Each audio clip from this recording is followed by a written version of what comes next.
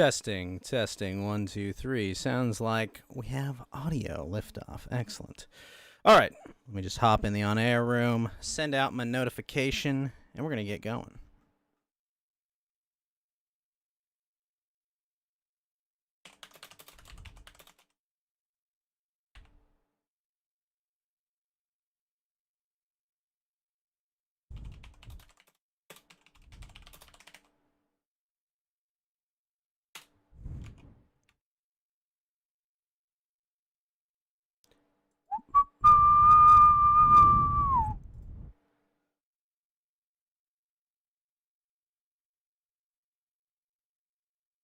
We are live, right? We are live. Give me a sec. I gotta go turn on my television so I can play the new Pokemon. Nice.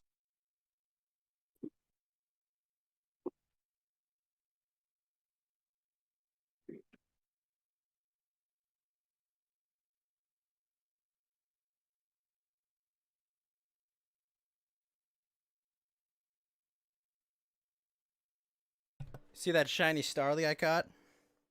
No, I did not see that, but Yeah, I got a shiny Starly within like an hour and a half of playing.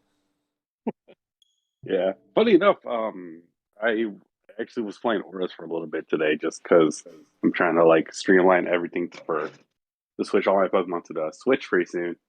And ironically enough, just fishing nowhere, I just saw shiny Magikarp and caught it. Nice! Gold Magikarp, let's go!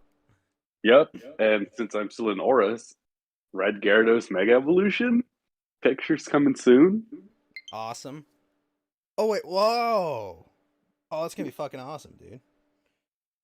Yeah, like I was like, yeah, because I was like playing it and I showed it to my girlfriend. She was like, huh, Red Gyarados Mega Evolution, like dots together. Like, oh wait, that's actually cool. And I'm like, yeah, Hells yeah, man. Where Mountain Walk? You're late, Mountain Walk. You're late. No, I'm just. well, actually, I'm 2 minutes early.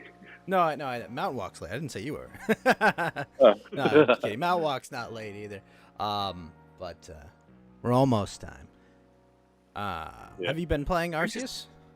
I have been playing a little bit of Arceus. I got to the first part and then I let my girlfriend play it, and now she's like addicted to the game. Oh, geeky.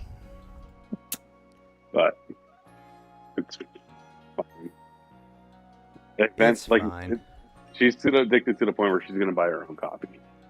Well, that's good. Your lady and already has a Nintendo Switch? Yeah. My gosh, geeky. Hey, Switch is the only console where it's actually practical for like multiple people to have it in their household, right? I mean, it's not completely true. I mean, it depends what games you like playing, but I mean, you're not going to play Dark Souls on a single unit, right?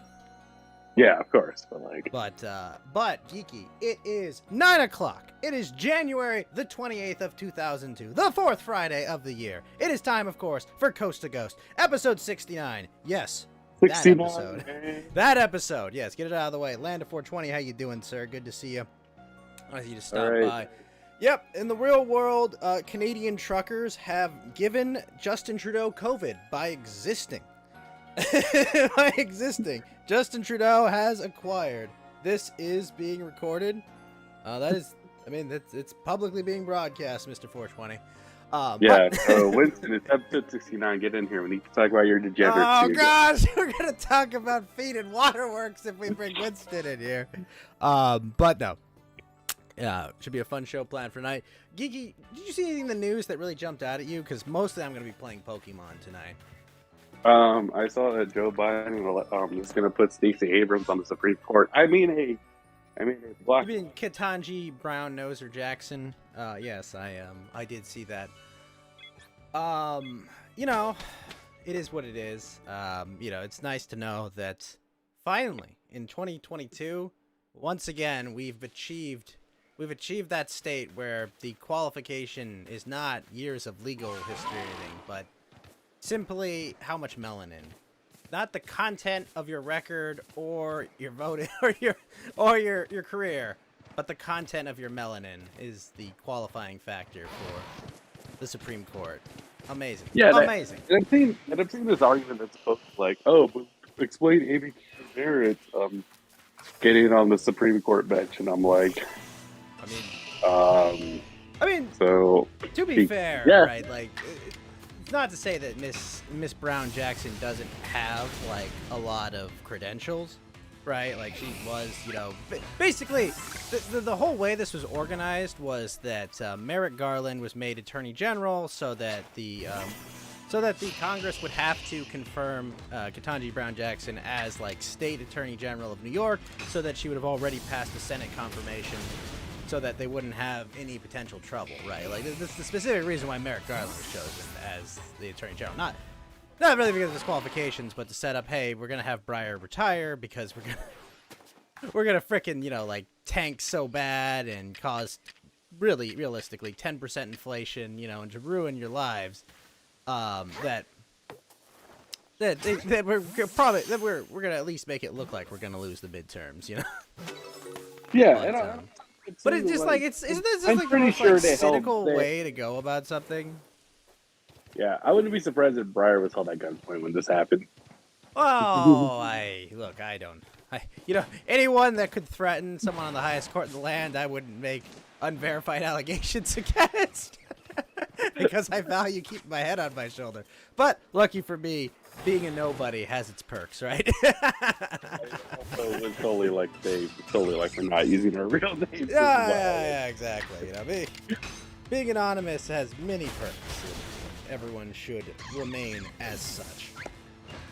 But yeah, yes, so that's what's going on, I guess, in politics. Is that, you know, but if you look at this from like a general perspective, right? Like this. Pretty good news, you know, because it shows that, oh man, they really do think they're gonna lose, right? Because it's not really a show of strength to be like, oh man, we're 2 years into this and you know, rats are fleeing the sinking ship. I think there are, what is it, almost 30 people are retiring early, you know, and this is what's so weird about our system, right? It's like, oh, you lose your pension if you lose an election. Like what? Who designs that fucking system? Like, on the one hand, look, I'm all for anything that's going to, like, institute pseudo-term limits in some way. But, like, that, you know, that shouldn't be why you're retiring, because you're going to lose, right? Yeah. Like, and on top of that, too, don't forget, like, the reason why some of these people are retiring are very sketchy. I mean, you have Karen Bass, who's going to retire from Congress because she's trying to run. Karen Bass from NSYNC? No, that's Lance Bass. Ah, okay, sorry. No, Karen Bass is sorry, that's about all that's I know. Backstreet Boys. NSYNC. Yeah, that's Backstreet Boys. Is it Backstreet Boys? Wait, yes. Seriously? Fuck. NSYNC had Justin Timberlake in it. And he did what? He did like My Heart Will Go On or something, or? No, that's Celine Dion. Justin Timberlake did Sexy Back. Oh, okay. Now I know who he is. The guy there is the guy that they always have, what's his name, play in Lonely Island, right? He's the one that did Dick in a Box. Oh, he actually did it himself? Oh, that's funny. Yeah, he was singing Dick in a Box. That makes sense. Oh, we're going to have Yellow Lantern join us. I imagine he'll talk about the conflict in Ukraine and probably give us an update on the situation in Kazakhstan. I'm actually curious where it's gone, but I haven't really looked into it too much, so I'm sure Mr. Yellow Lantern will give us his insight and his expertise on Far Eastern Europe and Slavic politics. Basically, where everyone's being sent to the next 6 months later. So, thanks, guys. Well, you know, it's funny, like, the whole, like, Ukraine thing, it's just like, what, it's like, everyone, like, you heard about this phone call, right, that, like, CNN has been doing damage control about, where basically, like, he told the president of Ukraine, Joe, told the president of Ukraine, that his country is gonna have an imminent invasion, and there's gonna be, like, Russian troops sacking Kiev like it's Game of Thrones? Like, what? You saw this, right? Yeah, it's kind of like, what the hell is wrong with you? Why would you admit that? Well, I was just like, what? Like, even if this is happening, why are you saying, like, how did this phone call get out? Like, this is big freaking news. Also, it's like, know how nobody is bringing up impeachment? Oh, But yeah. But Geeky, this is, once again, a perfect phone call, obviously, is what's going on here. Perfectly reasonable to falsely try to lead another person, another leader of a nation, to escalate a conflict that benefits them in no way, shape, or form, right? Like, there's no problem with that. That's par for the course.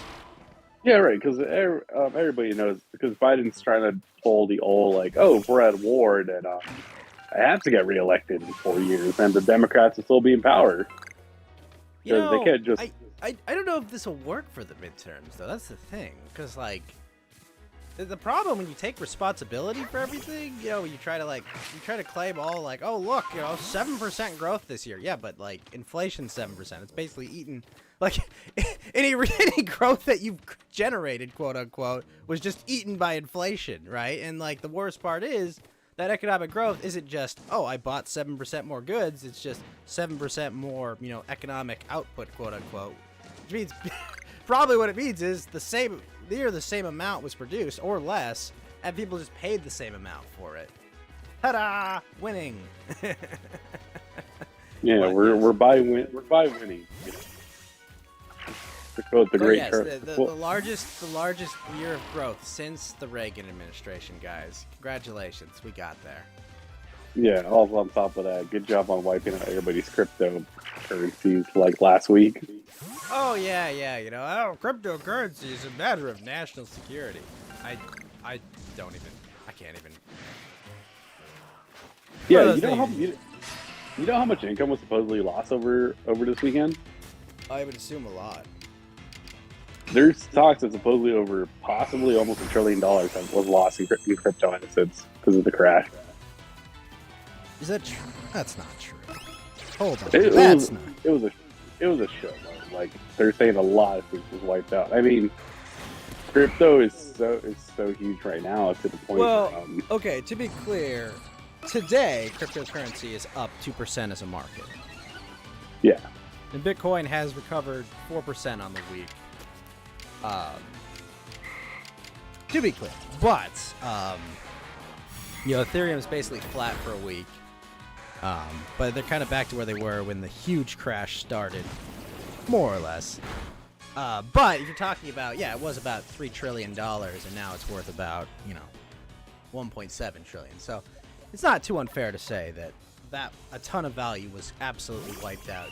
But there was a combination of, Russia banning cryptocurrency as well as, the occupant of the White House opening his mouth and saying, it's a matter of national security, to prevent people from having alternatives to the U.S. dollar or any of that. Yeah. It's, fun.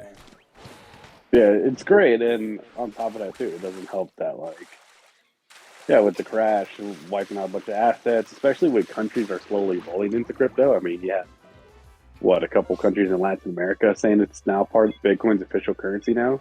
Well, you're talking about El Salvador, I believe. Yes, El Salvador as of right now. Because El Salvador is officially making Bitcoin, I believe, a legal tender there. Yes, it is. And now I believe Paraguay is also on the list of countries thinking about. Paraguay, cousin of Paratroopa Koopa. But yes, it makes sense. I mean, if you think about the effects of central banking on currencies and the financial status of these countries without having to acquire tons and tons of gold, cryptocurrency makes the most sense to establish some form of value in their economy. Yes, and it's actually to the point. I mean, the institution I work at right now, we just had a staff meeting today and said that we've actually sent about over $3 million of people taking money from out of our accounts into cryptocurrency websites. So now we're looking into possibly integrating cryptocurrency into our banking. And that's within the past year. As a financial person or investor or analyst at times, when the herd jumps into something like this, that's honestly when I get scared. Because there's a much different investment profile from, insurance company or a major financial institution than there is for what most of crypto has been, which is a bunch of hilarious, like, meme stonk bros that are gonna hodl until they lose their entire investment. Like, you know, it scares me when there's not like a bunch of suckers to exploit in crypto, in the grand scheme of things, because it's like you know, these people that like, oh, it drops 10% and they're just gonna keep selling, and like, you know, they're gonna make some of the crashes more deep, and I don't know. I'm concerned, but it's not the end of the world. Oh, fuck you, Cricketune. Right. But we'll see how. But I mean, I was even in shock when they told me the numbers. Like, yeah, we're basically forcing ourselves to get into crypto because of our users, and I'm like, wow. Oh, that's great. I mean, there's a lot of opportunity available in cryptocurrency. Yeah, I mean, you're having people. Who is it? Who was it that's saying that they're getting their paychecks in Bitcoin right now, and this actually their contract keeps going up because of it? You got like Odell Beckham, I think. Yeah. Isn't he kind of like getting screwed on that though? They're saying he's made more money actually, despite Really? the crashes. Yeah. Oh, Well, like they're paying when, him so much that it doesn't affect them though. Oh wait, are you saying he's getting more because when it's lower, he's getting more quantity of Bitcoin to match the value of it? He's getting paid by game. Yeah. The idea is that he'll eventually have more if it goes back up. Yes. I've heard the opposite, kind of like, but I guess that makes sense. I guess in the short term, if he immediately converts it into cash, like, he's gonna get screwed. But if crypto makes any form of recovery, he's gonna make out like a bandit. But no. Why is Odell Beckham, like, making $75,000 a year? What happened to the dude? Did he get, like, really badly hurt or something? I think he just got really badly hurt. His form just never recovered. Okay, because I was like, what do you mean Odell Beckham's getting paid $100K? Like, Odell Beckham, like, was talking about, like, $15 to $20 million. Like, he was talking about franchise tag money before. And now you're telling me, like, he's fallen so much? Yeah. Okay, well, I guess that makes sense. Do you know how to evolve a Graveler in this game, Geeky? I think he traded it. No, I think the trading things are all gone in this one. No, you could trade it. While we were playing, we found the trading post. I I forgot know where it you is can though. trade, but like I thought, like everything had like a different thing. I'm not 100% sure. It's still. Oh wait, what just happened? Uh-oh. Is the normal hip out on? Oh, okay. So did you beat Cleaver yet? No, I think I got right before that part. That's my top line. Okay. Honestly, the boss fights, they're alright in this. I'd say for sure. You know, like it's a nice twist on things, and it's like nice that it's not just like, oh, make sure you don't KO the legendary Pokemon. Yeah. Gosh, that's obnoxious. I have a Cleaver of my own, actually. I raised a Scyther, and I found his material from a bunch of Gravelers I fought. Nice, very nice. Yep. I don't understand the effort value system in this game. Do you understand it? There's a lot of things I see, and I'm like, I don't know what's going on, but I'm just gonna keep playing and figure things out as I go, or I'm gonna cheat and look up Serbian Bulbapedia. Okay. Yeah, because I'm just like, what?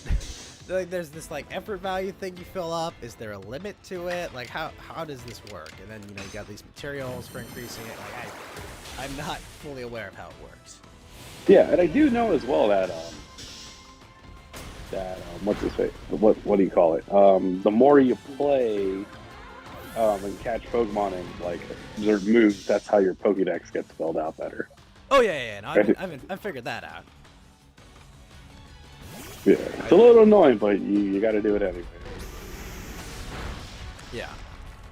Holy crap, this hip out on strong.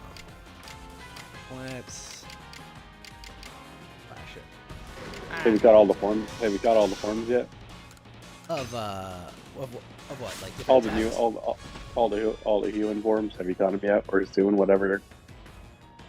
Well, I haven't found what do you call it? I've only got one starter. I don't know how to get the others. I don't know how to get like the other starters. Yeah. Do you get the starters later? Because from the way I got it from the opening cutscene, like, okay, I feel like you're gonna give this to us soon. I feel like they will too. I haven't found how to get them is the thing. Yeah. Go out there. I like the new Typhlosion. It looks cool. Yeah. The new I did pick Typhlosion. Hammerot does look pretty cool as well too. Can't deny that. But holy crap, some of these alpha Pokemon hit really hard.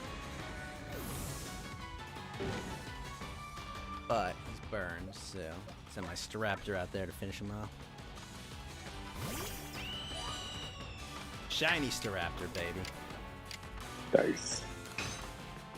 Yeah, well, yeah, because the game did drop like an hour early off the eShop, right? Well, it was funny. From, I had to change my time zone to East Coast to be able to play it, but I was able to. It was like, Yeah, 'cause nope, you can't play it yet. Nope, you can't play it yet. Change time zone.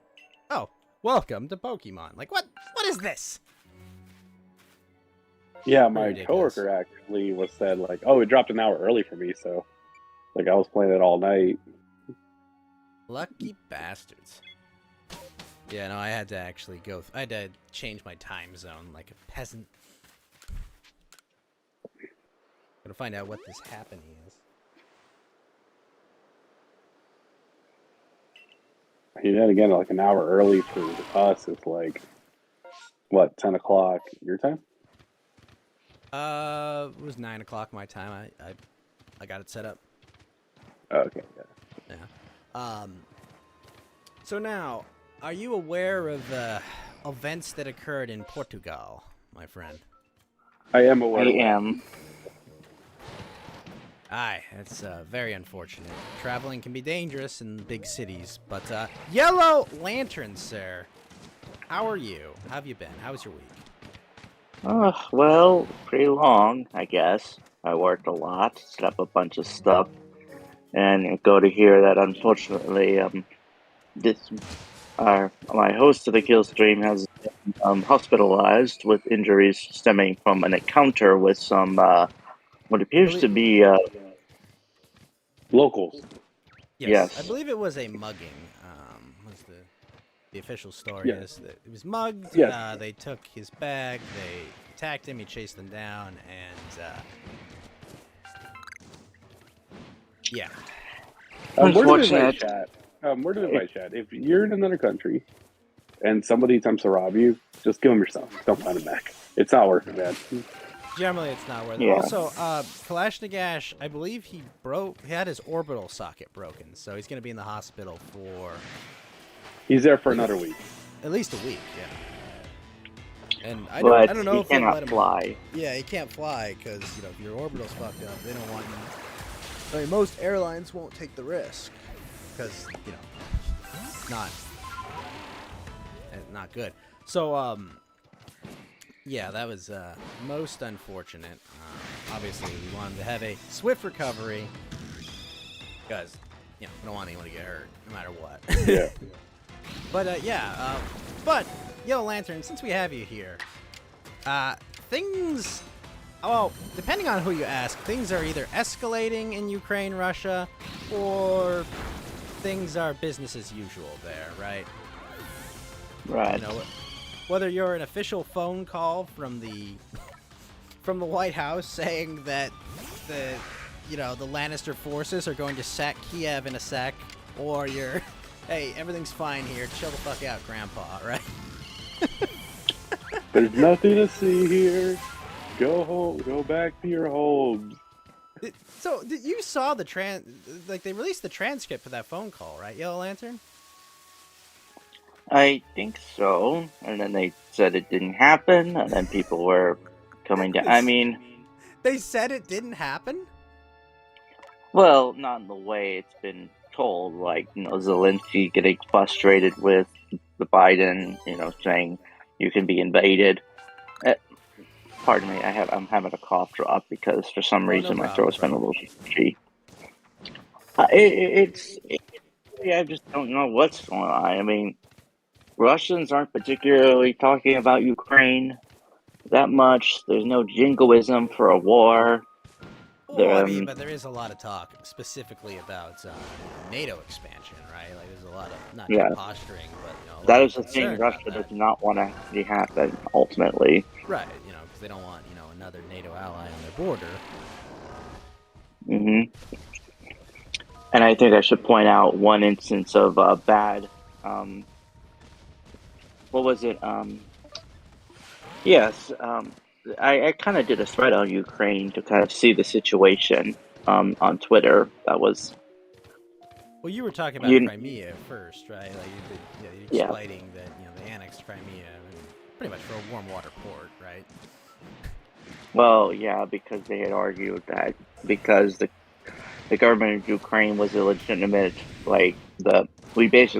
Khrushchev was the one who gave Crimea to Ukraine, and then because that treaty kind of reneged, because they could say the Soviet government doesn't exist anymore, and that as a thing, we could just say, well, it's ours again. Right. I mean, but the fact that the prior administration did not enforce any level of actual punishment for the taking of it, why would they assume anything differently is going to be done if they take more of Donetsk, right? Donetsk, Lugansk. Well, the thing is, they always talk about, oh, how dare this could be this territorial integrity by conquering. This is in the 19th century. I look at them and said, what about Kosovo? What about all the armies and insurgency that this U.S., NATO, You're Europe? Talking about the 90s. Breakup of Yugoslavia. Yeah, with Clinton. Breakup. With Clinton, right? If I recall, I don't remember this too much because You mean where Hillary Clinton lied about getting shot at in Sarajevo? I believe so. Yeah. Yeah, I mean, it's funny. Like I said, it wasn't. I mean, Serbia remembers that. I mean, for the record, I really find Kosovo kind of sketchy too. Is it a real independent people or just an expansion state for Albania? Yeah, it is an expansion state of Albania. And fuck them. But yeah, as far as I recall, Kosovo, there was U.S. intervention there under the Clinton administration as a distraction from the Whitewater scandal, if I recall. Yes. I mean, a lot of scandals, really. I mean, not just the Monica Lewinsky stuff. Right. Yes, there's a... Yeah, the Clintons, we all remember those years very fondly, even if some of us weren't even alive during all of them. Mm-hmm. Don't even remember it, just because. It's... Yeah, Lewinsky, was it Whitewater? Was it their friend that they had killed? Like, which one? Like, which one do you want to talk about? Which thing in Arkansas? If I have information that could lead to their arrest, this will probably be the last Ghost to Coast I'll be on. Oh. This is a joke. Oh. I have bad news to announce. I'm going to pre-announce some bad news, everyone. Yellow Lantern has been found with a barbell on his neck. Working out at a gym he's never been at in his life, with 2 self-inflicted gunshot wounds. This is with a heavy heart. I have to report this news. Yeah, he couldn't lift, bro. Yeah, but yeah, no, yes, there's quite a few instances of wow, how did that happen? Very mysterious nonsense that happened, and. It's like rolling natural 20s on your scandal disappearing checks every time. Like, eventually you have to ask, wait a minute. Is that the case? I suppose so. Well, anyways, there's just others. Now, I could argue that, Ukraine's status as a real, separate kind of country is a bit dubious. They are a separate legal independent.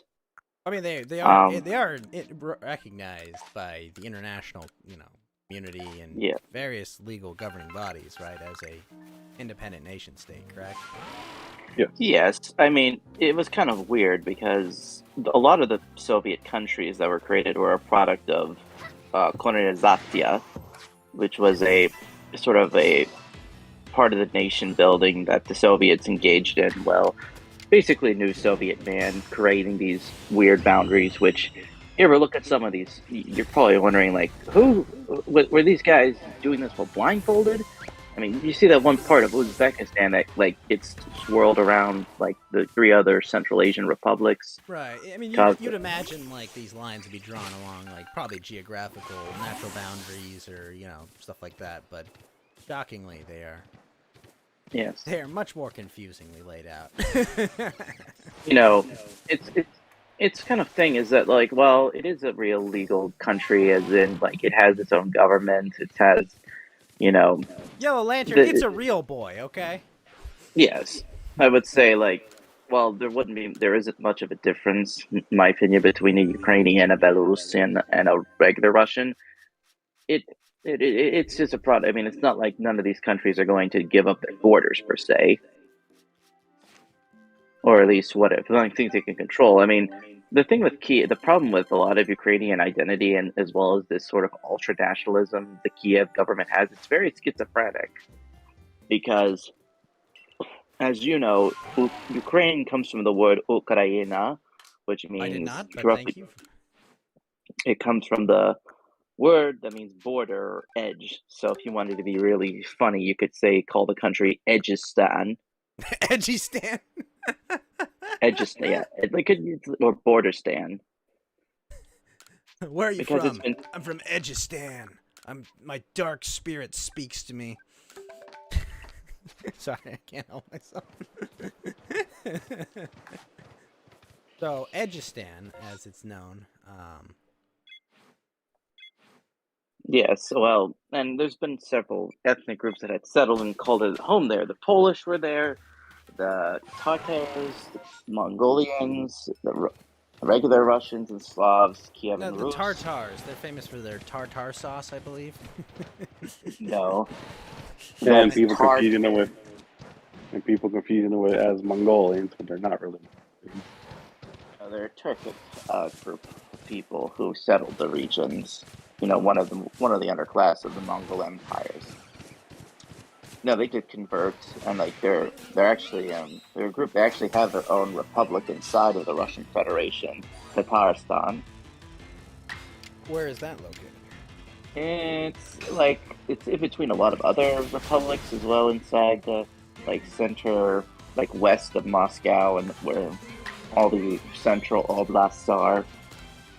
They share it with like Chuvash, the Chamkar, the Karkar. There's a lot of very fascinating republics inside of the Russian Federation, which reflects a lot of the, you know, Diversity?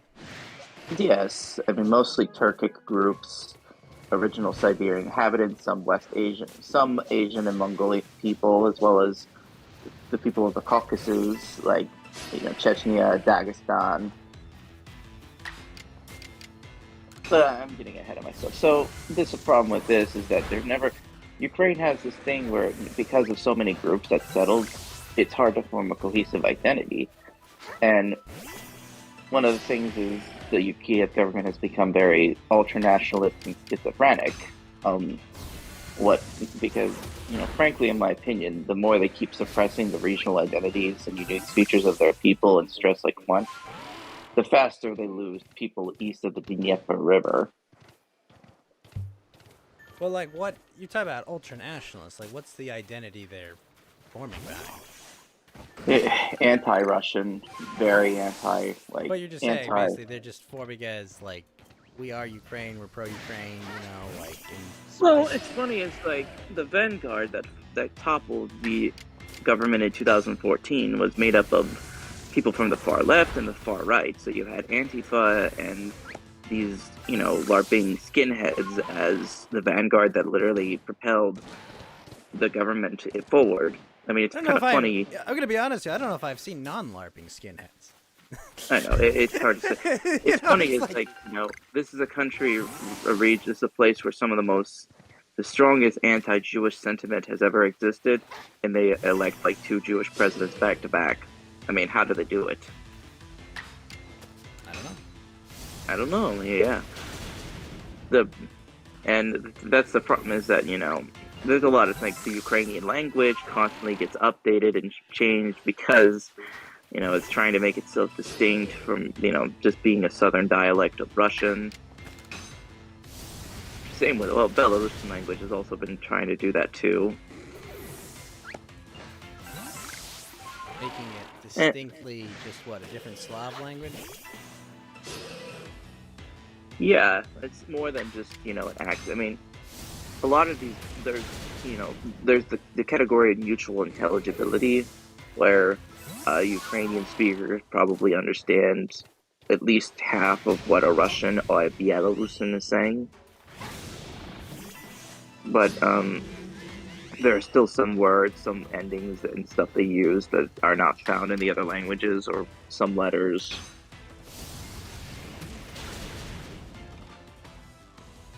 And yeah, it's hard to say. I don't think we're gonna see. I don't know. I mean, the chances of an actual big conflict are pretty low, but honestly, stupidity of America, just to plunder and blunder their way into another quagmire, is, don't underestimate that quality. Now wait a minute. Are you saying that America would be the aggressor in this? How? No, I mean, it's not necessarily the aggressor. They just would bungle them. They would do something really stupid and provocative. But like how? Well, just like, Russia is very suspicious about some of the recent color revolutions that happened in some of their country's borders, especially in Kazakhstan. No, I get that, but like I'm just trying to figure out how this would happen. Oh, they would probably give Ukrainians like some weapons where they fired on the Russians. Lethal aid that they've been providing? Yeah, that's a new euphemism. And they would see this. The Russians would say this and would accuse the U.S. of Sure, but like I don't know. Like so you're saying that some Russian troop doing that is the U.S.'s fault? Well, they wouldn't be pleased with. And ultimately, they would kind of feel like Russia could just roll up Ukraine by just either fully taking over Donetsk and Lugansk, they could probably push all the way up. Okay, so you're saying that they would agitate, invade, basically. Yeah, they would, or it would be something like Georgia back in 2008, where the Georgian government gets a color revolution. I just don't understand how that's the U.S. aggressing. Well, the U.S. isn't aggressing, but it is It's kind of like how Bismarck, a lot of his half-hearted and foreign policy decisions kind of was a major contributing factor to World War I, for example. Bad U.S. policy decisions, like trying to, they wouldn't, like, the U.S. not being necessarily on the ground, but sort of causing this conflict where they kind of poke the bear of Russia. So if Russia, are they already on the ground though? Because they're moving troops to Eastern Europe anyways. Yeah, it's again, it's provocative. But would you say Russia providing lethal aid in Syria would be provocation as well, or does it only apply to the U.S.? Well, the U.S. was there first. I mean, they gave. I mean, so was Turkey. But would you argue it is or isn't a provocation? Well, I mean, it's the U.S. essentially putting itself in the sphere of influence of Russia, as a regional. And the point, the United States has this policy of invade the world and bite the world. It has been ever since the end of the Cold War, obviously. But I just don't understand. It's like you're saying that you're criticizing the U.S. for doing that, but you don't criticize the Russians when they do it. Well, the U.S. has been doing all. I mean, they use soft power. Both places are doing it. Both have done it, yeah. Interest, right? Yeah. They're both doing it for their strategic interest. Russia's doing it for the a pipeline. The point is, and the U.S. is doing it to expand NATO and its influence of NATO, right? Yes, I mean, well, I don't call the U.S. the globalist American empire for nothing. And Russia remembers how, like, the U.S. is, cheering on if their democracy resulted in the country being looted and run by 7 oligarchic bankers. Sure. And I mean, would you just disagree that Russia isn't run by, several oligarchs? Like, what are you talking about? And yes, but oil ultimately, billionaires. Yeah, I'm like, are you kidding me? Like, The their point entire is- economy is based on energy. Like, like, are you kidding me? Like, if those guys say jump, everyone in the country would say how high because they could sink the entire country's economy in a day. as I was Yeah. saying, at least you can tell who's sovereign in the Russian Federation, where you Ooh. can't really say for sure in the Who U.S. is? Well, I mean, name I don't- the oligarchs, please. hmm. Besides Well, Vladimir you know- Putin, name the oligarch. Like, I'm just curious. Like, you know? I think I know a few of them. I mean, some of them that decided to Do you get think out the of the average political Russian process. citizen can name them? Possibly, but it really doesn't matter that much. But I'm just saying, you're saying like no one knows who rules the U.S., but I just pointed Okay, out to you we're that getting no off one in track Russia here. can name these people at all. Well, let They can right. name me Vladimir point Putin out because is he's that the figurehead. so let me Right. kind of rephrase. The reason is that I think the aggression is seen is because NATO really doesn't have much of a reason to exist, because now that because the Soviet Union collapsed, the Warsaw Pact dissolved. But people kind of see NATO as basically U.S. A dinosaur. backed. Yeah, and the thing But I mean, is, you could many argue European. that having a counterbalance against Chinese expansion, I mean, right? Like you could argue there's a reason for that. Yeah, I mean, what isn't True. China like trying to buy up all of Africa? So like, maybe NATO is a necessary evil at one point. Well, But the to say to thing call it is, completely a dinosaur, though. the- I mean, the- the reason is that NATO is basically bankrolling all the most of the militaries of the countries that are in it, or at least sells weapons. And some countries are thinking about, I think Turkey is probably going to leave NATO at some point, and some other countries are just getting, because we see Germany showing signs of defecting from this consensus of NATO expansion because of the geopolitics related to the Nord Stream 2 pipeline. And recently, Croatia. Also, Germany can't even figure out their own problems. They have a migrant No. crisis. well, the ass, so I mean, I don't Germany. The big thing in Germany is that they completely went all in on Russian natural gas, and wow. So, are you telling me that people that provide your number one source of energy have some level of influence over you? Holy crap, that's news to me. Well, I think the thing That that too. people say is that one old architect of the Cold War sort of policy once said the purpose of NATO was to keep the U.S. in, the Germans down, and the Soviets out. Well, that you could argue it's just now this same thing, but now just replace Soviet with the Russians. Well, Yeah, it's a bit- I mean, China exists today in a way it didn't exist before. right, I'm and also not you too got concerned about. Mostly by active U.S. policy. I don't. I guess I'm not one of these people who's extremely hawkish necessarily, but No, that's a perfectly reasonable, valid, rational decision to make at any time. I mean, like the I actually idea of think, not wanting to fuck with other people, I can get behind that 100%. What I would say is, I think China is a paper tiger in a lot of instances. In many ways, yes, but like in many ways, the Chinese economy is built on debt and a bunch of A bunch of real estate bubbles as well. Yeah, a massive misallocation of resources that's going to blow up in their face and potentially collapse their entire society.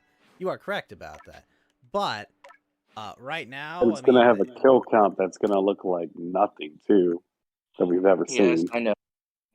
It's a tendency in the Chinese history to have millions of people wiped out. It just happens all the time, Right. Yeah. It keeps happening.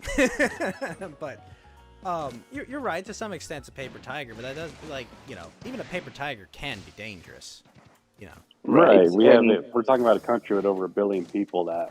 Well, trains I don't even know if it has 1 billion people. Okay, well, allegedly over 1 billion people. Allegedly over 1 billion people. Yeah. And if they really want to mobilize them, they can just throw bodies until the other side gives up.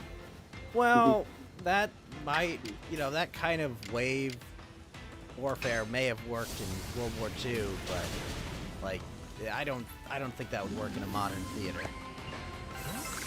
Like, the reality is, like, I don't see that being a super effective strategy in a modern theater of warfare where, air support alone can wipe out, like, you can wipe out entire way. Like, I don't think just the human factor doesn't make that much a difference in modern equipment. But that doesn't mean they can't be dangerous. Right. I think this is kind of so. Yeah, basically the gist is of this geopolitical struggle as a consequence of both, Cold War anachronisms of what they can pose to the purpose of states nowadays. A lot of, trade deals and bad, diplomacy that, led to America essentially forcing Russia and China to team up. A lot of, U.S. Have they really even teamed up, though? I mean, it's kind of a slightly one-sided relationship, necessarily. You can argue what maybe in Korea they did. Well, the Soviet troops in that conflict were forbidden from shooting on Americans because they know that would cause World War III. I mean, only the North Koreans can do that, right? Well, yeah, the Chinese. The country's in a war still. There's never been a formal official peace treaty that could end because, both countries. Are they really still at war? I mean, yeah, they can still shoot at each other, but like, it's a frozen conflict. No one's taking territory, right?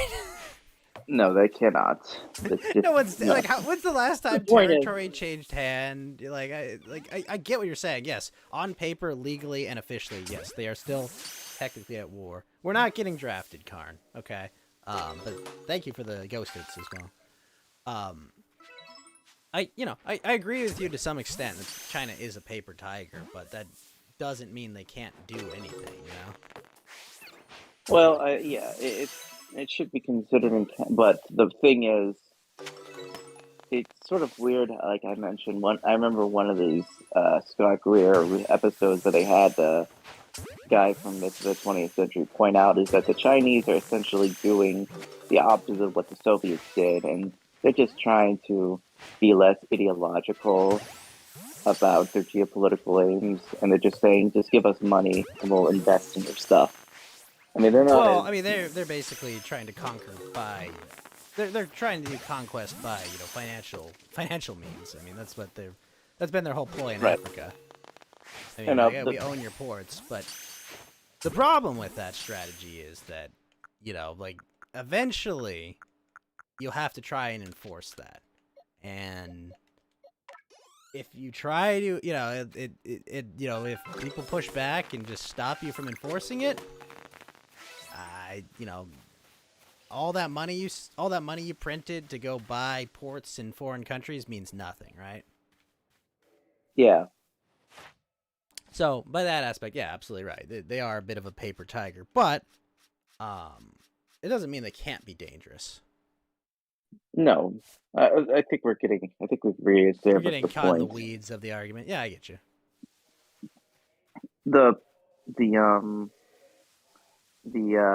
What was I saying? So yeah, I really don't know what could happen in Ukraine.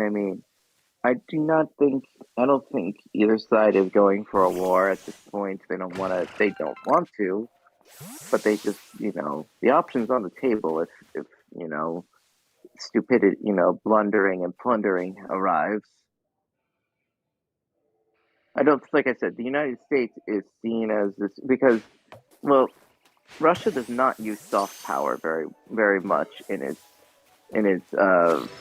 sphere of influence as much as America does. I would argue with Germany; they're absolutely using soft power.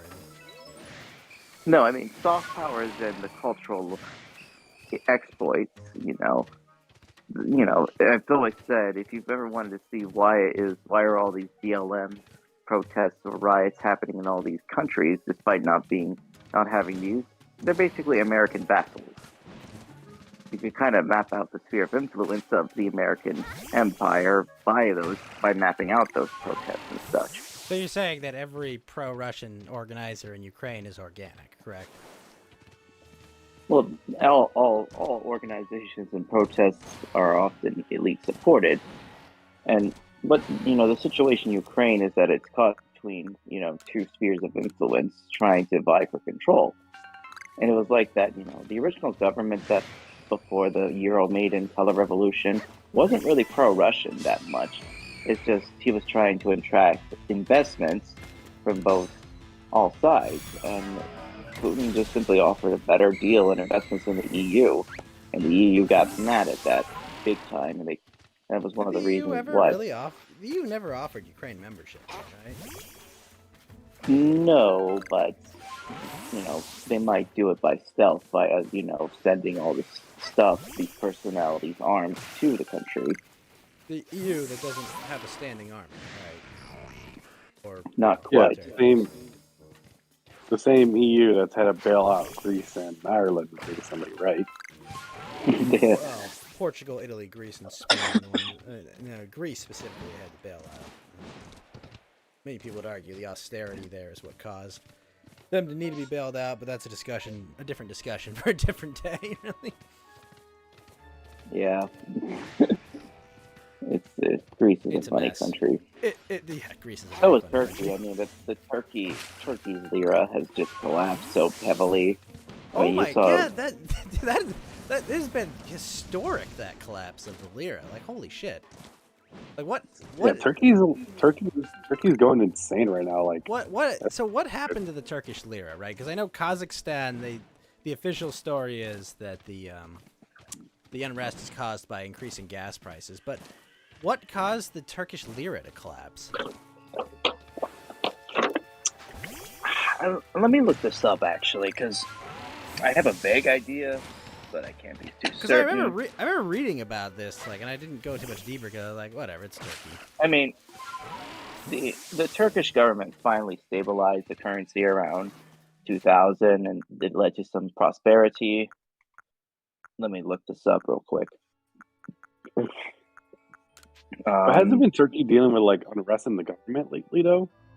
Well, some of it. I mean, you have Kurdish groups that vie for independence. Well, that's southern Turkey, right? Basically, what do you call it? Northern part, northern Syria, southern Turkey, right? That's what the Kurdish movement is all about. Trying to take. Yeah, because they're the largest ethnic group with no home state still. Which is funny if you've ever. I mean, I saw a cigar stream that Academic Agent put up with the Lira. I mean, with the Kurdistan or the Rojava. You could argue that despite the Kona Agreement was maliciously intended so that people could use the Kurds to cause unrest. So yeah, I have a back in like back in things, the central bank, Erdogan blames foreigners and investment and stuff. I would say some of this crashing has to do with part of it's the interest rate cuts that's been happening in the high inflation, which was pretty expensive. Well, cutting interest rates is not going to do anything about inflation. No. Yeah, I mean, didn't Biden say they're talking about raising interest rates now? Yeah, it's the high inflation, cutting interest rates. Isn't there talks of raising interest rates now all of a sudden? Correct.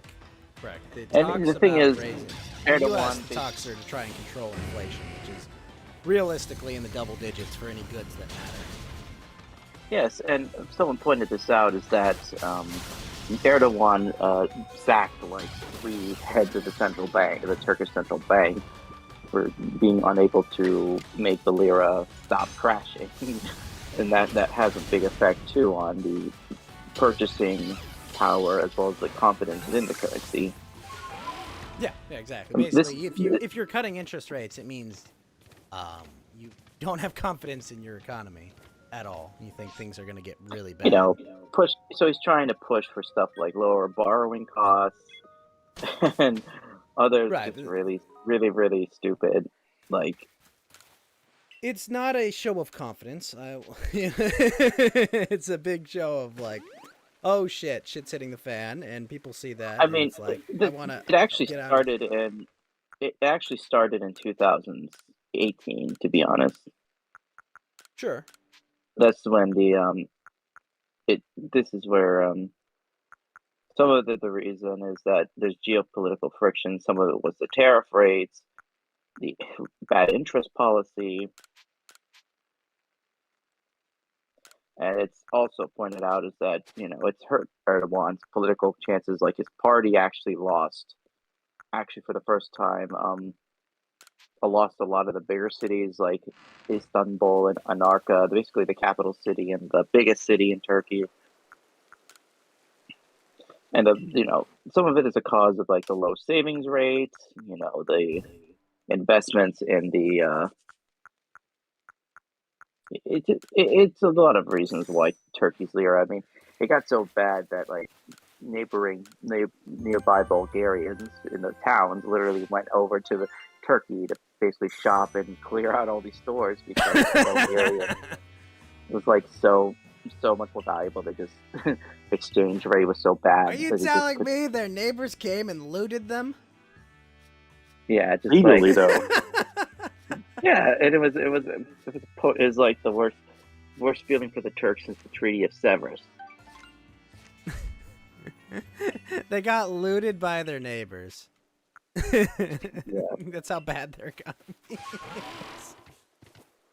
Yeah, So yeah, the exchange rate has just exploded. Like, it was 4.8 in 2000, then it starts slightly rising up to 7.9.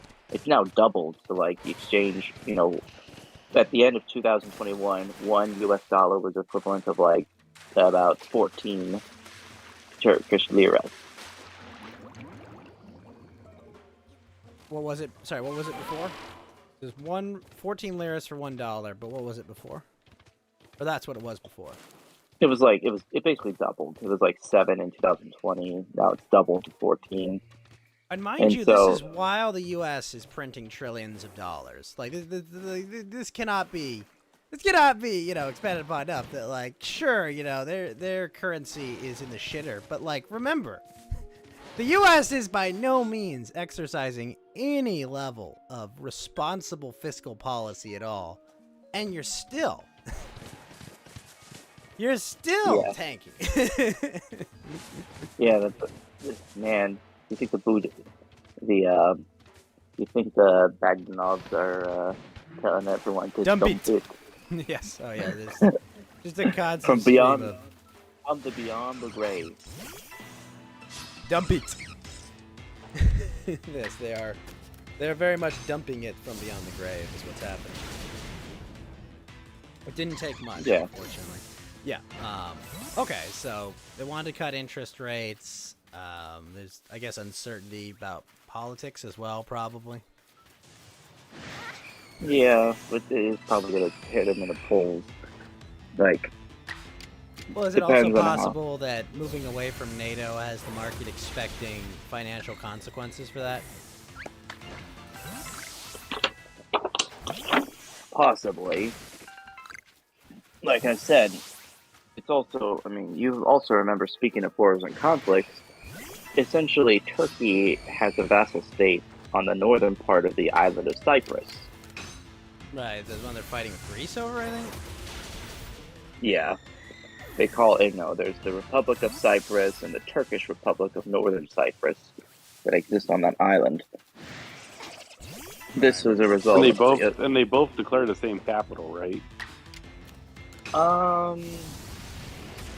Let me check. But like the Turkish claims are like Ottoman era, right? Like,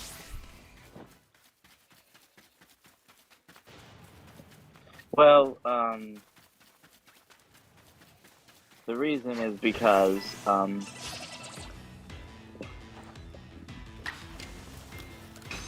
I think to kind of explain this is that they're based. Cyprus is kind of because back in the 70s, the island tried to move for independence.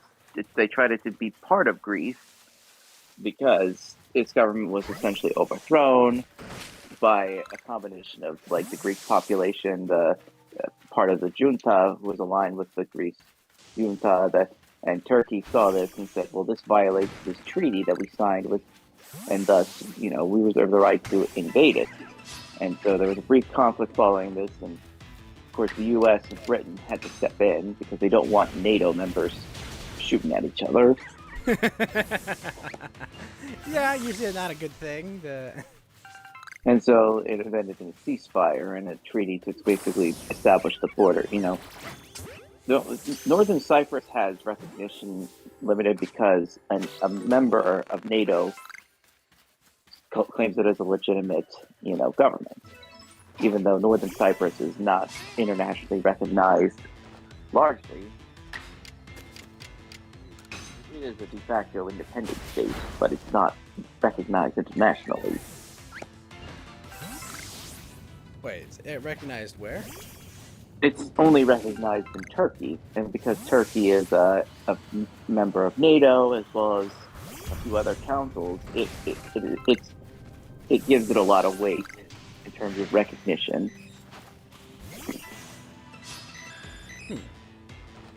But yeah, everyone else in NATO disagrees with that, right? Pretty much, but they can't really do anything about it.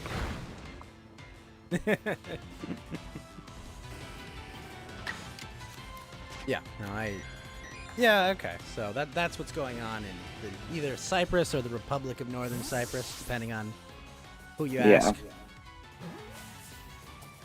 Most have said. So basically, because of the fact that Northern Cyprus is not recognized by anyone else except Turkey, it basically functions as a vassal state for the Turkish, and Greece is kind of the same thing for the regular Cyprian. So you have a country that's essentially caught between two competing, as well as a couple of British bases that are stationed on that island. So this is just yet another British base in the Mediterranean? Pretty much, yeah. Gibraltar is the other one that is... Well, Gibraltar's the big important one because it's at the, it's the mouth of the Mediterranean. So. Yes. You remember that old GIF I saw where we saw a news thing, the Gibraltarians were complaining about someone blaring the Spanish national anthem off the coast, like some boats were doing it. Blaring the Spanish national anthem? Yeah, because there's always been an issue, like Spain wants Gibraltar. Well, I mean, yeah, it's adjacent to them. I mean, it'd be like if Canada was like, we want Alaska. Some extent. Well, Alaska belongs to the Russians, believe it or not. Well, then we buy it from them. We bought it off of them. Yeah, the U.S. Had enough money it made, from the war between the states, and managed to keep enough of that before the greenbacks and bonds went bad, and used it to purchase Alaska from the Russian Empire. Well, I mean, they shouldn't have sold it to us. Suckers. Right. So, yes, the Turkey's kind of feeling the burn of its Lira collapse. Erdogan has alienated a lot of his European friends, if you could call them. He has pressure release valve on migrants that have come into Turkey from refugees from the wars in both Libya and Syria. It's a cluster truck for that. Yes. I mean, of course, the only friend they have in that is Azerbaijan. And the only one that supports their claim. Yeah, in the Karabakh conflict, where again, like the consequence of Soviet colonization, just drawing the borders like a kid wearing a blindfold on a map. I believe we the did that in official Africa term too. is like monkeys throwing darts at a dartboard. It's like pin the tail. Yeah, there's an analogy we could try to use, like pin the tail on the donkey. Basically, what we did in Africa in the early 1900s. Eh, yeah, I mean, it's impossible to draw correct borders around every ethnic group because it would be millions, thousands of countries, and some of them don't really rule as effectively as other ones. But yeah, I get you. Wow. So yeah, it's really so yeah. Armenia as a country is kind of screwed because it has two countries that are hostile to it. They deny that officially that if people were essentially mass killed off and ethnically cleansed by the late Ottoman Empire, and the only reason they're not screwed over is because the Russians support the Armenians a lot, and I so mean, do the hell, even our Iranians. president doesn't even admit that it happened. Oh yeah, it's so funny. The biggest ratio that Biden got, I think, was when he mentioned the army, and he gets ratioed to hell by Turkish nationalists on Twitter. It was like the funniest thing I ever saw. All of a sudden, and suddenly and without warning. Yeah, it was one of the. It was hilarious to see. I mean, don't get me wrong. I have my biases too, being somewhat Turkish, but even then, I admit it kind of goes a little far, guys. But as I was saying, yeah, did you know that Iran is actually a supporter of Armenia over Azerbaijan? Why? Well, it's because South Azerbaijan is located within Iran, and there's always been some tensions with both secessionist movements inside the country, as well as Iran and Turkey being on opposite sides in like the Syrian civil war, the Van province of like, and as a check on Azerbaijan, trying not to stir up, secessionist sentiment in southern Azerbaijan, which is in Iran, like I said. And it's also pointed out Azerbaijan and Israel get along very well, and it's an open secret that one of the reasons why Azerbaijan won the recent war was because they use a lot of Israeli drone technology, and they have a base, and Iran does not want to have Israelis having a base from a country that borders them. Okay. Yeah, it's really funny how you see like Israel and Turkey supported Azerbaijan, while Russia and Iran support Armenia. It's a really weird sort of tangling alliance. The exception is Georgia. Georgia supports Armenia but does not like Russia at all. Georgia, the country that was invaded by Russia. Yes, and effectively Shocked, I say. and effectively has no control over two of its regions, South Odessa and Abkhazia. South Odessa. Sorry, my only knowledge of Odessa is from Gundam. Where's Odessa? South Odessa. Sorry, that's the other Odessa. There's an Odessa in Ukraine and Odessa, the North and South Odessa, in the Caucasus. Okay. So, yeah, the South Odessa is in Georgia, and that has de facto independence because of the Russian support for the secessionist movements in Georgia. Which is funny is that the only country that doesn't like there is. Did you know there's a little sliver of Moldova that's an independent country? Well, de facto one. No, what is it? Transnistria. Basically a Cold War relic because when the Moldovan Republic was declaring its independence from the Soviet Union, the little land on the Dniester River was part of a collection of Slavs and other Moldovians who wanted to be a part of the Soviet Union. So they broke away from Moldova and stayed independent in the 90s for a little bit. And there was a short, brief war where Transnistria slightly held its ground with the help of mercenaries and troops from Ukraine and Russia. and they basically have de facto independence, even though they're not recognized by anybody except the other two breakaway states of Georgia. And the funny thing is, Transnistria is the only country in the world, probably the only one that still has the hammer and sickle in its flag. And its flag is basically the old Moldovan Soviet Socialist Republic's flag. Hammer and sickle in the corner with a green stripe in the middle. Yeah, it was in the news recently because their soccer team beat like the world champions in a game and was doing surprisingly well, and people were saying this was like an underdog story until they broke it down and realized it was a state-owned team. So yeah, some people have said it's basically like it's kind of funny. This country is basically kind of like a monarchy, sort of. It's like a Liechtenstein in a way, but it has Soviet aesthetics. Do you have the story of this?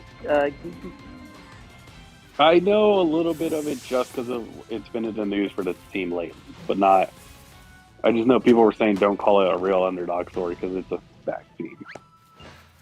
Let me see. Let me look this up. Yeah, look up the story of Ferris Tripoli or something like that. Ferris.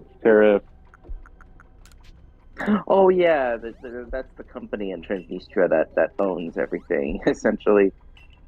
Yeah.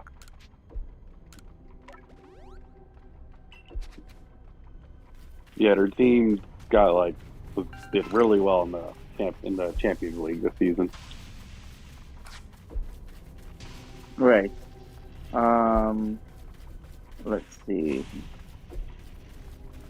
The country that doesn't exist. The stuff. I mean, I'm seeing most news stories about basically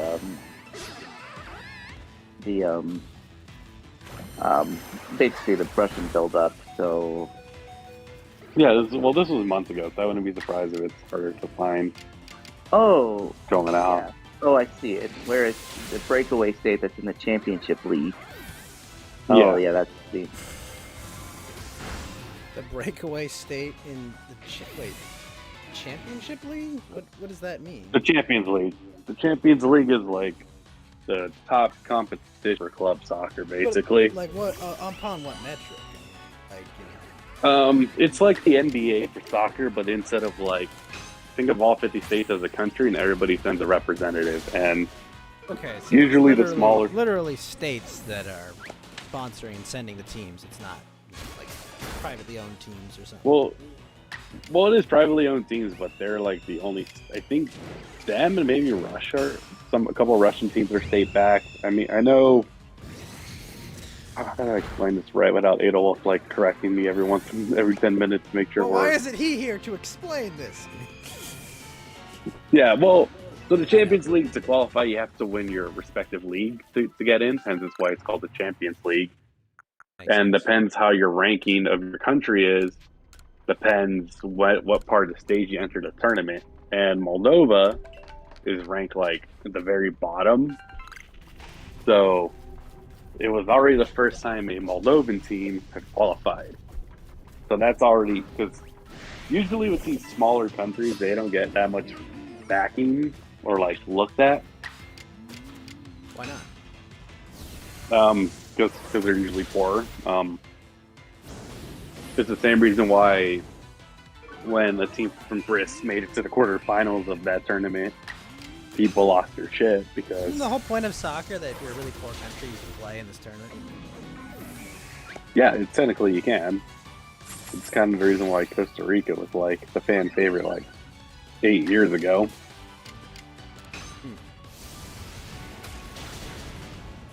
And then so yeah, they had Transnistria is very much what if you could go back in time and see the Soviet Union when it was, and that's basically what the country is. Which part of it?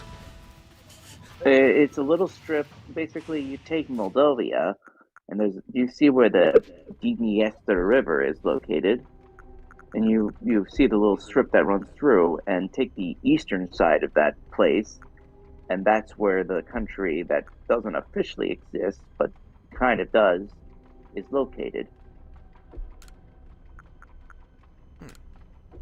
I'm going to see lines out the door outside of baker shops looking to get their rations for the day then. And probably a smashed up Orthodox church to convert it into like a cultural center. It's actually pretty. It's not really that bad, for some reason. No, he's just joking, obviously. Yeah, Reminder. it's kind of funny. Okay. Okay, so the idea is that it's very, what would the word be, nostalgic?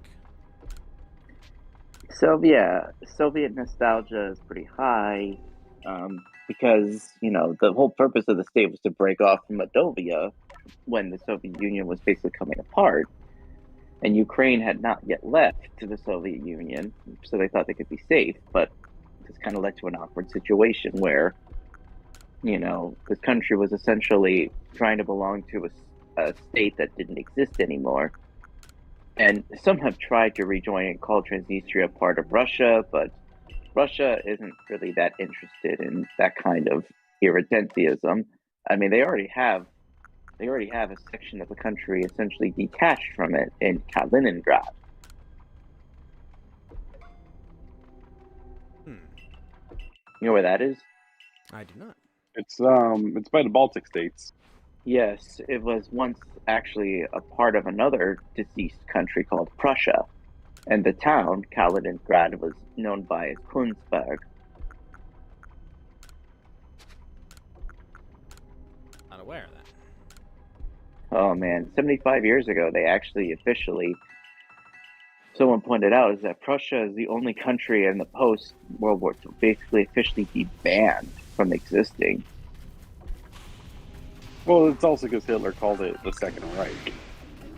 No, he called it the Greater German Reich. I mean, the First Reich. Yeah, it was the second. First Reich was the Holy Roman Empire. Second Reich was The German Bismarck, Empire. Prussia. Yeah. And the Greater German Reich, or the third, was, Nazi With Germany it, from the, And it's, oh man, it was it's still kind of sad. I mean, Prussia as a state existed from 1525 all the way up to 1947. Definitely one of the oldest European states to basically keep itself together. But I mean, weren't the Prussians just ethnically German and Slavic, I guess? Well, Prussians there was their own language of them.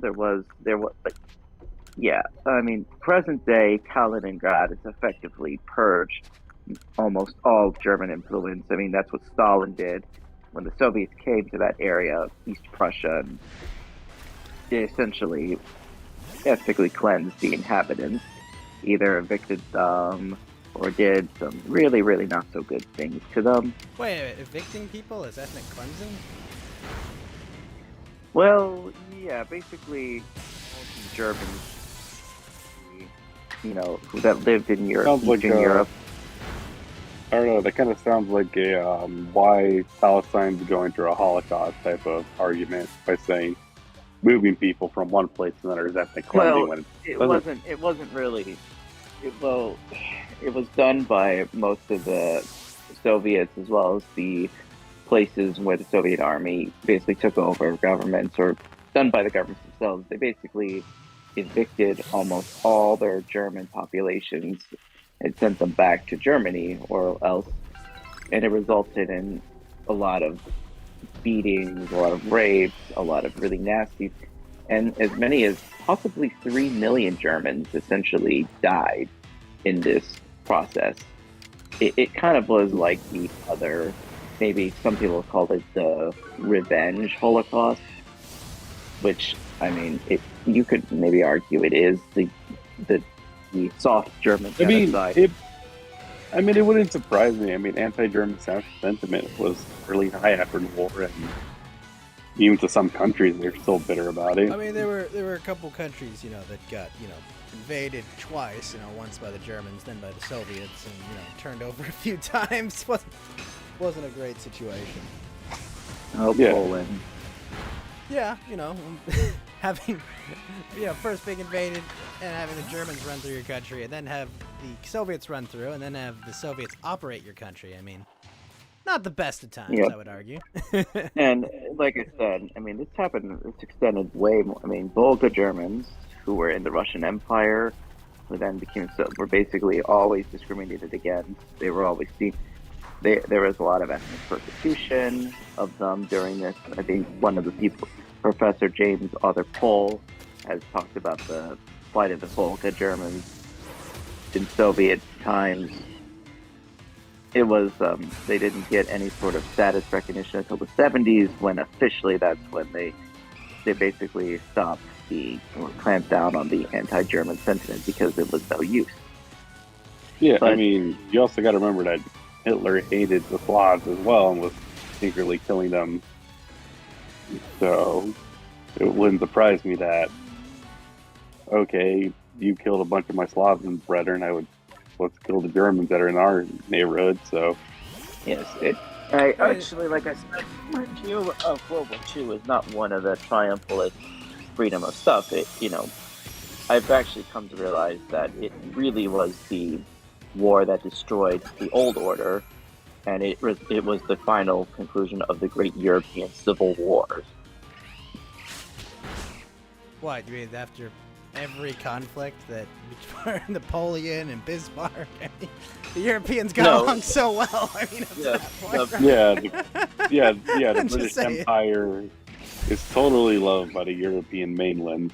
Oh, Well, what, I back to the mean- ancient Romans? I mean, rolling over and fighting barbarians for generations. I mean, like, this Yeah, didn't happen I mean, even overnight. then- I mean, this has been going on for I mean, even then, generations.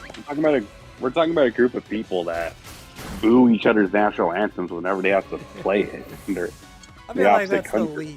that's the most minor incursion of theirs, but like, So, Yeah. so basically, my point of this is that, so one of the interesting points. So yeah, I borrowed this from the book Sean McMeekin, from Ernest Nolte's currently being translated book. He calls the events between World War One, like from World War One to World War Two, the European Civil War. I mean, Because that's if you consider Europeans as a cohesive national identity, and I wouldn't say they ever have. Well, Yeah. I'd say they've been civilization. conquered by each other and it's mashed together, but I would never say that they were a cohesive identity. Yeah, it's like the Latin Americans. They're never going to be one cohesive unit. They all hate each other still. Yeah, that's what I'm saying. Like, it's not really a civil war. You have to be like a cohesive nation or like a state of some kind, and they've never really been a state. not exactly. What I meant is that as a civilization, it was a massive, and the origins, like I said, civilization. yeah, and the end result was that it was conquered by two foreign powers that were not really European in origin, or were anti-civilizational forces. Well, I mean, the Soviet Union was Slavs, but I wouldn't argue that the United States wasn't European in origin. But the ideologies of communism and managerialism basically I won would say out. those are definitely European in origin. What are you talking about? Yeah, I yeah. Communism disagree was started in completely. Germany. Right. Yeah, So- Karl Marx was German, wasn't he? Not necessarily. Well, yeah, it's sort of. It's kind of a funny thing. I mean, I've actually always wondered, the two people who created the Marxist side, Karl Marx and Joseph Engels. Marx actually is the more reactionary of the two in a way, because, Well, well, for one, he wrote he was actually kind of a self-critiquing person of Jewish descent who wrote about some of the faults of his people. His view of history was seen as a reaction to the coming project of modernity. Frankly, I he think was a lot also of a factory worker too, so yeah. it's also hence So, why I he's mean, supported. what are some things he's correct, but what are some he's not? I mean, I would say Engels is the more. I think he's responsible for a lot of the bad things with Marxism. I mean, the anti-family, the anti. What's the good part well, of Marxism? Yeah, I there's, suppose maybe they have. I'm actually some- curious. I just want to hear what's the good. Well, it's not in the economics necessarily, but it is interesting when they look at it as like historical patterns of history and some continental dialectics. But it really is is it kind of blame a trash. certain? Is it blame a certain group? Because if it is, that's a tired old trope. That's not original. So if you look at someone like, well, I kind of get my history from both of this. One of the biggest books I actually saw, But wait, the what? kind of So you're saying the dialectics of Marxism is good? Is that what you're saying? no, I mean, I actually think, I mean, I can't remember some of the things. I think Hernsheim Mhm. Hoppe said, like, pointed out what are some things that Marx, what are the useful insights of some things that Marx possibly got right. And he mentioned some, like, continental view of history or stuff, but I know most of the other Continental? stuff. Marx has, the view of ethics is trash. The economics don't really apply because, the big problem with them is that it's a materialist, but also somewhat reactionary sort of. If you were to compare it to like Hegelian stuff as well as Hobbes, maybe it looks reactionary, but overall it was for an analysis that doesn't really hold up when you compare it to the real world. Okay, so the good is Well, I think there's Absolutely a talk nothing. by, yeah. I mean, it has some interesting insights of analysis, but you really can't. I don't think it can really work well in a modern world because managerialism has basically surpassed stuff like capitalism, socialism, or even fascism for that matter.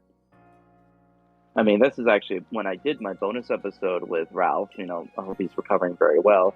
I, One of the things, a book I mentioned was something called Faces of Janus, which kind of says the reason why you, we you want to cannot. explain what managerialism is? So, Yeah. managerialism was a term coined by James Burnham. I retweeted a thread that, well, I don't think it's not the most important book to understand it. James Burnham was a former communist who repudiated it and turned to the right.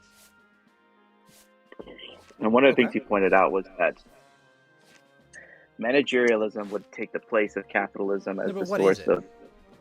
Yeah, get to the straight basic point. Don't get to the Yeah, organ. like, what's the point? Like, I understand why you're talking Basically, about it. I just it's need to understand what it it's a is. system.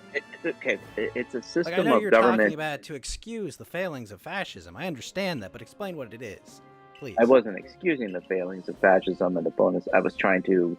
Oh, no, I we know, were but just trying. in general you do. But that's what I'm saying. You talk about managerialism. But what So is it? okay. I'm trying to tell you. So, managerialism is a style of governance where it's effectively a class of managers, basically bureaucrats, technocrats, people who operate within government bureaucracies and such, essentially rule over the power. They're a class of people unto themselves. They're sort of this non-ruling elite. You'd say, like, the Justice Department, the various departments, right, that aren't necessarily elected but are appointed, right, and kind of confirmed by elected representatives, right, bureaucrats, professional bureaucrats. Or even ones that are former elected officials that just go to work in the bureaucracies. So they transfer, like, from, a traditionally elected department to a bureaucratic institution rather than, where there's no check on them, really, right? Yeah, I mean, it's a people of. Let me pull the thread I retweeted. Let's see. So, it's a new class of elites, essentially. Sure. It's a new pattern. So, you see stuff they talk about. It's a new idea of patterns and feelings. The emphasis from individual shifts to this vague abstraction of the people. Instead of private initiative of the past, and under capital, you see something that's called planning. And the managers, the administrative, the experts, direct engineers, the technocrats, Believe the bureaucrats. science appeal. I've got 10,000 scientists that all say the exact same thing. So stuff yeah, like that. you're That gonna kind of power appeal to shift. authority. It's kind of shift and appeal to authority rather than. Yeah. So basically, Okay. basically property, power shifts from legislative bodies like the House or Senate, and it gets moved into these unelected managers like bureaucrats, like Department of Health, Department of State, Should Department of say it's like a Defense. move for and opacity, right? So that basically Pentagon-style managerial bureaucracy. right, Essentially. where $2 trillion disappears, right? And it's just like, So this is why life is weighed down with stuff like rules, regulations, laws, decrees, but they're always coming from not from Congress necessarily. They're coming from these bureaus. well, they And you kind of see move. You'd say like the move towards like executive orders from like bureaucrats and executive agencies rather than Yeah. Congress passing laws that they would have to explain to their constituents. And why he they're says doing. examples of this could be seen as like take schools. Since 1978, student enrollment's only been up by about less than 10%, but the non-teaching administrators of schools is up by over 140%. And we see Right, the they've really doubled the stuff in the size of their healthcare. boards. And let's take hospital administrations. We've only seen an increase of doctors by 150%, but a number of bureaucrats and administrators who work at hospitals up ever since 1975 over 3,000%. That's an example of managerialism. Is that Well, it's it's important not also. It's important to point out about that, though. A lot of that is complying with rules and dictates from the Department of Health and other things, right? Because they've made it so that they need to have these people on hand too. And the thing is, operate. this kind of class of people also create the ideologies and consensus that are self-justifying for their existence. These are people who don't really have any purpose other than to basically perpetuate their role as a bureaucrat or as an administrator. I don't see how that's different from a politician, but I understand the point you're getting at about self-perpetuating themselves. Yeah, and all bureaucracies eventually suffer Parkinson's law, where they go through 6 stages, and they begin Really to called contract Parkinson's around. law? Yeah, I think the life cycle of bureaucracy, and most of the time, you could see like by the 3rd stage, the thing grows beyond its purpose, and by 4th, it cannibalizes the whole entire institution, and then starts to contract. And the 5th stage and the 6th, it just collapses because it takes the institution down with it. So you're saying we're at 4, moving to 5, you think? Probably 5 moving to 6. I don't know if we're at collapse yet, but contraction. It starts with contraction, and then it collapses. Gotcha. Yeah. What's the catalyst for the collapse, though? Usually, Well, a stagnation. complete loss of, legitimacy in the eyes of public. Collapse. Well, it's collapse. It's just the scoliosis that kind of inflicts the bureaucracy. Like nobody's creating anything new. It's just the energy is just constantly being recycled. There's nothing dynamic being created. It just the money just stops coming. And, nothing new gets done. I mean, it results in a stagnation, and then eventually the contraction begins when all of a sudden that it's just not paying to be a bureaucrat anymore. Like the size, like the institution no longer has positions for its original jobs. It's just all pencil pushers and bookkeepers and bureaucrats. And that just suddenly becomes the only job available, and like the industry becomes nothing but this. And you can see like shareholders essentially take over instead of like company heads. I mean, we could tell we live in more managerial stuff because how many an activist board of directors can like oust the CEO of a business if they do something that's not considered woke, or is because of civil rights law essentially creating the phenomenon of wokeness via HR to PR departments force quotas that hire, all these kinds of people, and they get into the positions of power and essentially take down and corrupt the business within. Okay, so you're saying managerialism is responsible for wokeism because it sees wokeism as a useful tool for implementing it and Well, legitimizing its existence? America essentially became a managerial state with FDR. He's the one who effectively set up the various agencies, the bureaucracies that we see today. I mean, he basically was. It's funny is he models a lot of these New Deal programs off of Mussolini's Italy, but it's actually done in the name of anti-fascism. Did he specifically say that?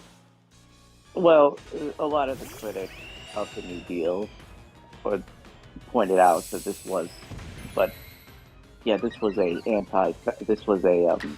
modeled after Mussolini's Italy, but the purpose was to basically use it against the generic fascist state in Italy. What? And so Why? this is something Thomas 777 has pointed out. A Cold War historian guy from the online right, as well as really all around guy from Chicago. So wait, you're saying that they didn't want to be compared to Italy? Well, they eventually the United States' ideology has been anti-fascism. When? Which is it's been that way since the New Deal, and it's basically you must realize the trick of language is that this is a way of saying you're pro-communist. Was there ever a declaration of sorts of that? Like I'm not familiar with. No, this. but it's based on actions as well as what. Like what actions? Well, essentially waging war in the name of anti-fascism on other regimes, like they country invading their neighbors, or forcing all the European powers to give up their. I'm just saying, like attacking your island. Like I mean, what? Well, think about how we characterize a lot of these third world dictators or some of these other strongmen as Hitler or fascists or something. Well, that can only happen before World War II, right? No, after World War II. When you're saying FDR established, FDR was dead before Hitler was dead. I mean, but this is the thing about the bureaucracy of managerialism. It's self-enforcing. It justifies its own existence. It's a I'm just trying to understand, like when phenomenon. before like World War II was the U.S. openly anti-fascist? Since basically the FDR administration. But I mean, like they literally instituted fascism to fight World War II. Well, that's the secret, isn't it? It's not a secret. I mean, like it's absolutely what happens. Like, country sort of adopted a national socialist economy to fight the war in a roundabout way. But the thing is, people weren't even allowed to like quit their jobs. I mean, the state was ridiculously involved in people's lives during World War II. Like I would argue that's the most fascist the United States has ever been was in World War II. Here's the truth. You're getting a point.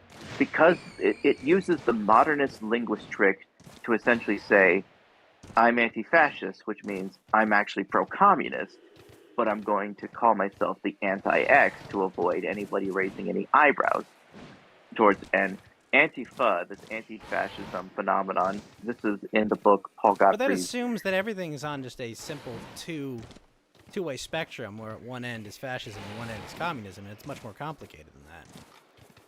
Well, I mean, just say like trick of ideology. Fascism, like I said, was a counter-revolutionary imitation of the international Bolsheviks in a few ways. I mean, they borrowed some elements of them. This is. I was saying, were they really counter-revolutionary? Would you argue that the fascist parties in Europe after World War I weren't revolutionary? Like, they were absolutely revolutionary. They were reactionary. Well, it was a lot of fascists were reactionary modernists. Yeah, but they were revolutionary, absolutely. In a way, but ultimately they defaulted back onto standard authoritarian right-wing tendencies, whereas instead of using the state to deconstruct society or the institutions, we see a lot of them as just basically using state power to preserve them. How? Or the basic point is fascists pay lip service to tradition and stuff, but they ultimately had a futuristic outlook. They pay lip service to tradition, essentially. I mean, they're not mean, hostile to the stuff You could that argue that the Catholic Church is pretty neutral with the Nazi regime, but I wouldn't have called them respecting too many traditions. Like, I think, specifically in Germany, they kind of looked at a more German-specific identity rather than the more modern, kind of Christian-centric identity. Well, that's because not National Socialism, as conceived, was revolutionary the way fascism was not. It was its own separate phenomenon that was in sort of a feedback loop with Stalinist Russia. A feedback loop? Basically, they were copying each other in a way. Stalin has gulags and death camps. Let's just do that too. And it's been pointed out early on that the Soviet Union copied, and many Eastern European countries copied a lot of the anti-Jewish policies, especially as the Cold War began, and effectively the Soviet Union was basically at war with the state of Israel by supporting its proxies in the Arab-Israeli wars. Wait, I mean, but the state of Israel didn't exist until what, 49 or 50, I guess? So 1948. Yeah. Well, as I was saying, the Soviet Union essentially turned on and started kicking out many of because of both Cold War geopolitics as well as, answering the question that many societies have had about that particular people. And I think Michael Bolton actually wrote an interesting article on the history of Soviet anti-Jewish sentiment and how it started to begin after Stalin died or during Stalin's reign. But that's off the topic. The point is that, as a course, anti-fascism essentially has come to become the progressive vanguard, and it's the excuse used, that revolutionary zeal that it has, radical one, to basically grind down all traditions and unique ways of life for many countries in the name of calling everything, fascist. Essentially, I wouldn't argue that at all. Modern mainstream leftists are at all obsessed with fascism. Like, are you kidding me? Well, like, I mean, the way they operate? The cartoon like, the way they operate? Like, what? You probably saw this cartoonist who got ratioed to hell for calling the trucker strike in Canada or this protest side of fascism. Well, I believe the official story is they called them insurrectionists, is what Trudeau was saying. Yeah. But, it's funny, this guy, mind you, the Canadian government, essentially, he's in the lead with like less than 30% of the vote. Mind you, he's in a coalition government. People don't know that. Because if his party was separate by itself, he would basically be less than 30% support in the parliament. But because of Canadian parliamentary rules and coalition buildings, he has to collide with all these other parties. Sure. I mean, that happens pretty much all over Europe, too. Yeah, except in Italy, where they still can't vote on a nice president. And so it's just Tifa Lockhart now. I mean, she basically took over the Senate. Did you see that? Really fancy piece of artwork someone put together? Yeah, that's great. Tifa just suddenly becomes an Italian sensation, and people making jokes like there's artwork. Tifa's checking Twitter. It's like, why? Tifa and Caesar both stabbed in the Italian Senate 2,000 years apart. Yeah, that's a joke. Both of them were penetrated by other senators. Yeah.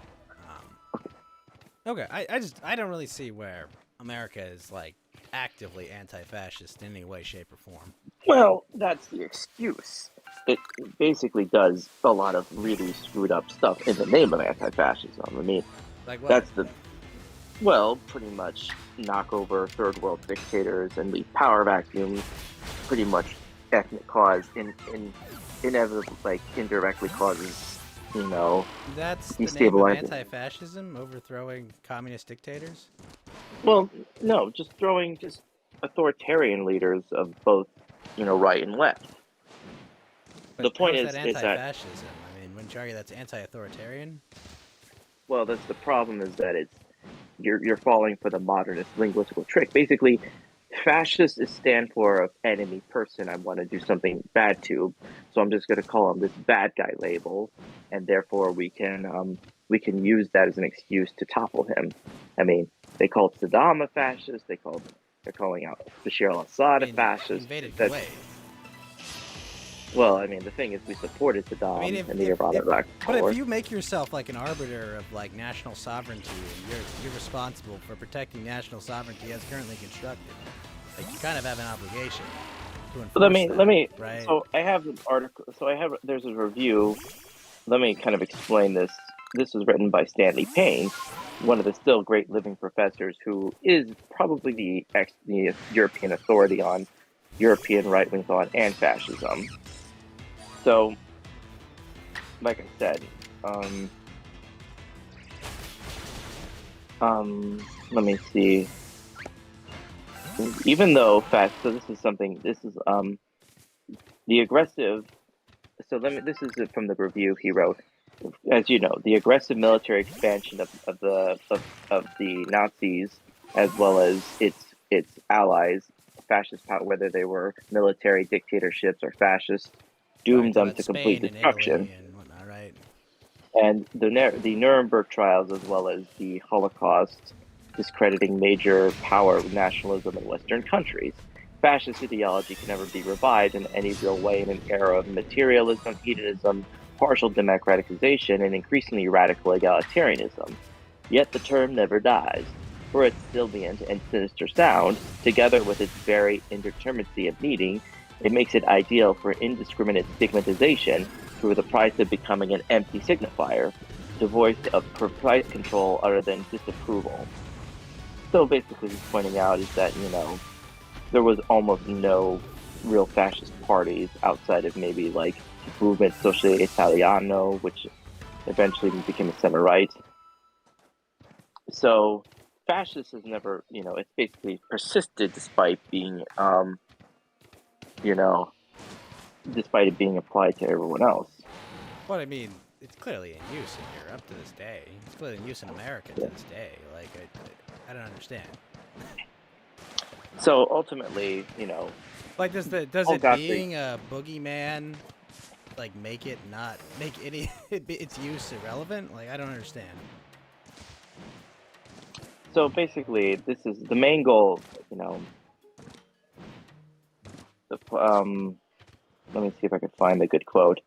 So in the book, basically, Gottfried. This is from the review.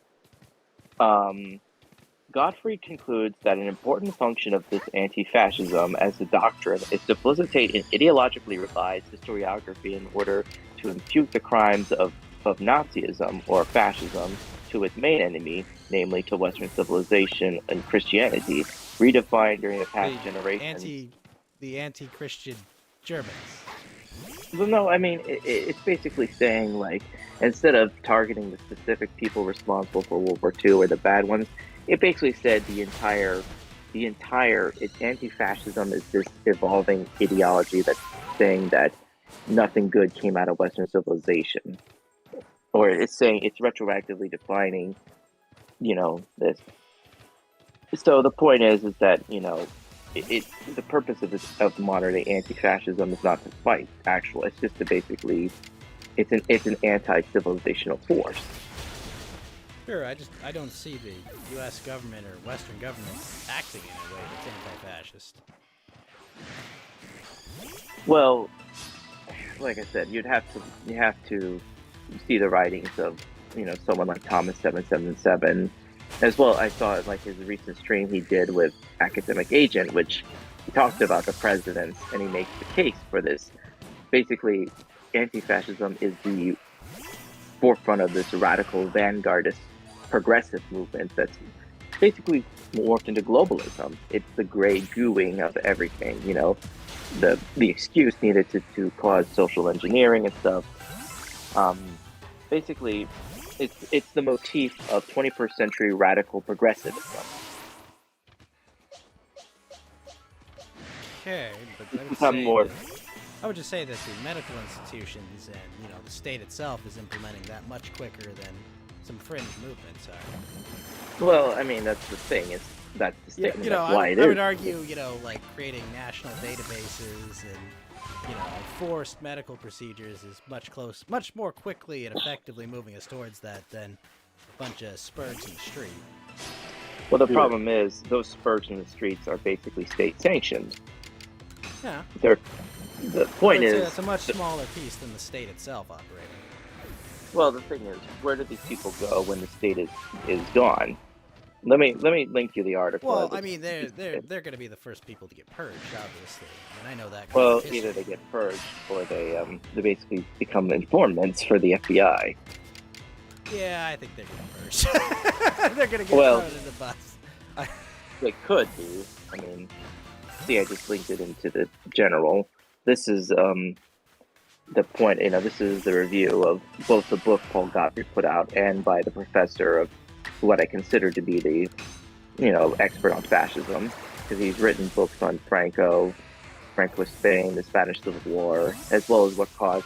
Well, I'm actually helping out somebody do a video on the Second Spanish Republic and the Civil War, like what caused it to collapse, what were the reasons for this. I mentioned this was a lot of more detailed stuff in that bonus episode I did with Ralph before he went on a trip. It's probably going to be a while before you see it published because, well, he's in Portugal right now for the foreseeable He could be there future. for up to a month, I think. I mean, Yeah, he could take a boat ride back to the States, but How long is a Well, boat that's ride still from months. Europe? And how? That's still a couple months, though. yeah, I mean, depends on how fast the boat. I mean, sea traveling. Maybe you is take some- like a cigarette boat back, but like what boats even run? Are there boats that even run from U.S. to Europe? Yeah, I think there's some of them. cruises that do. I think the Queen Mary 2 does. I don't think you can get on a cruise though. Is the thing. I think cruises are back, though. No, but if you're not vaccinated, I'm pretty certain you can't go on a cruise in Europe. You can barely go on a cruise Yeah, here. he hasn't taken the jab yet. I'm surprised they didn't force him to take the jab in Portugal. They're not there yet. Well, They'll get yeah, there. they kind of backed off. Yeah, boat travels. You can take a boat travel. I'm actually curious how long is 1 to how 2. long is a trip? So it actually is 1 to 2 weeks Brit? with That's a still by a a long freighter. time. That's a long time to be on the sea, but how many months pregnant is May? I mean, May's supposed to be due in April, last time I checked. okay, so Yeah, I think that's he'll- important. That's good. It means he'll be able to. So yeah, forward. there is the port of New York, the port of Lisbon. Yeah, it's about 2 weeks. So 3,186 nautical miles. What do they charge to go on a 2-week boat ride from Europe to America? Depends, I guess. I'm just curious. Like, what are they? I'm actually really curious. It sounds like something I'd actually like to do sometime, like go on the Atlantic. So yeah, it depends. Like for example, cruise ships, like take about 10 to 16 days to complete the journey. All right. Kind of Okay. depends. Like blue water, need a lot of skills. I mean, weather, currents. It's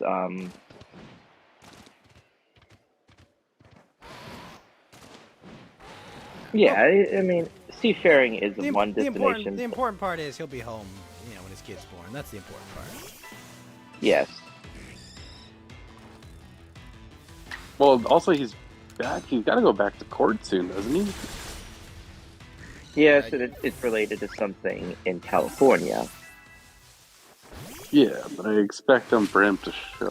Unless he can do it through Zoom. I don't know. I mean, I don't know. I don't know the specifics of the legal proceedings, but okay. Sorry, where were we? It's just port stuff. How long would it take for a boat to? Oh, I meant before that. I mean, I think we had finished the boat talk. But okay, well, he can get home. Is the important part. Yes, you can. You can't get on a plane because broken orbitals and shit. Any update on Killstream.tv, Orlando? He said it's still coming back. He's I been don't saying know. that for months, though. I think he said the guy's still working on it because they're trying to make it very resistant to the kind of, Attacks that. data leaks. And yeah. And yeah, that's about it. I don't really know much. I mean, I talked to him about it. I mean,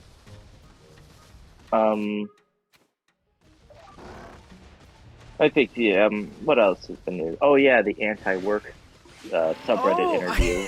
I heard about this. So I heard about this, but I didn't watch this. So basically, some cringe dude went on went on Jesse Waters' television show and talked about the virtues of his anti-working movement. Like, Yeah, so the anti-work subreddit essentially blew up in the during the pandemic, It- with everyone. yeah, and it is full of some of the funniest antecedents. So he gives this interview, and this mod by the name of Doreen, let's see, Doreen, Dorian Gray. yeah, Doreen Carly, That's joke because that's what's it called? The Invisible Man, I think. Dorian Gray. yes. Oh no, it's the masked dude. So Doreen, yeah. So the interview is exceptionally embarrassing. She gets embarrassed. It's one of the most stuff like she looks. Cause some people have said that she looks like the Chud meme or like the Net meme or something, and it was so bad. I mean, the subreddit gets brigaded by the internet from all corners because they make it locale of the week, and the end result is that she ends up being ejected from the subreddits and banned by all the other moderators, and the subreddit essentially shuts down or goes private. And so during this time, one of my colleagues on Telegram, Ashley Ray Goldenberg, you may know her as Communist Kim Kills, then she noticed something looked familiar about Doreen, and so did some of the others, and they're like, wait a minute, I think we know this guy. And so we did some digging, and then it turns out that Doreen is a male to female transgendered who once went by the name of Nick Ford. And he was a guy who worked at the libertarian think tank Center for a Stateless Society. And she had recovered a lot of stuff. Like, she had a good memory of because she was involved in a lot of stuff, like the original Ron Paul campaigns. She's actually a pretty fun gal. Some people are kind of surprised, like, wait, you have this this girl of Ashkenazi Jewish descent, and she's like one of the biggest right-wing people and stuff. Like, yep, she is. She is one of, she's our.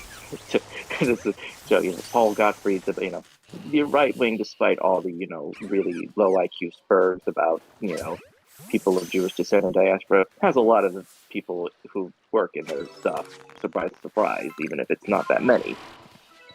Oh, I'm getting off track. So she did. So yeah, the point is she recovered a bunch of screenshots and videos that showed Nick had a lot of really stupid everything. He advocated for polyamory and anarchy for all this stuff, and he would What's actually wrong with polyamory? Well, he tried to make these really silly comparisons between polyamory and anarchy and just all these weird stuff, and eventually he would eventually be kicked out of the state for the institute because of a sexual assault allegation that he did. God. Well, wait a minute. What did they mean by polyamory? Do they mean just multiple partners? Like, what do they say? Yeah, multiple partners. At the same time? Multiple partners. Yes. You can't. I mean. Okay. All right. That's not a very safe activity, I would say. Yeah. You get some STDs and from that. The funny thing is, this was also the thing, like this think tank was also in a scandal too, because its founder, I think his name was let's see, the founder of this, Brad Spangler, confessed to the crime of molestation of his child and being a pedophile, but he turned himself in and got. Yeah. Wow! Imagine my shock with these people. Yeah, I mean, that's pretty terrible. Okay. And like I said, and of course, it's funny is one of the chairs of these people, like they've taken pot shots at her. You think this is MSNBC, but man. Or CNN. Yeah, I mean, I mean, you can literally masturbate in a Zoom call and have your private parts showing, and you could still be hired at that network. So You know, like the whole thing about that, it's just like, dude, turn your camera off. Just be like, yo, I've got some like work being done in the house. I don't want to be in the call. Like what? What? yeah, and so yeah, that's the whole point. And these allegations came. I mean, this whole stuff. So yeah, I mean, what is up with these, you know, these people nowadays? So you have this M to F individual who, gets embarrassed, and then shortly after this, I kind of lend some stuff to some friends, and some people speak up, and yeah, eventually the cat is out of the bag, and the next day, and this is like one article from this journal essentially covers all the sexual allegations, the sexual assault allegations, and all the stuff that Nick Ford, or now known But as this guy knew Doreen, all the things and still went and did public things. Like what? yeah, the internet doesn't forget, and the whole thing is I mean, this, because like Nick's friend there are legal became, repercussions if you do shit like I don't know. It's baffling. well, I mean, Nick became Doreen, so it kind of like that news Wait, but- overshadowed the others. You know, if you convert to like Jehovah's Witness, it doesn't undo everything you've done, right? People understand that. Yeah. So, but I didn't want to say too much about it because, like I said, you got to be careful when you talk, because dead naming is a bannable offense on Twitter, or even yeah, it's actually one of the stuff. That's So a yeah, fully bannable So- offense. so this is the big problem. Like, this was the thing. Like so yeah, I found this from ironically a feminist journal, basically printed out the allegations, reduxinfo.com. So the moderator of the anti-work basically admitted to the allegations. So Doreen Ford, that's the guy's name. Well, girl's name. It's their name. Sorry. Their name. We'll go with their. Let's make Yeah. it simple. Their name. Yeah. Yes. So, okay. So this Doreen character admitted to sexually assaulting someone Well, it's kind of dug up, but since his after name, they like basically ever since after they were accused, they admitted to doing it. That's what you're saying. well, it was after the interview because suddenly people started looking in. So, the people just went to his Kiwi um, Farms page. well, his old Facebook posts, you know. So the Question. example is Did he use the defense of I did that before I transitioned, therefore I'm innocent, or that was after transitioning? well, so beyond, this is what Ashley was talking about. In October 2020, an entry on the site of the anarchist think tank Center for a Stateless Society, they're the ones who said that Ford, who now goes by, Doreen Clare, was ousted from their organization after being exposed as someone with sexual improprieties such as sexual assault and rape. And I would say those are of course, definitely sexual improprieties. yeah, and of course, the funny people pointed out is that,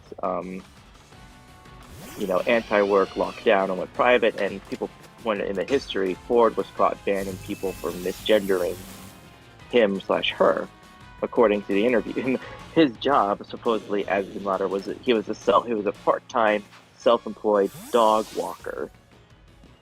Part-time self-employed dog walker.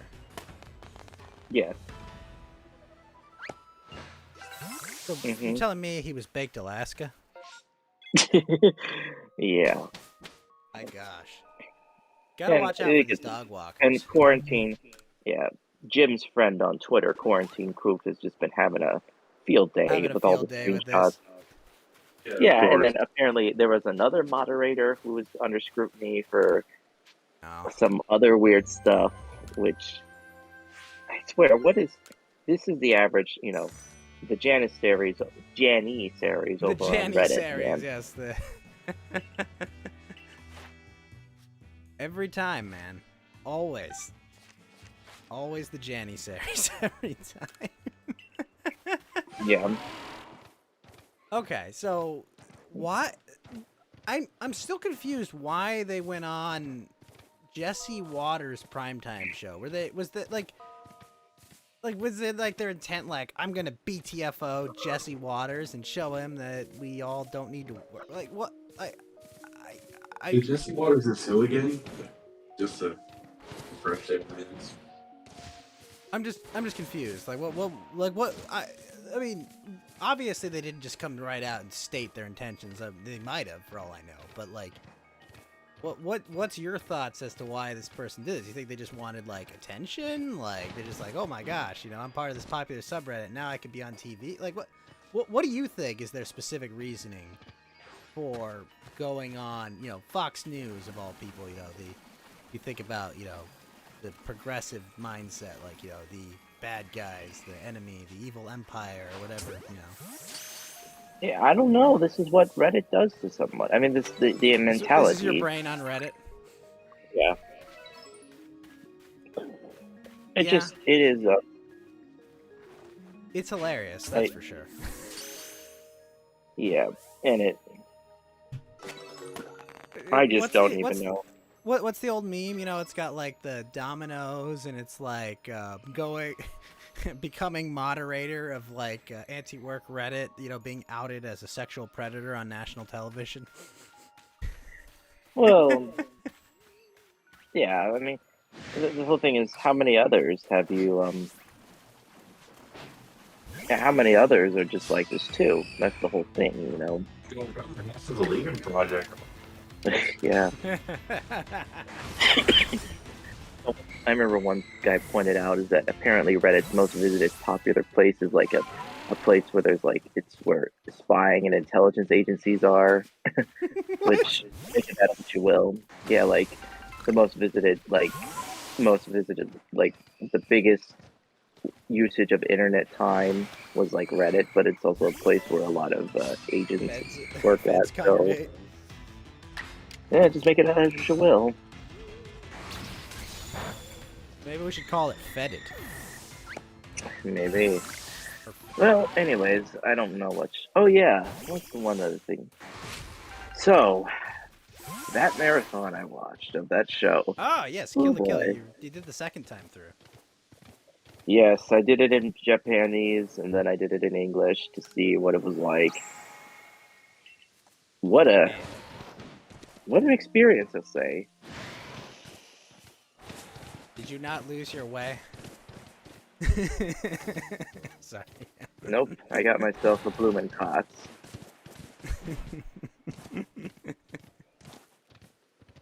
Awesome. Yes. So, was it better the second time through, or less better? You know, it depends really on the episode, I guess. Like, seeing how, you know, English voice actors interacted with the script. For one thing, I actually think the voice direction was pretty close to what the Japanese version was going at. Some voices were a little changed, like, for example, the student council disciplinary guy. Satsuki? Lira? No, someone else. Yeah. Oh, yeah. You're the guy who has that suit is like he can, like, build up power by attacking himself or something. And then yeah, the sadist dude. Yeah.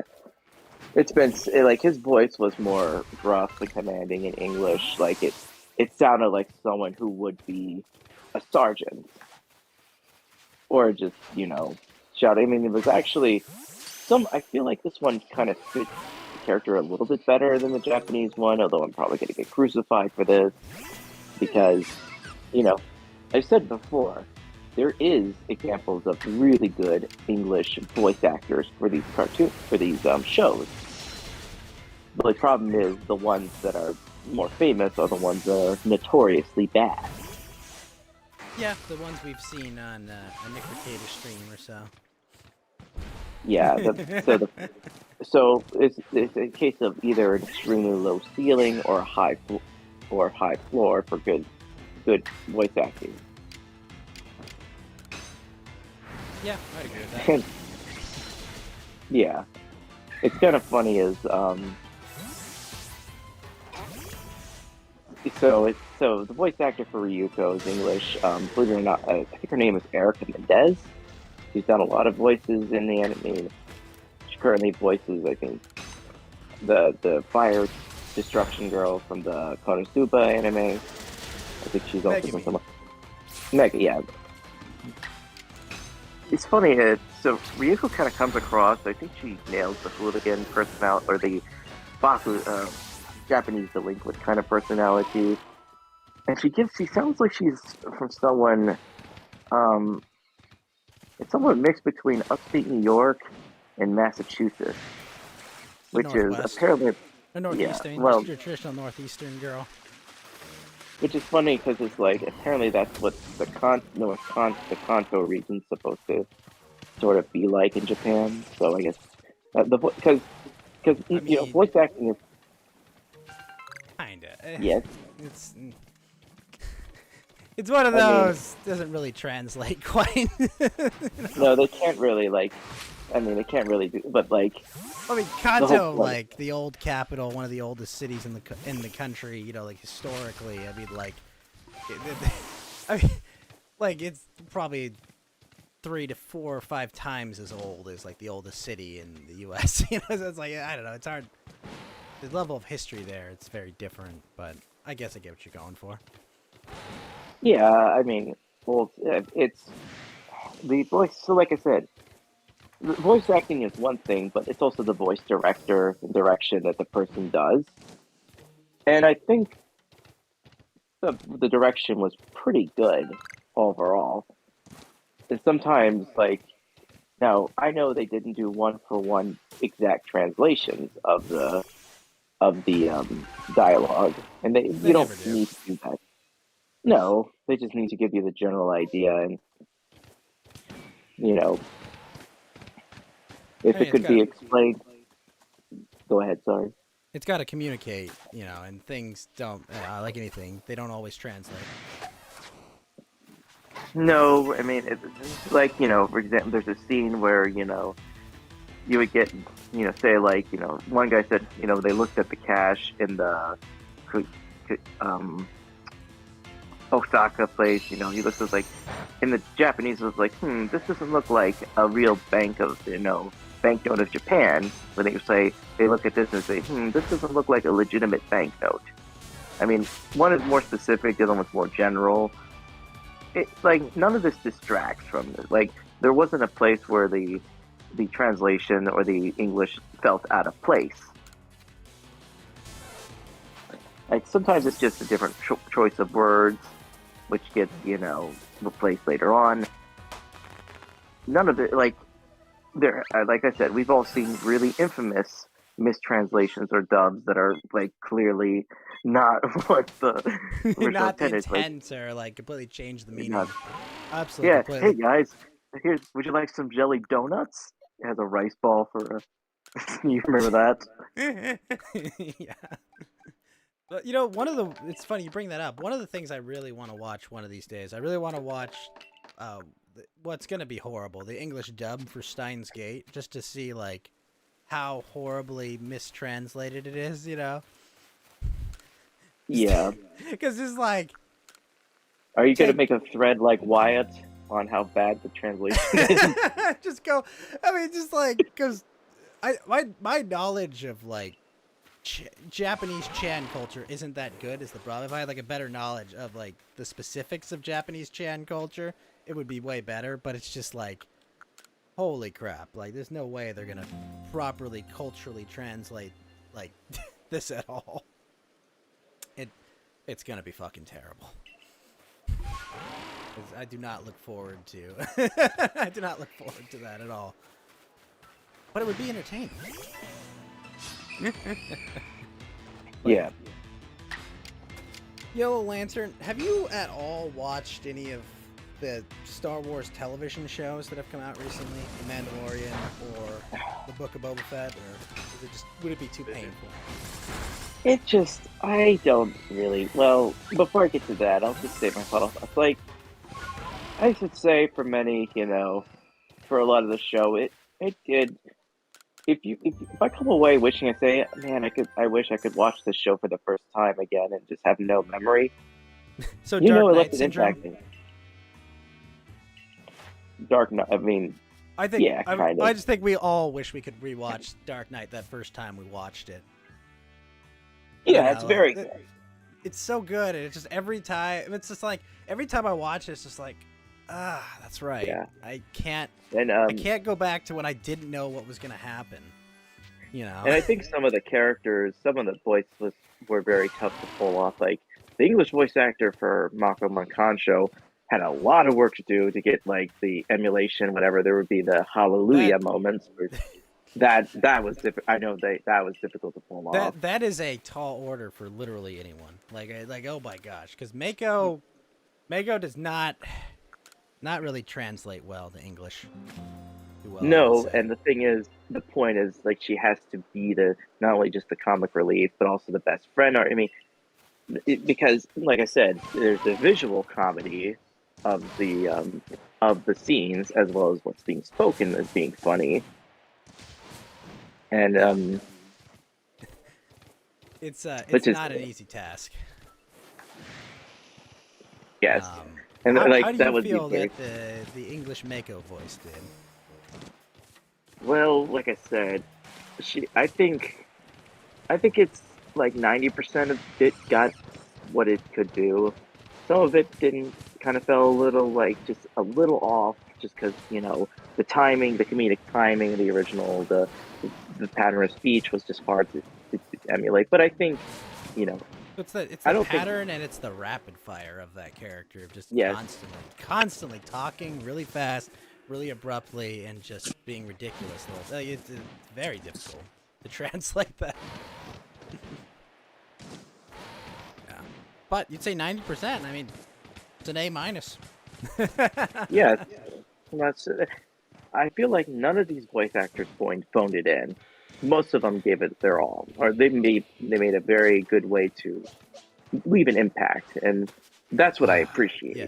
Speaking of phoning it in, actually, you reminded me. Have you seen the Peter Dinklage stuff that's been going on in the news?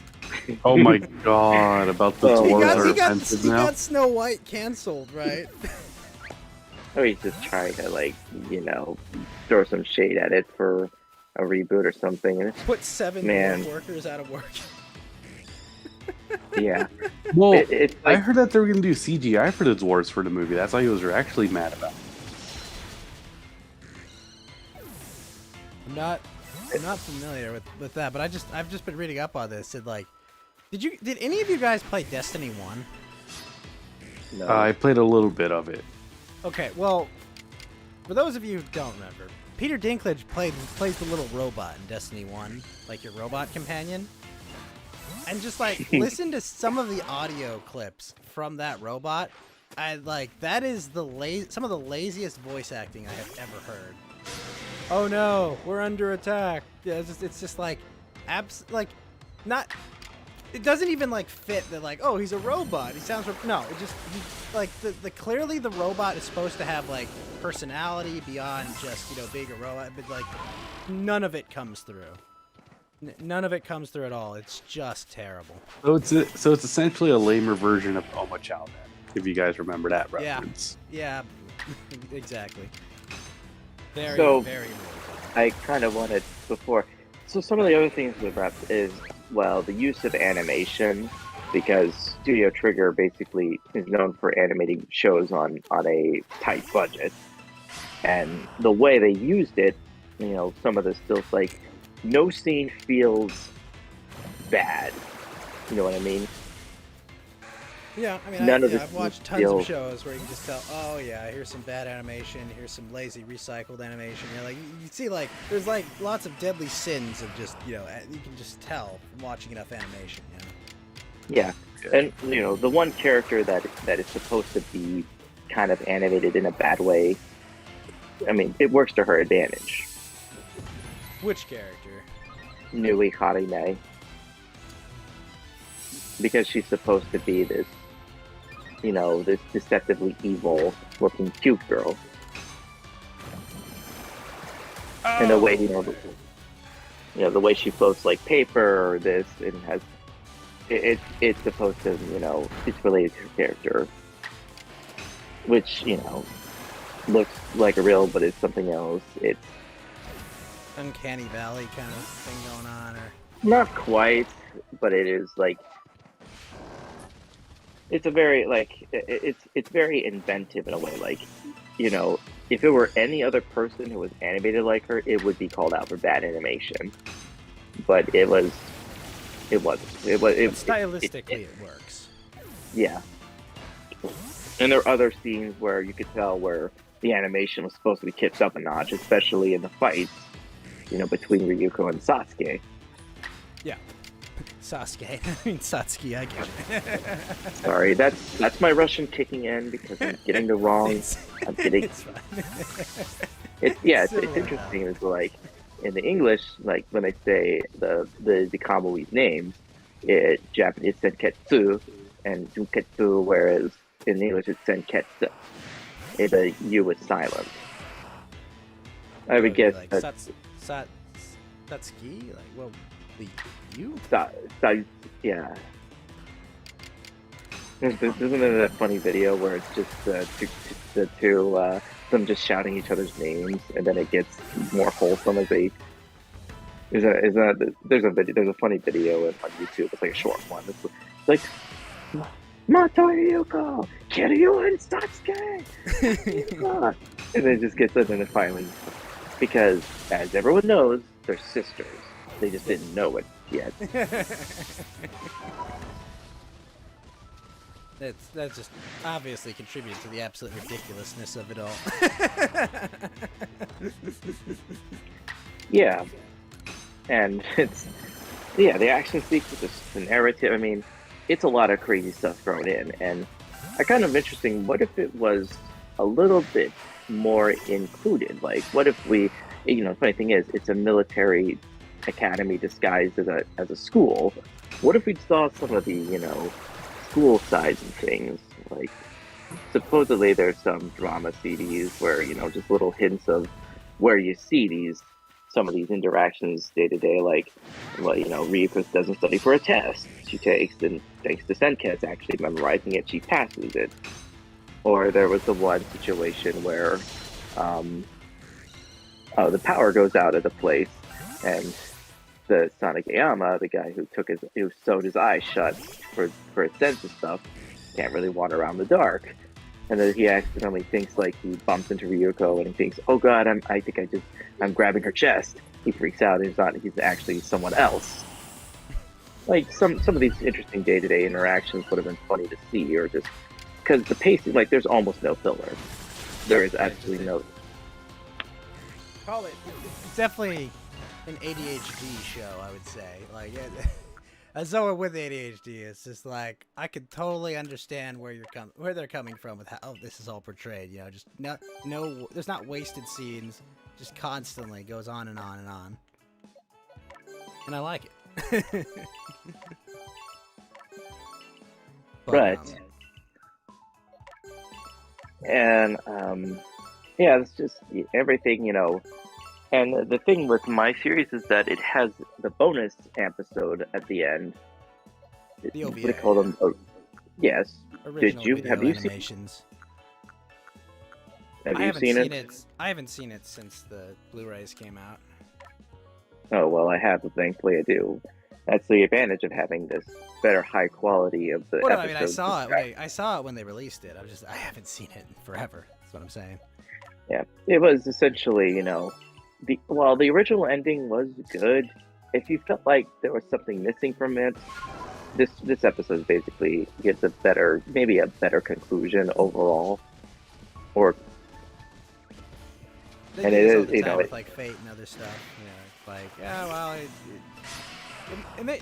it makes sense to stuff like visual novels and whatnot, because it's like, oh, you know, like visual novel is something the player decides what happens, and so usually animations takes one route of that, more or less. But no, I mean, I think you're right. If I recall, it was a more conclusive finale to it. and it kind of addressed, like someone pointed out, like the Elite Four and Satsuki did not face comeuppance for the way they ran the academy, and this one kind of is. I'm kind of coming to terms with the fact that yeah, we were did some bad despotic shit. assholes. Yeah, There were and consequences to it. well, they just saw just how terrible they were, and they worked to kind of make amends for all the terrible stuff they did. I mean, in their defense, they were kind of being brainwashed to some extent by Well, alien threads, right? yeah, that's just what degree did the life flight could you say these manipulated them? Because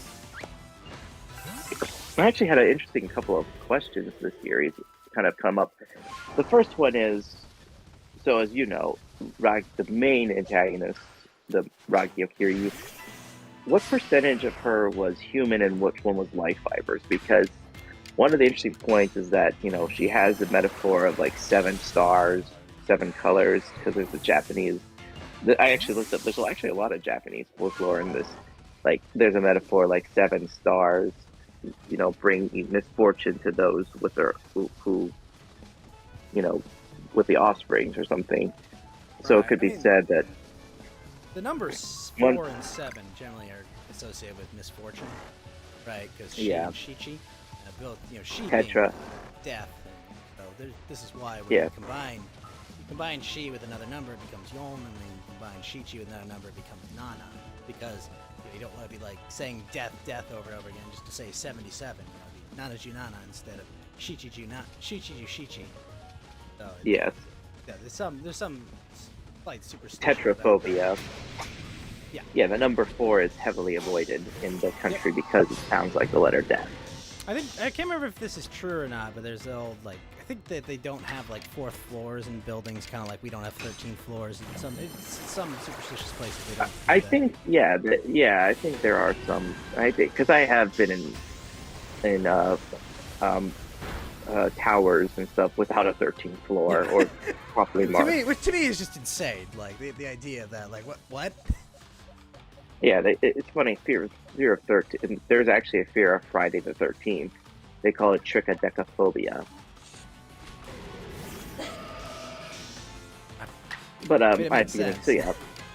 so there has the theory that Ragyo is 70% life fiber, 30% human.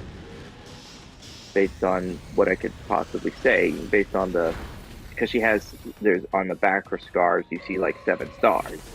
So you could be implying that she's 70% life fiber and 30% human at that point. And I would say, well, what would Ryuko be? Because, spoilers, she's also a human life fiber hybrid. Right. Would you say it's like maybe more balanced, like 50-50 or maybe 40-60? Maybe it's 70-30 in human.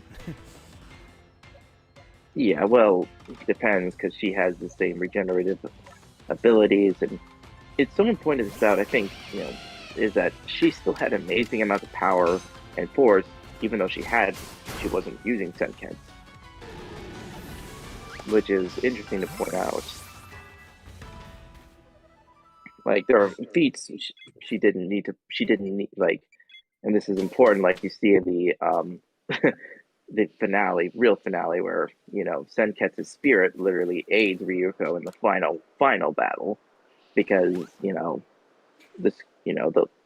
think that was because the assistant of Ragyo that survived the final tried to enact revenge and literally activated the school's secondary purpose as a mech to fight the primordial life fiber, but because the events didn't go the way, Satsuki was crazy prepared. Like, everyone's saying like it's like every some of these villains are like Master Xehanort, where they had contingency plans upon contingency plans for every eventuality. Everyone is Xehanort. Yeah. So everyone is Sora. Everyone is Xehanort. You're too late. Oh man, that was a roller coaster. God, some people have had disappointment. It's just like, wait, what? You're telling me this isn't conclusive? Well, I think what they call the Xehanort saga is done. in that series of Yeah. games. But They are. It- But Resident Game teased the 4th game coming soon. Yes, and which is focused on a completely different cast of now, if they could have characters. just finished those games, before Leonard Nimoy had passed, so we could have had the proper old Xehanort voice. Yeah. Christopher. Oh, well, yeah. The second one also passed. Christopher. Well, the No, crazy Christopher part. Lloyd. No, he was the current. No, you're talking about Dooku's uh, actor who played not Xehanort, but he played Handsome Master the Wise. Zemin. No, Yeah. well, yeah, you're No, right, he the played other- Handsome Wise. Yeah, Ansem. Yeah, isn't it funny, like, just how old we feel like we Talking could about this, like, yeah, Yeah. I feel so old. What's even crazier is that even the Japanese voice of Master Xehanort died like a week within Leonard Leroy, so that was scary. Yeah. And then Ruckert Hayard was the guy from the original Blade Runner, was the voice Rutger actor for Hauer, Xehanort right? in the 3rd game, and then he passed away in Wait, 2019. Rutger Hauer plays Xehanort in the 3rd game? Yeah, he was the first, and then Tears in the Remind, Rain? Christopher Lloyd acts as Master Xehanort. Freaking Tears in the Rain? Jeez. It was, yeah. Oh, he's so good in that movie. Yeah, well, I mean, sheesh. Your series is like very long, and voice actors for characters pass away. Or just dying left or right. I mean, like, what? Didn't the original Dumbledore or whatever passed? But it's like, But he passed after the 2nd movie, though. that guy was. Was it the 3rd movie? I don't think it was the 3rd. Yeah, I remember. Yeah, the actor for Dumbledore and was switched the 4th after he passed away. Anyways, we're getting. Is it really the Yeah. 4th? Well, we're getting. So yeah, it's a very. So yeah, where did we start? And okay, yeah. So the series ends. Would watch it again, and it kind of teach me a lot of lessons. Like, this is probably the first anime I've seen. Well, maybe not the one that said that fan service doesn't take away from the character. It actually is part of the plot. I And would say for a it lot of wasn't reasons. the first, but I'm sure it's probably the first one you've seen that does that. Because there are a lot of things I think that have creatively used that. But sorry, go on.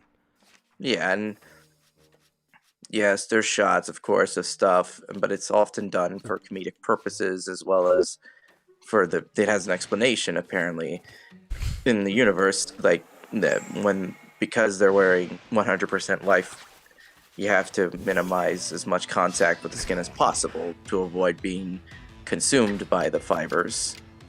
And even though even though Ryuko and Senki spawn, they still have to be careful not to basically cause too much surface area, cover Right. it. Otherwise, But that in itself is that in itself is clearly poking fun in a lot more of the explicitly fan serviced shows.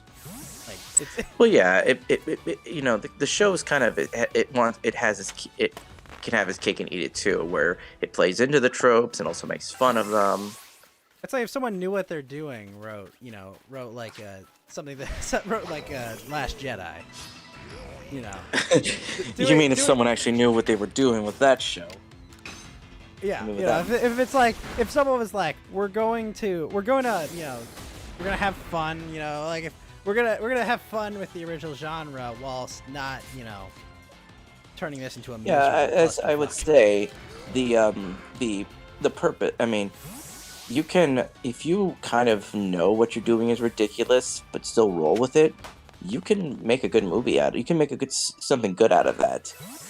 I would say Tarantino's a good example of this. Like, I don't really agree with Tarantino's politics or a lot of what he believes in at all, but I would say he definitely takes the absurdia and the ridiculousness and utilizes it. Like, if you look, like Pulp Fiction is a fantastic movie, but it's absolutely absurd if you analyze it critically and just like look at what the fuck is going on, right?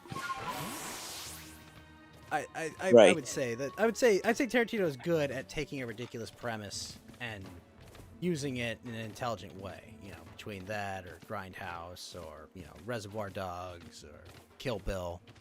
Like he's very good at how he navigates that, I would say. And people have said, I think we bring it back to someone has asked me, a lot of reviewers and stuff like to call Satsuki Kiryuin a fascist ruler, but to be honest, I don't really see it. As someone who's done a lot of research on fascism, the Honoji Academy and stuff has more in common with being more of a military junta that was training people to be like extremely fierce, because ultimately, like, she was trying to overthrow her mother and stop her from basically, allowing the life fibers to destroy the planet. Okay. And she has more in common with being just a military leader who basically wanted to create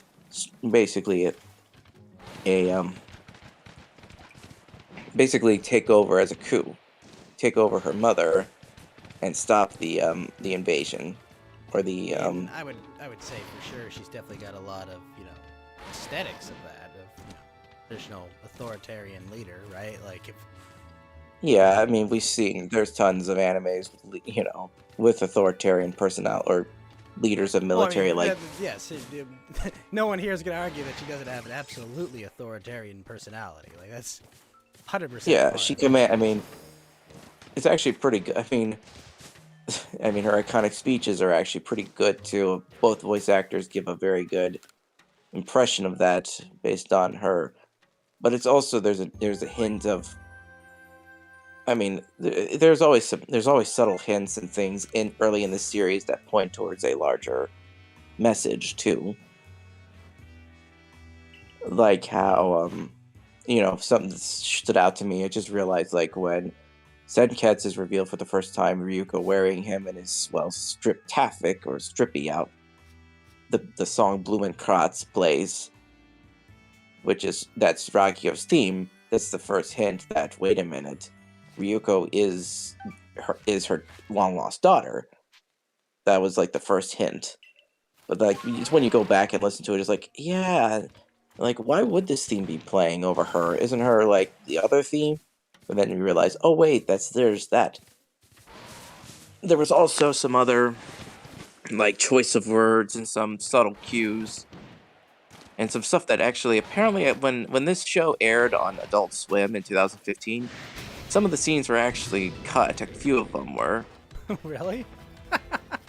Yeah, the shot. Well, they were slightly edged out. Like the shot of Ryuko, being slapped on the ground from Irakamagori's like whip attacks and stuff, where it was hidden. Like that was kind of shown a little off center to not like, because I think it was even too much even for the. And apparently the bath scene was also edited out because, yeah, I mean, the implications is that Satsuki is being exploited and possibly violated by her mom.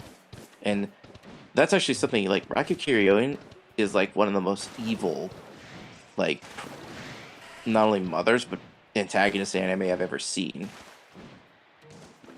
Yeah, I think they definitely go for that. I mean, Trigger definitely does use, absurdia and excessiveness in their animations for sure. I don't know. I never watched it on Adult Swim. I always watch any anime. Well, yeah, that's when it first aired. Well, I mean, that's when it first. I mean, it was I in watched 2015. It aired in Japan.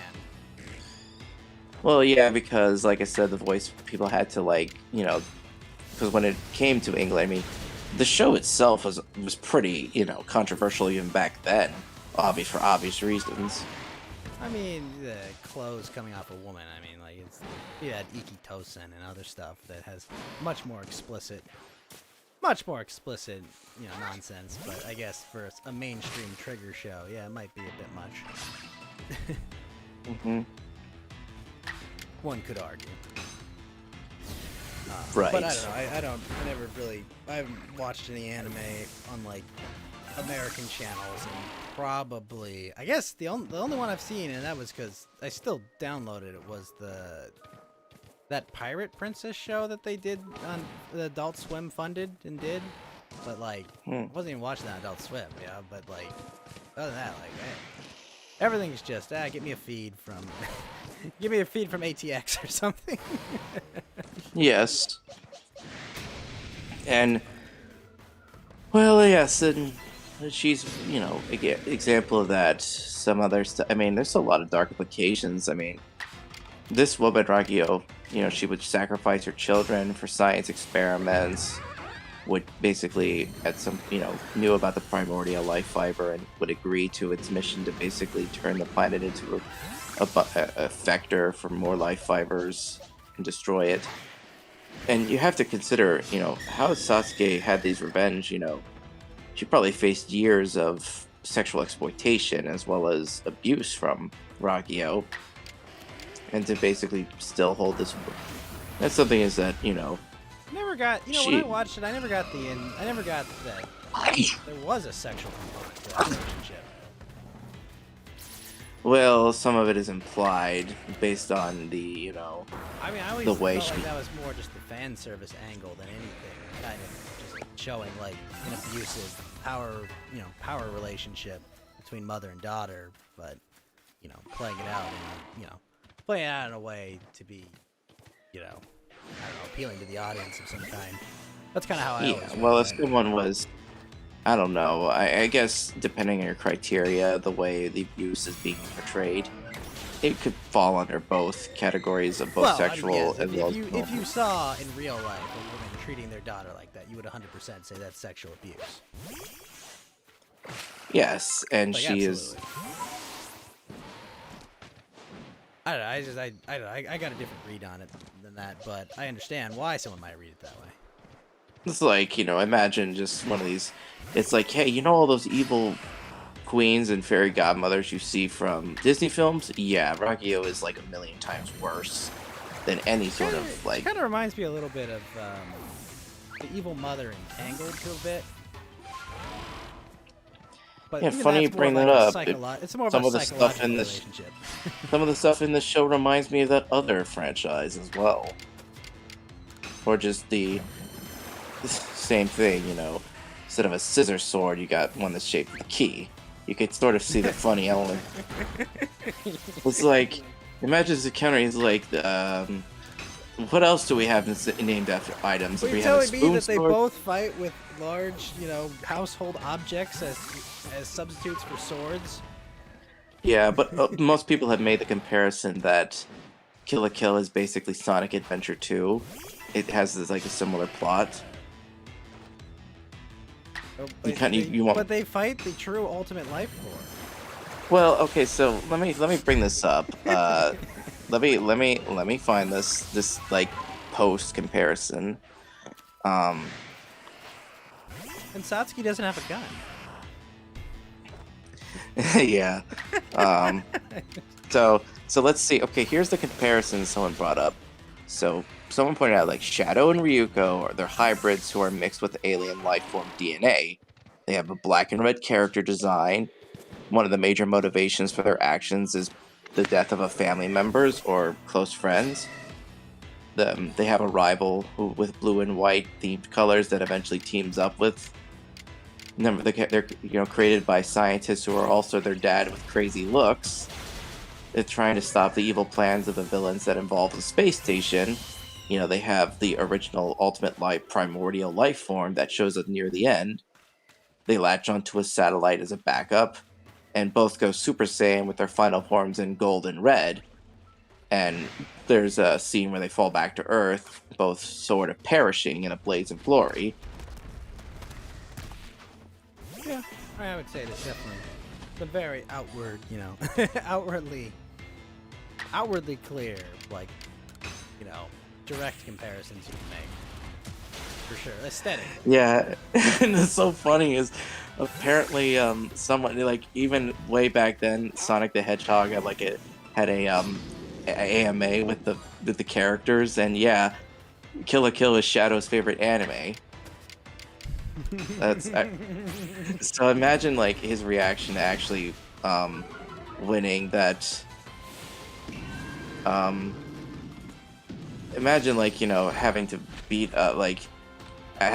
basically beat up and defeat the main character of his favorite show. He probably didn't feel too happy about that.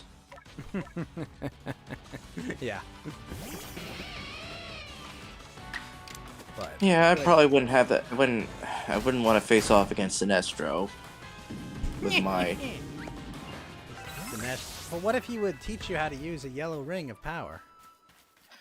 Well, I mean, he would probably teach. I mean, there would be a catch, obviously, because there's always a catch with that with Sinestro. Always a catch. Yeah, and you know, imagine, you know, but still, like this, you know, this universe to show the characters. It's definitely very memorable, even for the absurd stuff and all the other stuff. I mean, I can imagine just the absurd stuff probably is a big part of what makes it so memorable. imagine just you know, lots of fan stories, both for the universe and the show and out, have probably been written. I probably had some ideas as well. But like I said, don't ever publicly admit that you're writing fan fiction. Don't ever do it. I don't think Why? it's a good idea. Or just, you know, I mean, people write, you know, they write artwork of it, you know, of this character as several others. I You mean, see someone, you know, it's like having a diary. You know, yeah. don't tell everyone. Don't At tell least- everyone don't tell everyone you have a diary. Good Yeah. advice. You know, like if you want to journal as a coping mechanism, that's fine. We understand. Everyone's human. But I don't need to know about that. I mean, the only thing I have is I have a planner for events in my life about that are going to happen or scheduled appointments and such. Yeah, nothing wrong with a planner. Right. But yeah, dojins and fan art and stuff. That's a, funnily enough, very uniquely Japanese. Not completely uniquely Japanese, but like, I guess that it's a much more normal thing there, if that makes any sense. Yeah, although some of these scenes do play out in my head. Like, you know, I actually did have a dream where you see a future installment as like, you know, this is, yeah, everyone can roast me for this idea. Oh no, I'm sorry. Everyone is like, so like, let's say eventually this franchise that was once known for, you know, do you ever think maybe like a fighting game could come out of these various characters and stuff? Or, well, already is one for the show, but yeah, dang it, I Super mean- Smash Brothers really makes it hard for these crossover fighting games to be unique. I know. But I mean, Super Smash Brothers is clearly different from a traditional one-on-one fighter game, right? Yeah, it's a ring out, party-based ring out kind of game where you have to knock someone off the platform with Yeah, damage. It's distinctly different, you know. Yeah. I mean, there's been crossover games between different animes. Isn't like that Yeah, Shonen you had Jump game? Force. What? You had Jump Force, and Yeah, that one.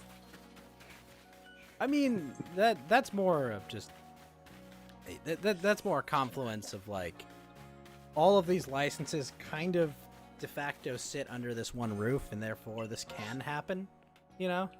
You're right. And Studio Trigger has a license for all their characters, from the other series as well. What, drill attacks versus fiber attacks? That's where we're going.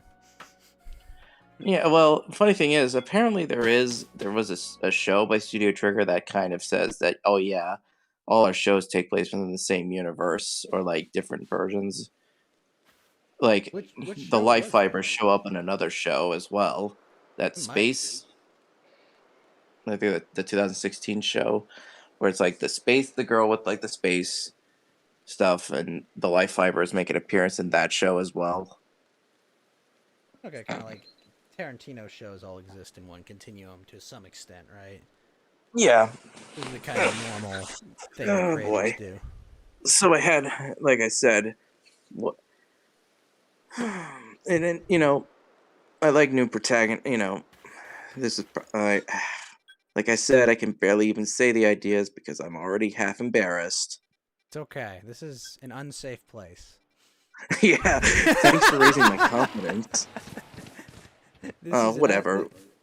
I know fear. I'll just use it. So yeah, let's say like, you know, these franchises kind of meet, some of these characters sort of, you know how like this, this fighting game had like the subspace emissary kind of like stories. You know, I know about that, but honestly, I kind of like the subspace emissary stuff. Yeah, that was actually You like know, one like of the most. it's a lot of people shit on it, but I'm just kind of like, it's fine. I liked it. Like it's actually pretty fun, and like I like going through the levels and stuff. Like it was good. Right. And so, or just even the one franchise I like crosses over this one, or just has a fun, neat, like, I mean, just, Yeah. let's just say this certain, like, okay, I'm saying. So, some of these new worlds are discovered in this other universe where Oh no. people with giant keyblades, or giant swords with keyblades, try to keep the peace. And they're discovering that whenever these heartless are attacking, they're significantly stronger. And whenever they defeat them, they see this little thread that comes out. And they're like, what is going on? Why are all these... Well, it's the unversed, obviously. Oh, well, yeah, but, apparently that's only a thing because one of the characters literally was, like, their entire existence was based on him, so I don't think it would be that. No, I know. But it's like... so this idea for me kind of like... So, do you remember, like, in the Remind DLC where you had to save Kyrie... And some of the Heartless were essentially enhanced because they were holding like fragments of her heart. See, and some of that's kind of the idea is that like suddenly these enemies are like enhanced by life fibers, and you're trying to figure out as a character like supposedly like this is a cast of characters. So these wielders who are going to these various worlds because more pathways have opened up. These are new characters, by the way. These are not the characters from the original. Well, isn't it great, that like we got this long-awaited DLC and it didn't change anything about the ending, and we just continued exactly.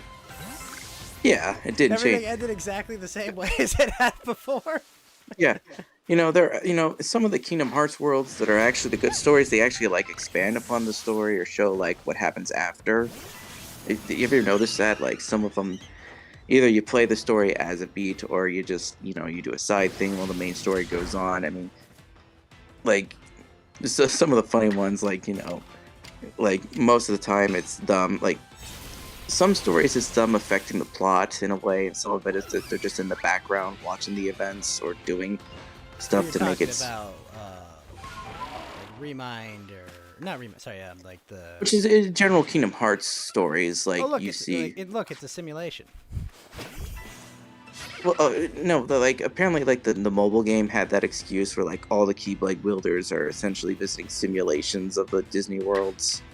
Yeah, right. They were. Yeah, they weren't actual worlds. Yeah. Well, that's a unique thing. Like imagine like you don't need to control any like specific, Keyblade character. You are your own Keyblade character. I thought that was a unique idea. It was, unfortunately, it just didn't have... I mean, it was a derivative game for one thing, and, like, it doesn't work, unfortunately. Yeah, mobile game. It's got tons of lore and stuff that that literally give answers to questions you'll never figure out. Or never asked. Yeah. Dang it, Sakurai! Oh, well, no, that's Nomura? Yeah, then it was like, everyone's just like, go just remake Final Fantasy VII already. And then, okay, I remade Final Fantasy VII. None of us are happy about this. I did what you all asked. Yeah. It was you who failed to specify what kind of game you wanted.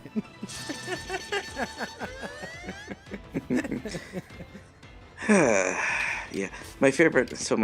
Imagine like in the future new stuff. So like, imagine this world. Suddenly you can now go to different universes where there's different animes and stuff. Then now suddenly there are other series can access because the world is starting to come back together after the Great Keyblade War shattered them all. But not everything seems to be seen. Rather than latch on to something like that has the Reaper of Disney over your head. Better just build something new, honestly. Or like something like that. Yeah, you know, It's build funny, like, something to that I mean, effect. yeah, I mean, Disney has like the death grip on copyright, because I mean, they're the ones who changed the copyright laws to the Yep. so that they can never like lose domain over Cannot Mickey lose Mouse. the mouse. Yeah, You gotta hold on to this Steamboat Willie character forever. it's funny when you see like it's Sora and Smash, like nearly no reference to Disney stuff is in there. I know, it's like I like to think it's like, the Stalin meme, but like you take Donald and Goofy to the side and have them slowly disappear. Or no, they're in the game, but they're just the Duck Hunt character. Yeah, exactly. I would And like the- someone to do the Stalin meme, but just have Donald and Goofy there, I think somebody already has. Oh, I bet. Yeah. Well, I just think it's just, because I like the gameplay of it, and I'm like thinking, God, what if we had a game that was like this, and it also featured worlds and places of some of my favorite shows? That would be fun. That's kind of where I got the idea. I know, but the interlocking mechanisms of copyright and the Disney Corporation And world, make because that one of the world easy. things you have to guess is that, like, how does this world interact with the universe's rules and powers of the other? How would magic work?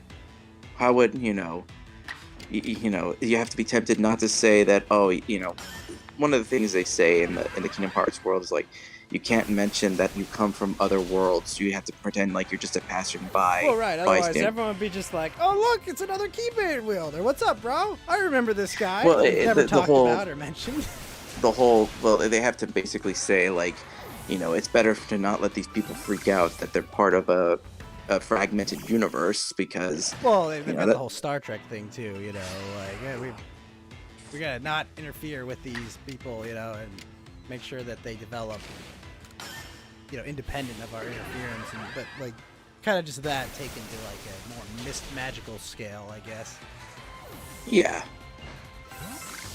So imagine it's just like, these people are set because, so the idea is that, let's say in the future there's a Kingdom Hearts with divorce from Disney influence, or That won't sort happen. of, yeah, it won't, or just create a different I know, franchise.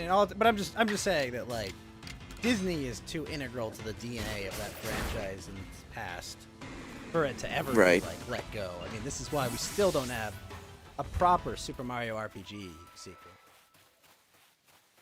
Oh yeah, well that's Nintendo though, isn't it? Well, Nintendo and Square, which, especially you would think after they squashed their beef with like having Cloud and Smash Brothers, you'd think like, oh we're never gonna see Mallow and Gino in a video Yeah. game, I don't think, which is absolutely terrible because Gino's awesome. Yeah, just cameos for everyone. Yeah, I don't know why they just can't squash this beef, but come on, guys. We all want this to happen. Just make it happen. Yes. I don't know. I just think I just had this funny scene. Like, I've had dreams of this. Actually, I had a dream once of this kind of. It's just imagine just, the main of this character showing up at this world, trying to figure out, like, so, like, this is the place where all these, these weird fibers are coming and infesting our world. Well, this universe or something. And comes in, and, you see No offense Marco's to playing Kill with la the Heartless. Kill, He's like, but, put that Heartless down. Don't mess with that. To be fair to Kill la Kill, though, like, how many locations are even in Kill la Kill?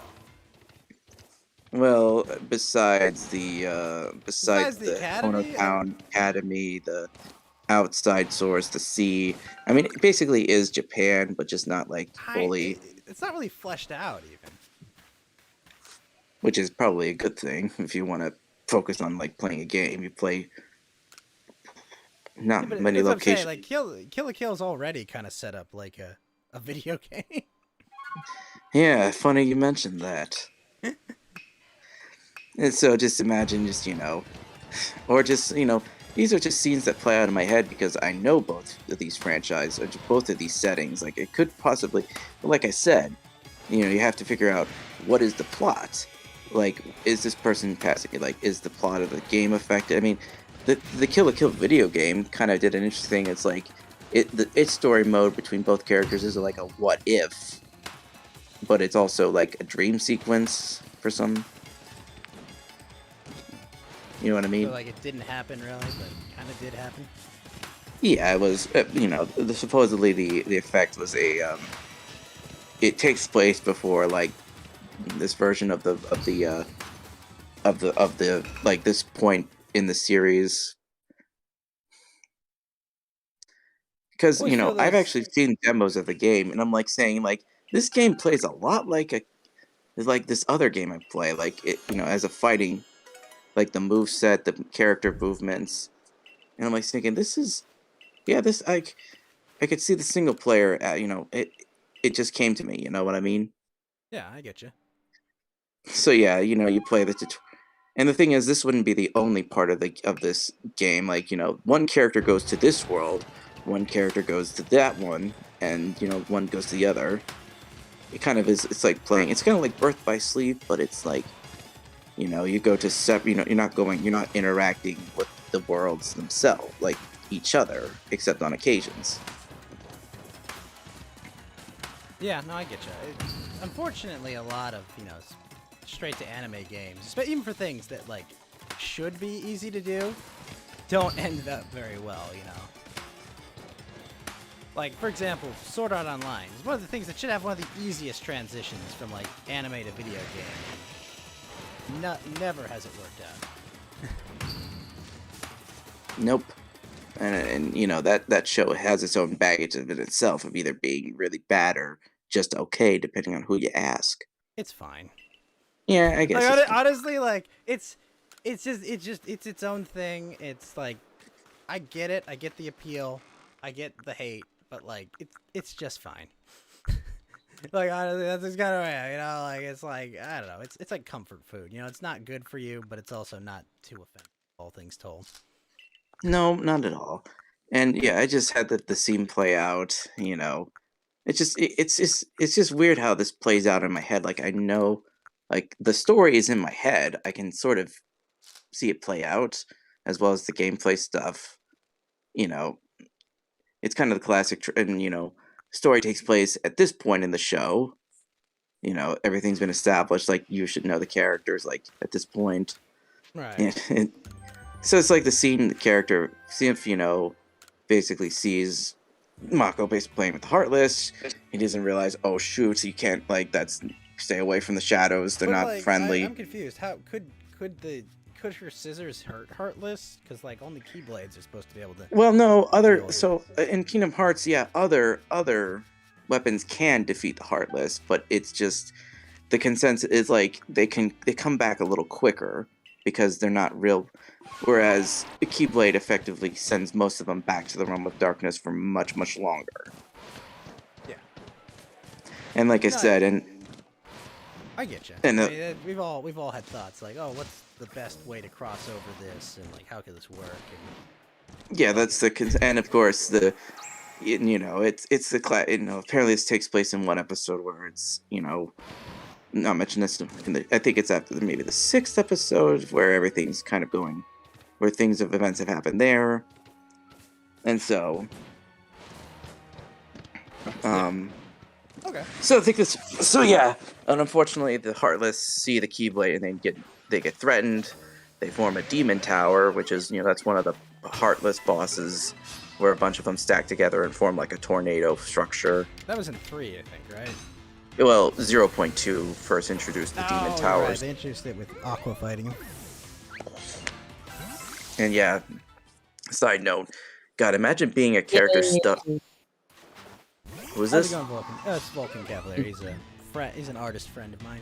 Hey, Hello. Vulcan. What's up? What's going on, Vulcan? How you doing? Nothing much, dude. Is the game as good as they advertise it?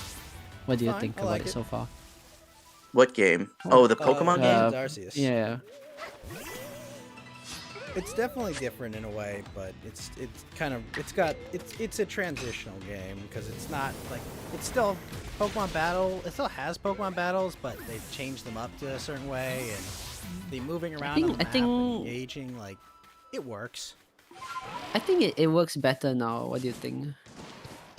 The new I mean, I the mean, new it's not turn order perfect. thing is interesting, I would say, because like where you can have double turns, or you know, like you can give up a turn to do more damage. Like stuff like that's interesting. Oh, The okay. boss battle, the boss battles have been my favorite part of it, because like the boss battle involves you like lowering the enemy's health bar outside of battle, getting them stunned, battling them so that they get in a weakened state, and dodging their attacks. So it's like there's an actual challenge to the boss battles. Okay, okay. Now that's interesting. That's interesting. It's definitely a nice twist on the old formula. Like it definitely mixes things up. Holy shit, that's Weasel. I feel like this is the game that everyone's been begging for. What do you think? It's kind of, well, I mean, I thought Pokemon Coliseum would be this. You know, my expectation back on the GameCube days was like, Pokemon Coliseum, here it is. We're gonna get, you know, big 3D fancy Pokemon game. It's gonna be really cool. It's gonna be completely different, and it was really just like a gimped traditional Pokemon game. But like 3D. It was. No, it So wasn't 3D, but like it did not deliver on it at all. I feel like this is starting to deliver on it, but not completely. So it's worth it, yes. I would say it's worth Yeah. it. I What would do say you it's worth. think, Have you? So Vulcan. I think we waited 20 years for this, so it better be worth it. better. So Vulcan, you're the artist Yeah? guy, right? He's Yes. not my main artist, but he's an artist friend of mine. He's gone. I was gonna Yeah. ask because I was wondering who did the artwork for your thumbnail as well as all the other stuff I've been seeing coming out of yours. That is Kuya. That is at Miss Monaco on Twitter. Ah. He's my I he's one of my artist friends. I from the did Philippines.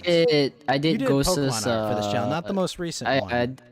I did the Dragonite Dragonair one. Yeah, let me find it. I can post it. Okay. He also Right. He also helped me I find. would, it would be awesome. I mean, maybe I should. Golly gee, someone make. I mean, you have art of yourself. What would art of me look like? Well, I'd imagine you'd be some You have kind a of yellow picture? lantern with a Confederate flag of some kind. I would imagine. Of course, you would do that.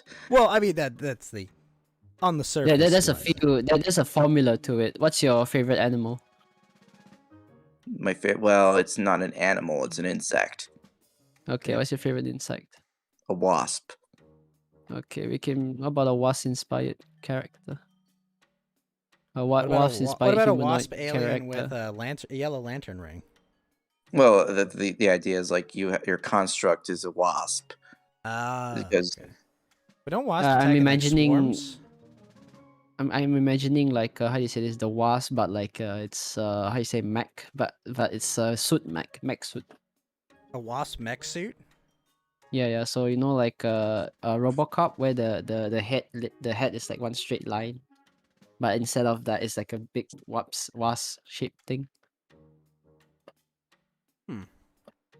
Yeah, I I would need have to to- draw it out if I wanna like, cause I can't. You can't really illustrate it with words. I get you. Yeah. Let me see if I can. Okay, there's. Your there's thing is one. going fine. Just need a bit more time, and I can show you the progress. Oh, here we go. Here's the art. Post. Stupid. But are you sure about it? Cause like like from what I sent you, like Tanya is gonna be quite small. So there we go. This But is, like what- she's gonna be like jumping towards the enemy. So, if you want to see an example of Vulcan's art, that's I posted in general. First Pokemon art can- I did for the channel. I can preview your work for them. Let me see this. So I owe you the animation and the painting. For being late, yes. Yes, yes. Hey, not bad. And this is the one that's currently in progress. Ooh, I like the background. It's Yeah. no lights. Yeah, The, that was- the background's gonna be painted, but I'm taking in references from Tales of Arise because like yeah, the background, the rock shapes, but the color mood will be different. It'll be purple. Well, I and mean, blue. the hard part about the backgrounds for this is that it's like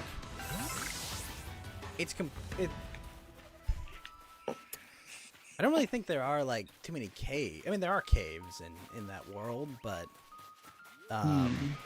like a lot of it's just pure darkness. You know, there's a lightless sky, Yeah. Don't worry about it. So Okay. the how do you say this? Like the top part will basically like be because it's a nightless sky, right? So it will be like sunless sky, no it will moon, be no light source from it. how do you say this? Like, you know, in Minecraft, when something is like further from your depth of view, it becomes misty and like blur.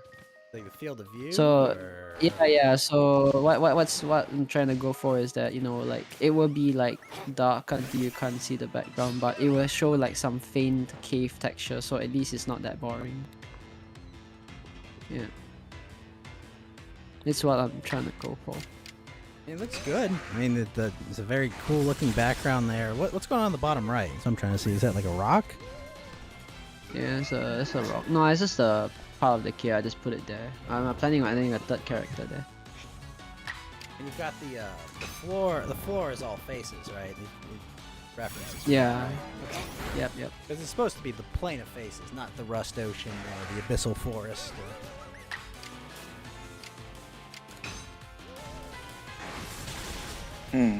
I like it, what you're building.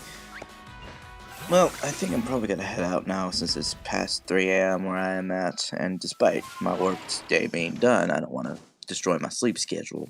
I don't blame you at all. But yo, Lantern, thank you for hanging with us and chatting No with us and giving problem. us an update on... I guess I'll finish the series when I'm like, I'll go back to sleep and see if I can still keep the dream alive, I suppose, and just that write it scene, down. just like I have the scene in my head. Yeah, and there's the classic anime misunderstanding. Riku sees the Keyblade, sees this guy, and like assumes that this is the person who killed my dad. Because at this point it's from this sees a fight, and hilarious misunderstanding. Dude still gets knocked out because he severely underestimates the. It's like the person thinks, oh, this battle level is level 60. I'm like, oh, this he thinks, oh, the battle level's level 60. I'm probably ranked enough to do it. And like the enemies are like rank 70. I'm like, well, I guess this is what happens when you fight the other protagonist of the story in this place. You're gonna get your... Yeah, I also... Apparently some of my friends have also got me to watching the Index and Railgun series. You want to talk about series with, with lore that makes Kingdom Hearts look like a simple issue. I know there are orthodox people in that series. Someone wanted to joke is like, someone had this comparison, the antagonists in Index stuff, like, oh yeah, we just Wikipedia the Catholic Church and all this stuff, and that's what we mean for our religions, except we have magic. Where the antagonists in the Railgun side are like, yeah, we're gonna make the Nuremberg Code look like an absolute joke with our experiments. Oh yeah, no, there's some absolute violations of human rights that goes on in that city. Yeah, I mean, even if the thing doesn't exist, I mean, you could probably make a concept and say, maybe cloning the main girl and having them like die 10,000 times over. Having 1,000 of them running around to level up one dude maybe wasn't the best idea. It's like, okay, there's, you're taking the concept of experience points from defeated enemies and applying it to real life. Maybe that's not the best idea. That's how it works, though, isn't it? This is how you become level 5. Yeah. It's not ridiculous. It's just, the story to my, and like I said, this is something I know would probably never happen in the animation world because of the, copyright, the laws, the fan bases would be like, is this really like, because when was the last time you saw a good successful crossover like that didn't like, because the thing with crossovers is like either one side is more favored than the other, or there's a compromise, there's You know what I would say the best crossover was the original Avengers film. Well, yeah, but the thing is, all those characters exist in the universe. So they're all playing by the same rules. Sure. But like, I mean, because the thing about crossovers is that like you get different sets of rules for different characters and different universes, sure. And well, I mean, the challenge is to try to find a way to. Like, what'd you say? You said crossovers, and not. I guess you mean like they have to exist. You're saying crossovers that exist in different worlds distinctly. I mean like. Right, like general cross. I mean, like, come on, like Iron Man is around, but Hulk doesn't interact with his world in any way at all, or Captain America doesn't interact in any way in that original Iron Man film. right? The only like crossover element is when Nick Fury shows up at the end. And I think that was what introduced him too. If I'm not mistaken. Right. Which is, what others? Yeah. So it's just I have the scene playing out in my head. Maybe I'll probably do more messages like with the direction of the story, because I can feel the outline in my head on where this leads. But it's like, okay, I got the outline. Now I have to fill it all in. It's always the hard part. Yeah, always the bun's the easy part of the sandwich. It's the stuff in the middle you gotta cook out and make it something that tastes good. Oh, speaking of outlines, actually, before you go, I am putting together a YouTube video soon.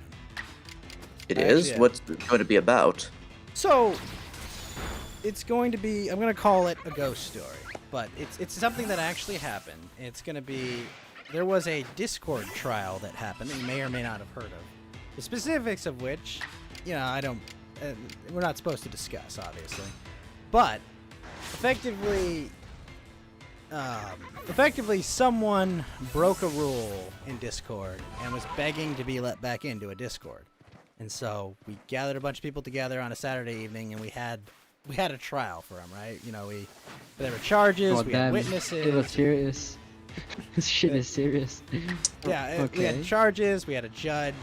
Obviously the person with the most clout was the judge, but he's the boss, is all I'll say. But so we did that, and they were found guilty. And I'm gonna do a dramatic retelling of this story.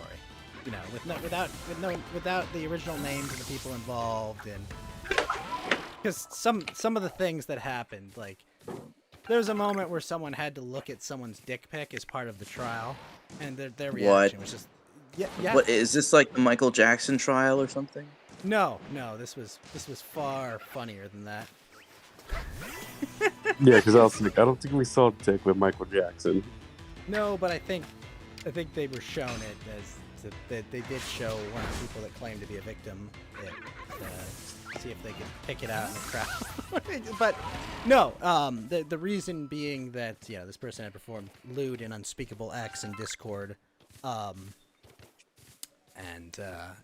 bugged people quite a bit. So they tried to plead their case, and there's some hilarious things where basically the defense attorney tried to make the entire trial about himself and his grudge against one other person in the server. It was just the most hilarious trash fire ever. And by the end of it, we convicted the guilty on all but one charge, and that person was like running around like, yeah, see, I'm innocent. I didn't get accused of this charge. See, they said I didn't do anything wrong. And it's like, dude, no, we just said that, yeah, what about the other charges? Yeah, the other charges, some of which much more heinous, mind you. Right, but this one was like, well, subjectively we couldn't rule, whether or not like this was absolutely that. But it was like one of the lesser of the charges, But effectively, I'm gonna put it together. I'm gonna put like a little funny scuffed animation and write a script for it, and probably be 5 to 10 minutes. So it should be a lot of fun. Eventually, if that's really popular and you get consenting parties, you should do a full-length version of it. Oh God, no! It was 5 hours long. I'm not. I sat through 5 hours of testimony. I was jury on this trial, mind you. I sat through 5 hours of testimony that did not change anyone's mind at all. I almost murdered one of my fellow jurors though, because they were like, "Oh well, hold on. I just want this person back in the server because they bug people. That's why I screwed up on the reading the verdict on the charges." And I was like, "Fuck you, man. Fuck you." It was awful. Well, yeah, oh man, it was quite some of this, I like to keep my mind off from all the terrible stuff in the world, and this project of mine actually kind of came to me during the initial stages of the lockdowns. It's like, I got time to do this, I'm done with, can't go anywhere, might as well just brainstorm. And it came to me while I was in, and it's like, there's, maybe I can take this somewhere. think you should go for it. I mean, Wow. put it together, see Yep. if someone likes it. Yeah, see if it can get any following or traction, you know, and like work on it, you know. Yep. And if nothing else, it's at least as long as you have fun doing it, who cares, right? You know, if you Yeah. enjoy what you're doing. Anyway, so the final order. My mother offered a vacation for me because they know I've been overtaxed, working a lot and doing. And one of the destinations she offered was Northern California. I'm sorry. Yeah, I know. Although apparently there are areas within your state that are still Okay. untouched by the pause. Well, go to the San Bernardino Mountains. That's probably your best bet. Yeah, it's just one of those. So what do you think? Northern What California? if- Where in Northern California? You want? Well, That is it's in that area, What are you talking northern about? The Bay, basically. northern part of it. Or are you Not talking like- because Central North is very different from like the Bay Area, right? Where San Francisco and Oakland and San Jose are. Yes.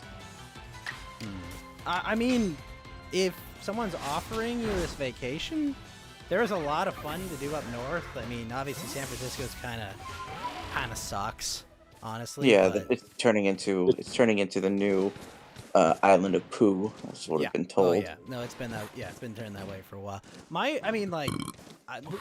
domain here is Southern California. Myself, I make it a point of not going too far. I don't think I ever go north of like Yosemite. But I would say check out the San Bernardino Mountains if you come in a bit south.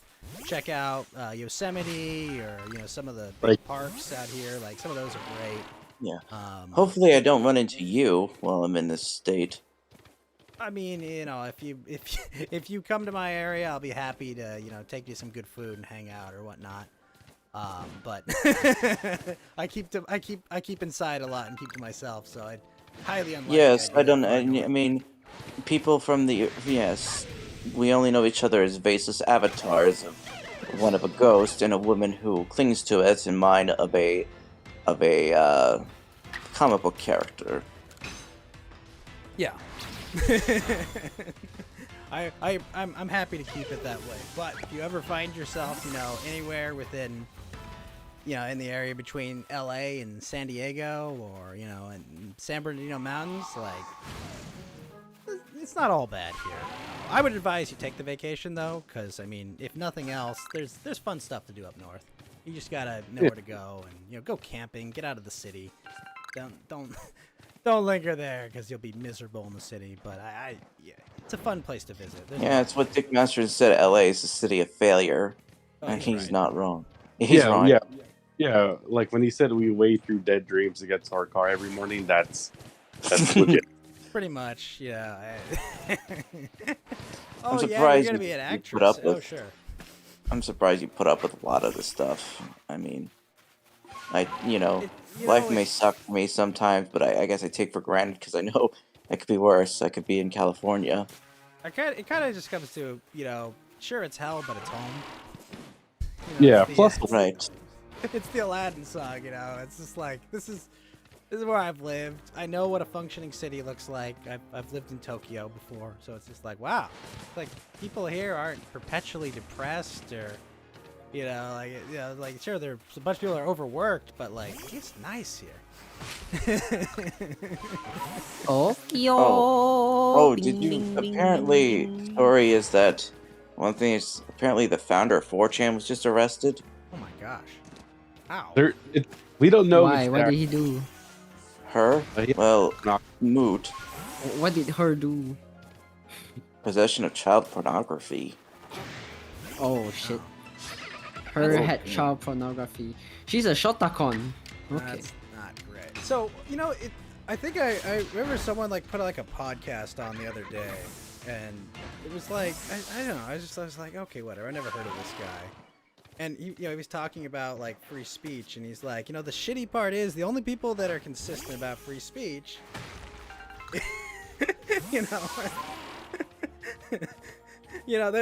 they're the moots of the world, right? Like the only ones who don't care what you want to post, like it's the only ones that are consistently across the board, like yeah, whatever, post what you want.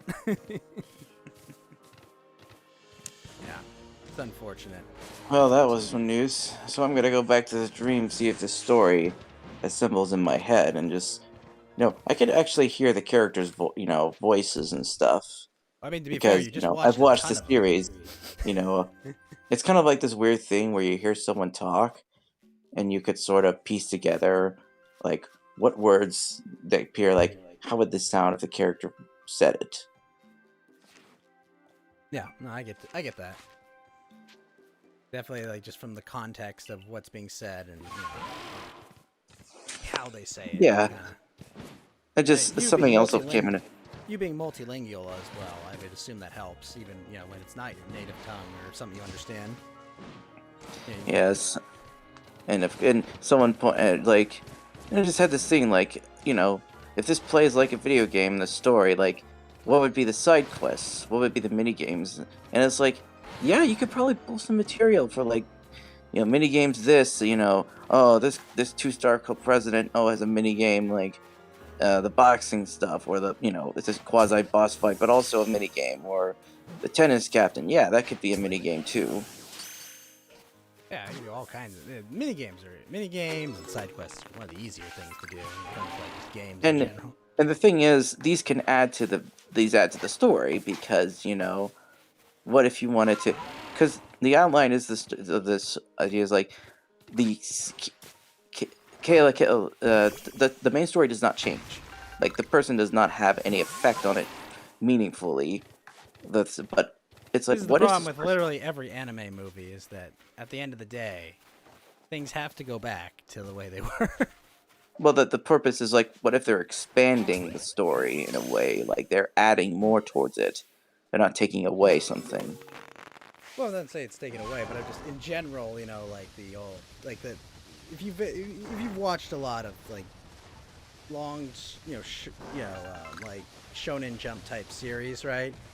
Yeah, you ever watch like a Dragon Ball Z movie?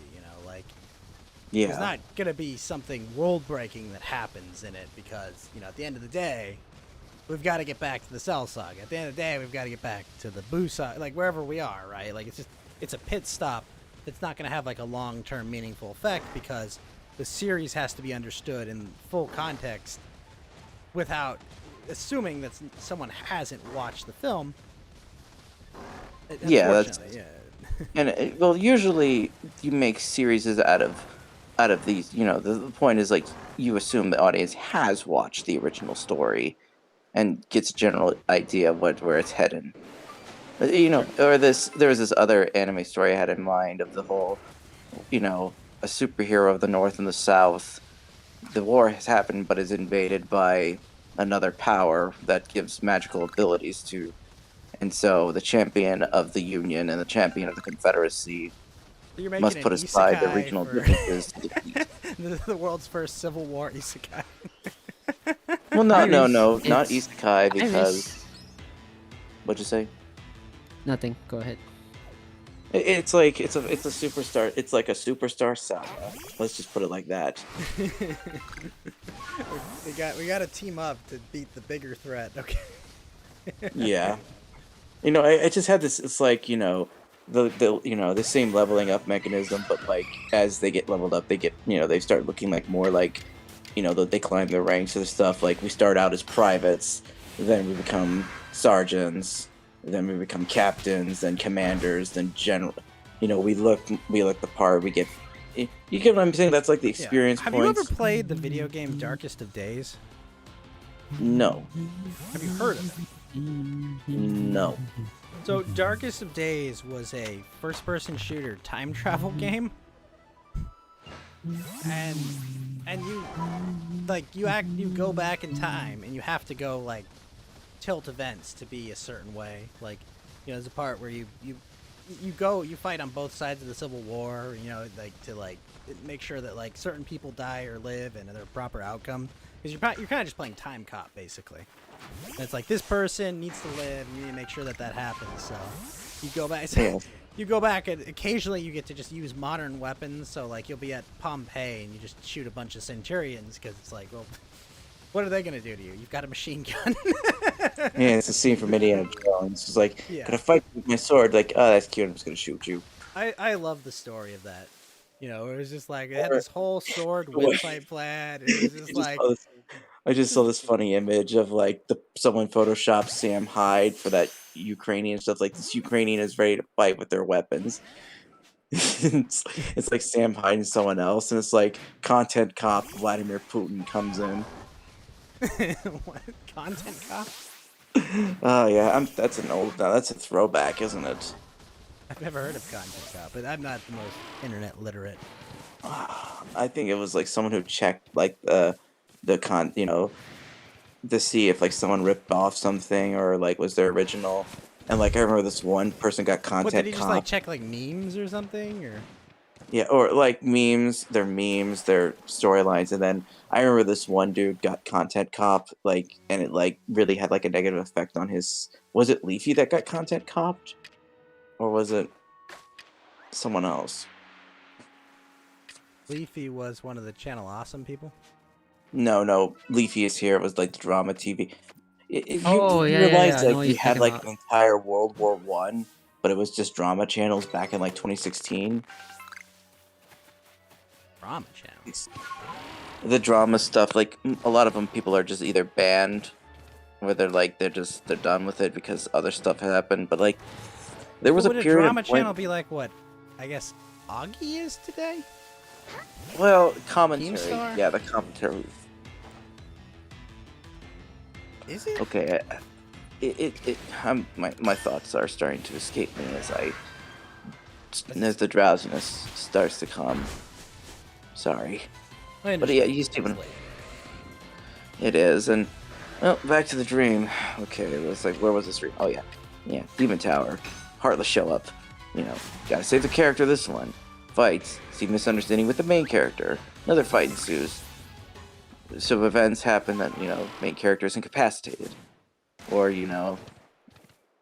because as I played the games like myself to know how like this could play out for the player as well. All right.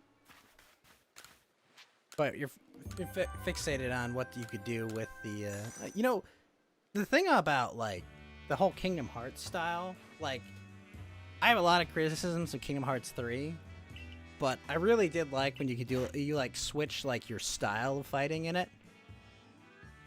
I thought that was done really, really well. It was really cool, it's like now I've got like rockets that I'm flying around on, or like I'm on like a space, like that. I think was kind of like, that was like peak like Kingdom Hearts there. It achieved so much of what it was trying to do, Yeah, I think with Remind, I think KH3 actually becomes a very, very good game with Remind and all the stuff they added. I think it's, aside from my I know- objections to the insane dumb way the plot ends in that game. Yeah, well, for all things considered, like people it just comes say out of KH3 nowhere, it's just like, oh yeah, you've done you crossed some line you're not supposed to have crossed. Like, wait, what? When? How? Why? Well, they sort of say like, yeah, man, it's 3 a.m. in the morning. Why am I saying? you, buddy. Like, what? Well, they've said like, that, well, like I said, no, I mean, everyone says Kingdom Hearts 2, the final mix, that's the one that's considered the best for the gameplay stuff. It's pretty And I great. would say even that story wasn't that good either, but it has some, because, you visit worlds kind of more pointlessly, some stuff takes a back seat. They tried to make it, the Disney characters in 3, actually, they do try to make it more relevant to the plot, or at least have the characters interact with them. We got young Xehanort being roasted by a toy over here, and then you got Vanitas getting yeeted by the monsters. We got this one getting embarrassed by Jack Sparrow's breath.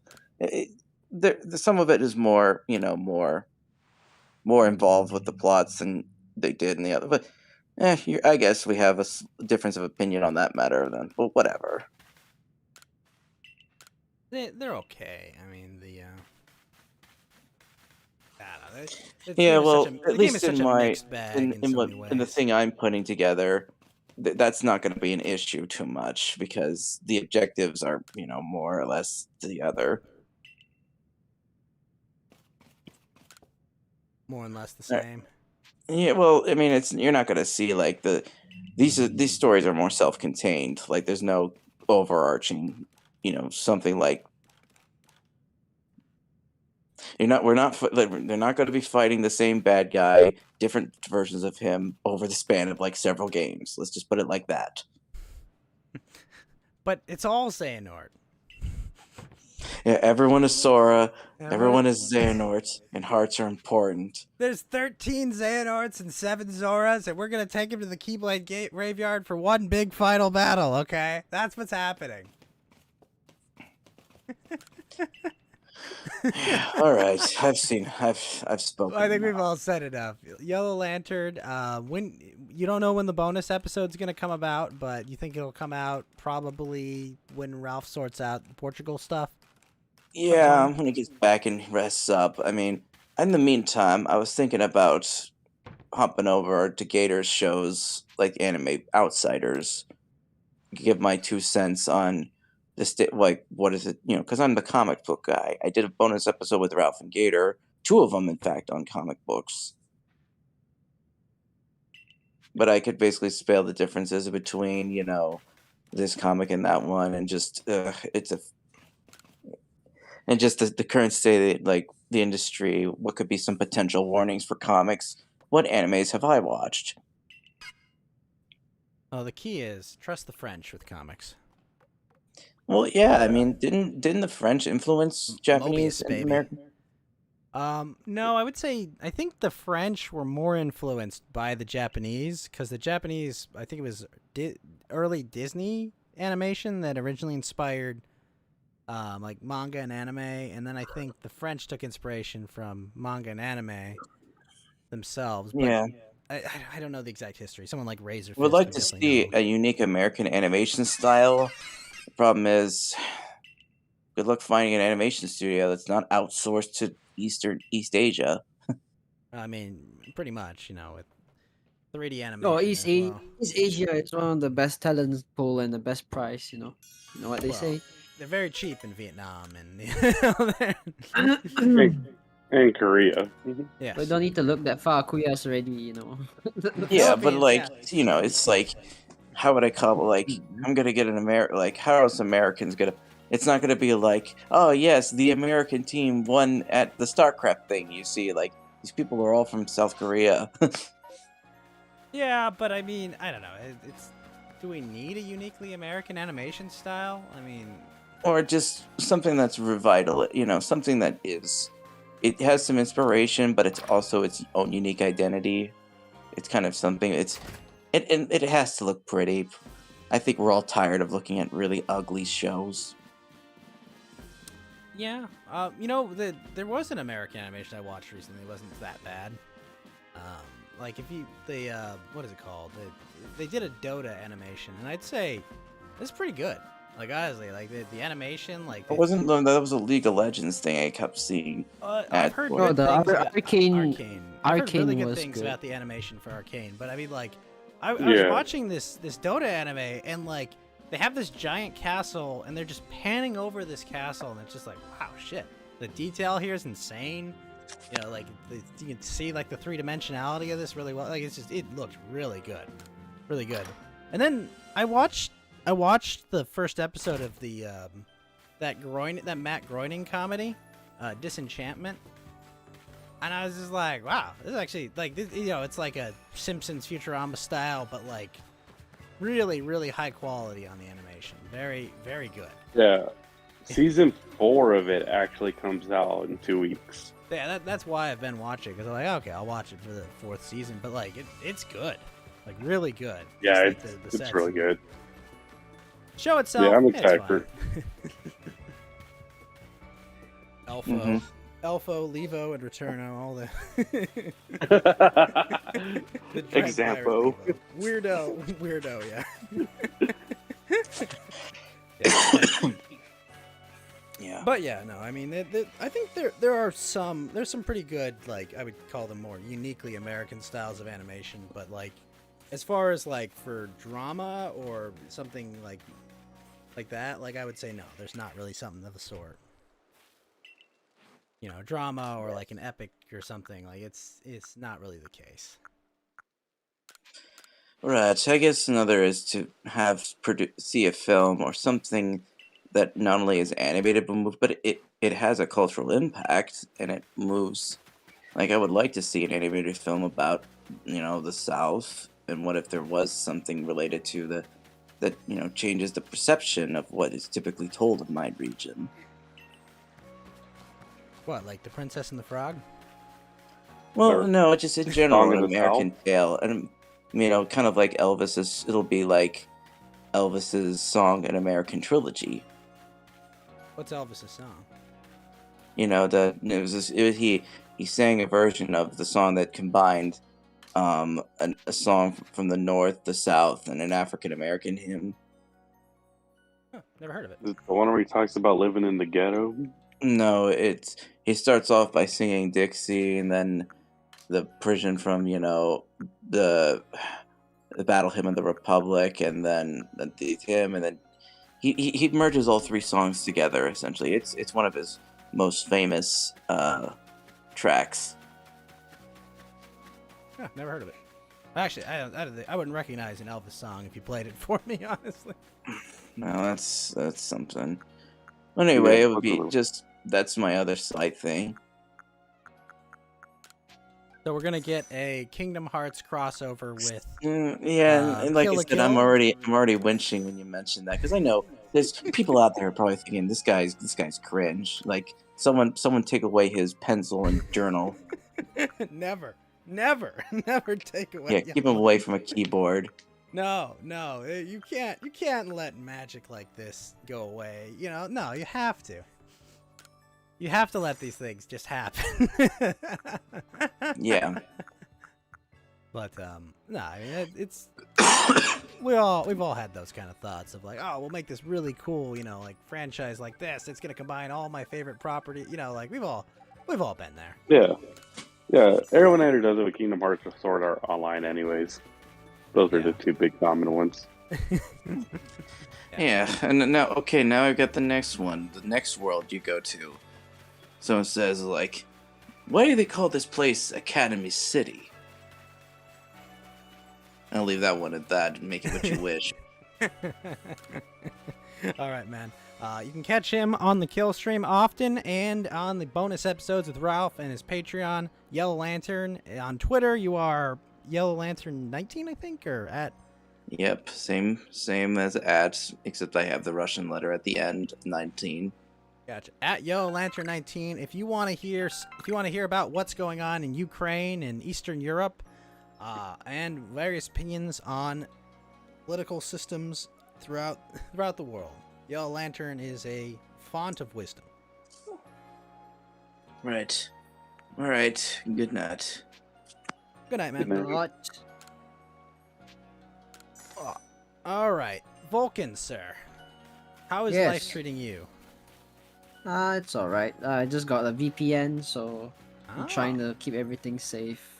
Yeah, You definitely. know, I got my riot got hacked, and I'm a bit paranoid. I don't want the same thing that happened in the past to happen again. My friend's account got hacked. His email got hacked. Of all things, that was like one of the scariest thing ever. So I'm like downloading malware stuff, and trying to prevent everything. See, you know how I keep one of my emails from getting hacked? How? I don't even have access to it. It's just a pass-through. Seriously, one of my old college emails, like it auto forwards, but I can't access that email at all. Wait, so if you want to access it, what do you do? Oh, I access it on one of my private emails that I almost never give out. Oh. How does that work? Because it I'm a goes bit to that confused, but it sounds like a good old idea. college email I have, and then it auto forwards to like one of my more private emails that I almost never give out. Oh, okay. So yeah, it's like a nice kind of like separation of things just to keep things there. But that's just how I operate it. It's just one of those things. It's like I use that college email because it's just like, like something like I'm worried about spam or shit. It's just like, yeah, whatever. If it goes there, so be it. Well, yeah. So okay, your Riot got hacked. That sucks. Yeah, but I got it back. They were kind. They were nice. Well, I mean, No, it wasn't the hack wasn't the worst part. You know, the worst part was that it got hacked, and the guy actually successfully transferred the ownership of my Riot account from my email to his email, and I got a notification on my email saying that, oh, good sir, your Riot account you have email has been successfully successfully transferred changed. your Riot account to this And email. I was like, wait, what? Who? Huh? Hey? I was like, Excuse who the me, I fuck? didn't do that. Who? Yeah, I was like, who the fuck authorized this? Didn't you like ask me first on my email instead of what soloing on your own? So you're telling me that Riot, so you're telling me that someone changed ownership of my Riot account's email from my email to someone else's email, and no one actually sent me a message on my email. So I was like, okay, I cannot trust anybody no more. You know? Okay, so when I sent in my ticket, you know what I said? Please help me, Riot. I still trust you. Smiley face. Smiley face. Wow. I had to do that, you know? I had to do that. Very wholesome on that. Yeah. Help! It had to be done. It had to be done. You know, smiley face. Maybe like, you know, they were like, oh, this guy still trusts us. Okay. I need your, you know, I need your help. I need your help. Please help me. But yeah, like, you know, I would have expected at least, you know, to get like an email notification saying that, oh, someone's trying to like blah blah blah, is this you? Nope. Just like, hey, good sir, we changed your email. I was like, fuck no. What? Who? What? Why? Yeah. I was like, bro, when? I get you. I had to restructure my whole password. But yeah, what are you saying? So I was thinking that animation I've asked you to make. I'm gonna use that as like my my what do you call it? My intermission screen. So like if I'm just like if I step away, you know, it's like please hold. Yeah. Did you see the art of Louis Lapis and Chloe I sent you? Wait. Oh yeah, the Louis one. Yeah, I saw that one. Pretty cute. Very cute. So it suits it so well. So Grandma Louis is gonna there be staying baby with Chloe. Lapis and Chloe. Yeah, Well, I- there is I also just- another reason why I got VPN. It's not just about safety, but it's about browsing Pornhub on my main computer. I know. You don't want watchful eyes peeping in. I understand. I understand. No, it's Vulcan. my country banned porn altogether. So well, yeah. you have that's- to, that's I have to bypass that. Yeah, we don't even have like we were not even allowed porn access. You know, that's how this is abuse. Let us choose, bro. Don't ban everything. I thought you were going to use your VPN to get free Netflix, I guess. I mean, Netflix is he one wants, of the reasons. He wants titties. Free. He wants the free the Oh, titties. yeah. Quick question, yeah. Yeah. What do you guys use to like scan viruses on your computer? McAfee. I use just Windows Defender. Honestly, it works just fine. Oh, okay. Windows Defender has worked well. That and just making good decisions. Like if something sounds too good to be true, don't believe it. Like Yeah, even pressing a bloody link will Oh, cause yeah, like. So Never- one of the ways how my friend got hacked was that he got a link and then he clicked on it and then that's how he got hacked. And when he wanted to remove the virus from his computer, the problem was that normal traditional malware scanner, when they were scanning it, the virus is smart enough to turn off on its own when it's the being scanned, antivirus when it's being scanned. So that's a bit of a hassle. Honestly, it's like a Windows Defender is honestly pretty good. Like by its own. Like yeah. It's shit, but like people, one of the reasons why people use Windows Defender, they didn't really trust Windows Defenders in the past, was because like it wasn't advanced enough. But now with all the data that I've accumulated, Windows Defender is like one of the most strongest thing ever. That's why I kind of uninstalled Norton, cause like here's the fun thing about Norton antivirus, right? I got Norton, and guess what? When I downloaded Norton, it came along with 2 malware. What the fuck? It's an antivirus system. Well, that's Why how would you it give me free? operates. I was like, bro. It would operate out like a malware, which is always funny. couldn't. No, they brought like two malware that I couldn't delete. I had to download 8-bit uninstaller just so that I could uninstall that shit. You know, it's Also, bullshit. Malwarebytes is a pretty good piece of software. Yeah, I'm using Malwarebytes. Arc Tennis told me, oh, well, Malwarebytes is a good option. So I was like, okay, then let's use He's Malwarebytes correct. and let's try it out. And the moment I scanned it, scanned two malware and delete and quarantined it. And I was like, oh, okay, you're doing something good. They got me. They got me already. Islami libida si lili. But how is like your just art thing going in general, Logan? How's my art thing going in general? It's alright. Just Trying my best to improve what I need to improve. Doing a stylized character now, so we look forward to what it. character? Did I send you a stylized character? By the way, did I send you like a collection of my latest portfolio? I don't think I sent it to you yet. I check DMs. You might have. I don't think so. Wait. Nah, I don't think I have. You know what? Time for spam. It's gonna be like 10,000 total. Brace yourself. I'm braced. Oh yeah, Geeky, did you ever see the art someone made of Spheal, but furry Spheal? Like it's actually like fluffy. No, I have not. Let me show you this. It's actually pretty Right. cool. Done. Where is this? Oh, This shit, is I don't- private stuff, yeah. Alright, send it to you already. Alright, I'll take a look in a sec.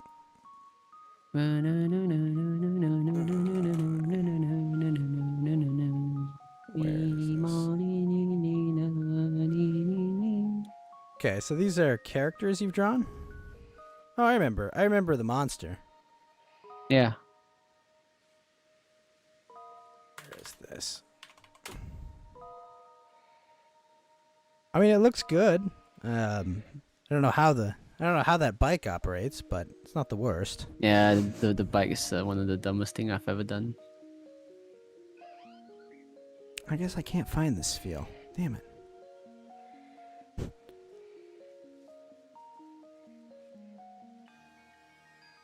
Oh, that's a cute one, hugging a Totodile. The temple?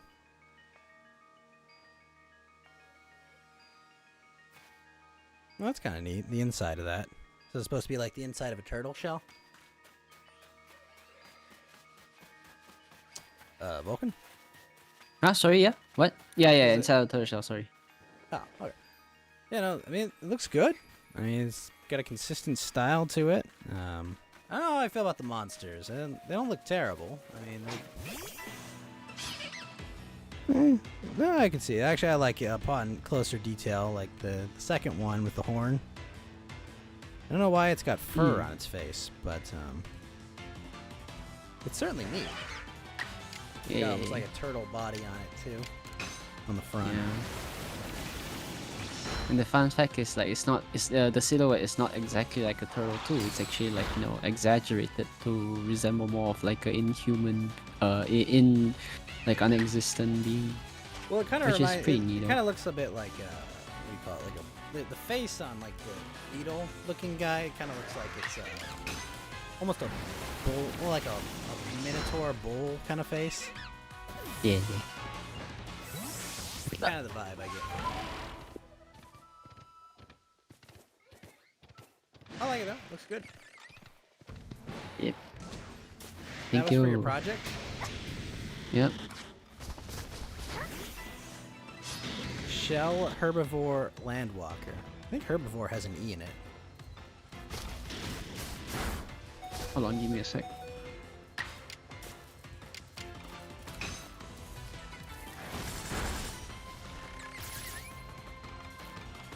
Oh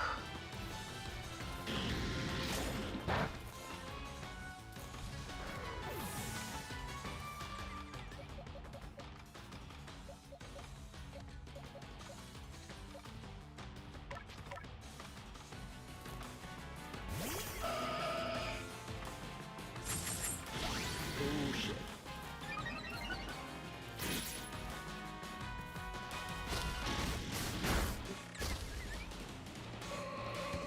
Well, too, just because I got to work too as well. Sorry, you got a what? Me up on as well since I got work. Oh, well, Geeky, thanks for hanging out, man. Are you gonna do any game streams soon? Possibly. I mean, I don't know. I am back at work. I've recovered from the virus. Oh no. But I assume Oh, no, he get got- some Master. Oh no, he got the virus. Yeah. I mean, yeah. All I did was drink a bunch of Gatorades and laid in bed and stay well, and that's what got me through. Electrolytes, man. That's what the virus wants. Yeah. Yeah, just got to drink them Gatorades. How you solve it? All right, man. Yeah, I might Get some play. sleep. Yeah, for sure. Alright, good night, guys. I Goodbye. might do some. Good night. And make sure you give him outwalk shit for uncanceling and then Huh? What? canceling. Canceling? What canceling? Oh well, one of my other co-host was supposed to be here tonight, but No, I came in his steed. Okay. I came in his steed. I knew there was a disturbance in the galaxy, and my spot is needed, so I came. yeah. Yes. Oh, yeah, Okay. I mean- Yeah. Wait, you're leaving too? Yeah. I mean, I wasn't don't kicking know. you I out. don't know what to do. Oh. I wasn't leaving out. Geeky was going to sleep. I was saying goodnight to Geeky. Oh. I'm gonna Okay. I'm gonna keep playing. Like, wait. I'm playing. I mean, you can leave if you're done, but like I was like, oh, I wasn't like shooting you out the door. It's okay. It's okay. How is the So progress on the late. animation going? Because I mean, like this looks good though. The detail on the monster fight. Only thing- Yeah. I don't know if Yeah. I don't Go know ahead. if the background fits. That was the only issue. Whether or not the background fit. Well, like the I'll setting make some itself. tweaking. I'll focus on the character first, but I'll Yeah. make Oh yeah, some definitely tweaking. focus on the characters, but let me see if I can find you some official art of like what it looks like. Okay. Let me see, because it's not a very common setting. If that makes sense. Yeah, it's quite hard to imagine, to be honest. Yeah, because These like guys look quite hard to plan. But take your time on it. You know, you can send it to me when you're free. You can focus on your game for now. oh, I know. thank you. It's stuff like that, or where's a good one that That's shows like the setting? background is gonna look like that, basically. Well, Huh. kind of. That's one example of it, because these all take place in the plane of faces, more or less.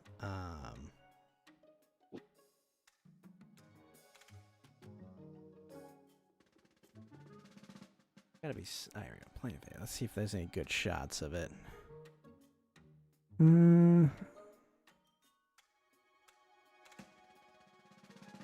And obviously, the ground. The actual ground is the easy part.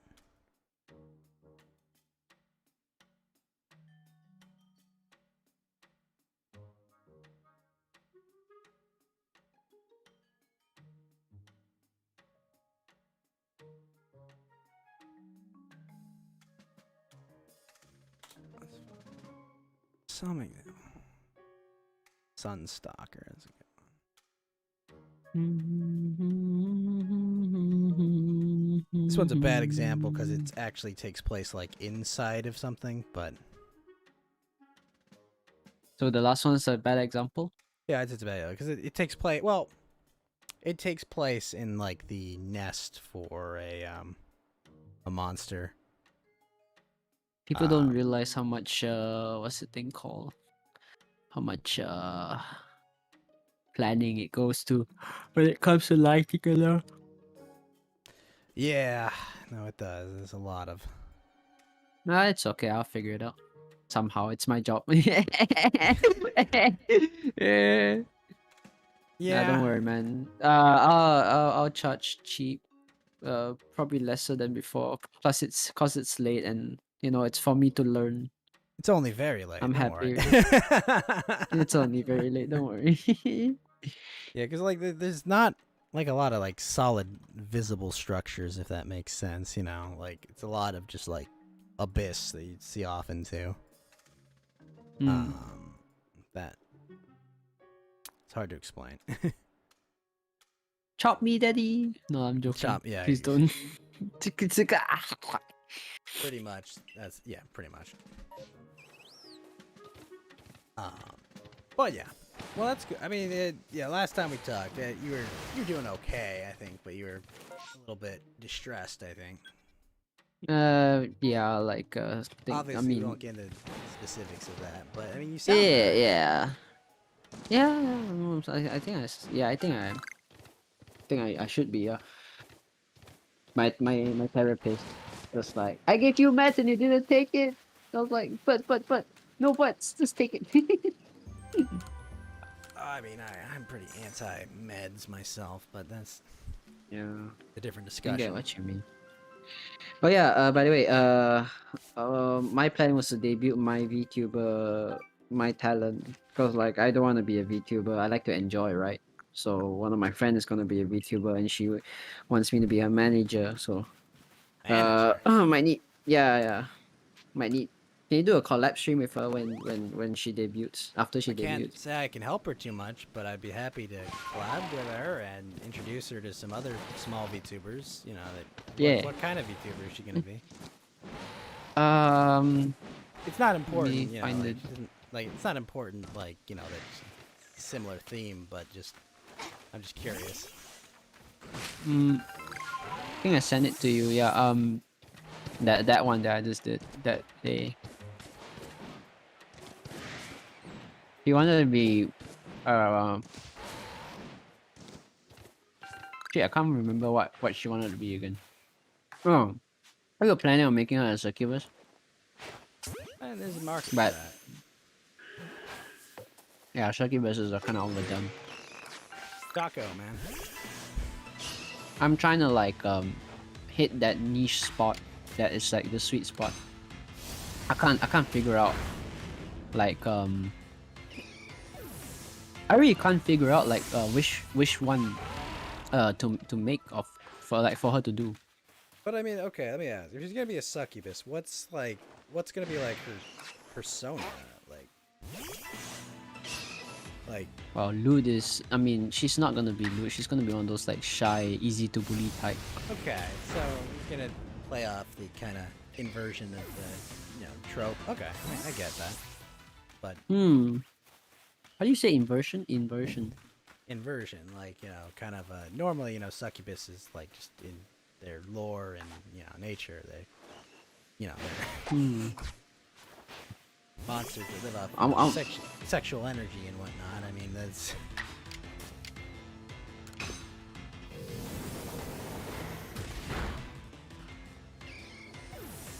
right. You understand, like normally it's expected that like if you're you're a lewd character like that, like it's expected that sweet, hit in the head, nice. How about a half angel, half demon? That's Iris. Oh. It's literally Iris. I mean, there's nothing wrong with building something like that. Iris, Really cool. it's Iris. Yeah, I'm just saying, like that's literally Iris's character, right? Ah, damn it. I mean, look, nothing says you can't, No, you can't. why don't we just make her a big booby One-san? No, I mean, she's too. not a problem. Big booby, want to bully type of character. Can just put whatever clothes you but want. then there's the question: does she have the voice for that? She got the personality, but not really. But does the she voice. have the voice? Like that's the problem. Like people have an expectation that you've got like. I mean, and you can train your the voice voice. to be. I know better, the voice is the most important part, right? Well, yeah. When it comes to 'cause fans. you can draw whatever the hell you want. I mean, you got to be able to convince them, that they are that, or that they can at least portray it. I mean, this is why there is any fan base for those Nissan GN. Wagai.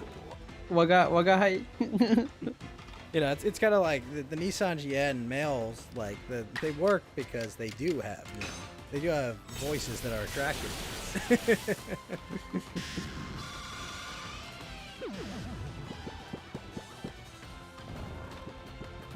Me, on the other hand, I'd have to train a bit to get my voice to full Ikemen status, you know? There's only so much you can do with confidence, Vulcan. Oh, crap. No. Get out of the water.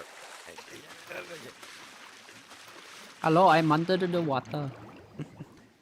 But I am going to have a human version of my character soon. That is in the Oh yeah, that is in we the are cards. making it or what? Well, I haven't like officially asked him for it, but you know, like I do have some official art of him. Oh, okay. I'll send it to you. Oh, but it's PNC, right? Hmm? Is it PNC? Huh. Oh, okay. Hmm. Yeah, expecting you to be more green. Well, no, I'm a human. That's if I was alive. 'Cause this shot's supposed to be the past. That's why they're both very much younger. Holy crap, that's a big joke.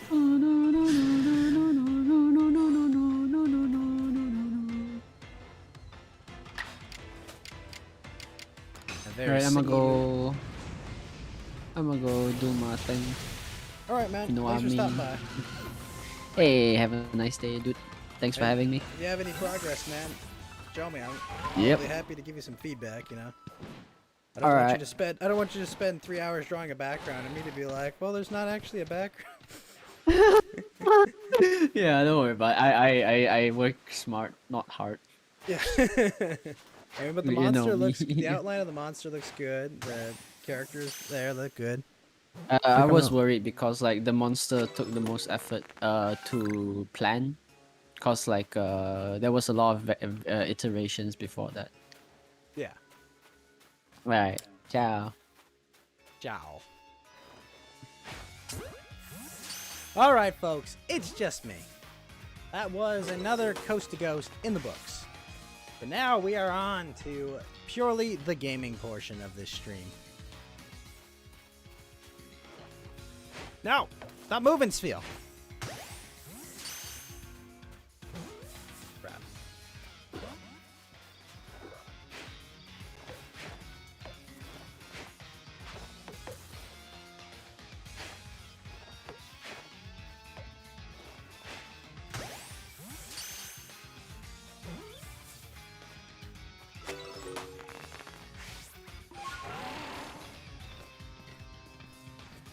Oh, it's a Starly.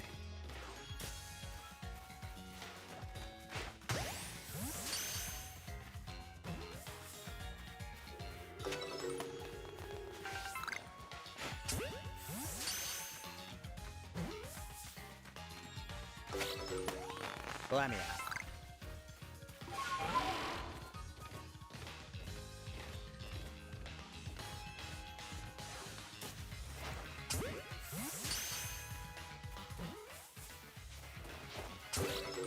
Yes! Got a tangle. Nice!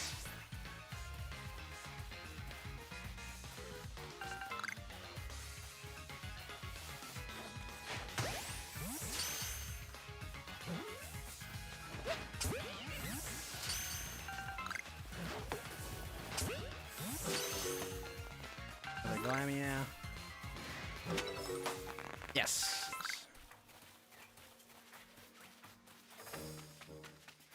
Dum.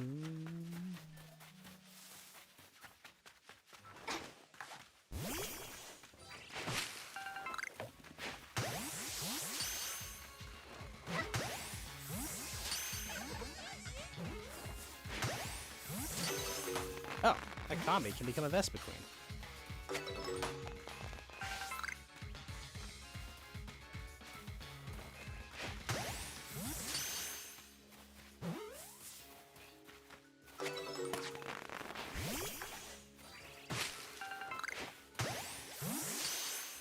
Oh, Apom.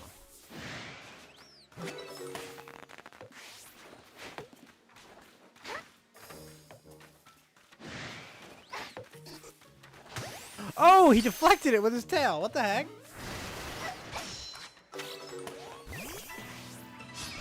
That's cool.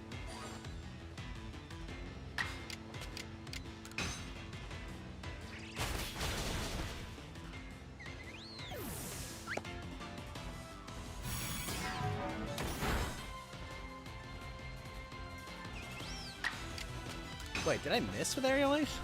Oh, there's two, that's why.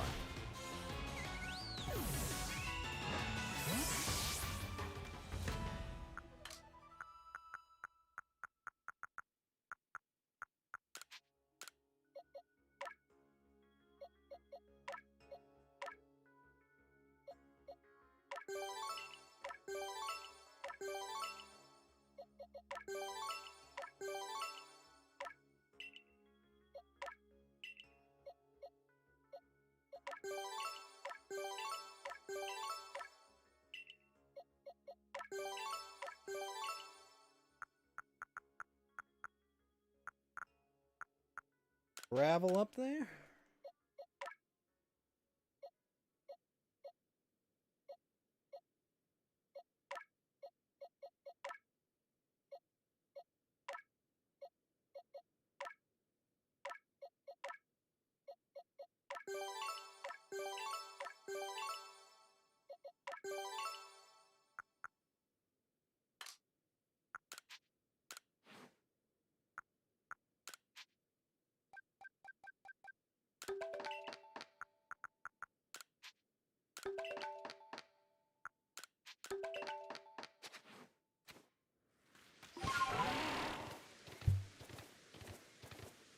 Got something here. Excuse me. Have you seen the fellow from the construction corps named Yorich? No, I haven't. You might help me track him down. Sure, why not?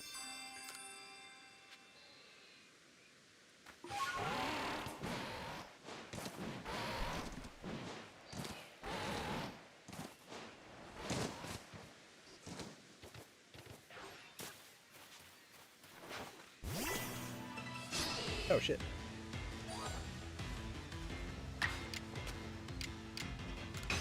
Get him!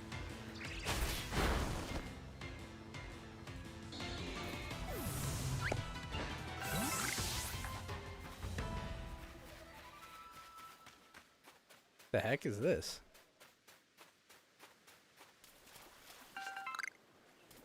What?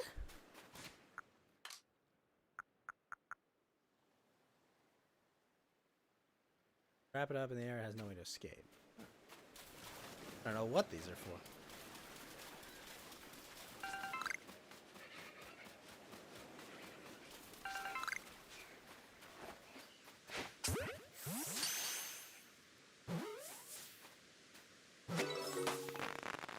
Nice.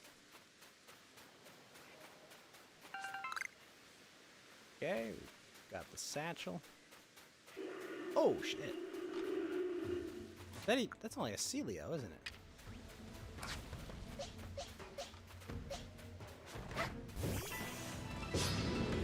Let's go. Oh no, it's an alpha wall. Ooh. Alright, Staraptor, get out there. We're gonna close combat this thing.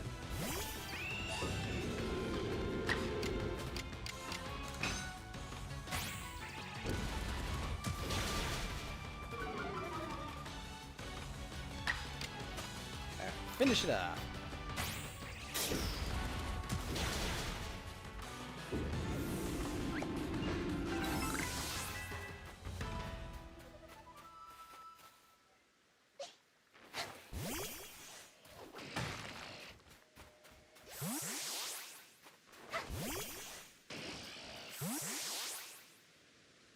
Sky Tumblestone or an Iron Chunk, eh?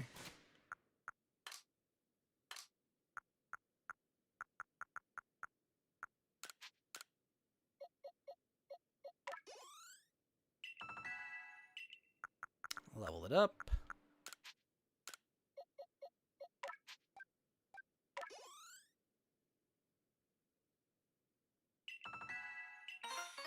mastered multiple moves.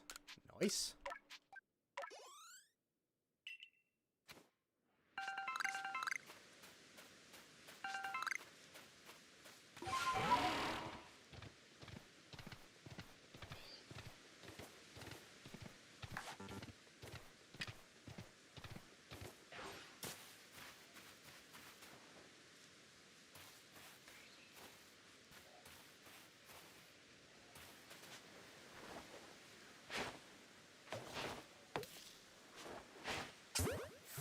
Yes! Turned.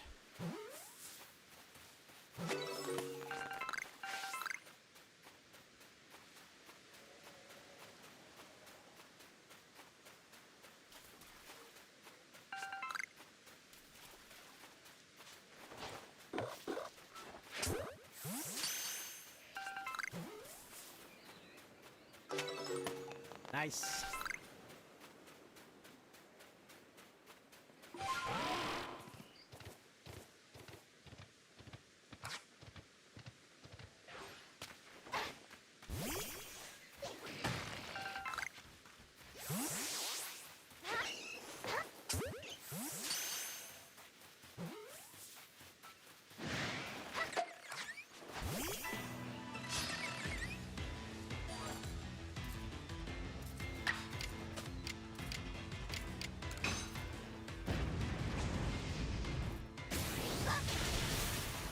Oh, I gotta be careful of that.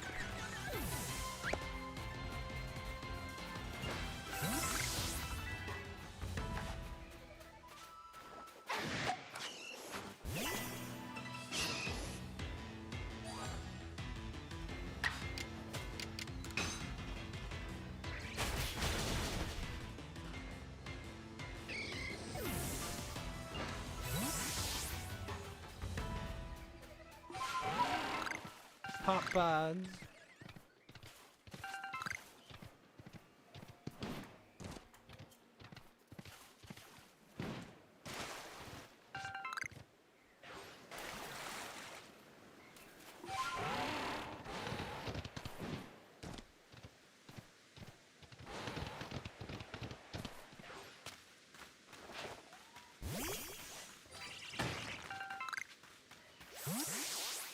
Tumblestone, iron chunks.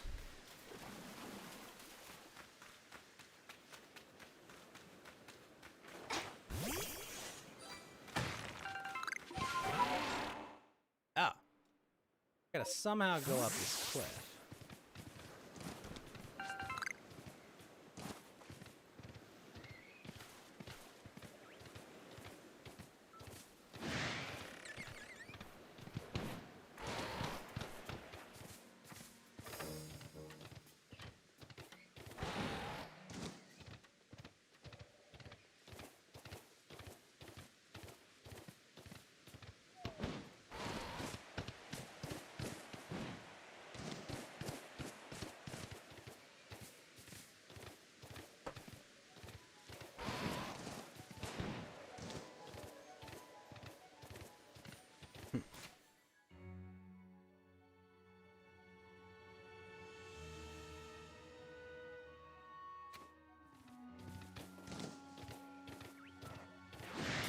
Nope! Dust Dogs, no! Ariel Ace.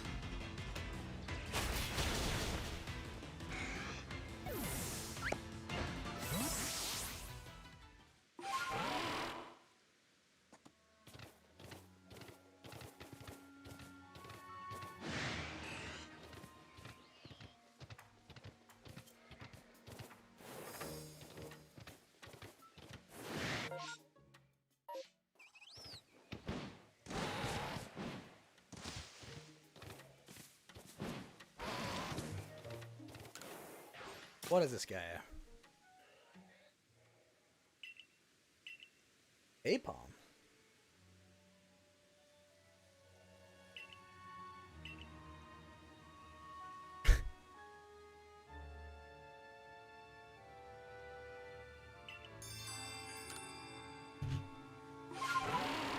Hey, get back here, Apalm.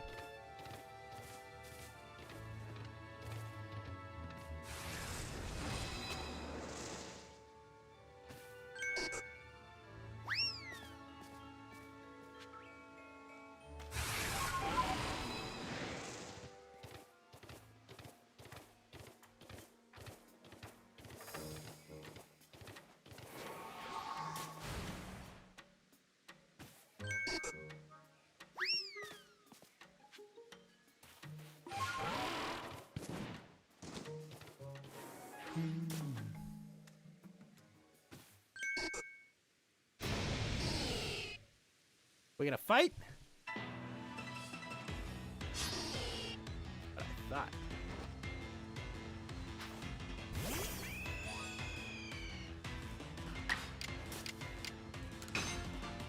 Aerial Ace.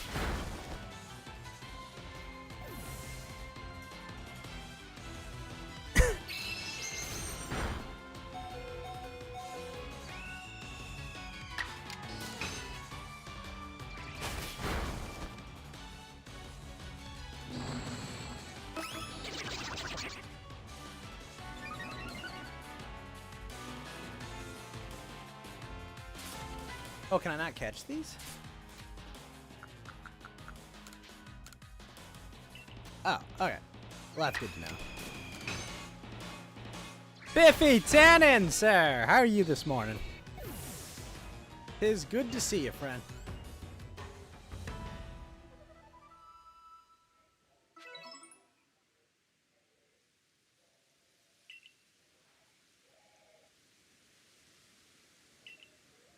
This was the Coast to Ghost where we played Pokemon the entire time, whilst discussing a lot of stuff.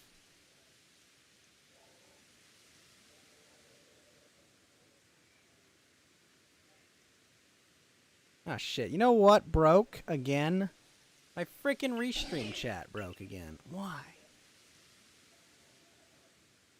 That makes me very unhappy.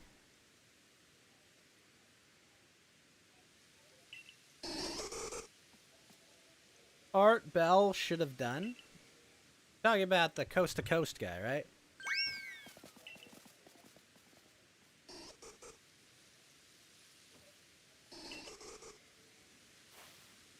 They took your pineapple berries.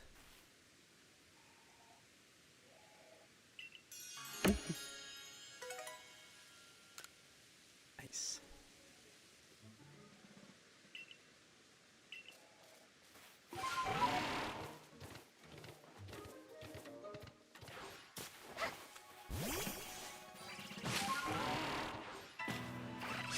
Oh, shoot, a Burmy.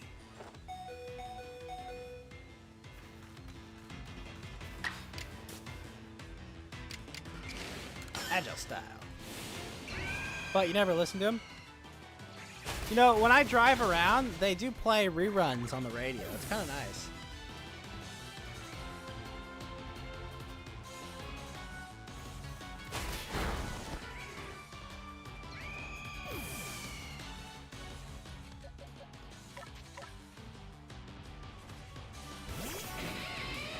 Get him, Luxray. Thundershock.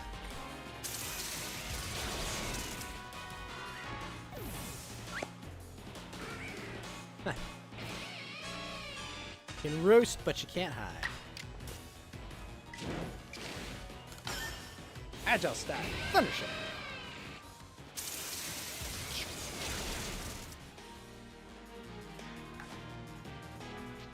Huh.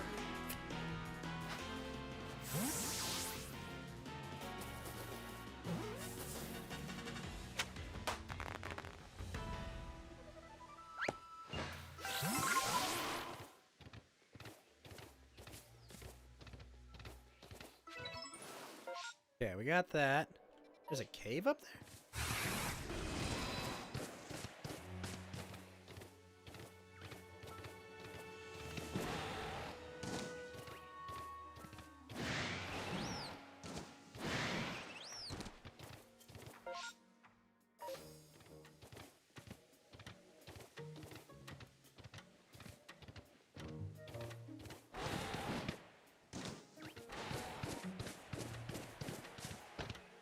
I definitely have to say that Edelwolf and Mountain Walk, they were the true successors to Art Bell.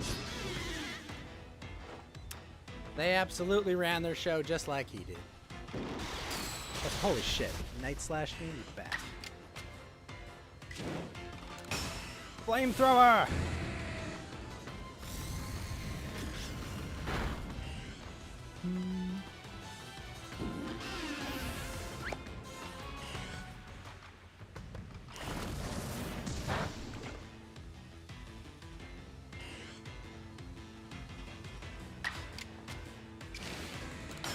Agile style.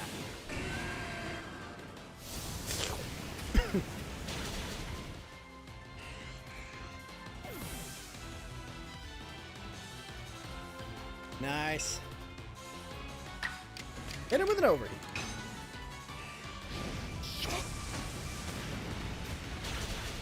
I do wish the flames on that would be perfect.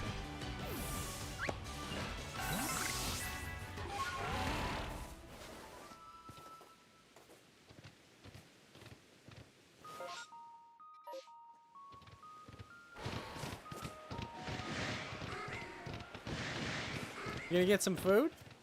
Nice. Oh, very cool. So the Hisulian Arcanine was the champion here.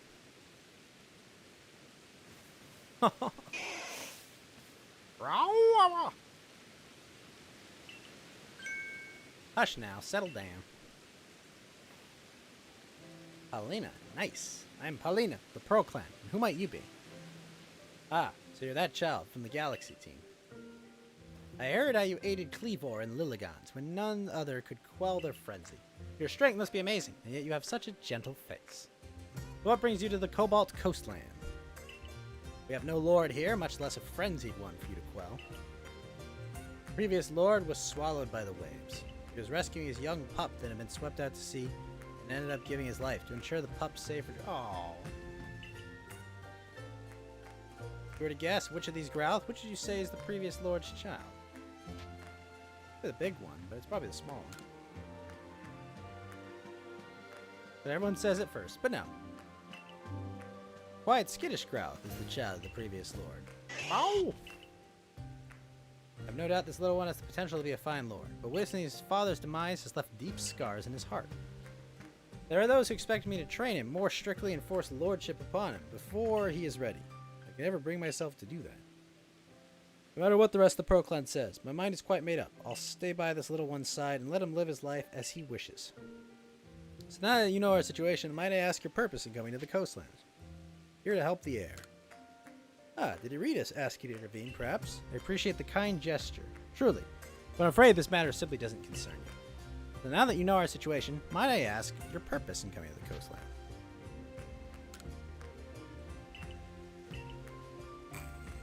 Here, I make for Fire Spit Island. A survey of Fire Spit Island, I see. There are rumors the place is haunted by strange shadows these days. You'll need the aid of a Pokemon known as Basculegion if you wish to cross the sea. You should speak to Iskon, Warden of the Diamond Clan. He should be able to help you. There's definitely something strange happening out on Fire Spit Island. Those shadowy figures are concerning, of course, but then there's also that odd lightning that came from the rift in the sky.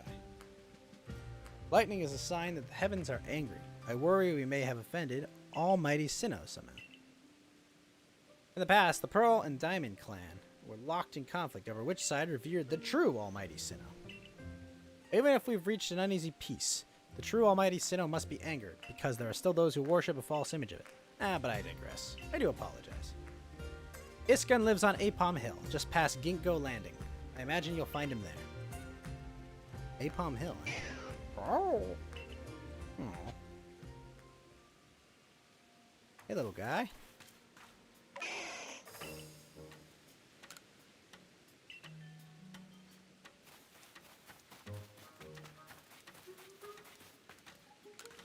Here rests the spirit of the Lord of the Isles, the great noble Arcanine.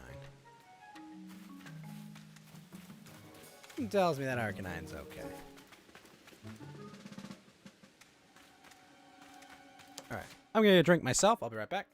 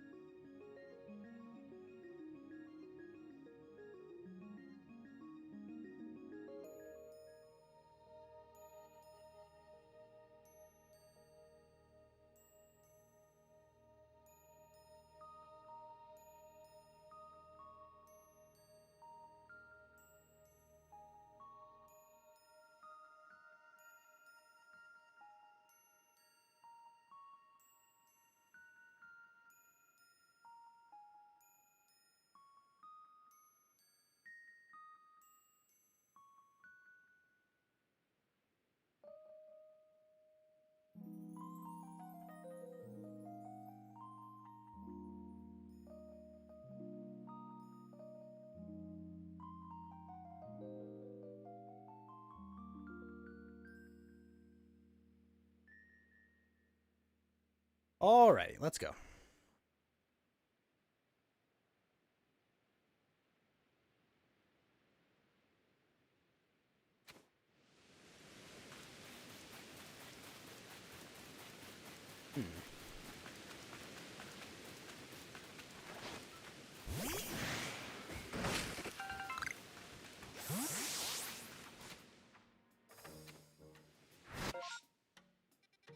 We gotta go back.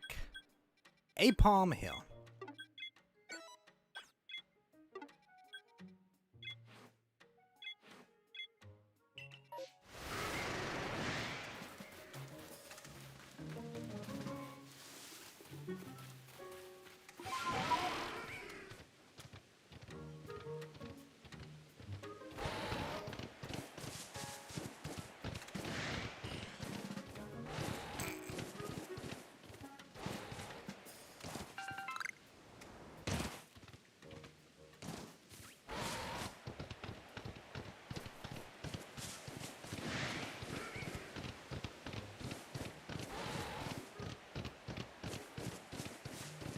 Alright, back to camp.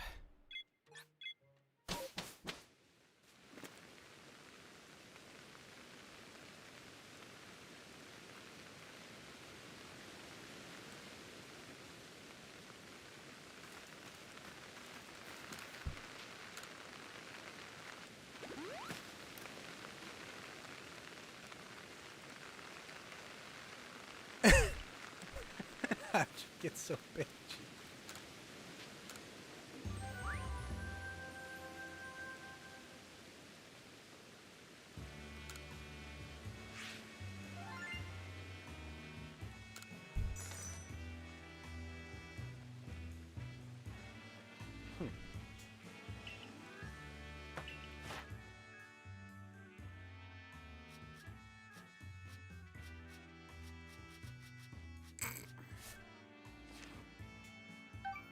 Nice.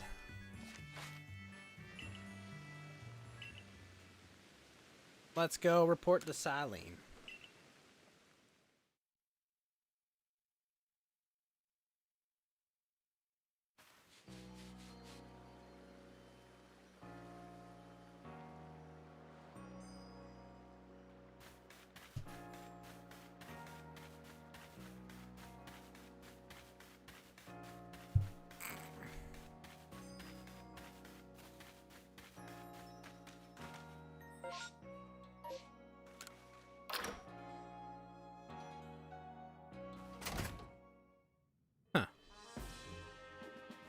Wow, wow.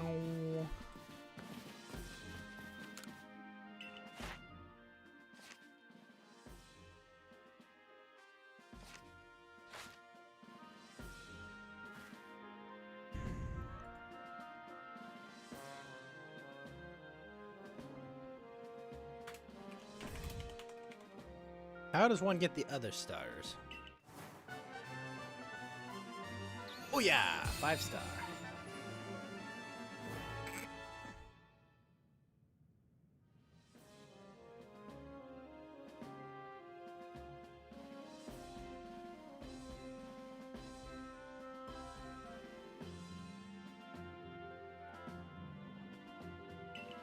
It has wing balls. Oh, 65.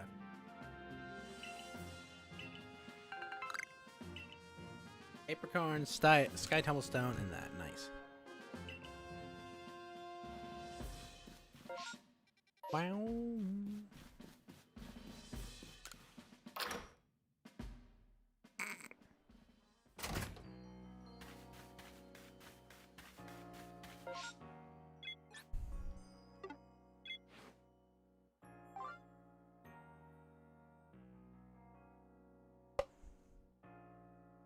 Still don't have a big enough weasel.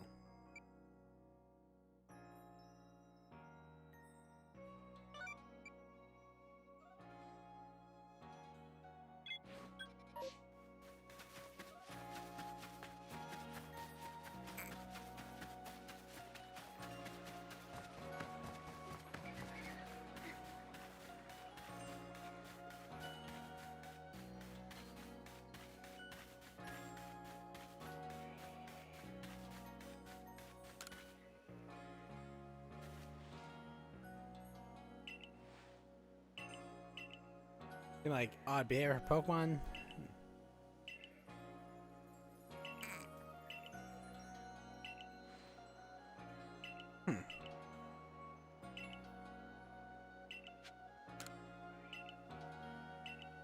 Okay.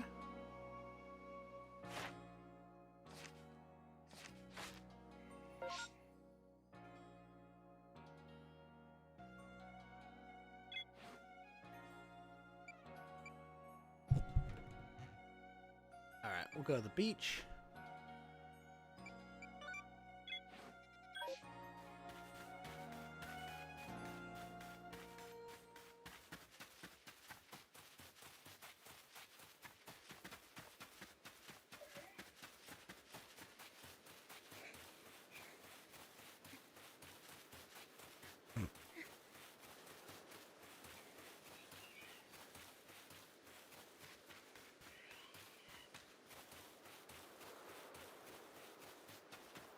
Is it not evening yet?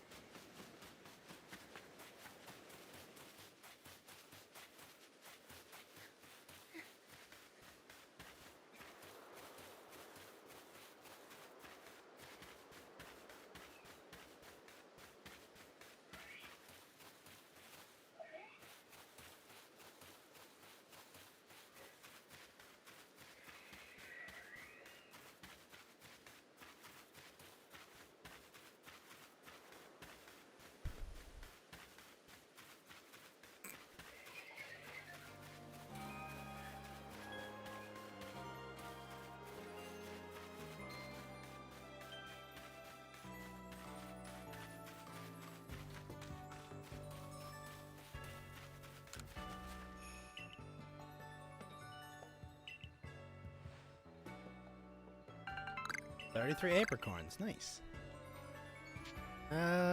Get me an apricorn harvest, Ian.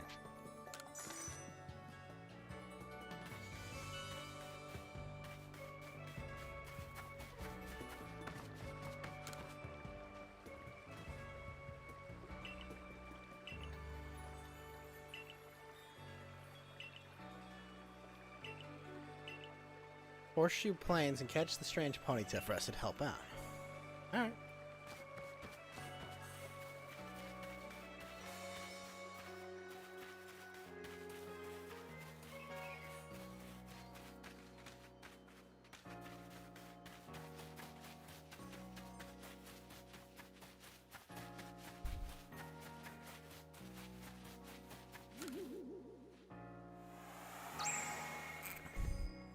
Got another wisp.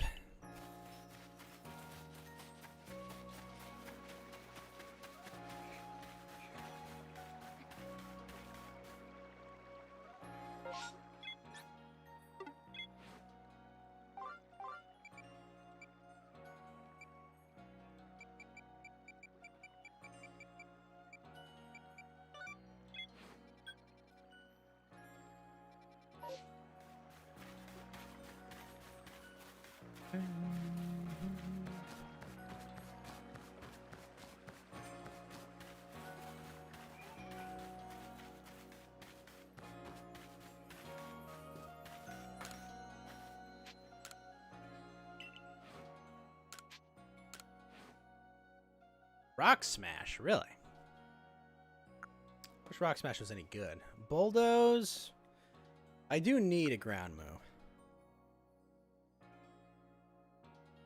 Hot Fire.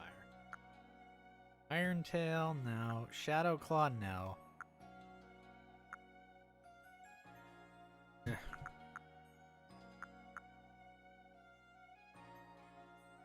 Ominous Wind could be fun.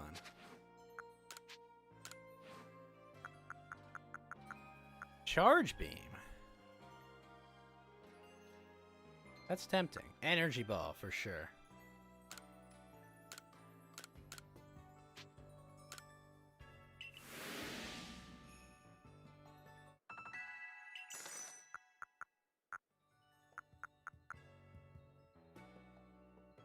Yeah, Magic Leaf. It would be so much better if it actually didn't miss.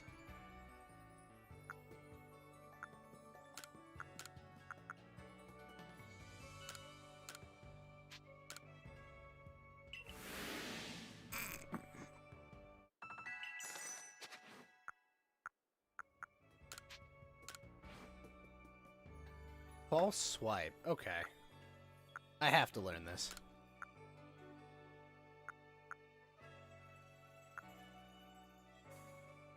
Blades formed by psychic power? Maybe. We'll take Psycho Cut.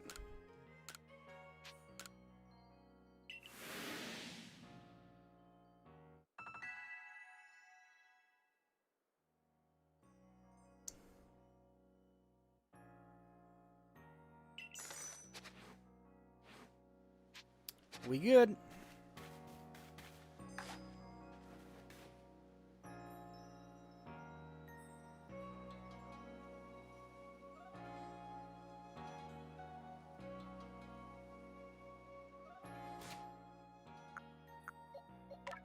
Alright, change up his moves. I like Confusion and Draining Kiss, but we're gonna swap them out. Full Energy Ball. And did we go Icy Wind? Have an electric type. I'm honestly gonna swap out my Luxray probably. Eventually. Yeah, we'll do Charge Beam.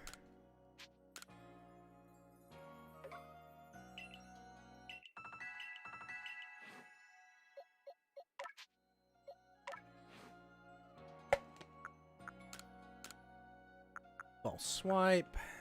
Psycho Cut instead of Air Slash. Yeah, we'll go Psycho Cut.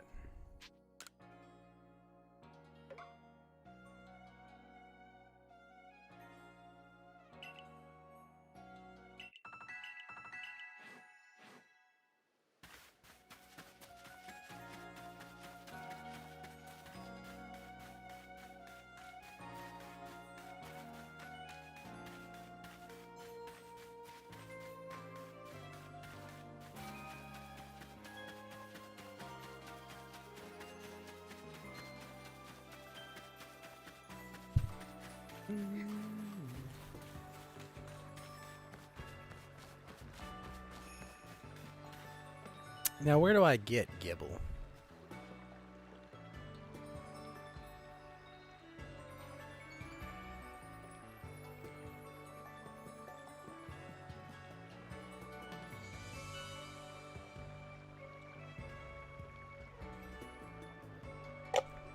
Shit. Or at Highlands, of course.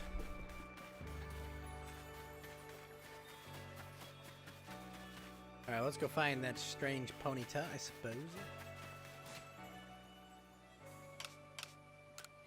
Hello? Oh, hey, what's up, Del? How you doing? I'm good.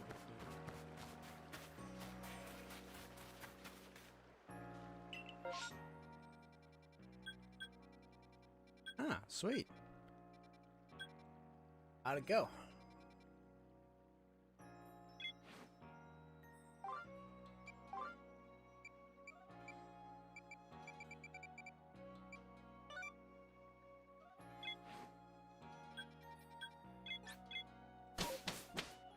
I owned him!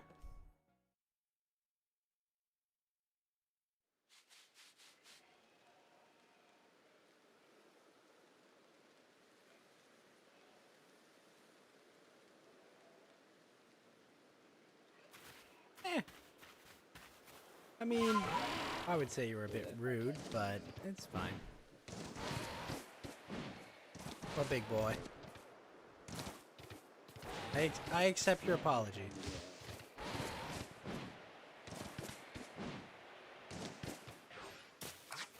Okay, cool. Also, what's up, Ep didn't drive himself? How you doing, sir?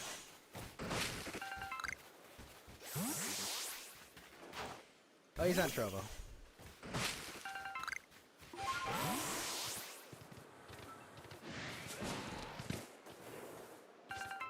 just wise to mute this right away.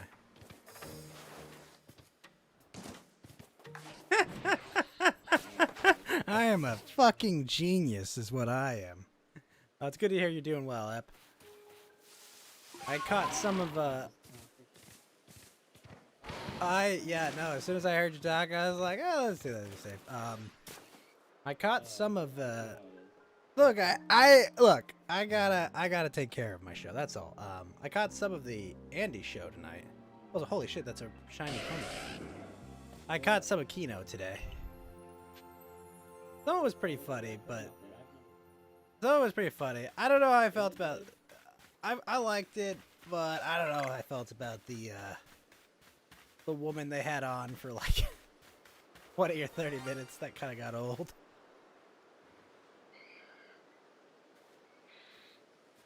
Hey, it's just it was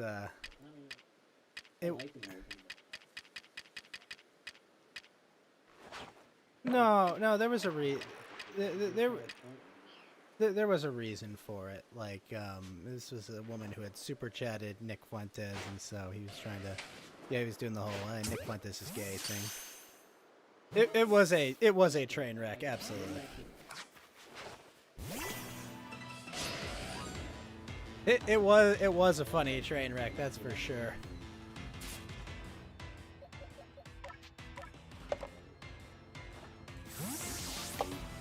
I did think it was she did call PPP Jonah Hill, and I thought that was actually really funny.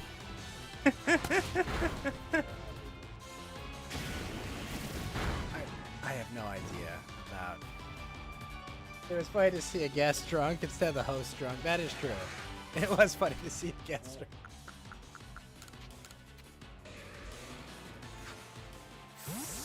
I don't think PPP's Canadian. I'm not sure. I'm not too familiar with the expanded lore.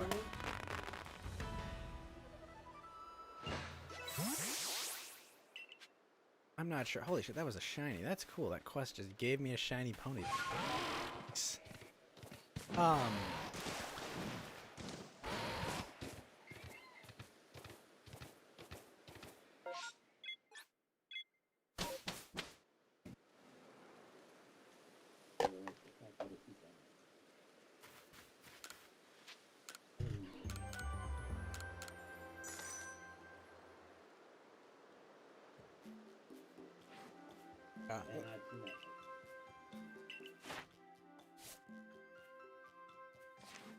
Yeah, and they were having fun with the happening. They were having fun with the current happening. They were having fun with the current happenings in Portugal. They were making fun of that.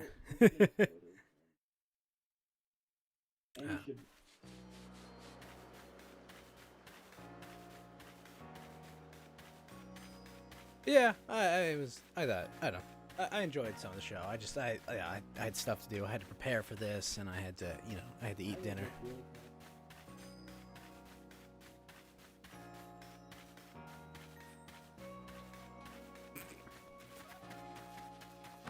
Are you glad you didn't? Are you glad you didn't? Yeah.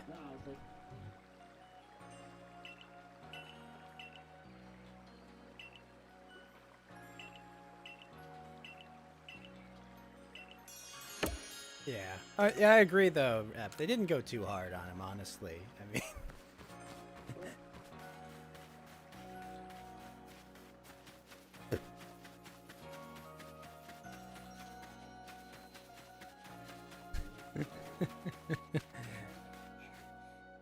You can't hear Dell at all if he's there. Yeah, that's intentional because he can't not say gamer words, so I can't really have him talk through, unfortunately. No! What? I don't believe you for a second.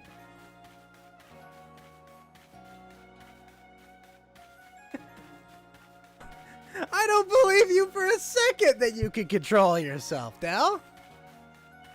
Come on, man. I know you're asking nicely, but you've asked nicely before, and this has never, ever worked out. Not even once. No! What? No, dude! I have learned my lesson. I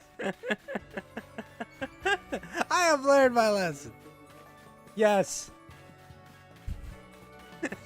I'm sorry, man. I do. I have... 10 minutes is all you're asking? 10 minutes is what you want.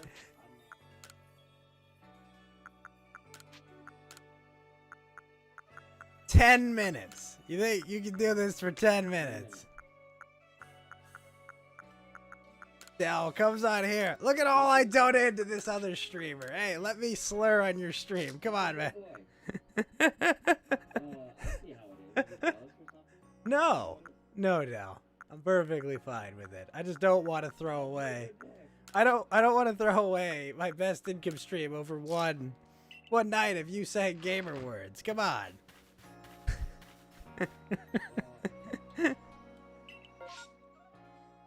You know how it is, Dell. Come on. You promise? You promise. You promised several times you wouldn't do it. Multiple occasions you've said, oh, I'll be fine, I'll be good. And every single time ends the same way. No, I'm not. What? I took your word as a man.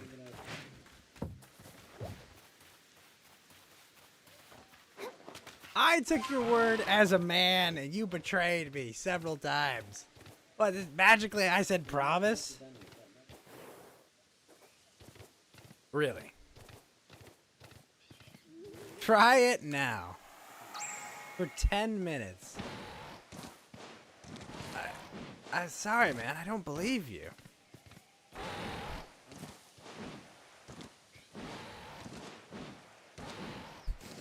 No. You're doing it for you.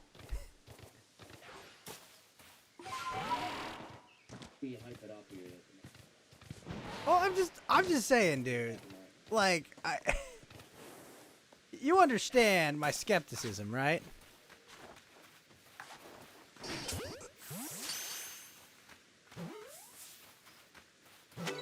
Yes, you have. You absolutely have. Yes, you were very drunk. You were very drunk, Dell. Dell, get a breathalyzer. Go get a breathalyzer. Get a breathalyzer. Prove your blood alcohol level is low enough for you to control yourself. If it was really the alcohol... If it was the alcohol at fault for your outbursts. Oh.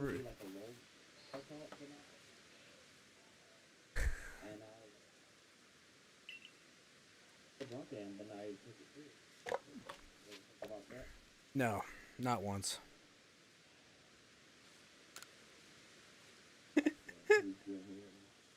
I'm sorry, Dell. Like, come on, man. You gotta give me something to go off of, like... Of course you blame me, but you know I'm right.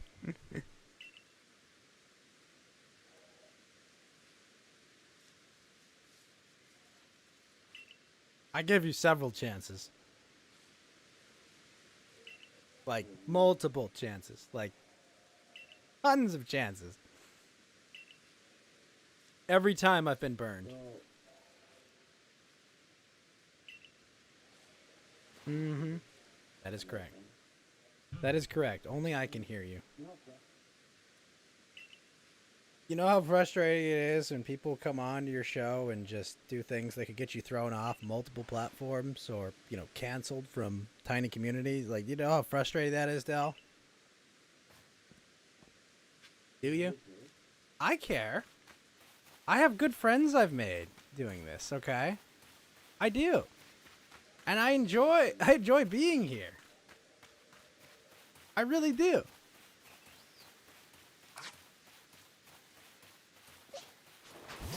So I'm asking you, do you understand? Just tell him he's live and see if he says it. Oh, that's a genius idea. Nothing. All right, Del. You know what? You know what, Del? You have supported me and been really, really helpful all this time. You know, you've always been a great supporter of the show. So, we'll give you 10 minutes, okay? Clock starts now. Go ahead. Yeah, we hear you. Don't worry, we can hear you just fine. The fact that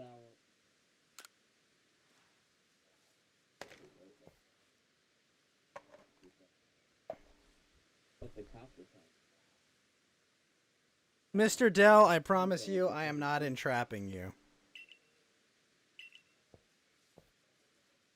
Yeah.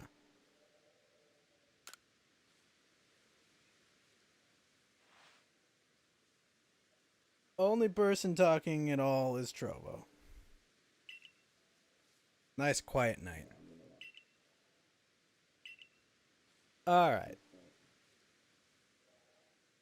Yeah, we had Coast to Ghost. Mountain Walk fucking screwed me over today.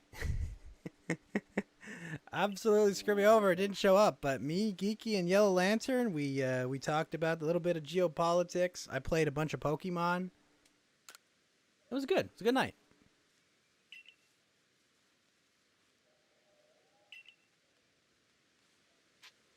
Yep. It's the brand new Pokemon game that came out. So what's up, man? How have you been?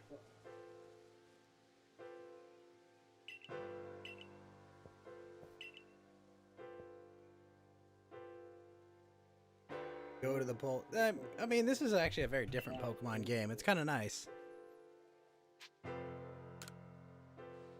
It kind of breaks out of the traditional formula of them.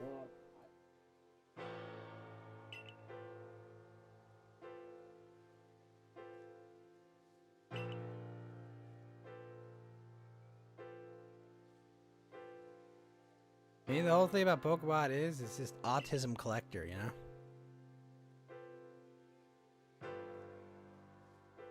Not enough to like Pokemon.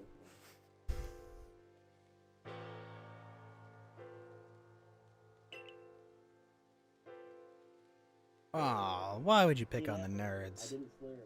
I know. Yeah, the timer's still running.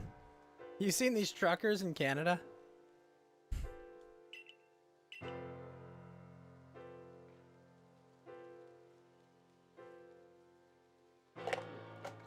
They literally gave Trudeau COVID by existing. They're about to arrive at Ottawa, and he's like, I've been exposed to COVID. I'm going to quarantine for 5 days and work from home.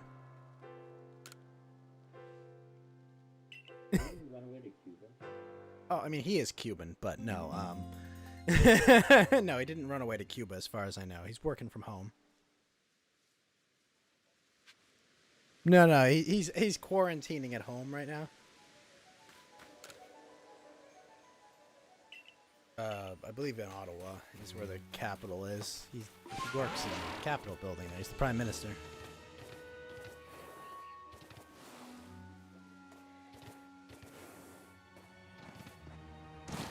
I'm not sure exactly where he's at. Holy shit, that's an ambite bomb. Let's go.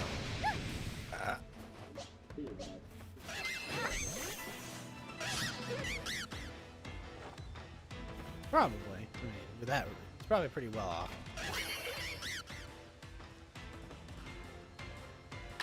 Yeah. I mean, all things to, he's probably doing fine.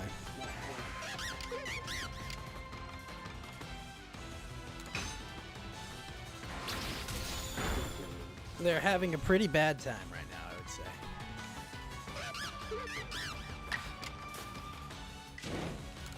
Definitely having a bad time.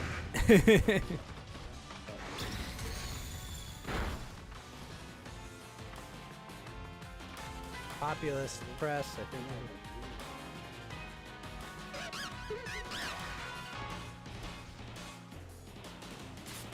Well, I mean, what is it officially? The party that Trudeau's in has 30% of public support, I think.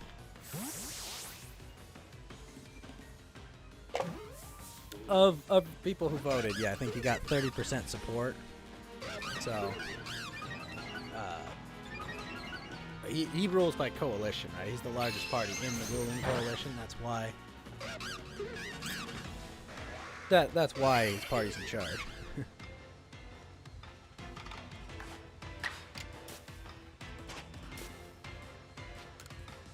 I don't know if Canada has term limits, actually.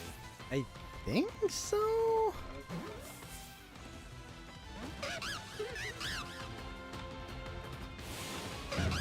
Canada? Yeah, the RCMP.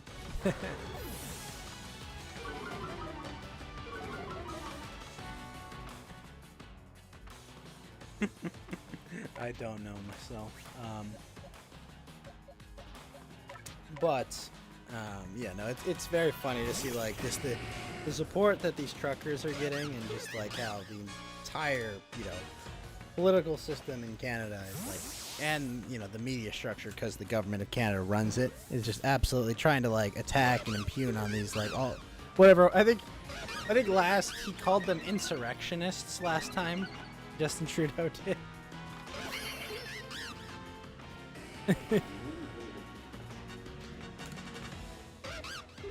Yeah, he's kind of just a tool.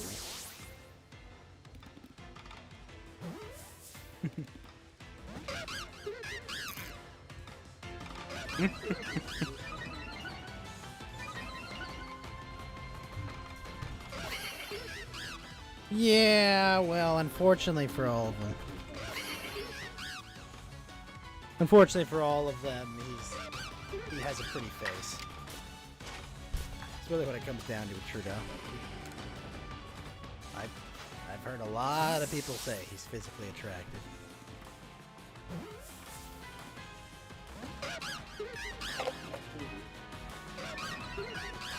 Like one of my really lefty aunt, her and her husband. Her husband was just like, he's so stunning and brave and brilliant. Oh, I just hear him. It's just the greatest thing ever. He inspires me so much. And my aunt was like, oh, he's so handsome and dreamy. Not like evil orange man. Now, mind you, you know, these family, they haven't visited since Corona because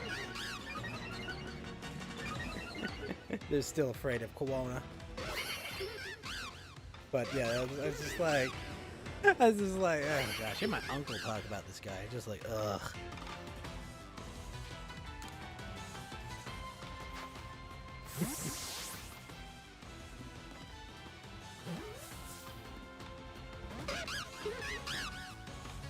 No.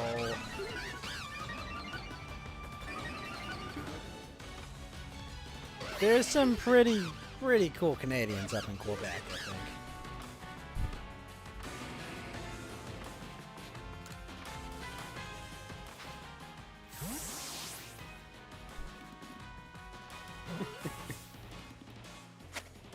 Oh yeah, I caught the amber palm.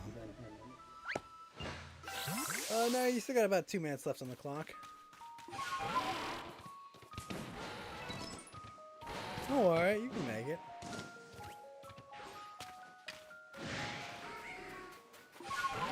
You're sweating. Actively sweating. Don't worry, you'll make it. There you have.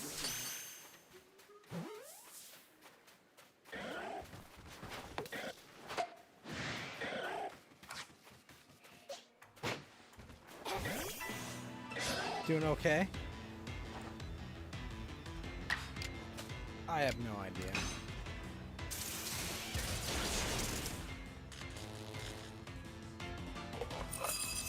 You? I would not. I would imagine you would never do that. Not even once. You don't remember. Well, ask me. Why don't you believe people? Manifest observable behavior.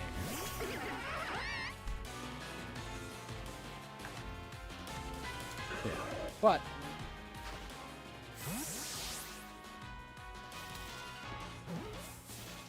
I mean, obviously for you, you don't have to worry about it because you don't run a channel, Del.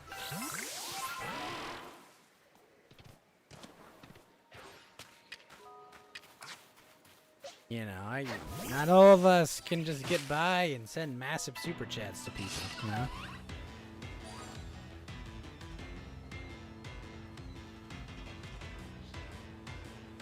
Well, Ep says a lot of these Canadians have this kin feeling like he's their nephew because of watching him grow up with his father being their prime minister. Yeah, about Trudeau. No, that's absolutely true. Like, you know, the fact that his father was in politics for decades, right? Like, kind of, you know, like it's like having like a little brother or something, you know, or like your. I can see that. You know, the guy like, oh, come on, he'll pull it out, he'll be fine, right? And then, you know, it just gets worse and worse. Oh yeah, no. Trudeau has very little qualifications for the job.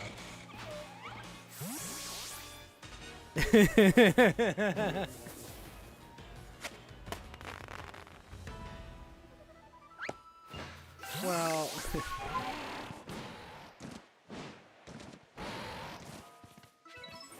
I can name about 1 million people that'd be better suited to be prime minister. You know, I would take, like, if I had a random grouping of like 30 people and I could make any of them prime minister, but I couldn't choose which one, I'd be like, yeah, give me the roulette. This guy's mentally handicapped. Yeah, make him the prime minister. I don't care. You know, I just, yep, don't care. I'll take the bet. I'll take the odds.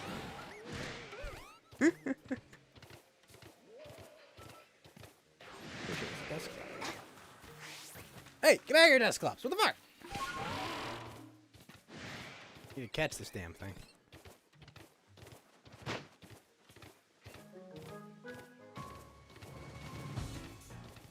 Yeah.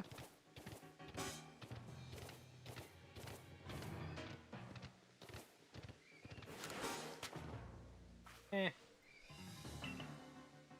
don't know, you hear one of his streams, you've heard them all.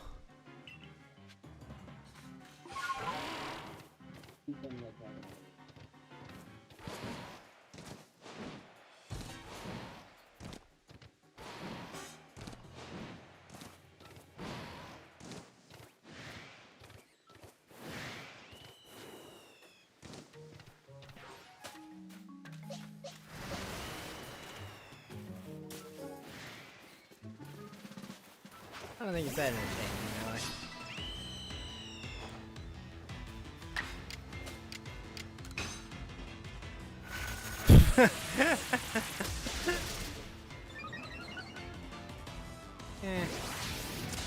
I don't know. Anyone that sends a picture of a dude with a dildo to me is persona non grata, as far as I'm concerned. Well, I do, unfortunately. You know what? Actually, next time you watch his stream, Del, do this. Give him a $10 super chat and say, what's up with the lisp?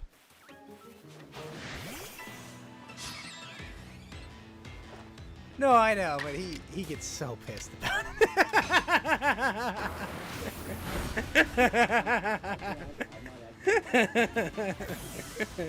it. He gets so pissy about it.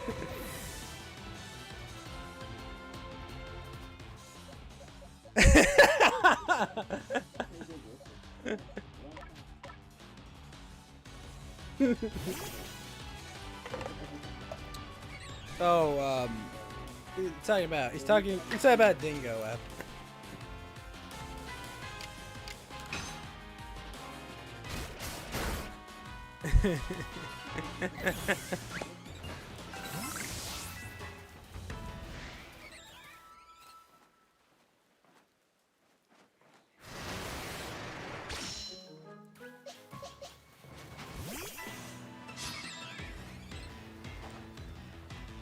In Italian.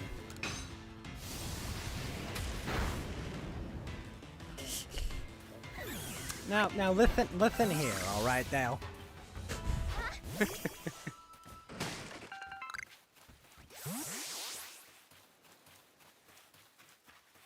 Yeah. You hear a couple people say it, but you don't hear one. I don't know. I don't know why, but I always heard it. I always hear that, like, I always hear the way he speaks is kind of a lisp. But you can't. Yeah, exactly. I mean, like, it's not like, you know, like, haha, look at this guy. Well, no, I mean, like, I don't have any problem just because someone has a lisp or a speech impediment, you know. I'm like, I'm not gonna go and like make fun of someone for that, but it's just this. The only reason I bring it up is because it bugs it. But like, you know, like to me, it's just like I don't see the problem. I mean, you know, all kinds of people have like speech impediments. I'm a dyslexic. You know, it's not the end of the world.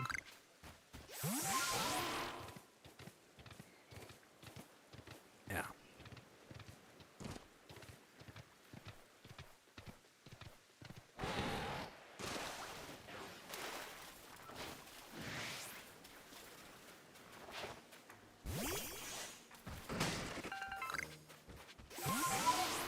Yeah, I don't know. I want people to have a thicker skin in general. I just think it's dumb to like get pissy about every little thing. It's like I'm not, you know, like people gotta have fun. You know, if people don't have fun, it's like what's the point? Why even live if you're not, you know, if you can't take a joke?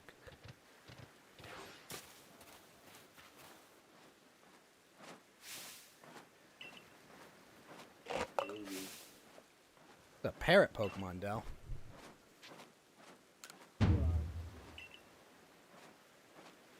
I don't know. You sent me a picture of some dude. I didn't know who that was. Dawson's Creek? Oh. Did I know this?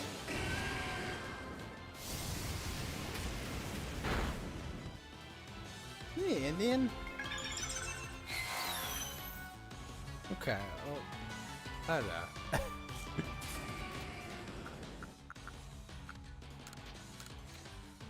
Oh, he wore that wig? That is a Photoshop.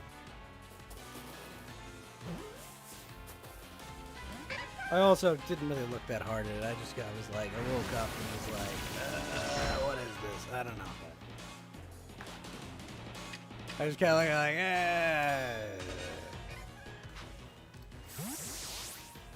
Yeah.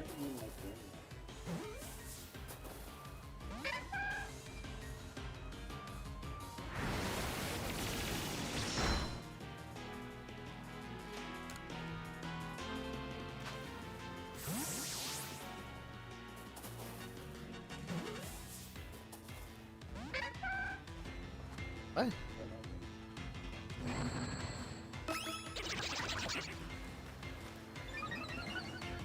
I can't imagine that.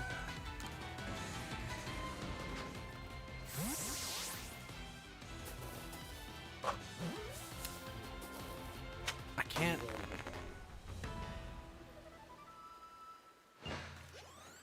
WWF? I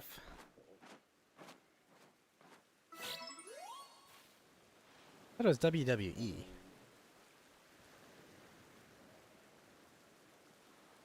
Oh, okay. Or triple W at one point?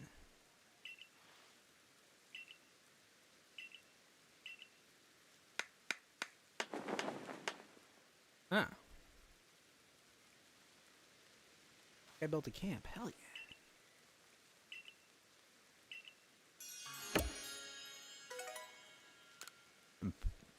Base camp. What's up, Doc?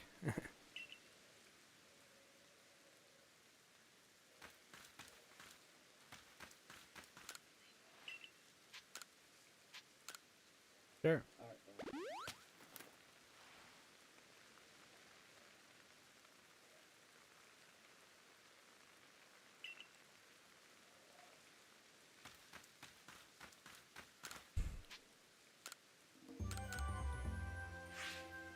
All in the S's, eh?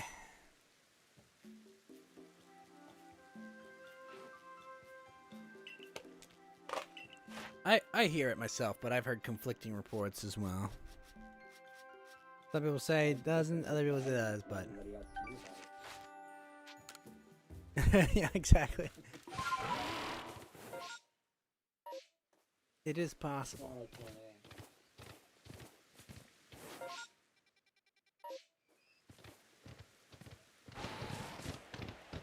I don't know about that. He seems to me, I don't know. He seems to be just kind of like a bit of a socially awkward kid, you know. Fuentes. Kind of like a bit of a socially awkward kid who's just had a bunch of attention absolutely just forced and shoved onto him, you know. By happenstance and being in the right place at the right time.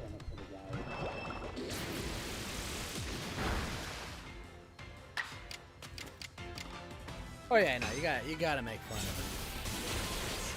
It helps that he's very thin-skinned as well, but yeah.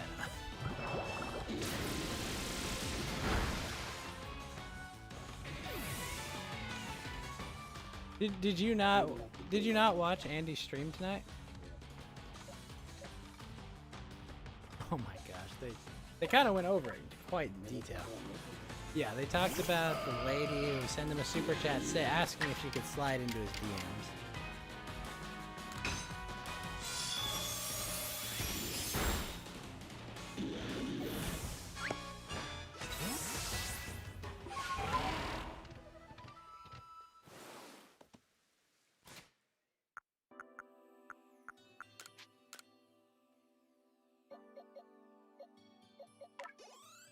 He is like not like.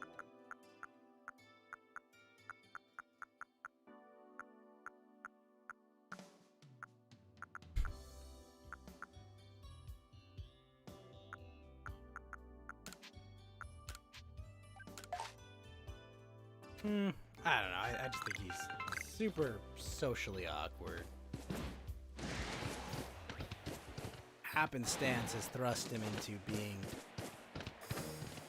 in the spotlight well more than...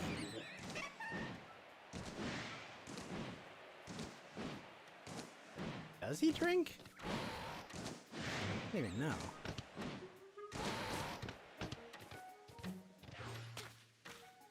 Well, I mean, isn't that from, like, birth control discharge?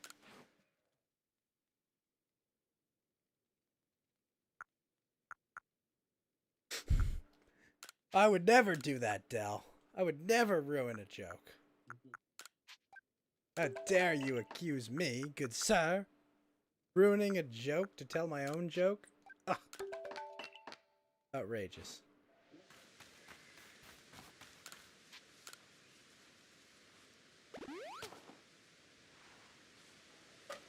I haven't seen Gash. I think he hung out with you. I don't talk that much tonight. He kind of jumped around, but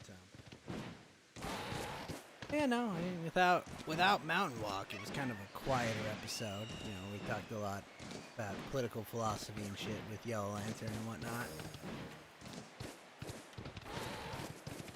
We talked about the anime Kill la Kill.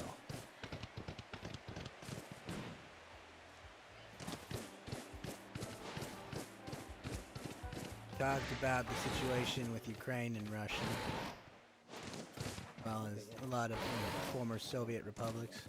Mallock wasn't here today. Mallock wasn't here. I mean, we talked about the alleged transcript from the White House that told the president of Ukraine that, oh, there's going to be an imminent invasion, even though he has no evidence or proof of any kind that anything of the sort will happen. Basically told Joe Biden, like, yo, like, calm the fuck down. I know what's happening in my own country. Stuff like that. But, you know, we talked with Yellow Lantern about, like, the broader context of it.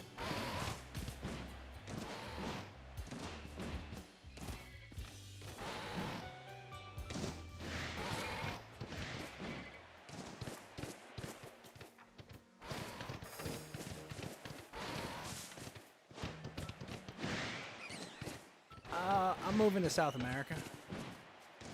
Live as a drug lord. Nope. Living as a drug lord. No, I don't. No, I don't. No, I don't, Del. Yeah, I can.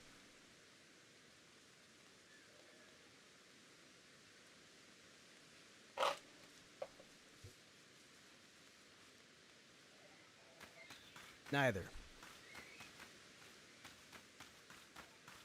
Why not? Why can't I? Well, I have a choice of both either side. Why can't I choose neither? Nope.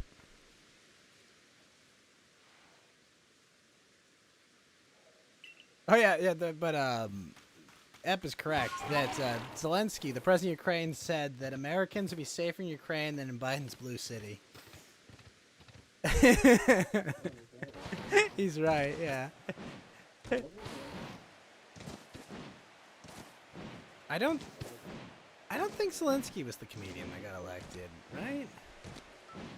I don't remember. He might have been, for all I know. But basically, basically like, what the hell are you talking about? You know, he's like, Biden's like, oh, they're gonna sack your city like it's Game of Thrones. Prepare yourself. And he was just like, what the fuck are you talking about? I live here. I know what the fuck's going on here, you moron.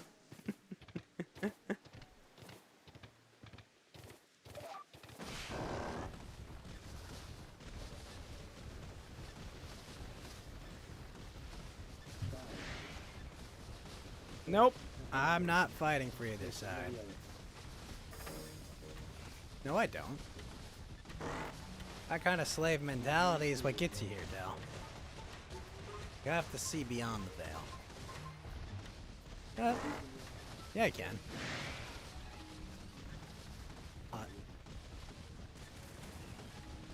You were 9 minutes and 59 seconds, dude. The timer just passed.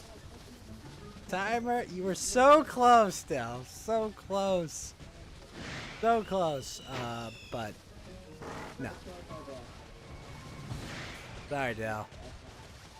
You promised. I know. That's the most hurtful part. Biffy Tannen, thank you for the body bag. The most hurtful part is that you promised. You gave me your word as a man. Oh, think how bad you feel. Oh, really? Del in the swear jar.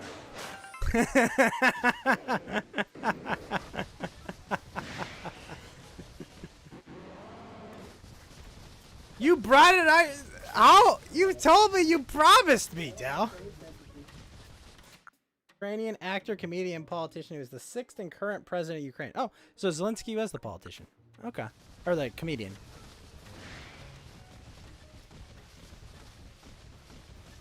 Nine minutes and 50. It was actually 57 seconds, but you were so close, Del. I had a timer running and everything. I had the timer app started. And you just couldn't do it. Also, Ep, thank you so much, Ep, for the not 1, not 2, not 3, not 4, not 5, but 6 ghost hits, sir. Thank you. Oh shit, that's a Pete block. Yes. But yeah, sorry, Del. You were so close. I trusted you. Yeah, you're muted now. Definitely. I trusted you, man. You know, it's funny, like, they talk about, like, the president of Ukraine being a comedian, but honestly, I trust him more than anyone in Washington right now. Do I know anything about what he stands for or his policy? No.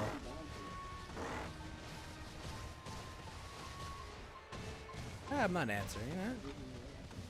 I can absolutely weasel my way out of it. Oh, and Del, thank you for the ghost hit as well. But how could you do this, Del? You promised me. You gave me your word as a man. You gave me your word as a man. You would not do this to me, and you did this. How could you? I am deeply, deeply hurt by this.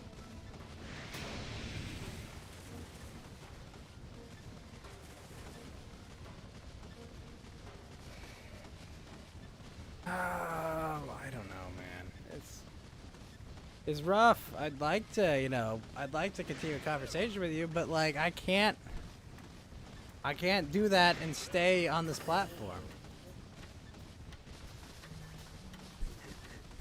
Well, because I get to sound like an insane person. Many such cases. Sad. Exactly. Exactly, Ab. Many such cases.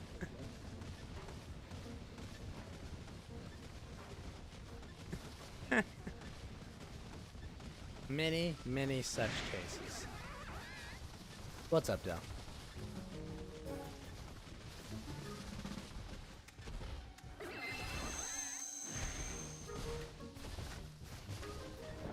I mean, if you want to hang out, that's fine with me.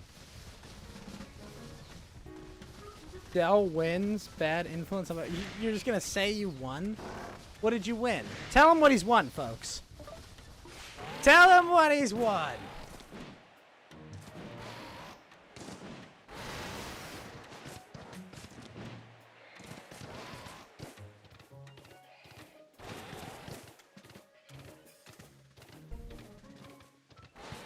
Muted Del, best Del. What have you won, Del?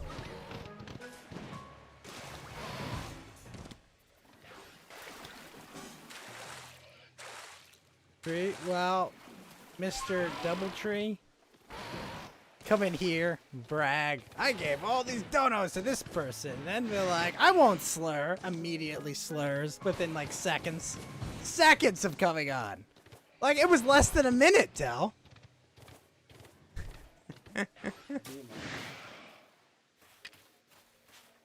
Say what? Oh, okay. The other stream deserves it. Do you slur on their stream too? Well then. Well, I'm glad you get that.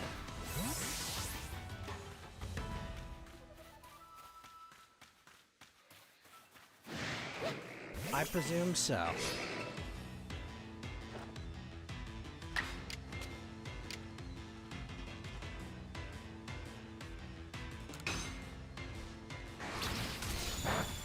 You made a video game from scratch.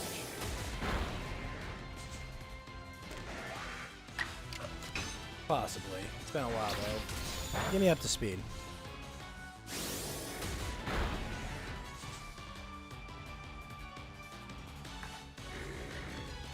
Also, wait a minute, Del, wait a minute. Hold up. You're saying the other stream deserves your money? Do you know how much time I've spent with you in the last year, Del?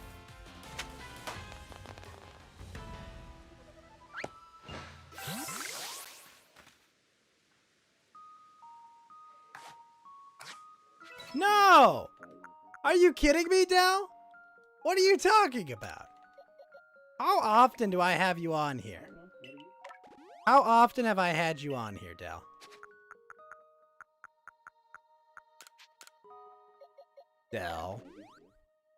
Del, I can look through Discord logs and see the amount of times you've been in the on-air channel. Okay? It's been a lot, okay? I don't know. Believe me, if I could have monetized it, I would be rich by now. You're telling me, oh, you only spend time with me because you give me. What are you talking about, sir?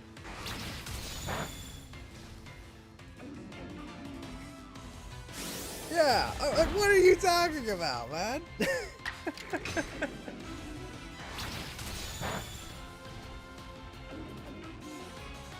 You're the one who said that I provide no value for you, right? Basically.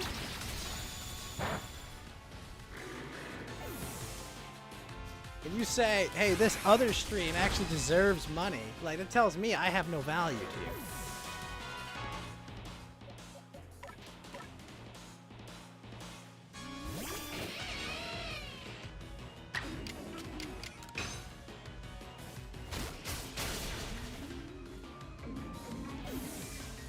I am just offended. Unbelievable. You're still here. Yes, I know. I get the great gift of you trying to yeet my stream. Yes, thank you. The wonderful gift, man.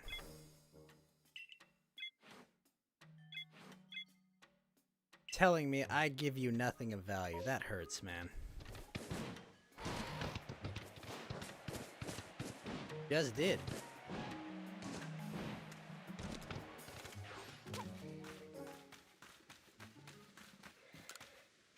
I mean, look, you didn't have to bring up at all that you supported some other streamer. You could have not mentioned that at all. Absolutely. But you specifically brought it up for a reason. Correct?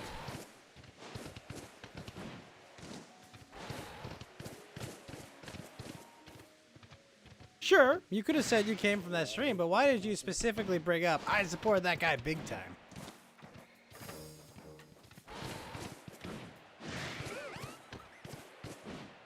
Yeah, but why?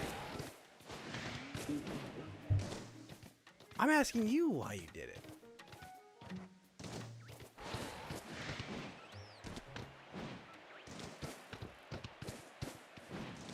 I didn't say don't do that.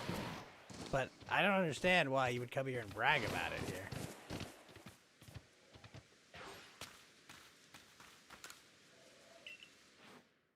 Oh no, you were bragging.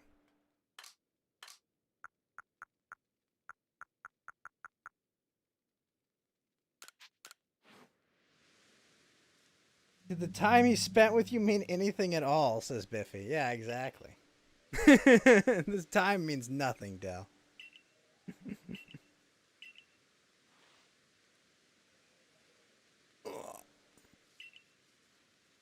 It's okay, Del. I understand. Oh, of course. Of course you are, Del.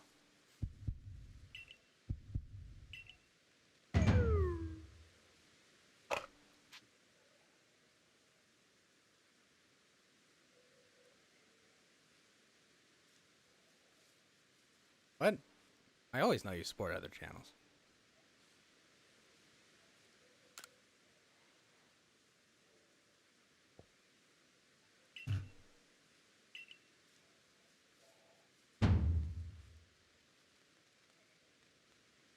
What's the point? Well, I mean, I thought we were friends. Controlling? How am I controlling? I don't value you? What? You're saying I don't value you. That's why I still have you on, even though you have violated my rules twice tonight. I don't value you, though. I just don't care. I don't value you? Why are you still here if I don't value you?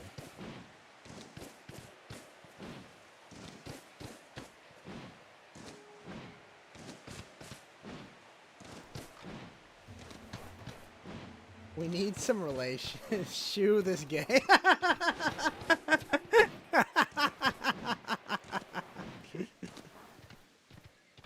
Oh well. Nah, I'm just fucking with you, Del. Look, man, I'm sorry. I can't unmute you, man. I can't unmute you, man. I'm sorry. It's just I don't want my chance. I don't want my channel canceled. You know.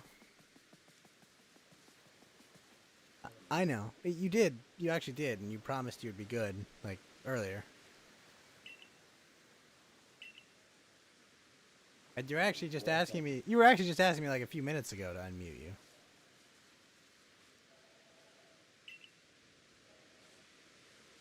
Oh, yeah.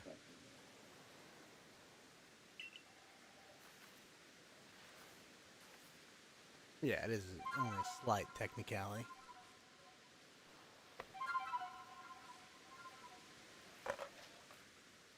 I'm about to get a fish.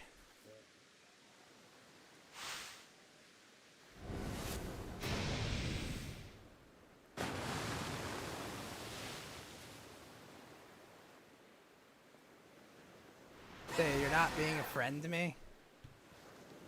Well, I'm sorry if you go that route, Dell. Yeah.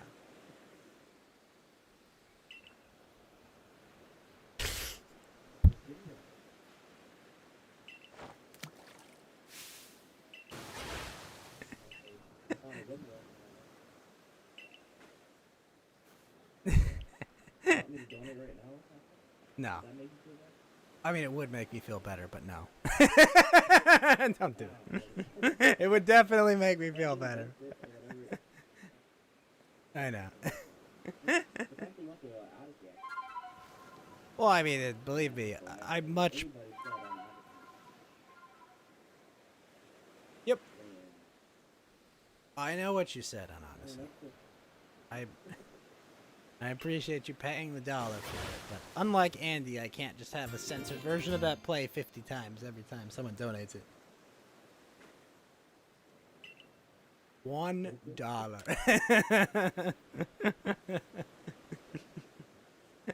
D-Live Biffy Tannen says apologize.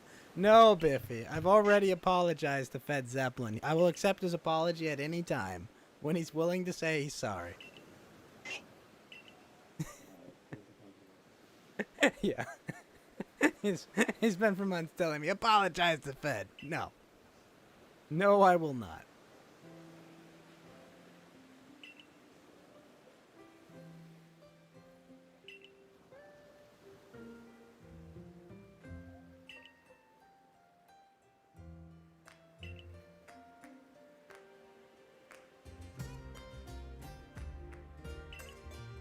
Well, you could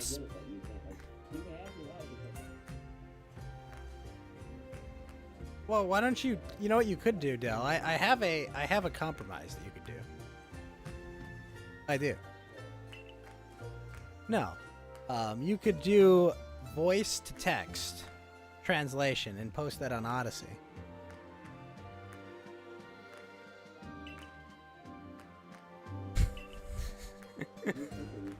What? What are you talking about? That way they could read what you have to say on Odyssey. I don't have to worry about getting in trouble anywhere.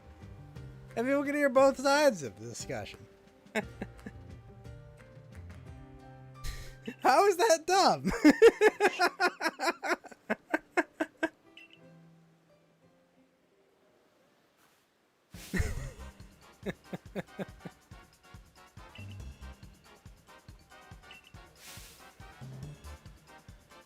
Oh no, these guys are back.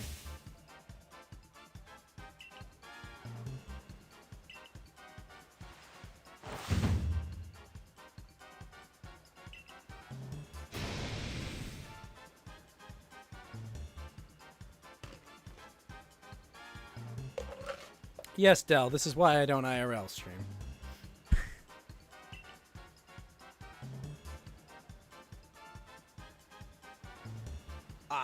Well, wait, what's the point of talking? Like, if it's not broadcast? I mean, like, I'm sorry. I guess I'm not cool enough to just have a normal conversation with you as an adult. Sorry.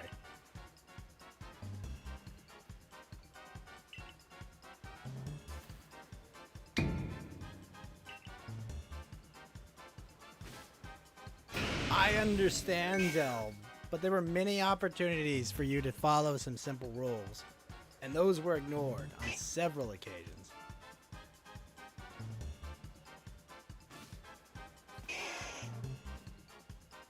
Well, Del, do you see perhaps the problem with this?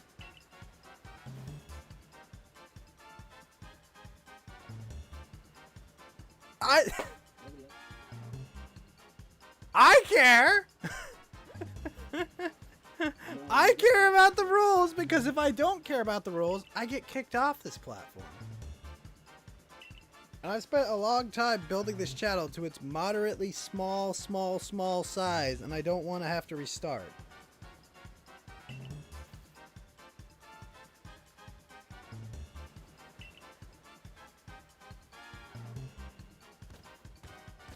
I'm telling you, man.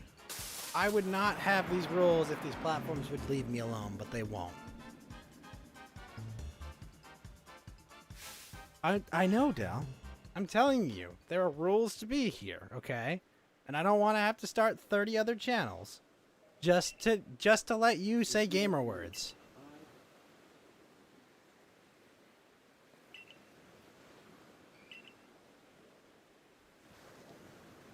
You know, Ep, I am on Odyssey, but I'm not gonna go exclusive to Odyssey because I'm not gonna repeat that. It's not true. You know, I have an Odyssey set up, and you know, I'm not going exclusive to Odyssey because 90% of my streaming income comes from Trovo. So, I'm not getting rid of Trovo. And Trovo has the same rules as YouTube and Twitch, so those rules apply across all of them.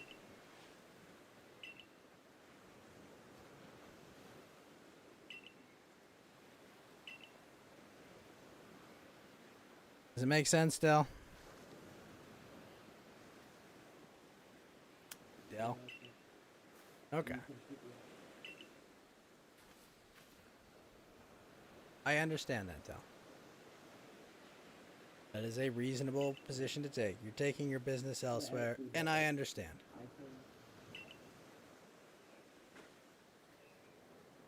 No, the thing that actually bugged me was when you, within less than a minute, said a gamer word. That's honestly the part that actually bugged me.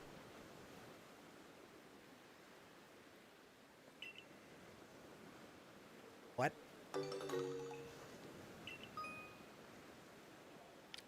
I care about being on this platform. Yes, I am. I'm restreaming on Odyssey right now, Ep. I'll send you a link.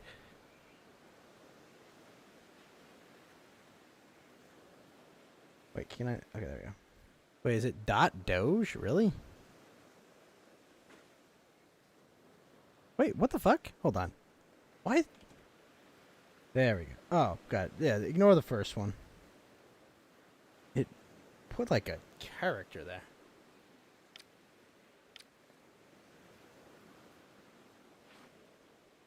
Wait, I got a fish.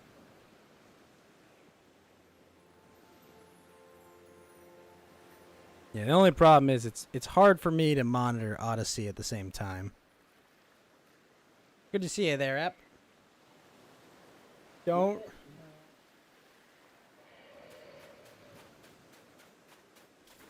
No, I can't.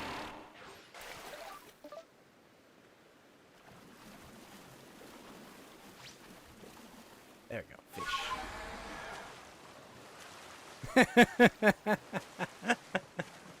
Well, Del, you could always put it back there, but I am the ultimate merchant.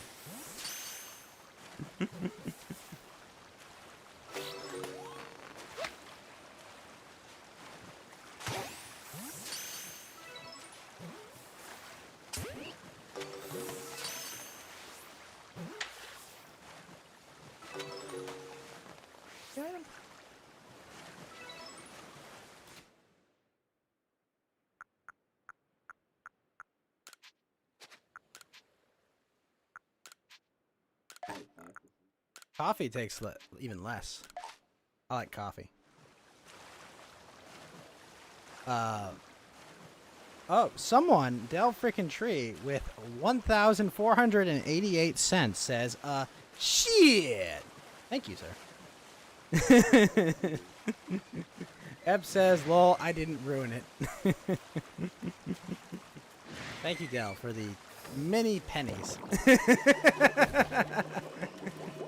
Wait, that's a Remo raid? Wait, how do I battle on the water? What? Oh, he's got a platform. That's kind of neat. I'm wondering how this is going to happen.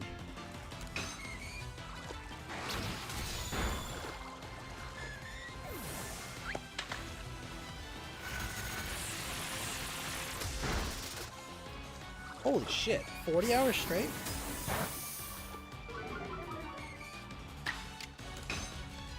You just bored?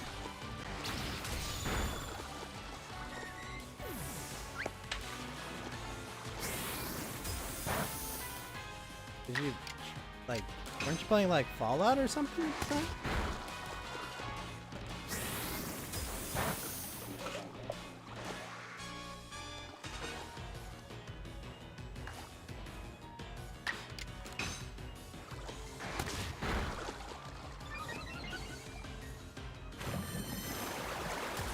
Wait, I'm sorry. There's a Wisconsin cyclist murder trial?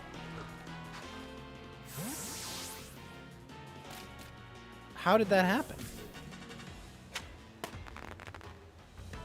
Like, what? Wait, did the cyclist murder someone, or did someone murder cyclists? Like, so someone was killing cyclists.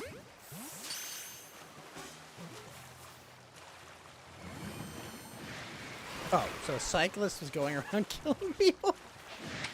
What? Why?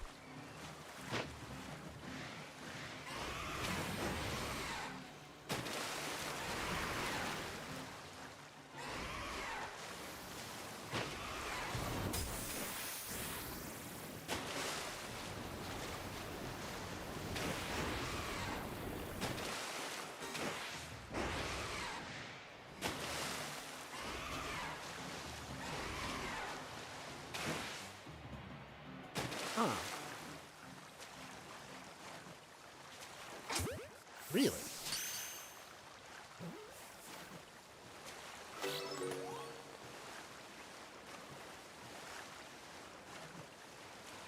What was the trial determining? Just like what happened? Oh. Because the cyclist felt threatened by someone driving near him? Wow.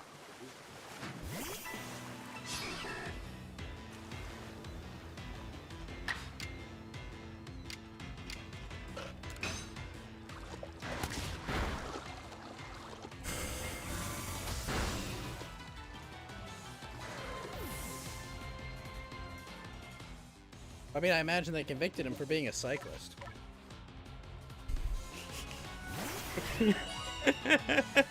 No one likes cyclists. Okay. So, was the case ever, like, in serious doubt?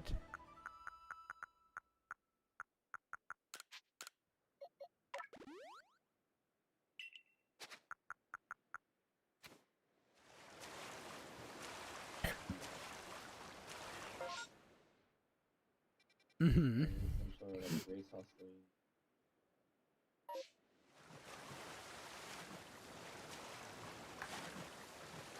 Yeah, I got you. Those.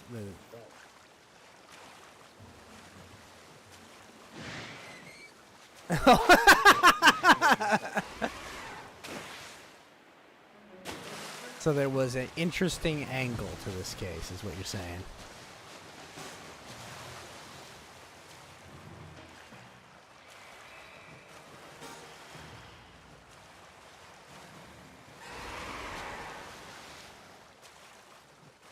Get out of my courtroom, etc., kind of thing.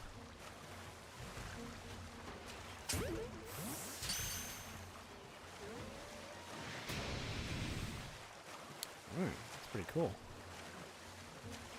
So Arcade, I assume, was doing big streams about it.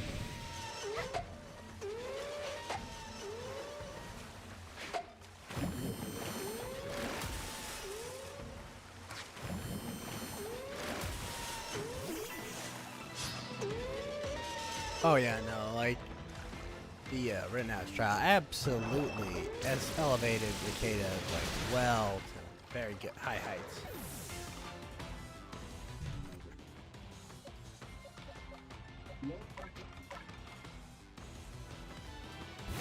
He doesn't share the dollars with what?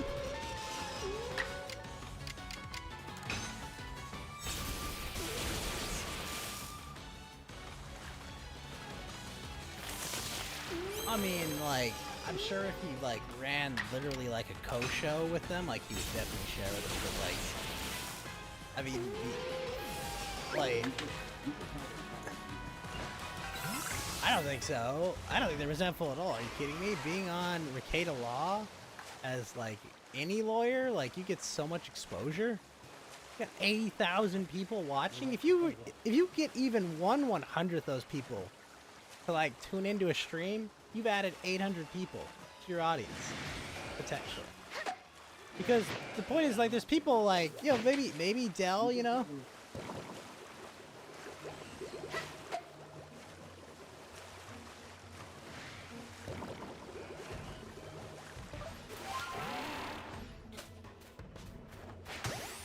I mean, I don't know, like that sounds like freaking amazing opportunity. Like absolutely just blow up your channel relatively.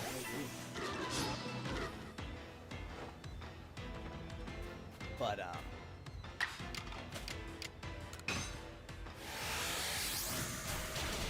and you've just illustrated the massive value of being on, because Dell, you know, Ricada can't be live 24 hours, right?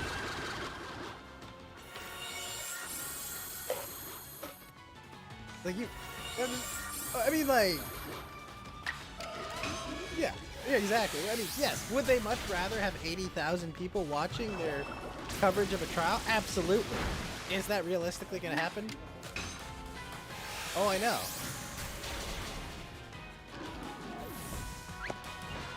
But like, it's a huge deal.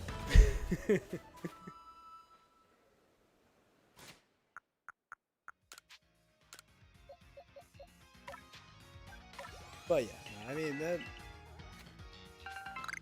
good for all of them. How boring is it to hear just Ghost and not me? I mean, I'm playing a game, Dell. I'm not just having a conversation.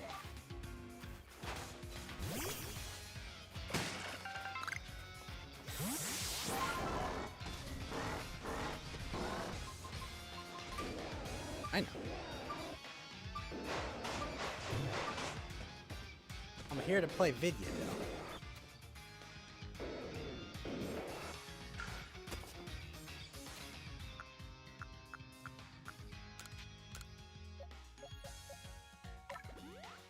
Huh, one of my friends is playing this.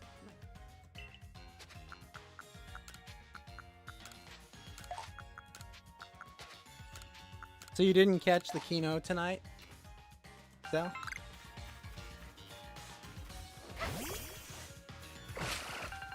I think you'd like it. I think you'd enjoy it. I think you'd really enjoy it.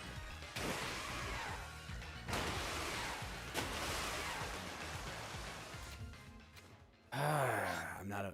It's not. I don't like that.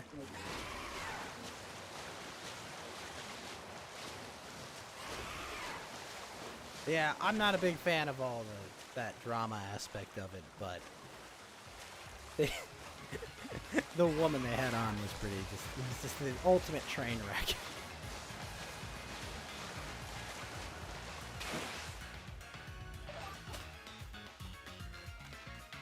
Well, yeah, I imagine it's gonna be a while before it gets a Killstream back up in the air.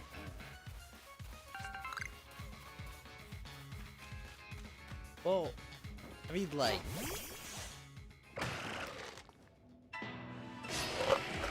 I don't know if he can. I mean,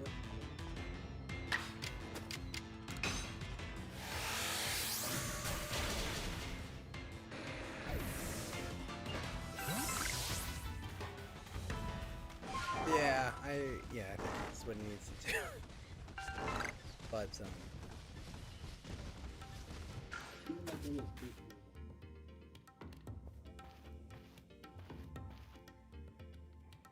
yeah, I mean, yeah, you should focus on recovering first.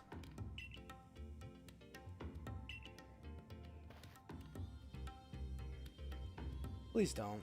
I have to delete that.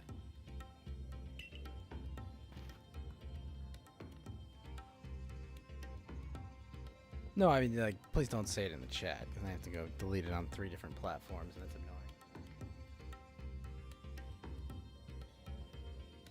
He's good. Oh, so Ep says I'm good at repeating what you're saying.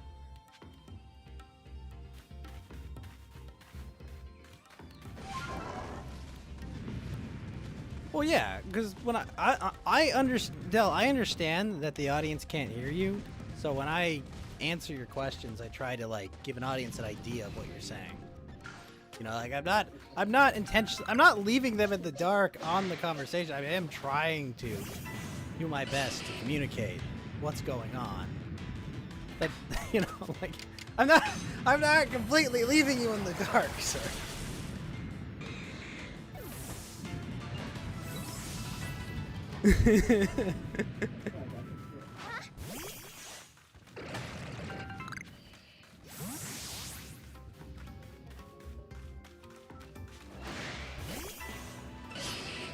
I appreciate all my viewers now.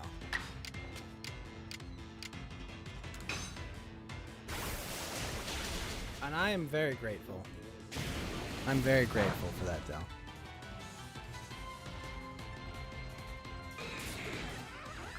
I know I don't say this enough, Del. I know I don't say this enough, but thank you, Del. Bringing a person over. You know, the meme that describes me best for streaming is the "Are you winning, son?" one. And, you know, and then the guy goes, "It's that's the "Are you famous yet, son?" And then the kid just says to his dad, "No, but there's a few people in chat and they're being very nice." That's that's my stream in a nutshell, you know.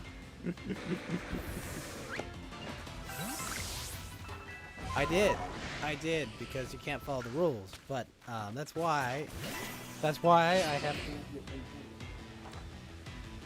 Well, you are being nice in chat, not in voice chat.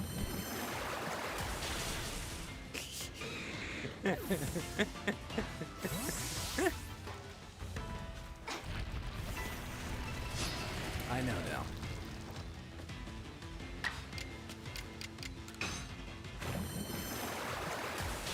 It's perfect, Del. Absolutely perfect.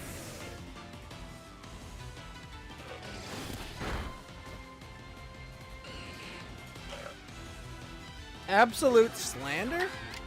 What? Not slander.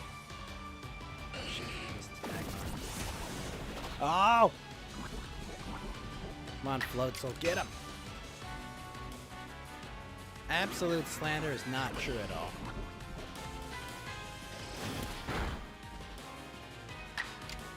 I think if you want to do a live stream, Del, you should absolutely do a live stream.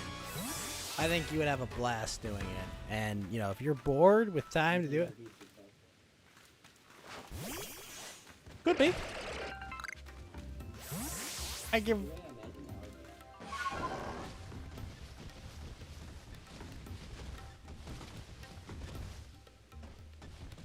I mean, there's absolutely a market for IRL shit, Del.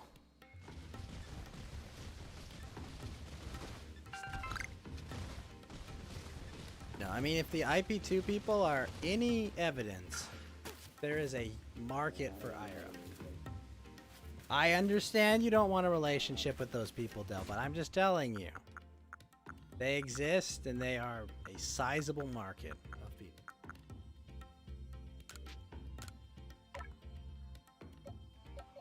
Well, if you think you could do it better than them, Del, I would say go for it. Listen to me. I would sub to your channel immediately. Immediately. If you went and made a channel to go and do live streaming shit, I would 100% sub to it, and if I was awake, I would see what was going on. Yeah, I'd be like, oh shit, Del's live. Let's see what he's up to. 100%. Yep. Where in the world is that? Yeah, I would 100%. If you made a channel, you streamed, I'd make a point to be there because you support me, I'd be happy to support you.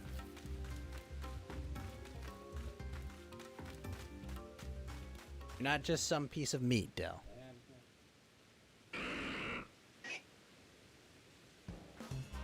Hey man, you want to start? Make sure you tell me.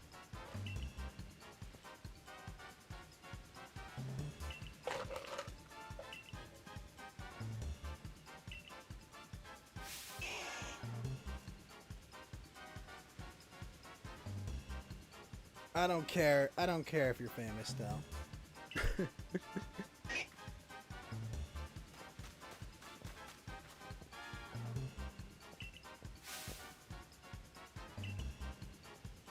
Lady's really gonna fight me again with the same Pokemon?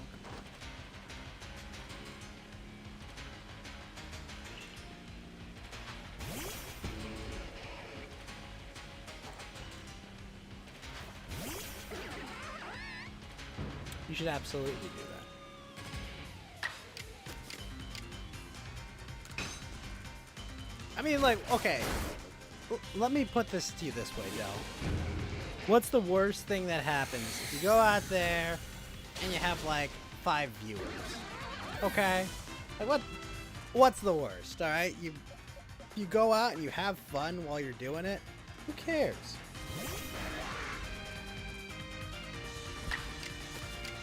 Well, that's what I'm saying. Like, as long as you have fun doing it, like, who cares? Like, you know, go out and do a live stream. It's like there's no down. I mean, unless you do something that's gonna get you fired from your job or something. Like, obviously, don't do that. But like, yeah, exactly. You know, don't pepper spray a security guard. But like, you know, as long as you keep your head on your shoulders when you IRL stream, like, you're probably not gonna do something too stupid, right? For IRL streaming, I'm not too familiar with this, but honestly, probably a smartphone with a good camera. And, I mean, like, you can do something with, like, a GoPro, I guess, but...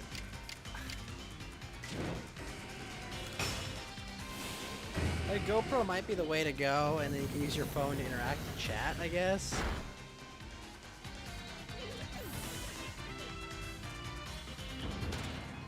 That it's a what? Oh, you want to go full Frank Hassel with it? Hassel doctrine.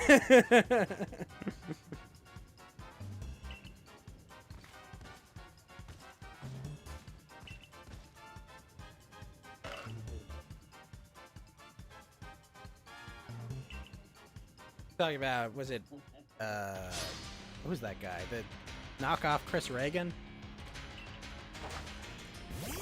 Yeah, that guy.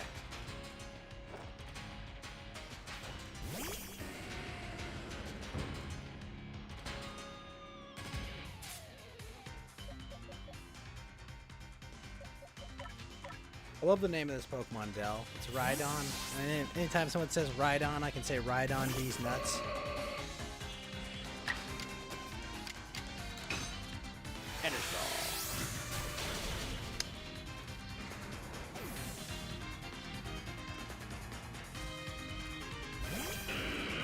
Gringo? Or you... Never heard of Mr. Gringo.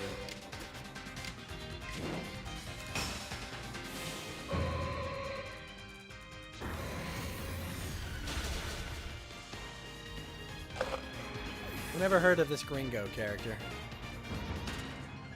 Yeah, it was like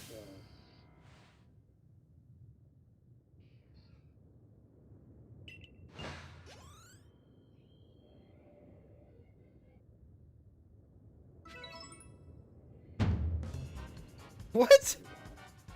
Did you...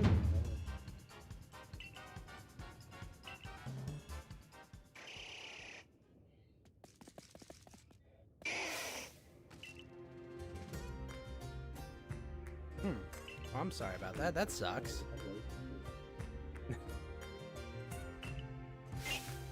Ep says Gringo was a wild one. I hadn't heard of him. You're telling me he got super religious on you and refused to stream with you or just hang out? He called you a Fed? Why would he call you a Fed, Del?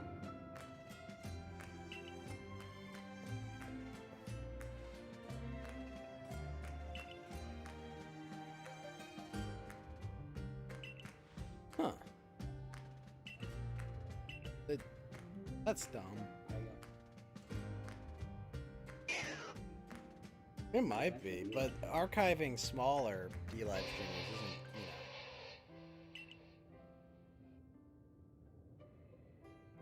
isn't, possibly. Arcanine gonna show up? Holy shit. Oh shit, he's evolving.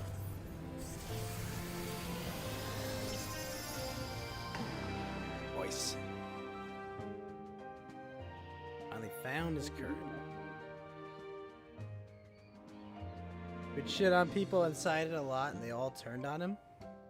I'm not surprised if they shit on, you know, this is the what they call it, the Dane Cook syndrome, you know, if you like just shit on everyone on your way up, people are gonna kick you the second you know, start falling down.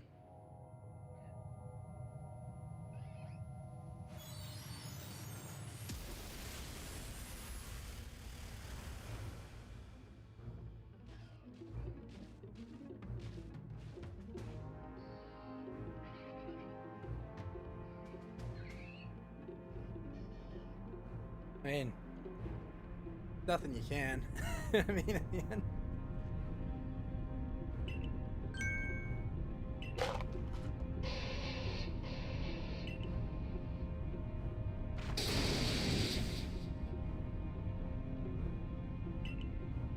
Well, I mean, I don't know. Sometimes you gotta. No, it's just best just to let that kind of sink in. You know, just let that pass.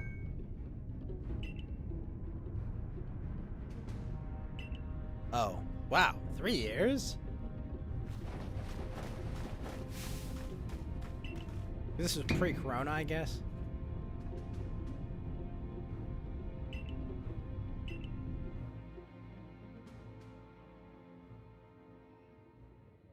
Huh.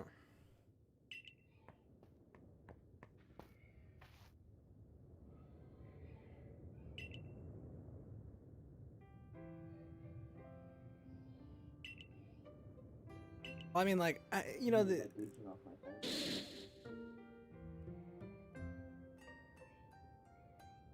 You didn't know that? Phone data has been limited pretty hard for a while.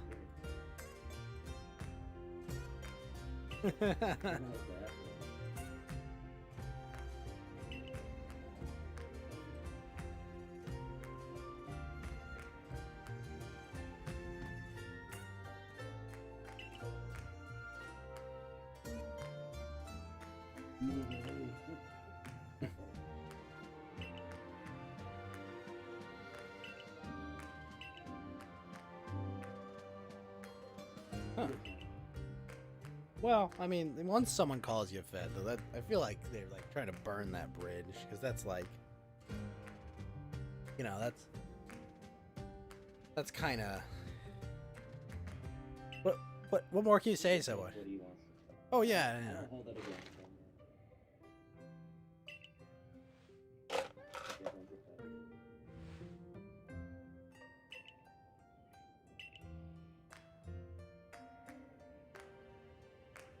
Well, I mean, you can offer him a road back to friendship, but yeah, I don't know what.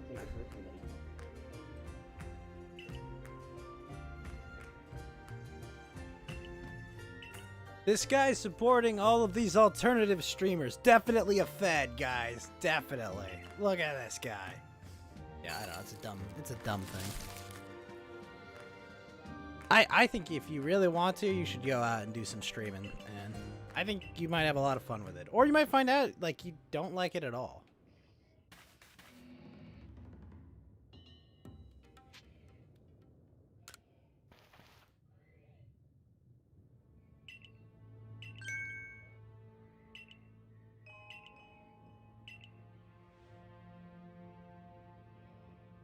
You hate everyone walking around with their selfie sticks, yet you want to go IRL stream.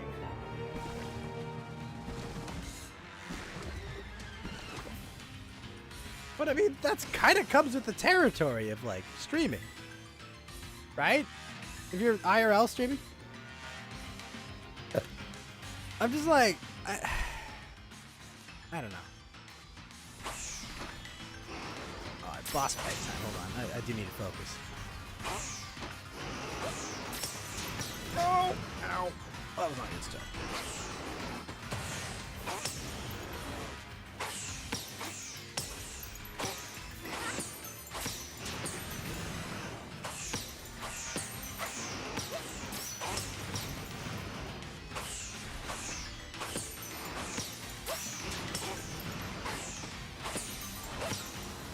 Wait, what?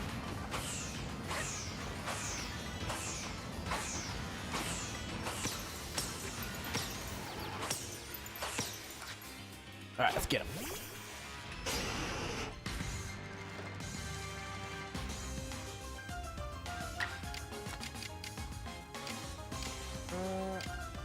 Aqua-Tail. What?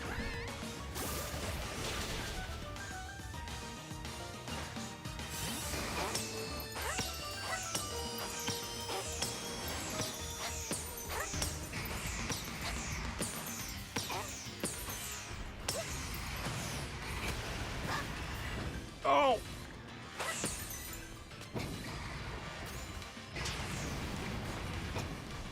Oh, it's fire spin shit.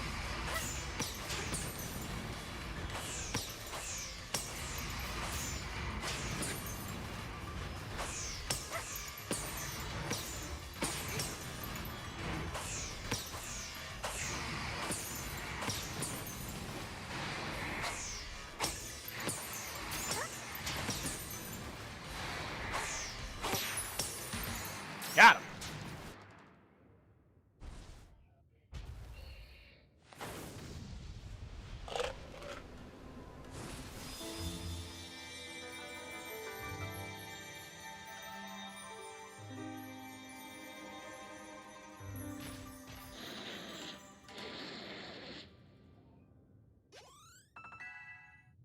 Nice.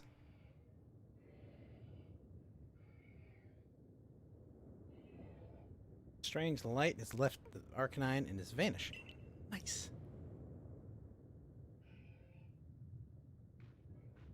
Cool, buddy.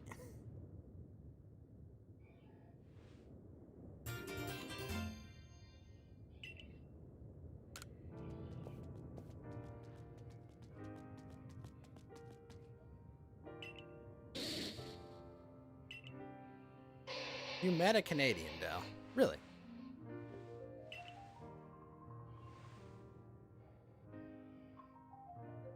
Did you go to Canada, or?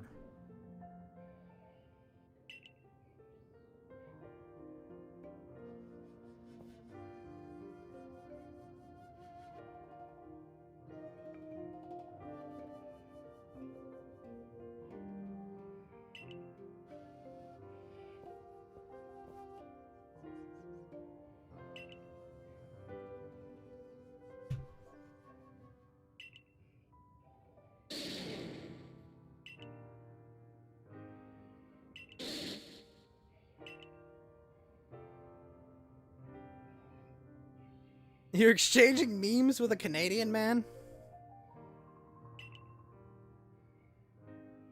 My God, Dell.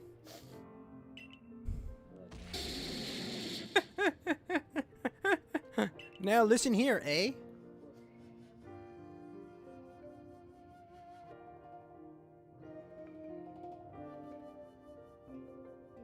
Did he bring up the... Did he bring up the truckers?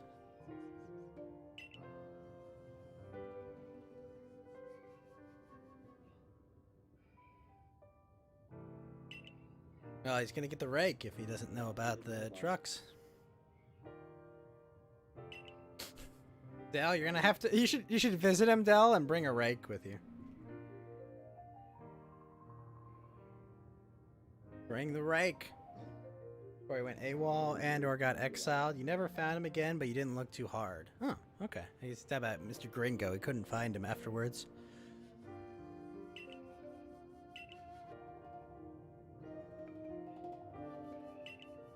Well, hopefully he's got like a family, you know, and some kids. I mean, if he's all big into the religion thing, hopefully.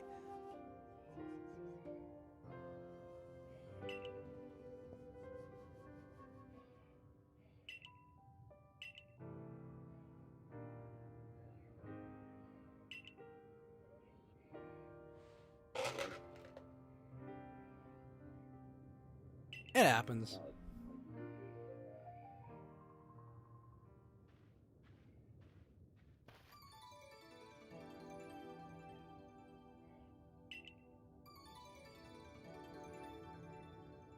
Who cares? He'll be regretting not hanging with future Grand Lord IRL streamer Del Frickin' Tree. #1 streamer in Michigan.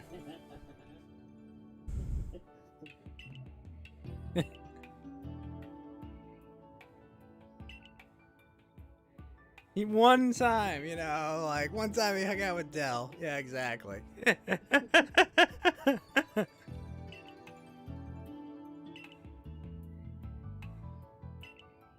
Oh, and Del IRL. Oh, that's a great. Yes, Del. Name your stream Del IRL, please. Please. I love it. I love it. I'm gonna go get that URL and then sell it to you for $10 million. I'm gonna be rich. Del IRL. I love it, man. Look, dude, you should do it and you should get set up on like Cozy and a few other platforms. You know, like absolutely.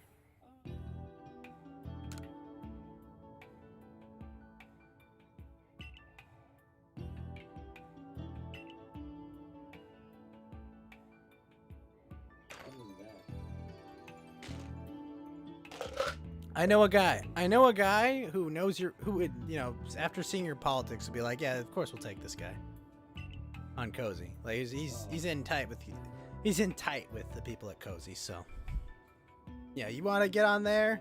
I might have a really good in for you.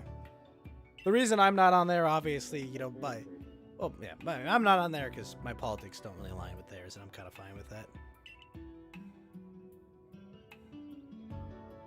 You came up with Kyler's KRL. He used to do it for a while and then changed a little. He's still kind of doing it, right? Because he was on like he did it recently. Like he went on like the RV for a bit,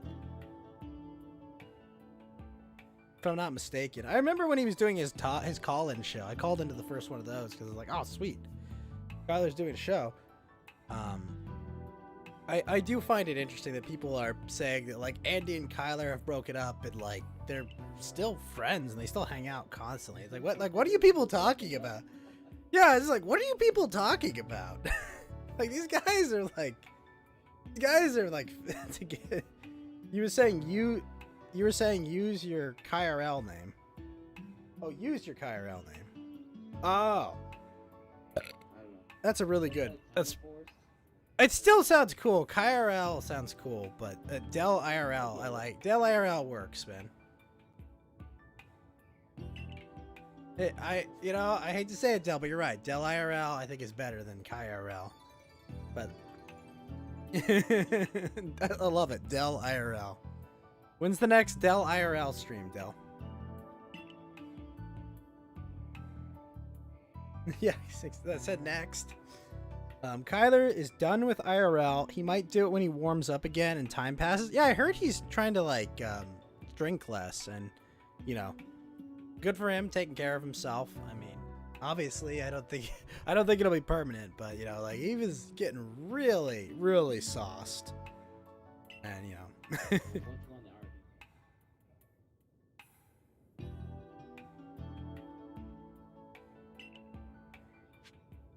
Sure.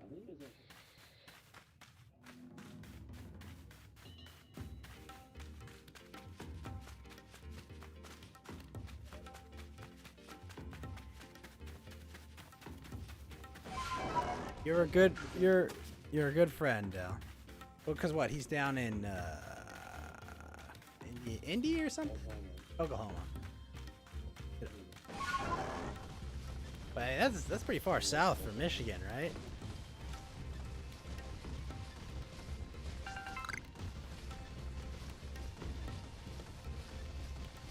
Yeah. Kind of a trek, Del.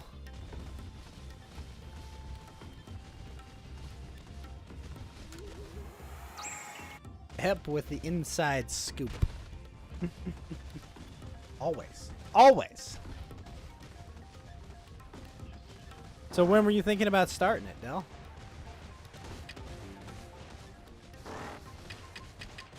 Okay, well.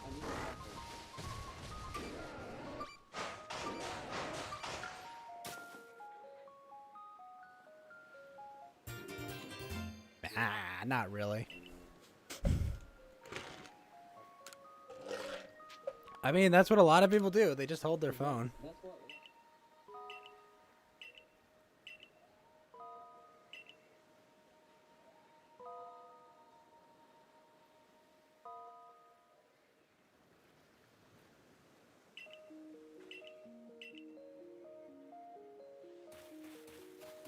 I mean, yeah, it's kind of a pain in the ass, but you can do it. Wait, almost all the few times he went out in OKC, he literally passed out on the sidewalk waiting for his Uber. It was scary.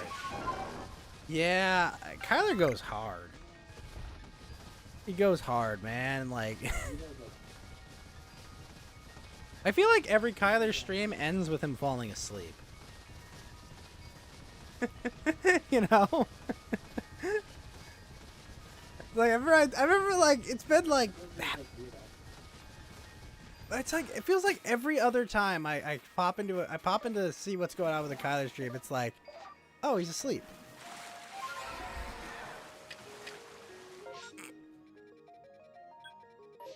Gotta take better care of himself, man.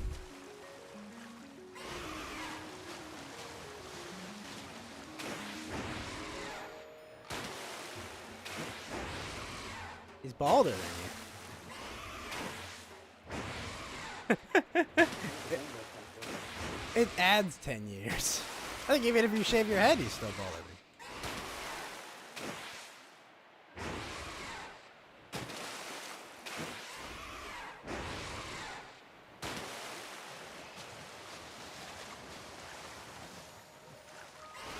Wait, how much? Did you say how many chicks you can slay? That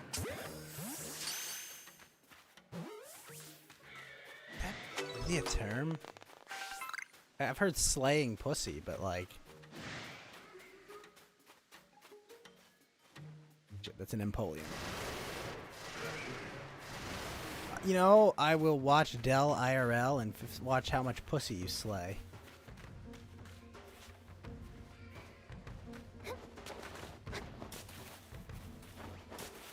I will learn everything.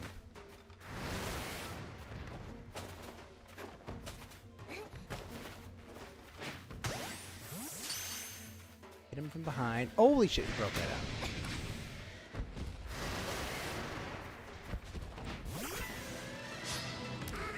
Okay. So you're gonna do it tomorrow, Del?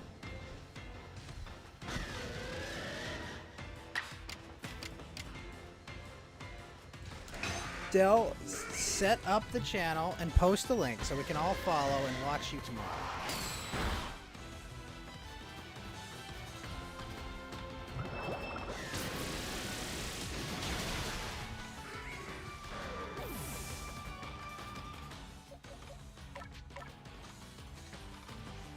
I didn't tell you to fuck off.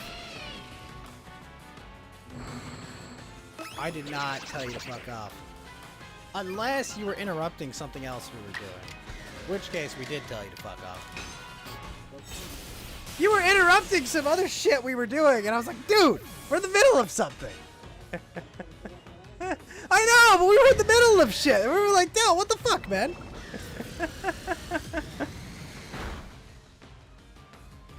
No, because you didn't tell me the catchy title you had for it yet, okay? But you just showed up and you're like, Ghost, do tech support for my stream right now. Dude, what the fuck? I'm in the middle of something.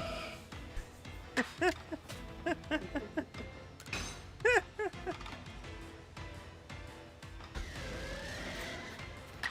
was like, God dang it, Del, I'm in the middle of something.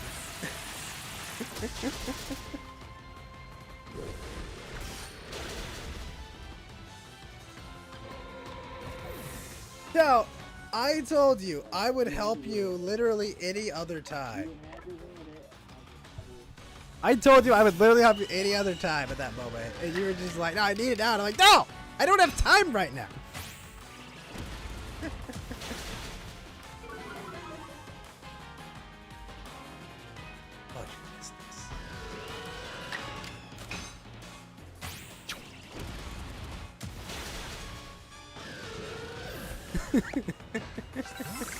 I know for sure right now. You were like you were like totally in the middle of something, and you were just like, guys, help me like troubleshoot my stream.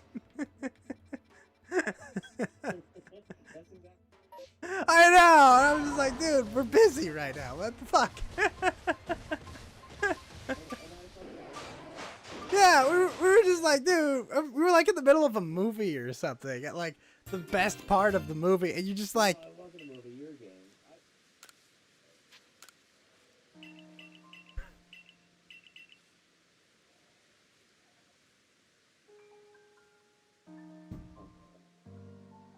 You know what? We're not talking.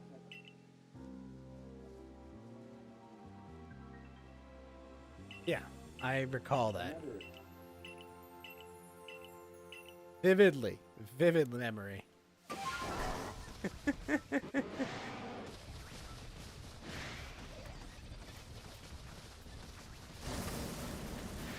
Yeah, all these nights, all these late nights, randomly chatting with you, you boomer. You boomer! There's a boomer here. Oh, how do I get my audio working?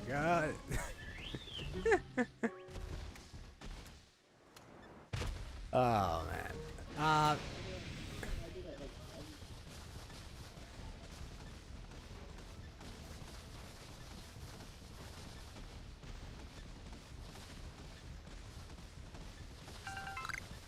I know. I take time out of my day to be like, yo, you know, I want Dell to be able to talk on the internet. I want this to happen. How can I make this happen?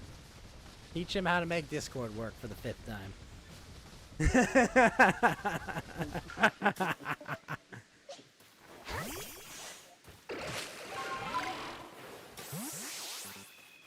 Oh shit, it's a Piplup.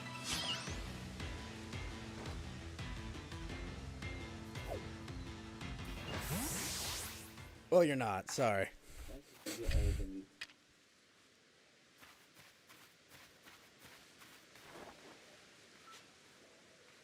You're still basic, don't worry, Dale.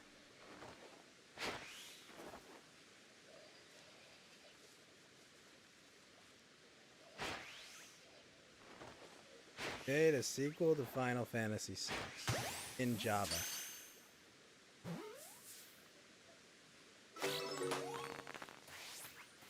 You... Yeah, I'm not surprised.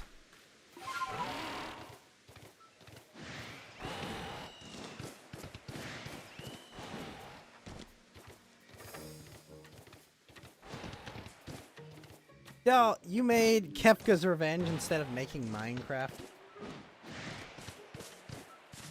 Minecraft was programmed in Java. No, I know. I'm just saying that, like, Minecraft was made in Java.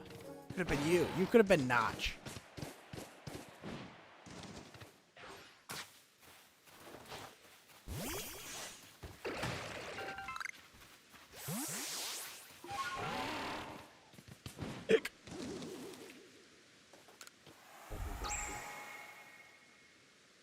I don't think what's true, sorry.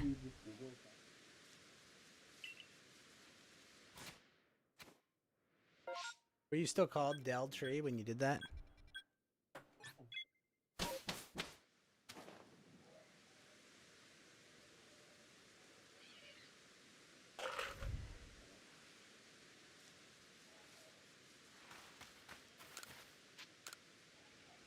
Huh.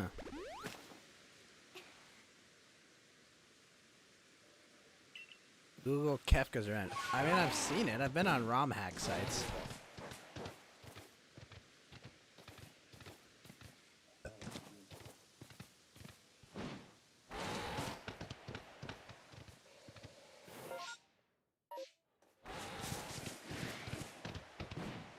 So tell me about Kefka's Revenge.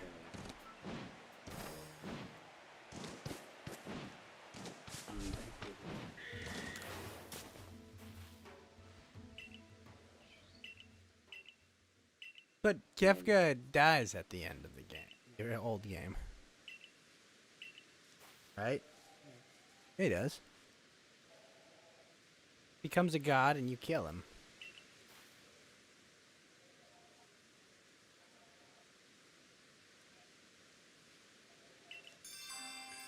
No, I'm talking about in Final Fantasy VI.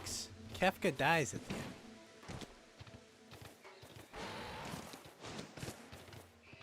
What? What do you mean you don't see him die?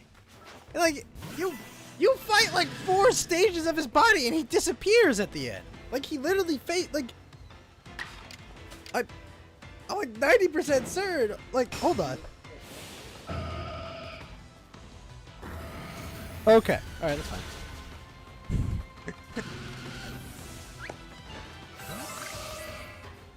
Yeah, I was just like if you say you retcon that he died, I'm saying like if you say he retconning that he died at the end of the game, that's fine. But I'm just like, like I'm just like I played this game as a kid, man. Like I very distinctly remember killing Kefka. Like.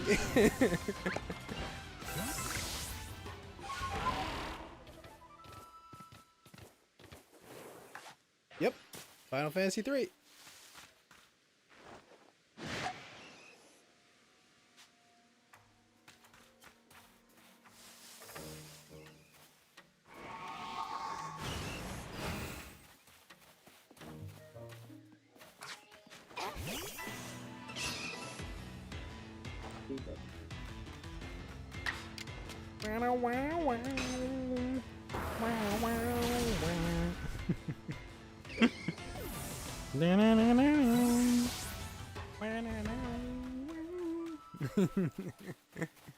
Always brings me back. I just look. All I'm saying is it's a bit of a weird thing to retcon, like the penultimate like final moment of the game. Is all I'm saying, yeah. Wait, like he literally destroys the world, and then you go fight it. You go spend the entire game. Is Go-Go really Setzer's old girlfriend? Are you telling me Go-Go is... Oh, what the hell's her name? The opera floozy? What? Biffy! Biffy, explain that yourself.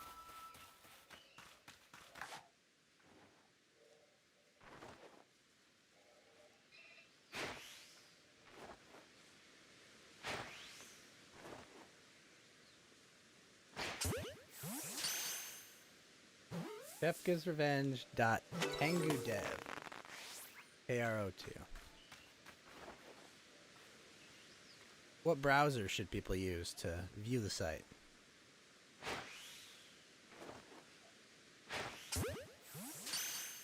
You find Go-Go where she crashed. Oh, you're talking about Daryl.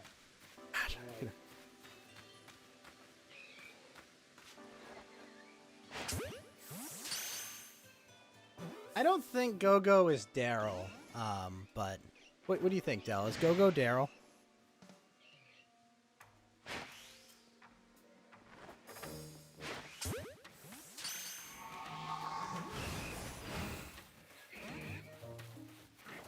That's his ex-girlfriend.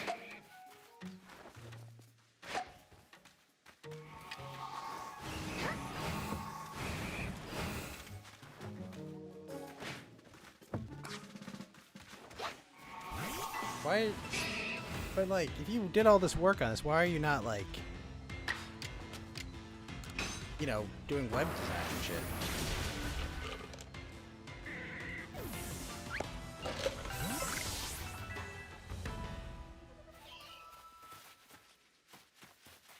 Maybe it grew out of it. There was like massive opportunity in web design.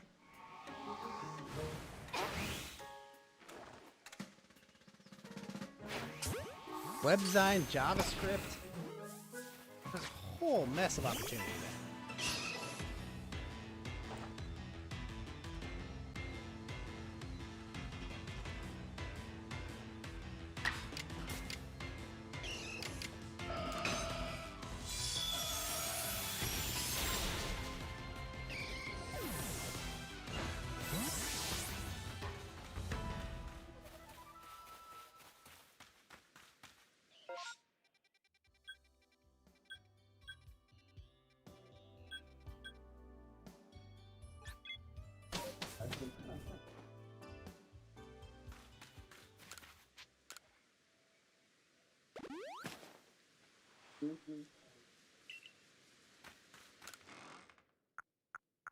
It's Lyra.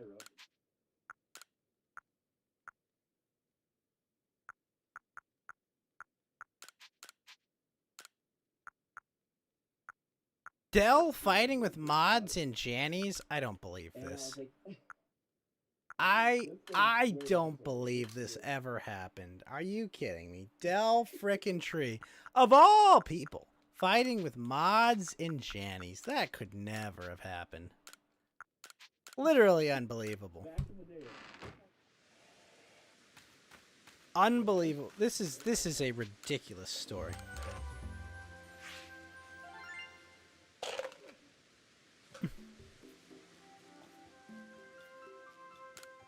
I don't believe you, Del. I don't believe you've ever fought with Jannies or people that are put in charge of keeping. No, I'm talking about the Wikipedia fight.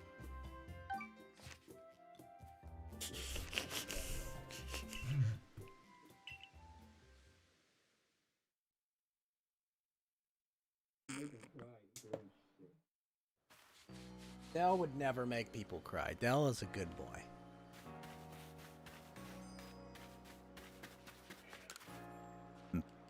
I don't know where this vicious slander comes from.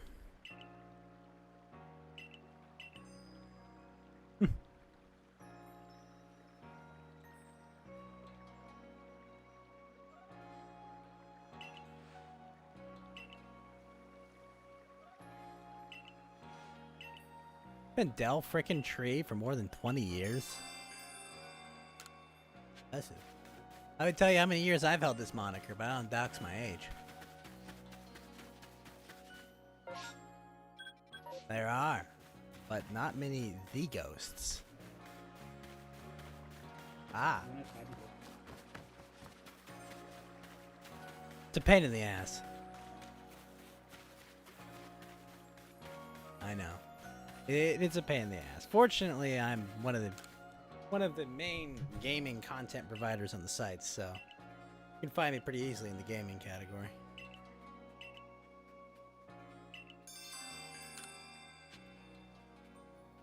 Did you say bullet time?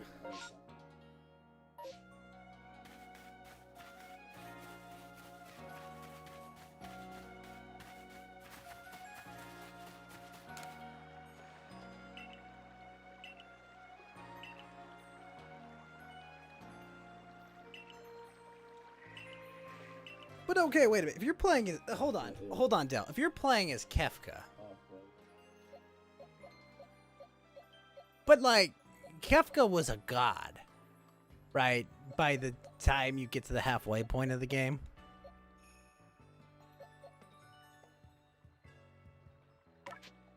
It would be a very short game, wouldn't it?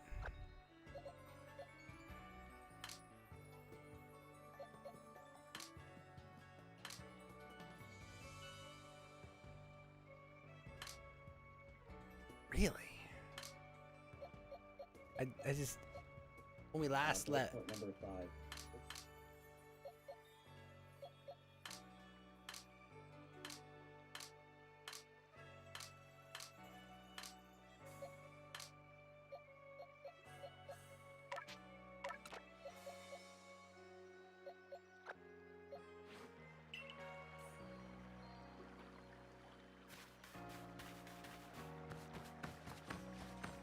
Okay. 2 million about it.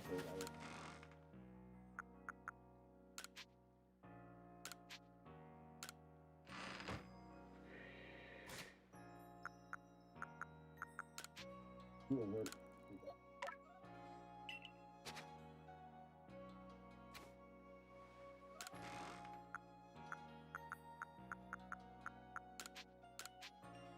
Okay.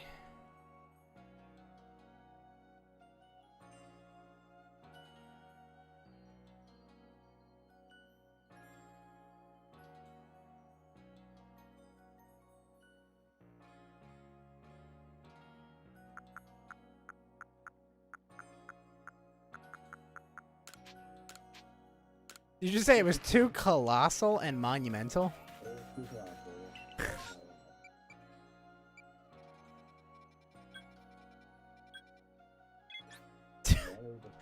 Too colossal and monumental.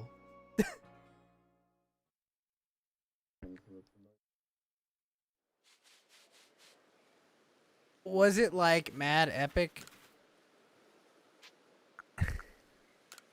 I'm sorry. This is colossal and monumental.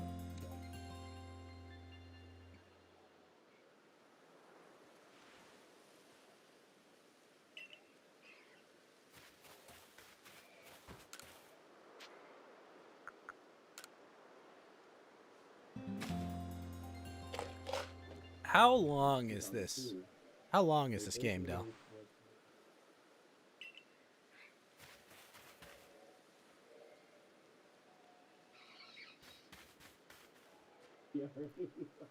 But Del, I'm asking you, how long do you think this game is?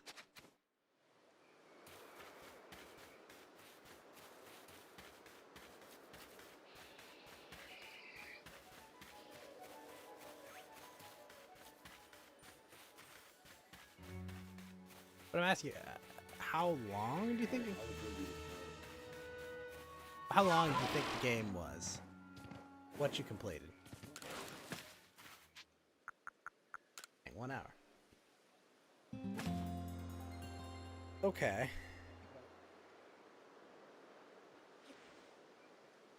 So it was unfinished.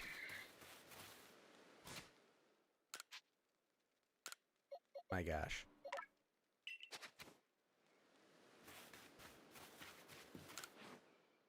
Something.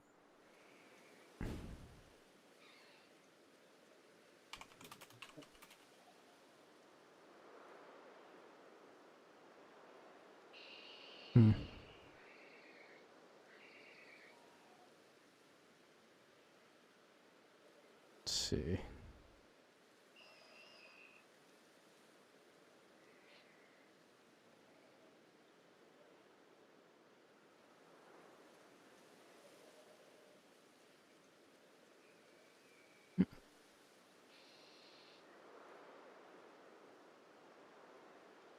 Huh.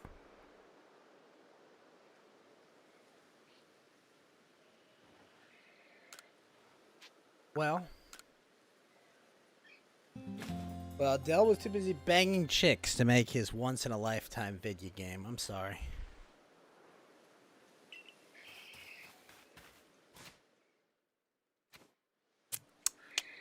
Tisk, tisk. Del, think of what could have been. Do you know the team that made Counter-Strike? They were just making a Half-Life mod.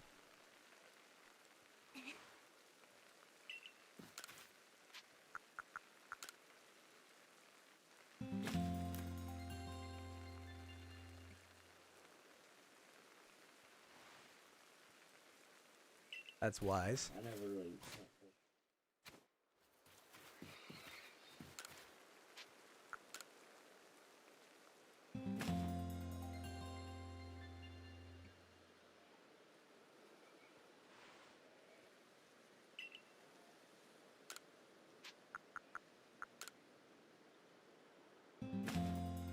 No historical significance.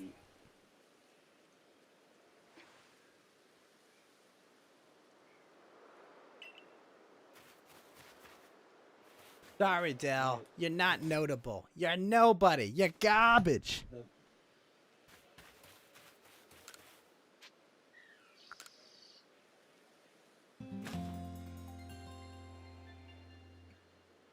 We got him. That's right. That's right, folks.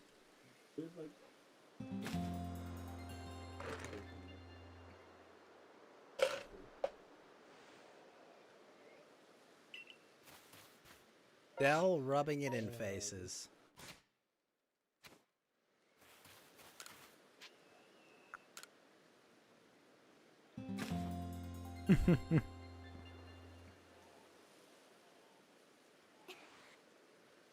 Oh, and Biffy? To answer your question about is Go-Go Daryl, Katase said, that's probably not true, speaking through a translator.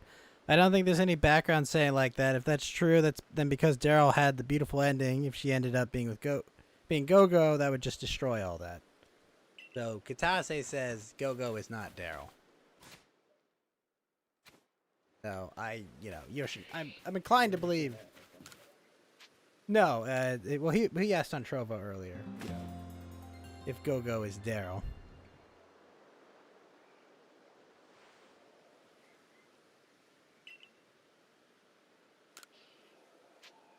And the creator said probably not.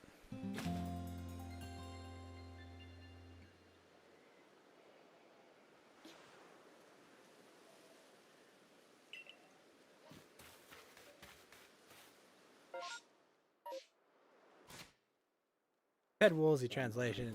The Ted Woolsey translation is hilarious. Listen here, you son of a submariner.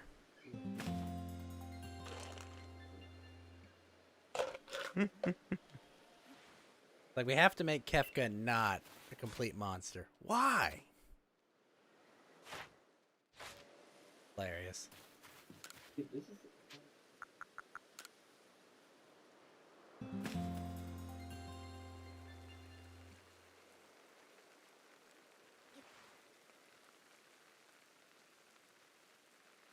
be a good idea to have a show. Sure. I think there's... Some of that was I can't promise it would be a huge audience, but, like, I'm sure that people would be interested.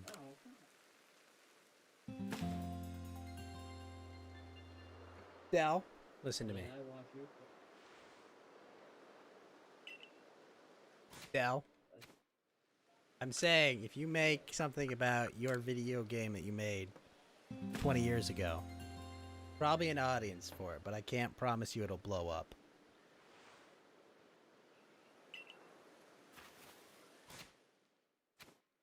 It would be an excellent topic.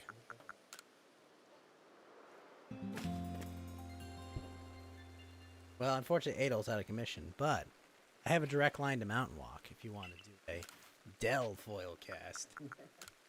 Bam, bam, bam, bam, bam, bam, bam, bam, bam, bam, bam.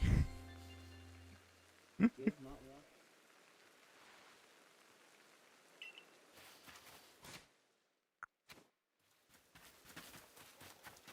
Grandmaster of the video game.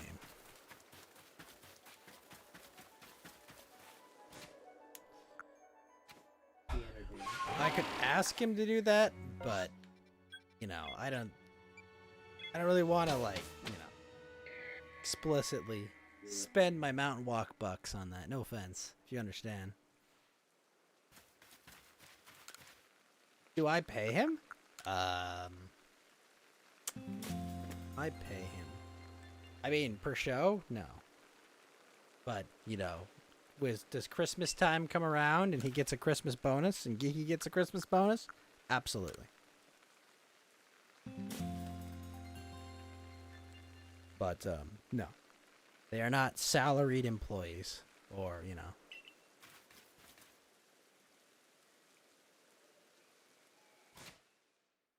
Oh, shit. I'm gonna go... Still, if I made enough money to pay them, I would pay them.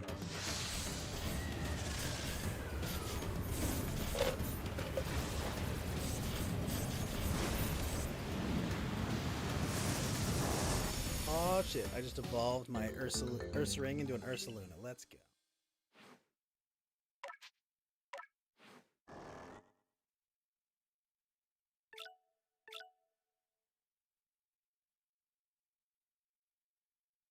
Is a distinct possibility. It would make for a good show.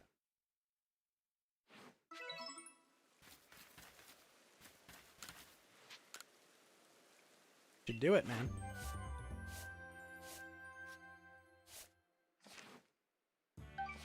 Should make that. I'm saying you should make that. I'm saying you should make the video.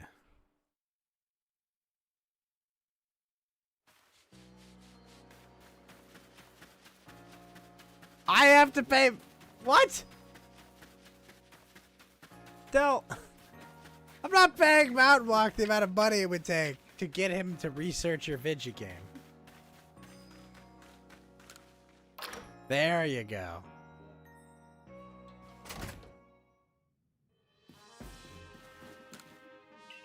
He's got Autistic Magic the Gathering videos to make.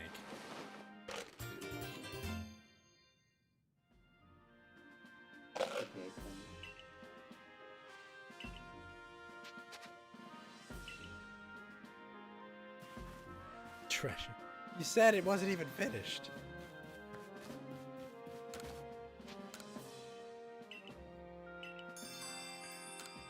That's not a bit. You said it wasn't finished. No, you said it wasn't finished. That's not my opinion. You said that. Well, right now, Okay. There are pending legal battles.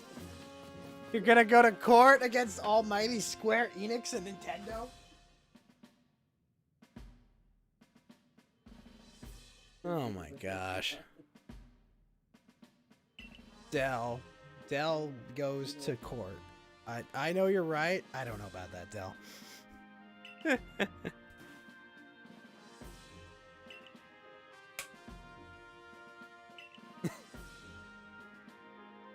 This is the way. Oh man.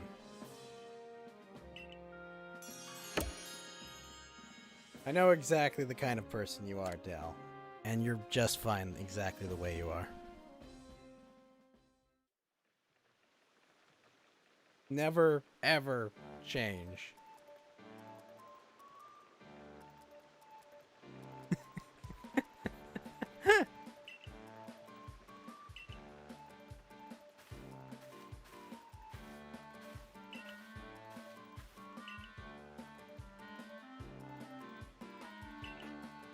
But thank you very much for the 1,500 pennies, Dell.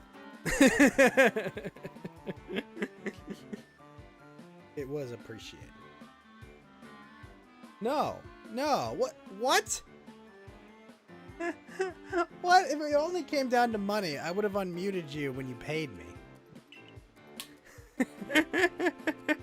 I gave you the chance long before you paid me, Dell.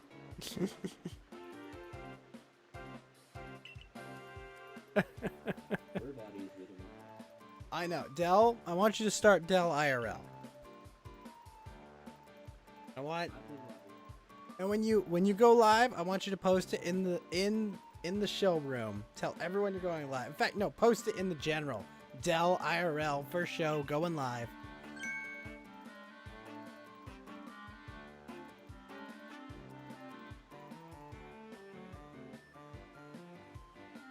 I mean, it's so you could tell freaking Liberation stream. No, I mean so that Clash can find your stream.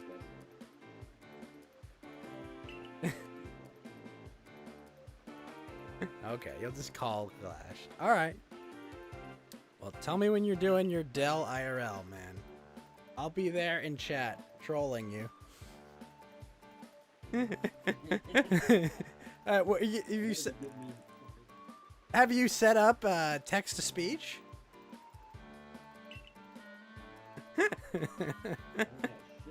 You haven't set up your text-to-speech, Dell? How do I get back at you?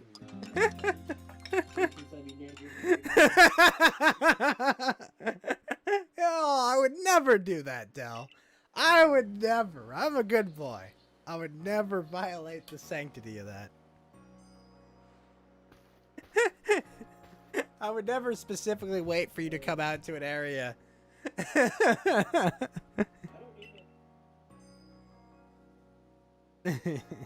I know, but it's funny. Funny because of how vulnerable you would be.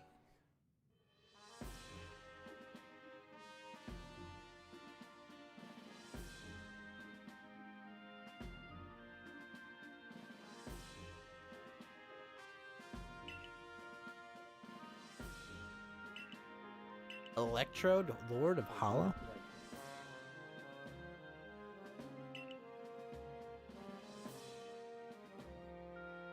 I believe Jesus was the original IRL streamer. Jesus.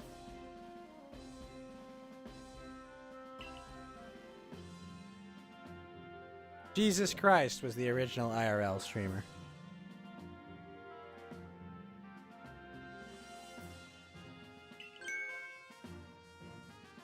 Wait, that might send you in jail. Don't do that, Del.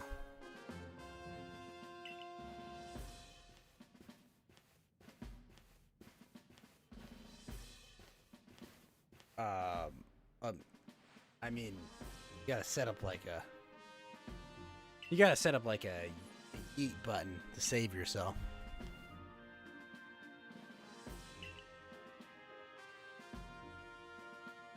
Well, you may have to become good friends with your cops.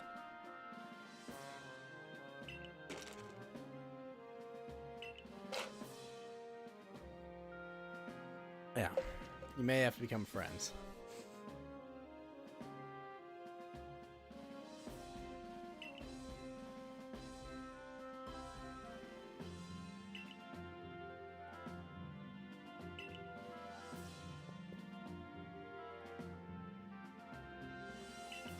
I don't remember either.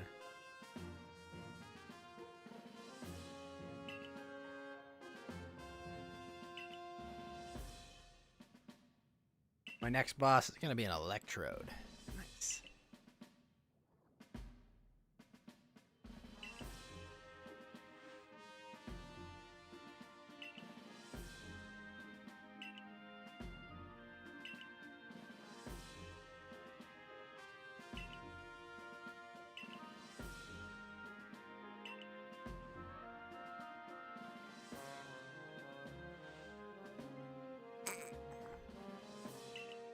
Now go.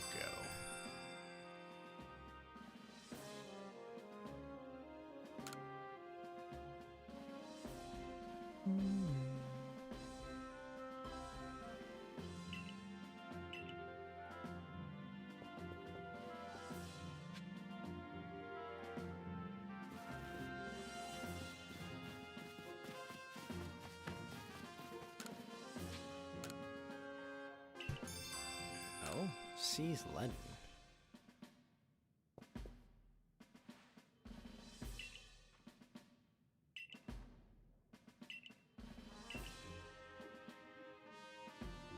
Yes, you should definitely ask that chick out, Del.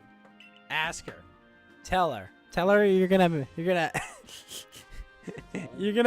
tell her you're gonna turn her into an ATM by the time you're done with her.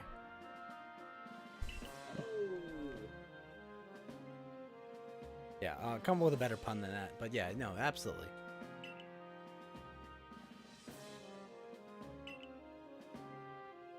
Well, you should be like, you know, I saw you the other day, and ever since I talked to you, I've been suffering from a major withdrawal. I need to take I need to take you out. I need to take you out to lunch. When is your lunch break, and where am I taking you? I mean, that's what I would do. or better. No, better yet, Del. Better yet, if you know like a really good local place, you know, show up around like 11 o'clock. Perfect. Show up at like 11 and be like, hey, when do you take your lunch break? I want to take you to the Wahlburgers.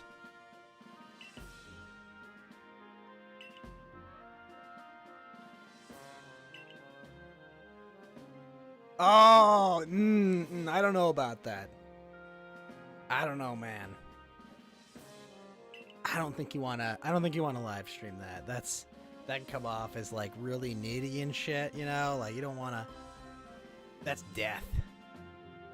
That's death. It like, well, okay, don't live stream it because okay, here's the thing. You haven't done it in a while, right? And you need to like rebuild your like live stream like skills and confidence, you know? Like you don't want to sync both of them at the same time. You imagine. But you know how like fucking depressing it would be? Like, hey, can I take you out to lunch? No. Like that, you don't want that to be your whole live stream. That's lame. You know, like that's like odds are that could happen. Like just ask her, be sincere, and be like, hey, can I take you out to Wahlburgers? You know, I just think it would be really fun. You know, and then at night get drunk and live stream. Like, come on, sensible. I know, Del. And you know what? Maybe you get to fuck her first too. I don't know. Good luck, sir. Okay, well, maybe second date. I don't know. Oh, I'm sorry. You can make love to her.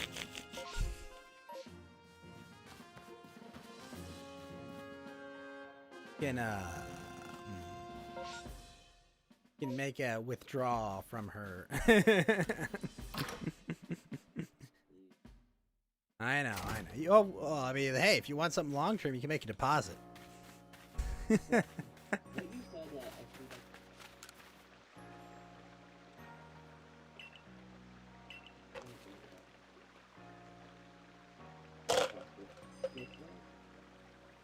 Yeah, I mean, you don't even have to, you just be like, hey, you know, you want to get lunch? You know, it makes, you know, you don't even have to make like an excuse, you know, just like, oh, I came here, I gotta make a deposit. Hey, man, she works there. It's likely she'll be there. We don't have her number, though.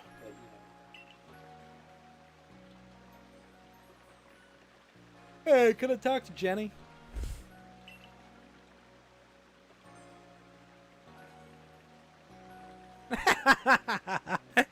Call her a slag. Oof.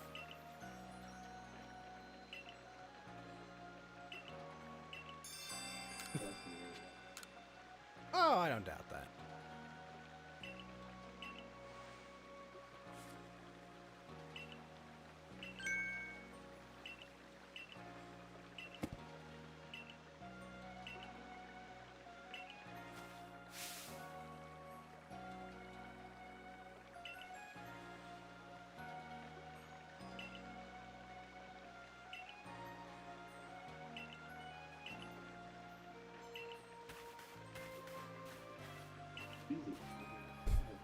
Jeez, too easy.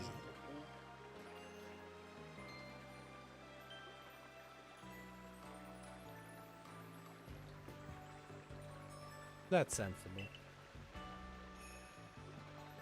That's not sensible. He was of age. He was an adult.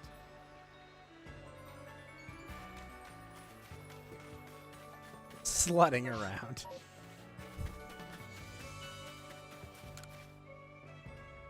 Shit.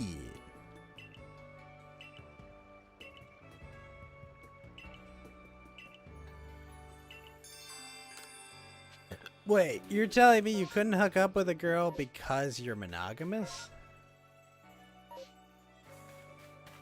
Okay, then explain.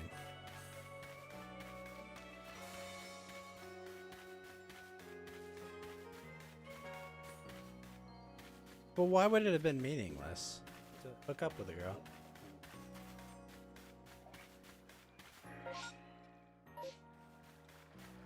But you could have made it one. Okay, I mean, if you... So you didn't want to be in a relationship with her?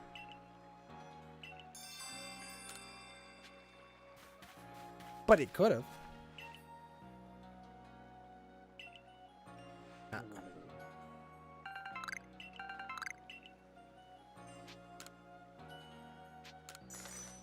I suppose. I mean, I just think, I mean, you know, like, the whole point of, like, dating someone to figure out if you're compatible. Like, long term, like, it's like, no, I'm just saying, like, it's like you're, yeah, you don't have to bang her right away, but, like, you know, hook up, chat, hang out.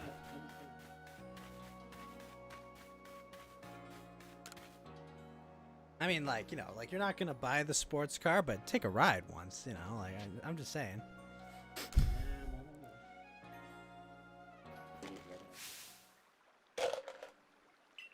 Yeah, you wouldn't have been the first.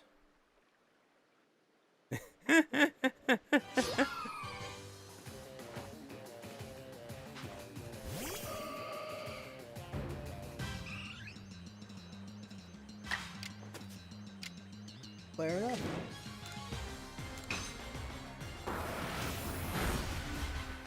Gonna have fun.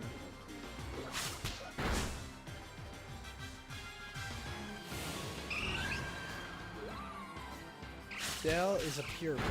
I get you.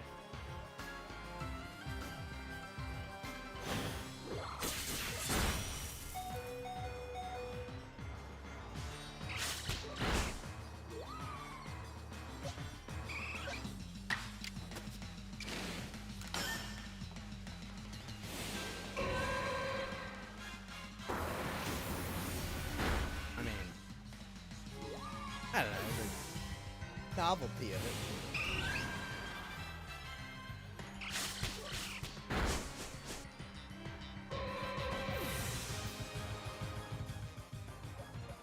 But wait a minute. Like, people have been calling Nick gay for not wanting to hook up. And here you are, going on about not wanting to hook up.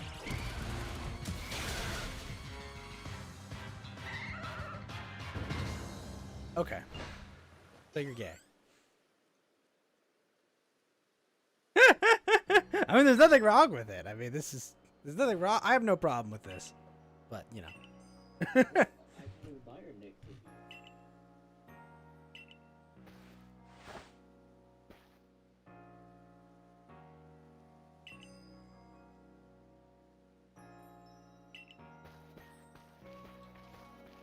Stands up for himself.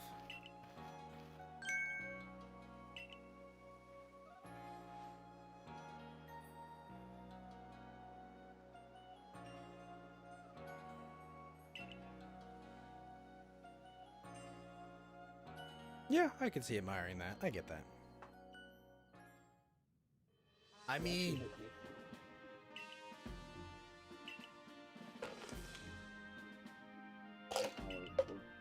so when we find Dell's I think you should probably Discord server, how many Catboy servers will there be? How many Catboy channels are there?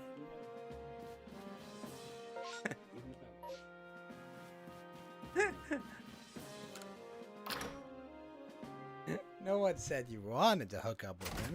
You're a Catboy respecter. That's all I'm saying.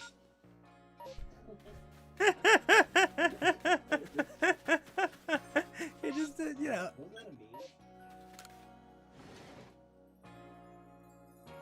Probably. Probably so. I'm just having fun with this.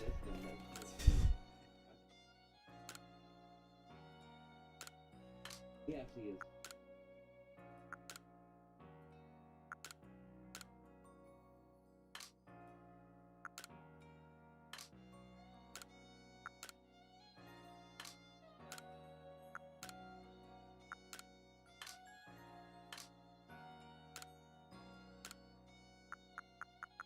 Like that they mess with people.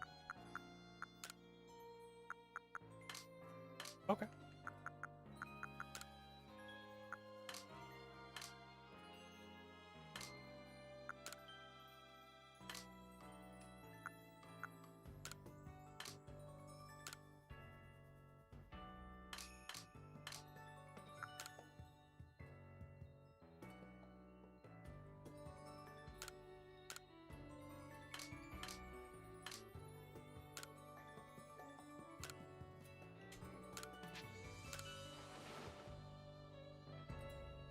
Okay.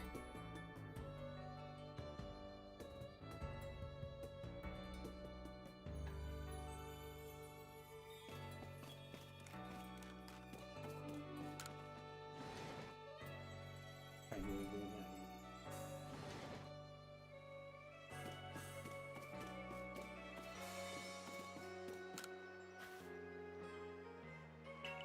You don't know if that makes him what?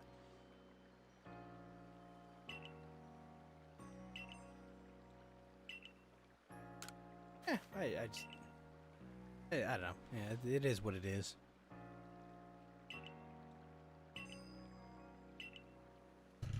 It's not, you know, it's not the end of the world either way, you know, it's just like...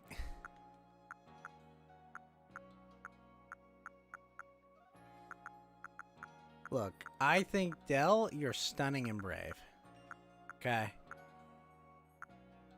You are absolutely stunning and brave, and anyone that would besmirch your character with lies and vicious slander, I don't know why they would do that. Dell is a good boy.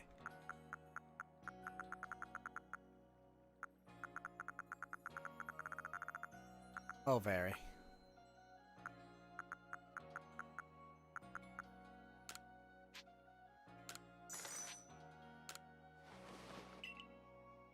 I don't really care. I'm here to play video games.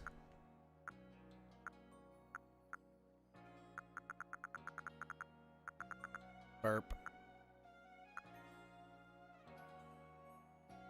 Is anyone listening? Hell if I know. I'm just here to have fun.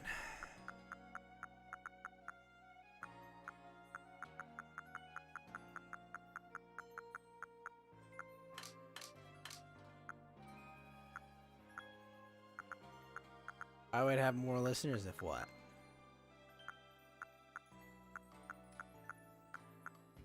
What, if I got kicked off of platforms where I actually make money? Yeah, sure.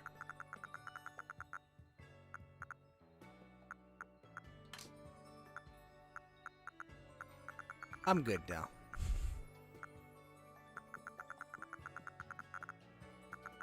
I like where I am.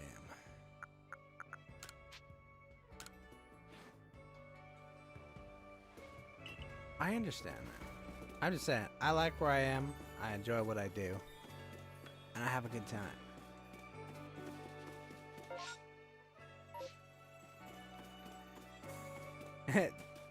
Ep says, I am, but I'm resting too. See? He's gotta rest, man.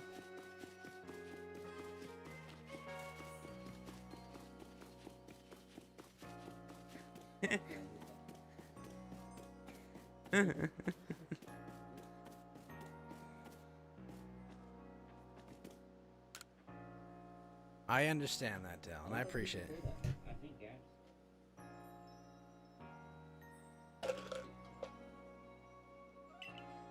Well, thank you. I'm glad I can put you to sleep.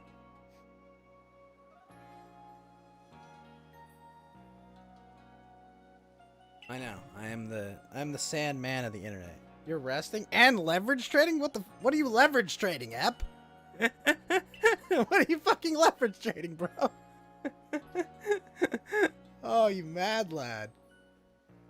Alright, Ep, you wanna know my financial advice for the next 10 years? Oh, crypto. Oh gosh, good luck. Just buy 100 shares of SQQQ, okay? There's 100 shares of SQQQ. Hodl those. For a decade, you'll be rich, okay? Making that statement right now. Just hodl them. You're good. What crypto specifically, though, Ep? Here to Mount Coronet. Oh, boy. No lie detected.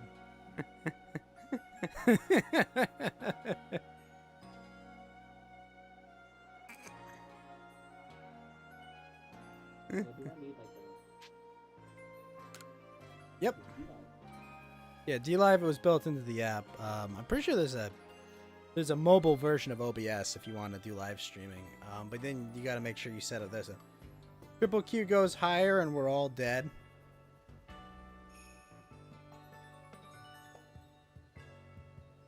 I don't know if OBS is on mobile, but I'm pretty sure you can get a mobile setup to Odyssey for sure.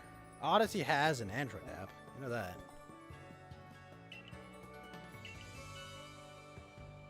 Absence map. What the heck is Ingo?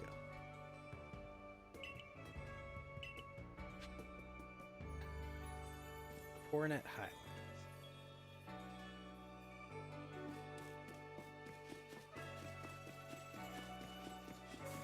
If regular triple Q goes higher, we're all dead? Eh, maybe.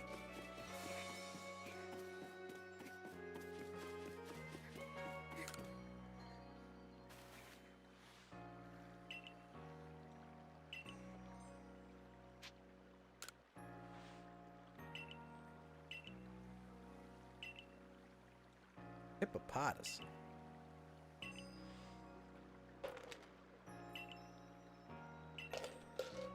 It's been out of control for years. Money will be worthless, so dead broke.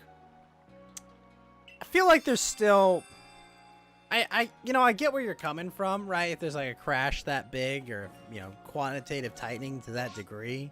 Like, I get it, but I feel there's some middle ground there. Like, before we get there. Like, yeah, there's a fiscal cliff we can fall off of, but I feel like there's a couple branches we can catch on the way down. Yeah, that's kind of how I feel. Because I mean, like, what would something measuring short interest is what, a 10,000th or something, like it's $50, and like if you take into all the dilution into account, it was like 500 or 600K, right? Like, even if it recovers only 10% of that value, or even a 1% of that value, you're still looking at a 10x gain on it. I think like it's a really good long-term bet, as well. But it's just like timing crashes and shit is just you can't. I don't think it's prudent to try to time the crash, because as we've seen from how the market works and how things are going, you can't like it. Everything can go on until it stops, and where that is, I don't fucking know. And I don't think anyone knows. It's gonna happen one day, and we're gonna have to live with the consequences of that crash itself. I mean, we just had yet another crypto crash, it's just, wow, from 60K back down to frickin' whatever the hell Bitcoin's at now. Is it it's not 38 yet, or let's see, 37.7. We're almost back to 38, but had that roller coaster, but the entire crypto market up 4% today. It's a hell of a ride.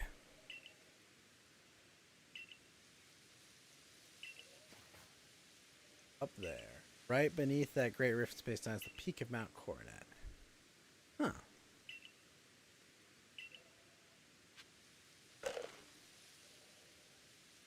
I don't know. I feel like I'm just gonna just buy a bunch of S triple Q every paycheck, and just like, hey, this is my this is my recession insurance. You think that's all been DXY climbing back to create pre-COVID 100 plus?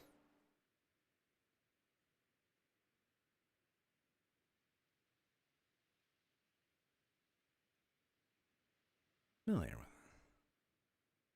US dollar index. Oh yeah. What the hell? Take a look at this. Wow. There, and then we get to COVID in 2020. It's like right over 100, and then zoop. Predicted crypto would keep going down until DXY gets back to 100. Making its climb towards that, that's for sure.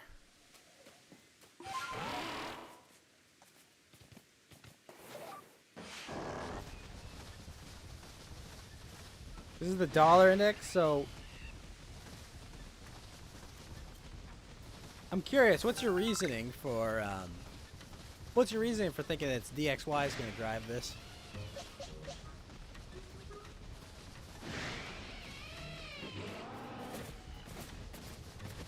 People don't understand DXY because it's not like a direct proxy for purchasing power, obviously, right? Because there's no way after 7% inflation on a year that the dollar weakened. But I'm assuming like 100%. I'm assuming this is the dollar, but in comparison to all currencies in the world, right?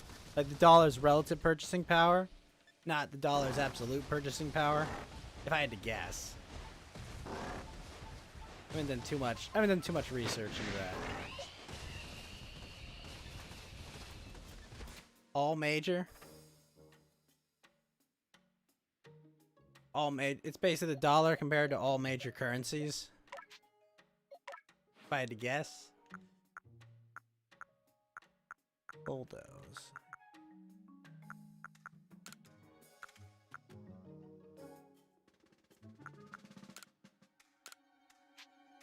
You want to make a different DXY.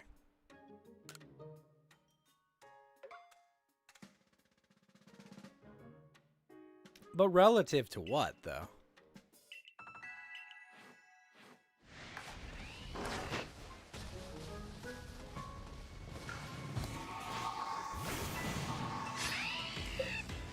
Like 12 other currencies, you think?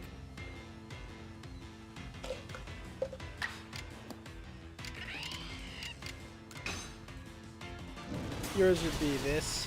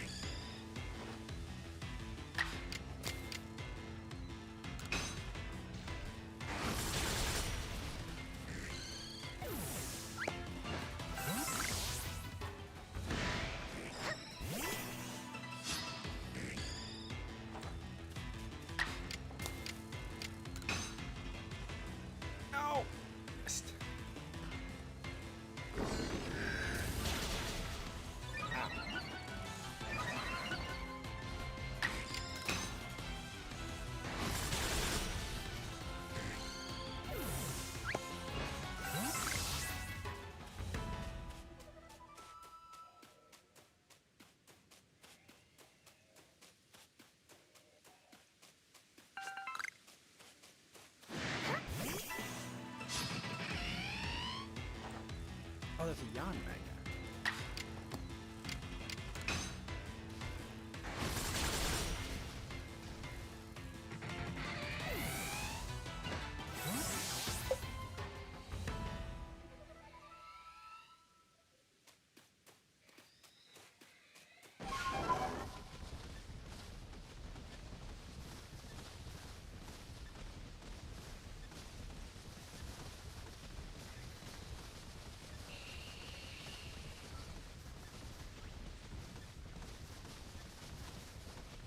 Now, Ep, if I'm not mistaken, is the concept behind crypto doing well when the U.S. dollar index gets back above 100?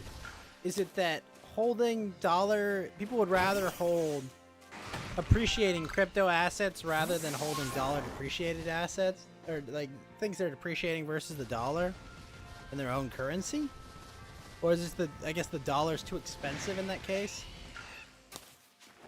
Yours would be more accurate real time when we measure the US dollar against the most stable currencies, as it is kind of now, but tick to tick, hour to hour, to eliminate any currencies that are most active during that time of day.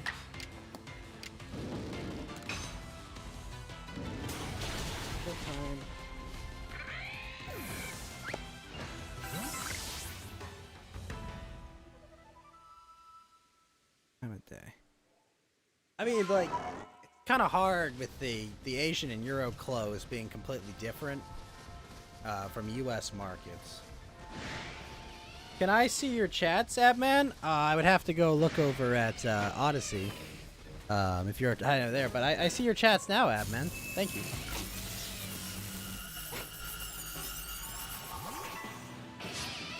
I see your chat now on YouTube. Did I miss other ones? Pokemon Legends looks kind of like Genshin Impact. It does. But it's surprisingly good.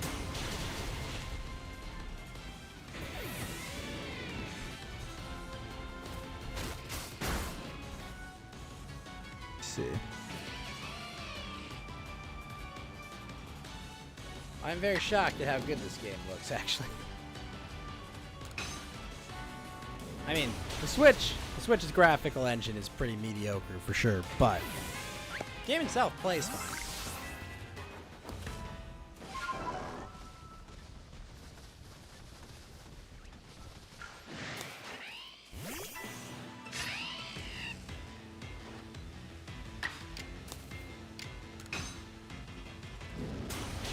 So Dell, tomorrow Dell IRL? Or is Dell gonna go pick up ladies?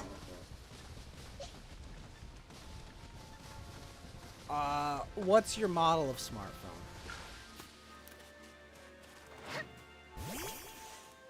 How old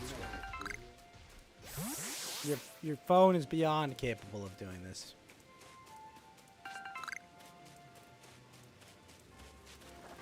You have an Xperia? You're good. It's a fine cell phone. What year is the model?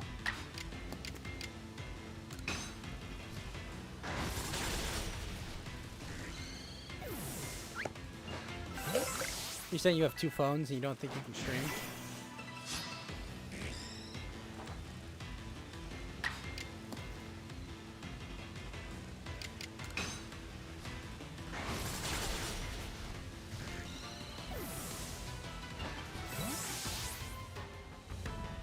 Wait, the version of the DXY which...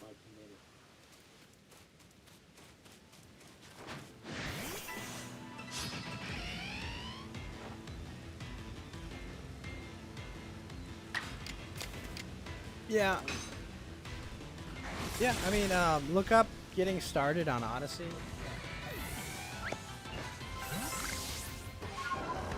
Well, you have an Odyssey account, right?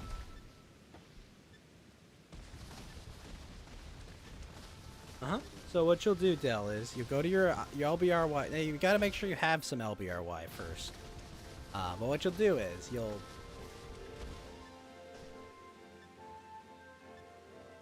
Oh, that's the token that Odyssey runs off. But you need like one LBRY. And what you'll do is you'll create a live stream, right? You give like 0.01 LBRY. and it basically like you get that URL, you have it. That becomes your stream. It'll give you a stream key. You're gonna have some software on your phone, I assume. Right, and that's the key that you need to put into either your phone OBS or to your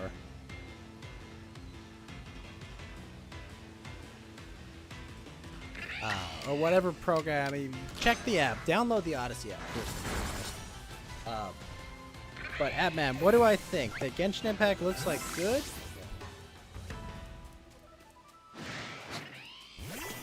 They do have an Android app.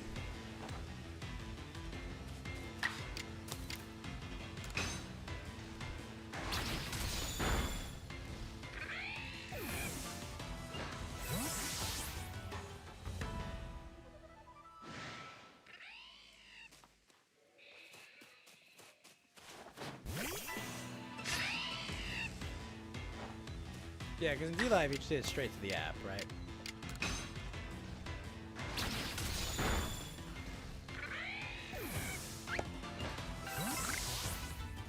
No, in Adman, no, I think the Genshin Impact engine looks good. The graphics look good on it. I'm just saying, I'm talking about the Switch itself. The Switch can't really handle making this game look very good, is what I'm saying.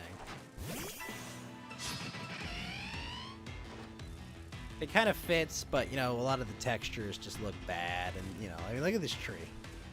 Tree, not very impressive at all.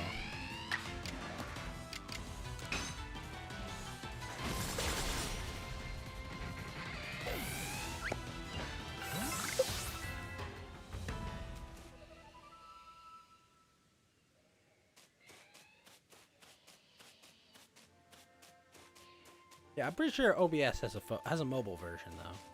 I'd run that.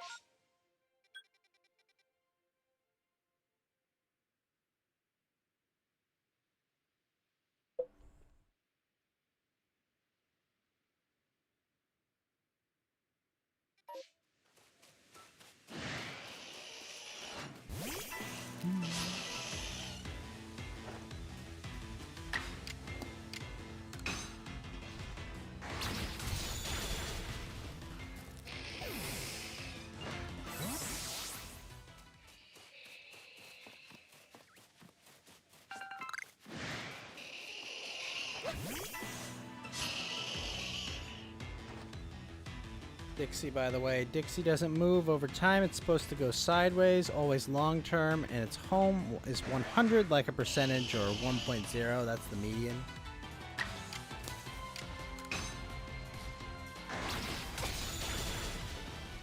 Okay. But I mean, does that just mean that the major currencies it's compared to generally kind of move in a similar fashion more than anything?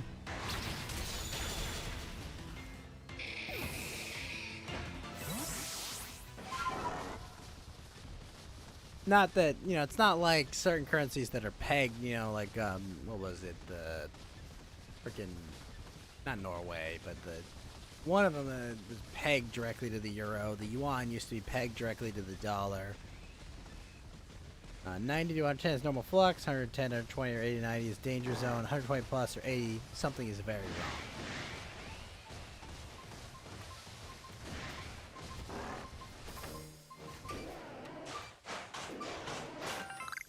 It's self-correcting.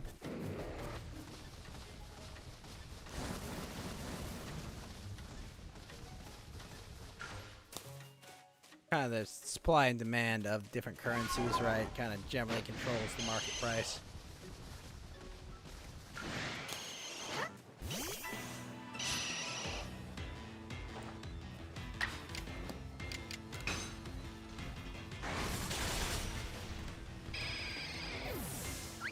Well, hop into the sleepy room or something, but if you want to come back, man, you're welcome, man.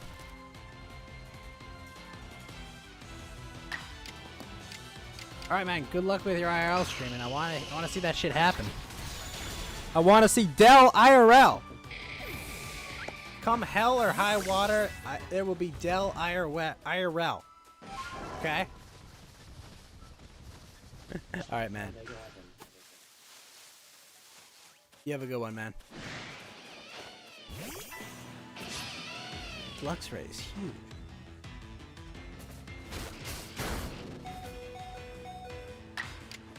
Actually, Dell or High Water is also a good name for a stream. Things will move it, but it prints and burns to go back to 100.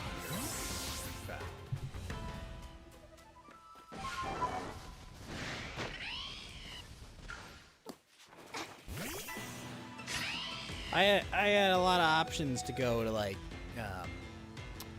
to take a lot of classes on like currency and its movements, but I was just like, I learned about, I learned more about traditional markets rather than specifically like credit swaps and currency swaps and shit.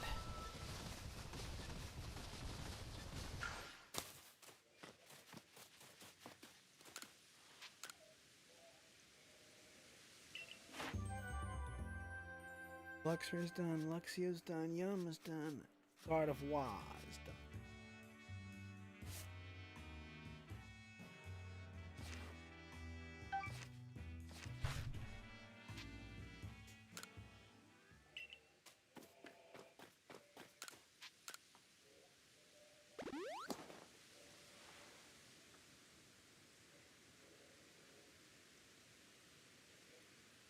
Sick.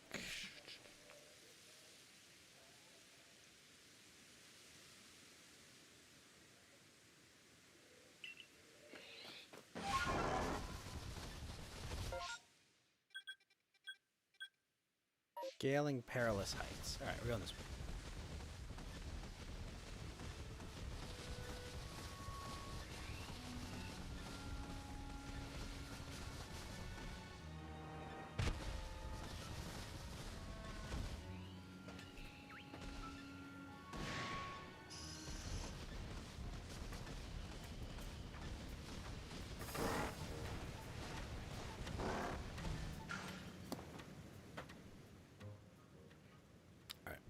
All right, back and grab a drink.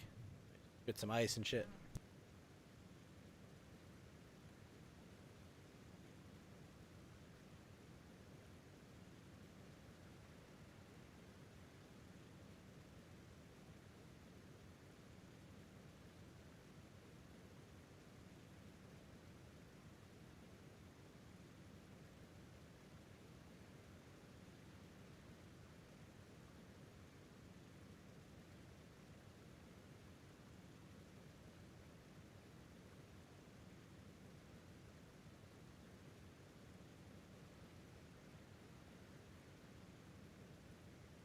I still haven't got my drink yet. Abman, have I ever had an autistic girlfriend before, and are they tolerable? No, I've never had an autistic girlfriend before. I know autistic girls, and no, sir, they're not tolerable, sir. I'm sorry. It's pretty ridiculous. I mean, you can try, but you're on your own, man.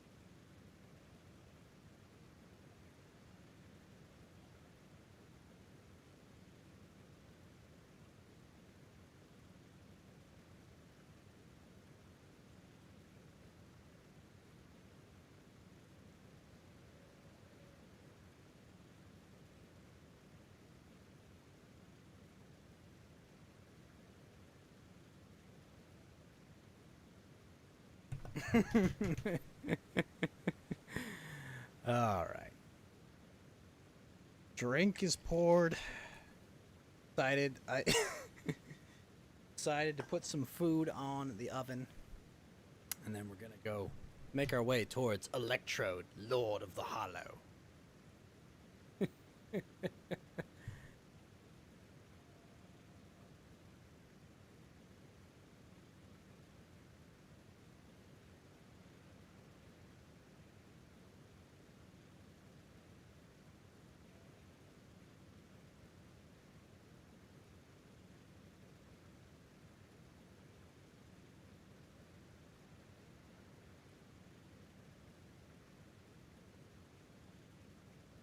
Is all what you figured out about Dixie? What's my impression about Dixie? Like, it's not a real reflection of the US dollar in real time is correct. And it is what everyone says about it, like even Forex Pros. It's because sometimes they'll move inverse of assets, and sometimes they'll be the exact same. Well, the hard part about it, right, is that assets in general are dollar denominated, right? So ideally, if your assets are all dollar denominated, if DXY goes down, value of the dollar goes down, the value of all your assets should go up, right? Need more dollars to reach what the actual value of shit is. So that alone makes it really difficult. Take on top of that, every single one of these countries being analyzed is manipulating their currency to some degree or another.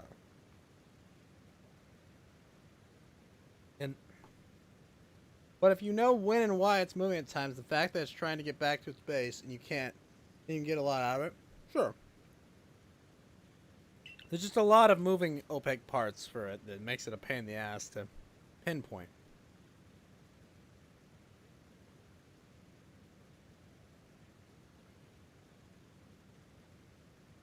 And I mean, looking at the chart, it looks like it's probably definitely going to get back to 100, but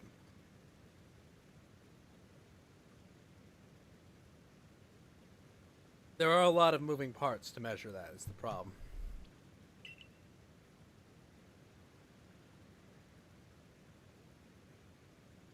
That would make your version invaluable. I mean,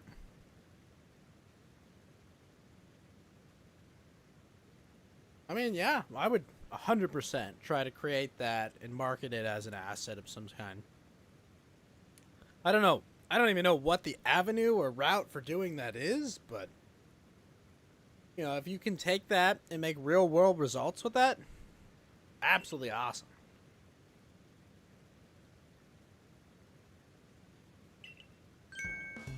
Does whoever manages the index publish their math anywhere?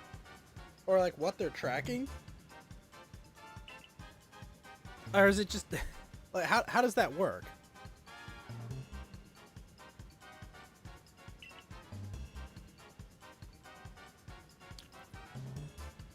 Punching above my weight.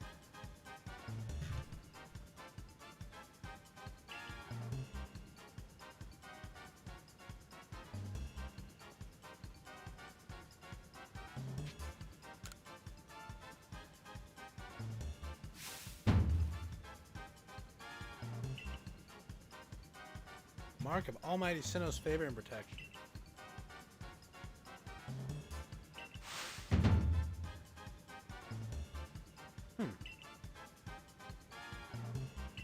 Huh.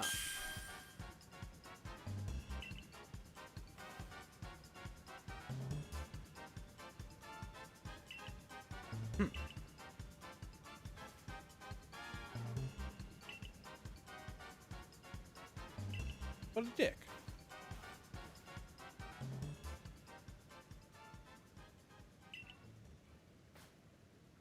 What do you want, Tama? Press on. Fuck that guy.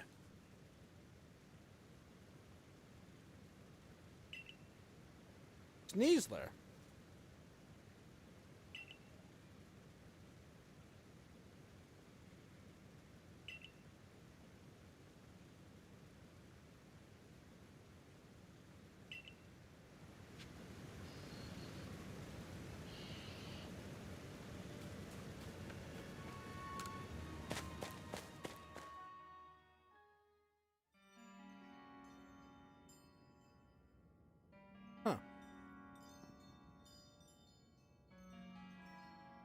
Fortunately, that's the way the caves are gone.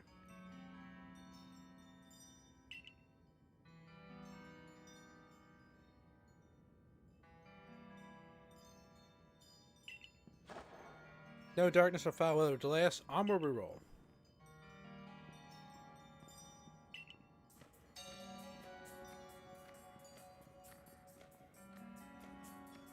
You're autistic, so you're wondering. So, man, you're autistic, and you're wondering if it'll be easier because they are autistic too. Would normal girlfriends be more forgiving? Well, to answer your question, Abman, probably not. Neither would be more forgiving. Like, it's a mixed bag, and you gotta find someone that can tolerate your autism. But, like, it's, you know, an Aspie girl would probably be perfect for you. All right, if Australian dollar is going down because of things happening in Australia, I don't want my index to be affected. But I don't mean like some historical unexpected event. You just mean, you know, that a certain time of day, the Australian dollar always moves itself for 30 minutes at 11 a.m., for example. I don't want that to be a factor.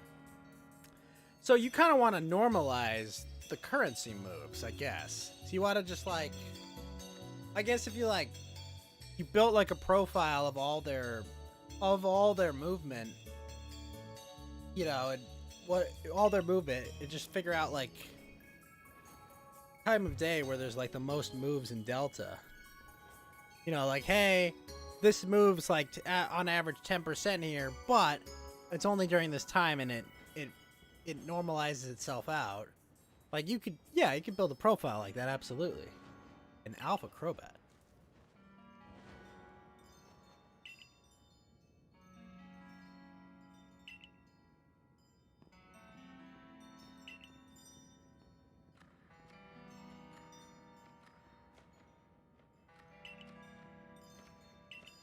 Then those are the ones you would be factoring, the others would be left out.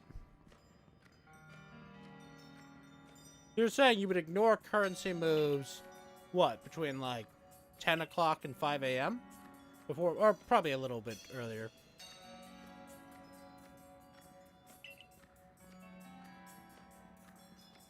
Because, I mean, I imagine, you know, anyone that trades, you know, dollar-denominated currencies, you know, at market open, there'd be a ton of excess currency activity exchanging into that to use those in markets, right?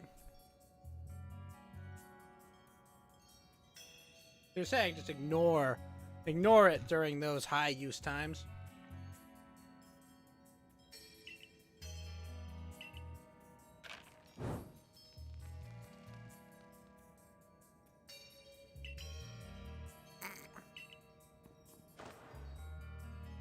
Terminus of the K.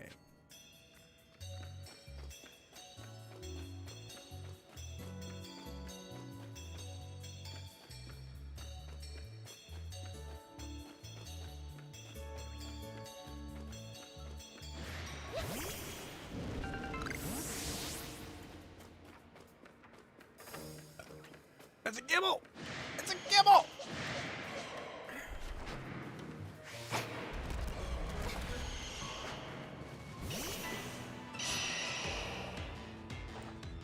So if Odd and New Zealand dollar were both going down, but the algo knows there's nothing happening there, then that movement is the US dollar. So your index is going to read that as US dollar movement. Yeah. Okay. I mean, that all sounds sensible and really useful.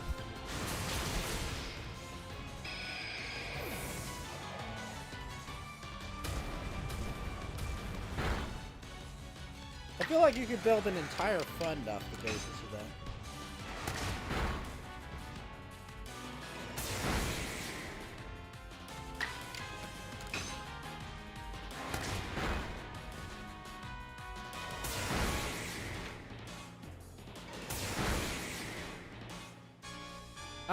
I'd be shocked if there isn't something similar to that somewhere.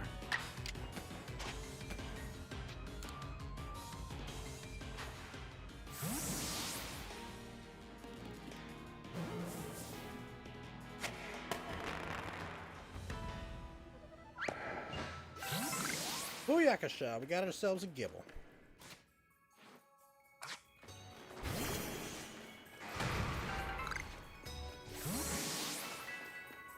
It eliminates things that make DXY not useful. Not a useful tool now.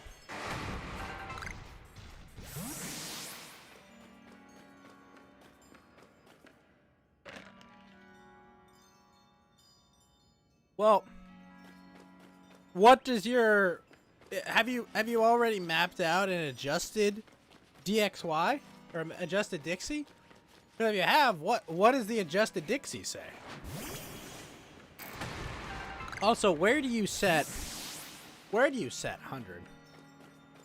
You know, like just when the index starts?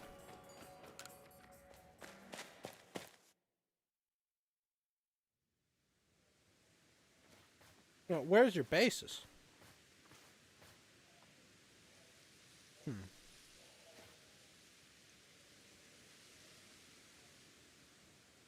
That's the hard part. That's one of the harder parts, too.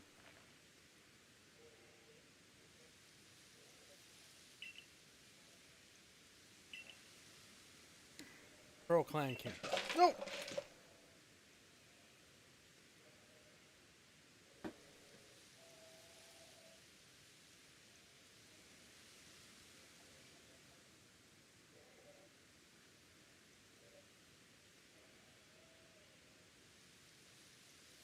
Well, like a stable coin is always $1.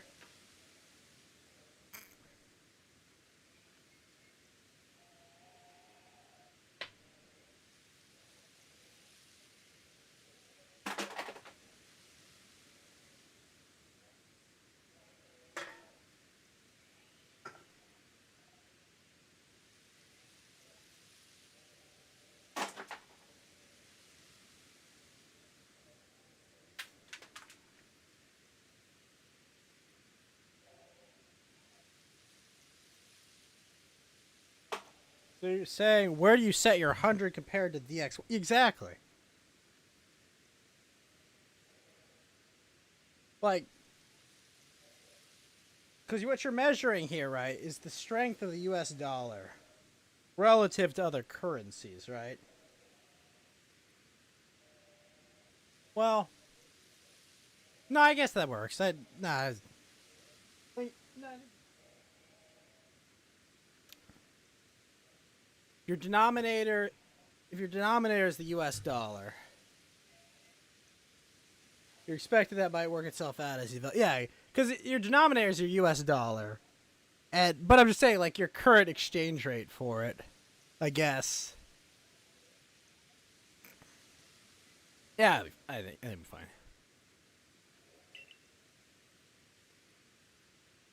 I mean, effectively, right? It's value of the US dollar versus the average of all the currencies at some point in time. Or the exchange rate of all.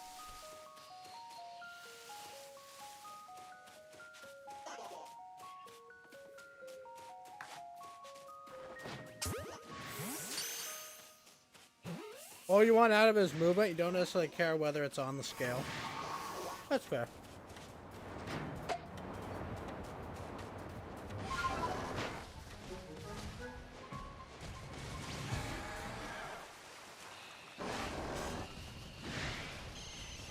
Oh, that's cool. It just swished.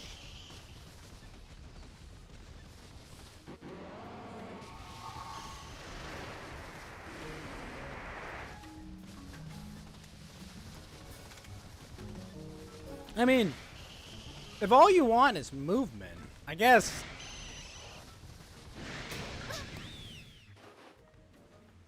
Maybe all you need then is just like a rising or declining tracker rather than a whole index.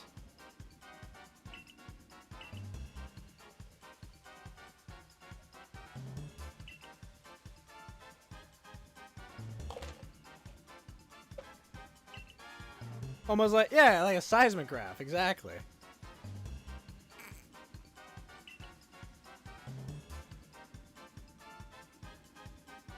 I mean, the index is nice because it gives you like a solid number for each day, you know, where it's like, oh, you know, it was 101 versus the prior day it was 100.5, and this is how the market moved or how different assets interacted with it. So, yeah, I see the value in it.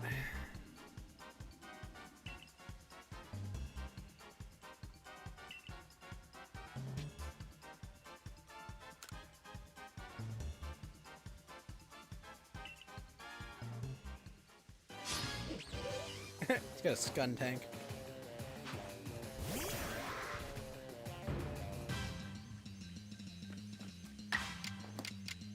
Hit him with the stone axe.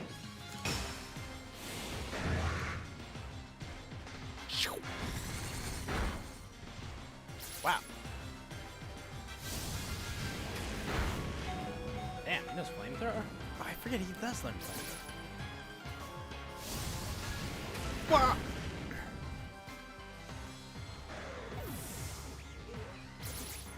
You did good, Cleaver. You did good. Oh, nice.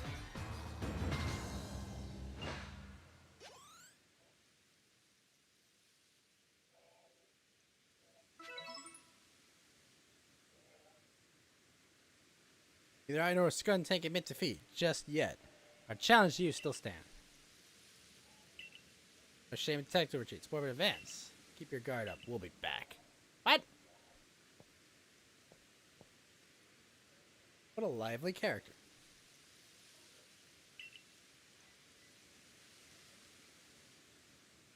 For now, let us press on.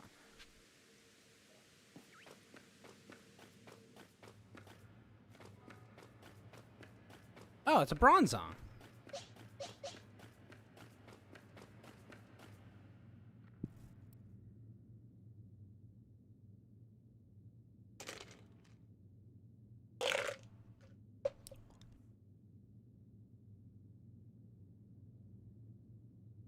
Ancient quarry. All cut from this place. Stones that were left behind should serve to cover us. Hey, Volo's here. What's up, male Cynthia?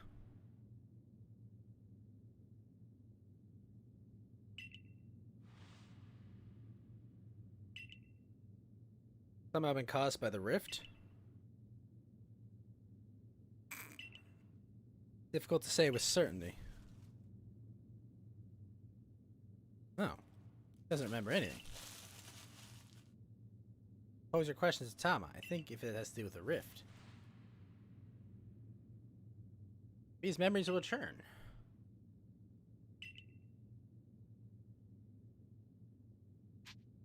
Maybe something.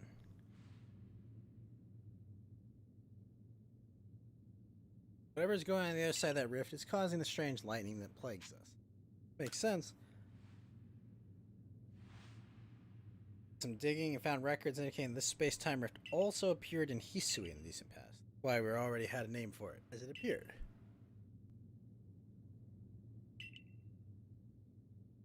Almighty Sinnoh's realm.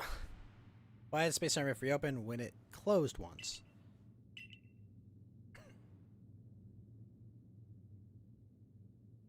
Why would Tama have fallen through to us? There's just so much we don't know. I hope you unravel this mystery, Volo. I'm sure it would ease people's fears over the frenzies of our nobles. And while you investigate, sir, I'll continue to prioritize the safety of the people living in this world. Mere admirer of ruins and little more. If something needs investigating, I would entrust that task to Tama. Till next time, man. You guys definitely more than he lets on.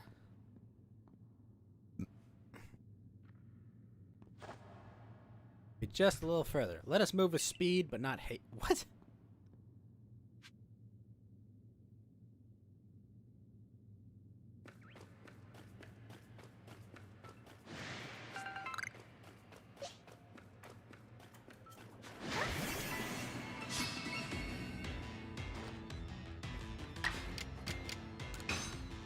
Infernal Parade time.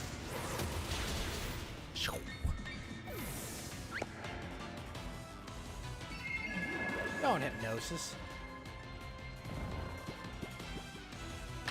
Alright, hit it with a shadow ball.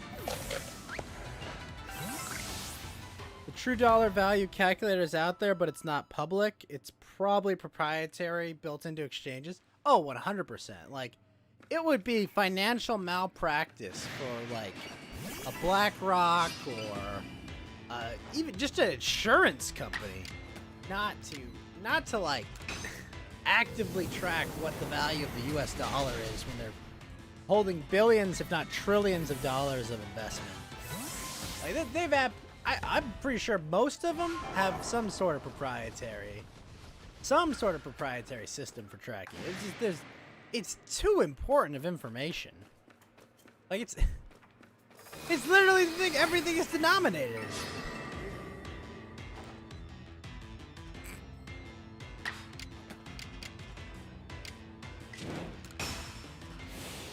It makes too much sense.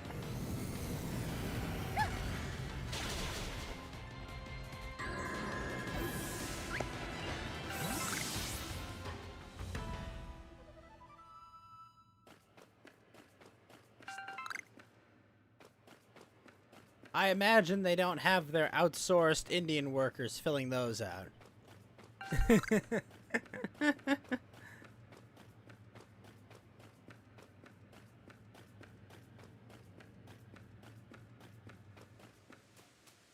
trying to think. I don't. From what I recall, I mean, we were mostly in like sell side shit, so none of the banks I worked at really tracked that closely. And I was never working on the trading desk. I always worked in research and research in the banking side. So it was like, yeah, you know, we didn't really. Holy fuck! What the hell? We weren't really into like day-to-day tracking of the market itself.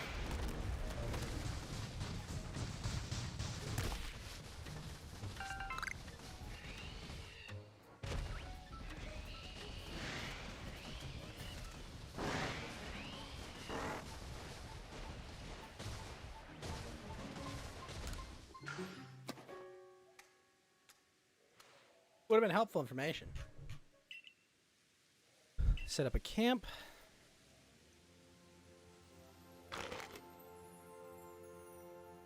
Bronzors in there. If stock XYZ has no real trader on it at the whole day and was worth $100 at the beginning of the day, the value of the dollar rises 20% that day. At the end of the day, that stock needs to be worth $80. How does it do it? Through fake trades.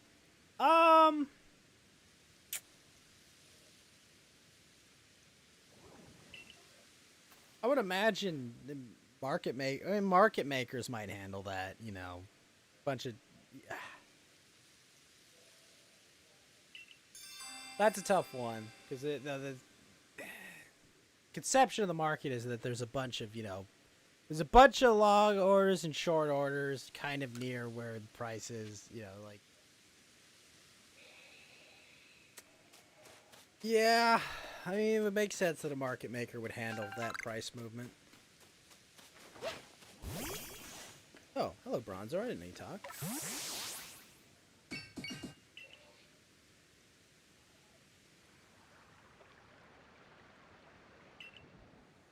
All right, Bronzer.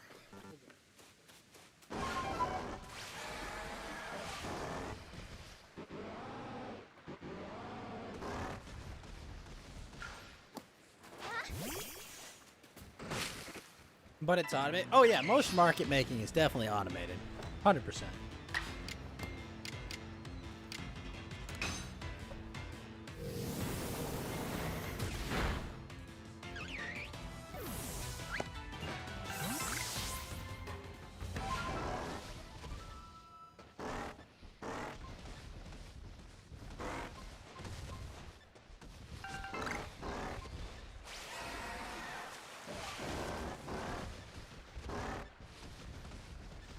Biffy Tannen, thank you for the ghost hit, sir.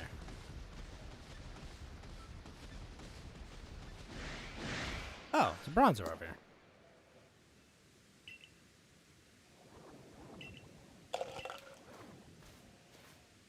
Go flying out of the direction, all of a sudden, what in the Bronzer? It's wounded. Huh. That should do it. Bronzer should be fit as a fiddle now. Door. The Bronzer in the new campsite was looking for its friend this whole time. May have been too late to treat this bronzer. May be wise to be extra prepared as you explore this area. Ah, sweet. Base camp is all set up while we're talking, in which case I should get settled in. So long. Hey, no. Psyduck, no! Psyduck, no!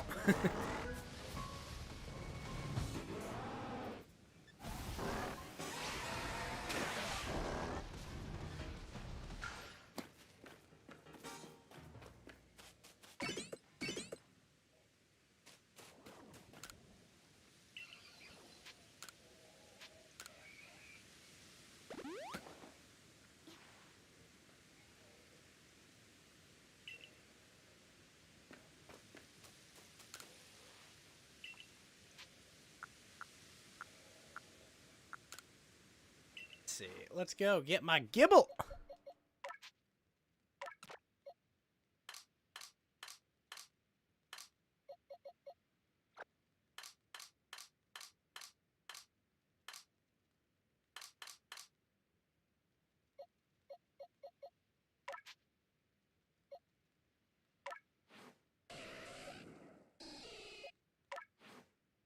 You heard a market maker refer to it once in passing. He makes a plug for TradingView that includes the order book on the chart in a color-shaded cloud. He was showing off in real time and said something about a big order going through. Once it did something different than he was predicting. He said something like, "Oh, that wasn't someone putting through an order and pulling it. That was blah, blah, blah," and then he moved on. But it stuck with you? It makes sense. I mean, there is a lot of manipulation in the markets. 100%.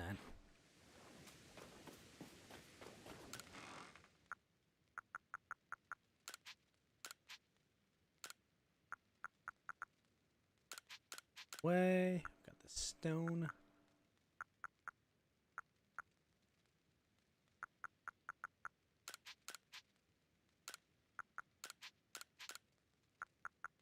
Were you watching the... It was like Confessions of a Market Maker podcast? Heard about that. I haven't watched it myself, and...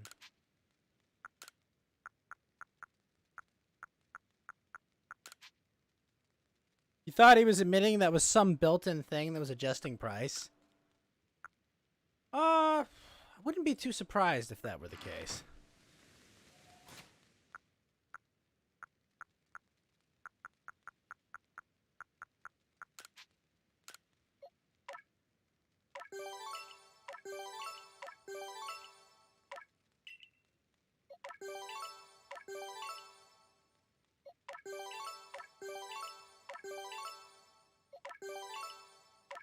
Slowly upgrading my gibble.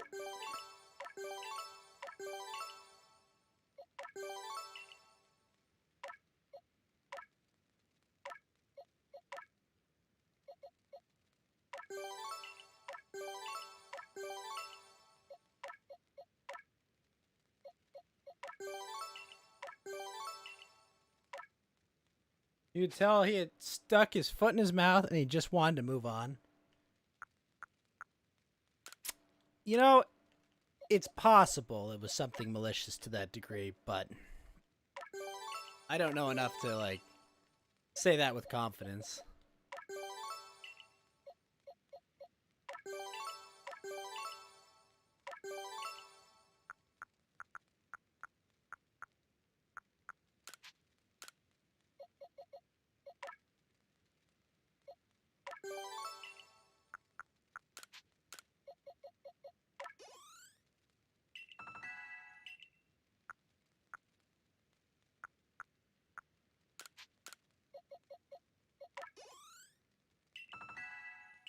Yes. Gibble's ready to level up.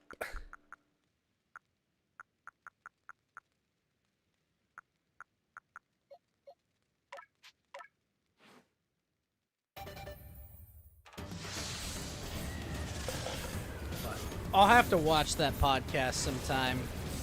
Because I've heard a lot of people specifically talk about it. You know, Avon and a couple others. The other more traditional market guys have talked about it quite a bit.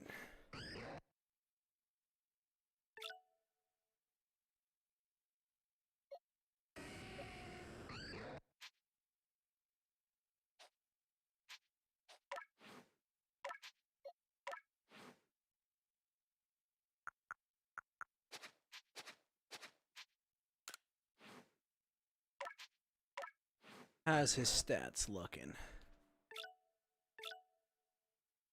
Got special defense down and speed up. Ugh, that's rough. That's a rough nature to have, but it'll have to do. Speed up, special defense down. Not the worst. Take it.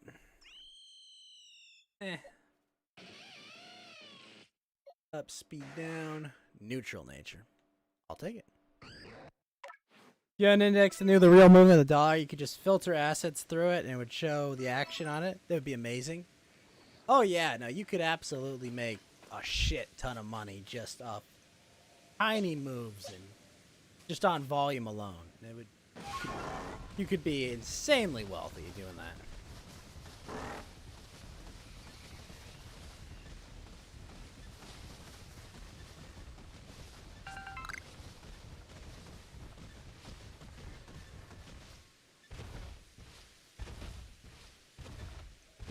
It'd be like an IRL cheat code.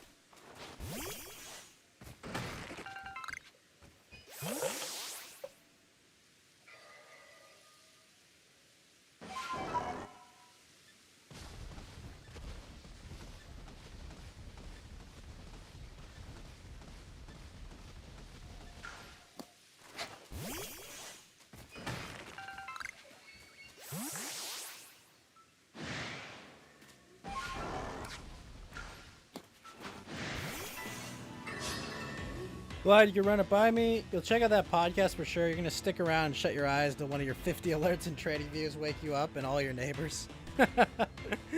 No problem, man. Thanks for coming by the stream, man. If you do come up with that index, I'd be happy to take a look at it for you. 4x isn't really my specialty, but I'd be very interested to see your methodology. It's loud. Very loud. Oh, thank you, man. Have a good one, Nap. Thanks for coming by.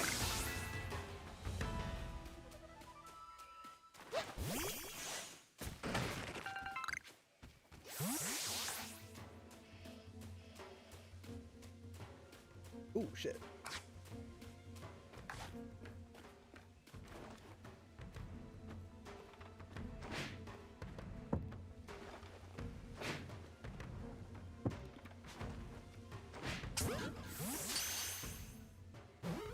Oh, that's not good.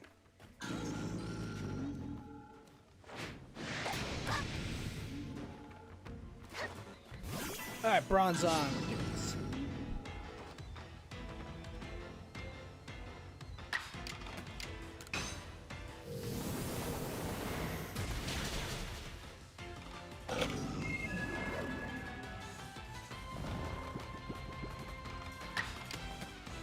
Don't be drowsy, bud. Ah! Oh, crap.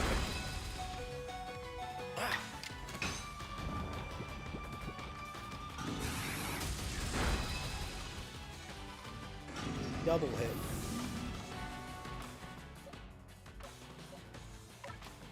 Alright, Luxor, yeah.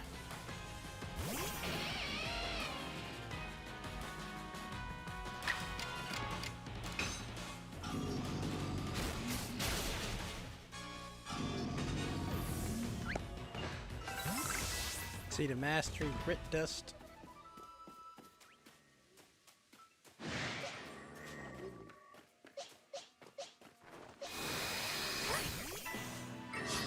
Battle. Crunch time.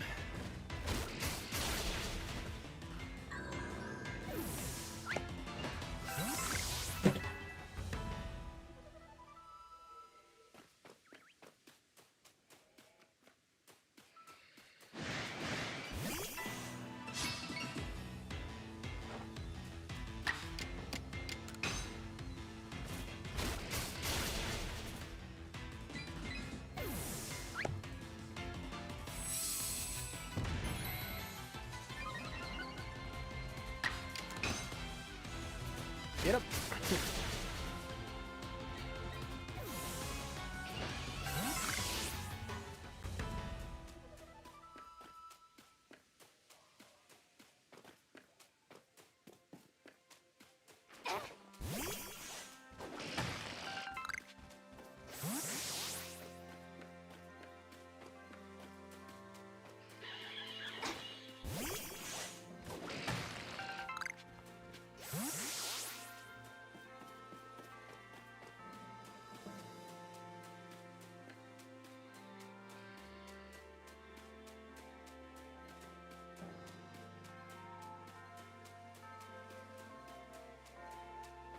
Go find Sneasler.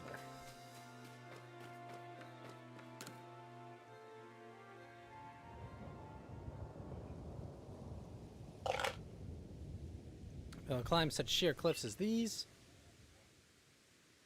Though a Sneasler as an ally, it becomes the work of a moment. So at home at the cliff face, one might think she knew some secret hidden move.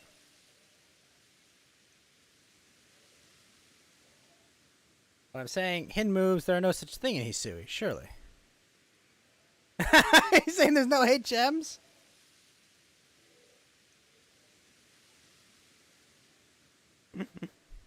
Feel as though I was on the cusp of remembering something just now. Who was I before I came to Hisui? Most likely, perhaps a Pokemon battle with you would jog this memory loose. Hell yeah. Yeah, let's do it.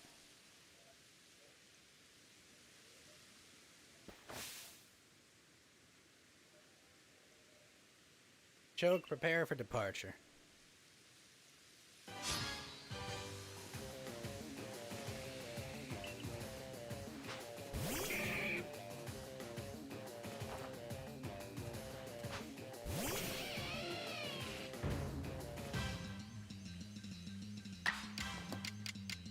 Wild charge.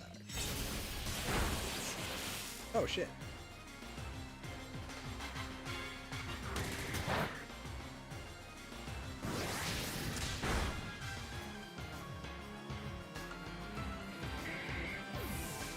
Oh. What the heck?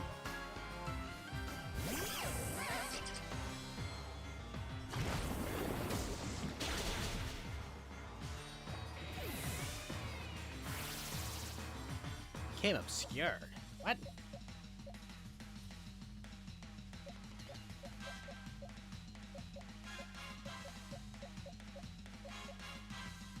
Alright. Get out there.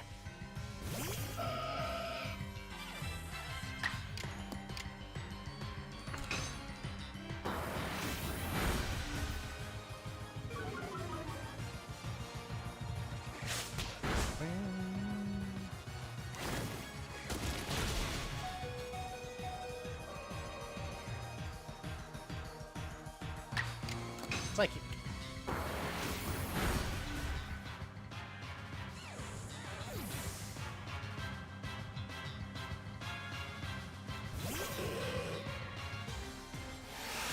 Shit. Ow.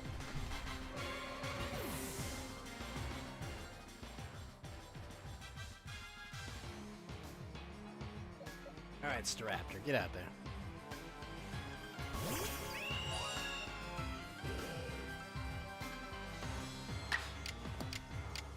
Alright, Brave Bird.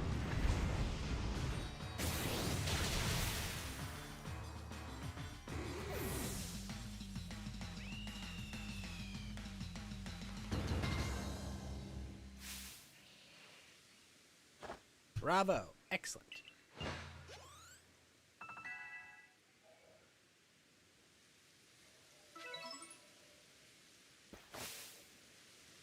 Victory? Allow me to call Sneasler.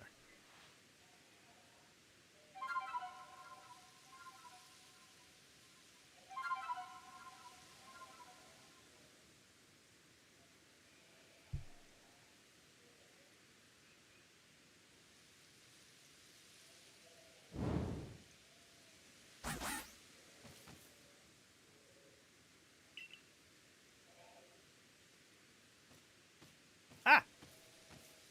Let me introduce you, Tama. This is Keen Clawed Pokemon. Sneasler.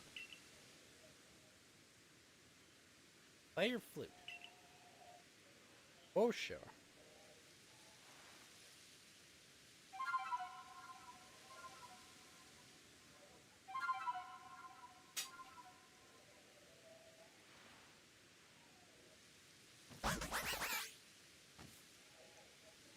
Open your heart and learn well the sound of your playing.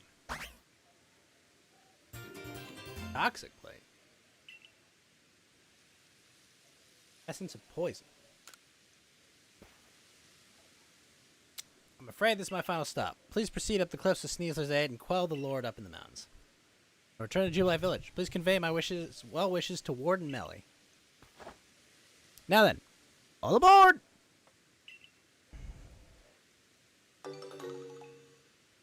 Ascend and descend. Oh.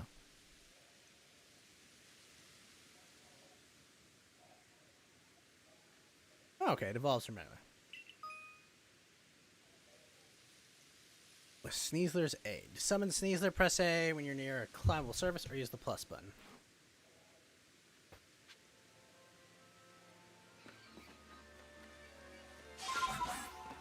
Oh yeah. It put me in a little bucket on its back. What?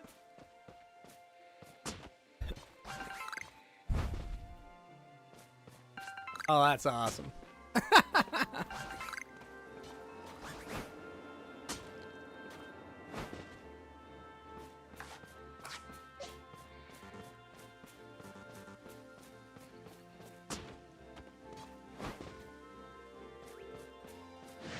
Ligar, eh?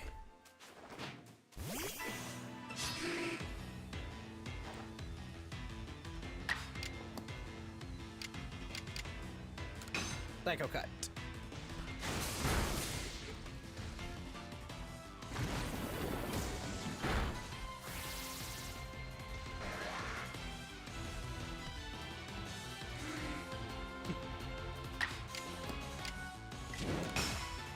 Konax! Oh. Shit.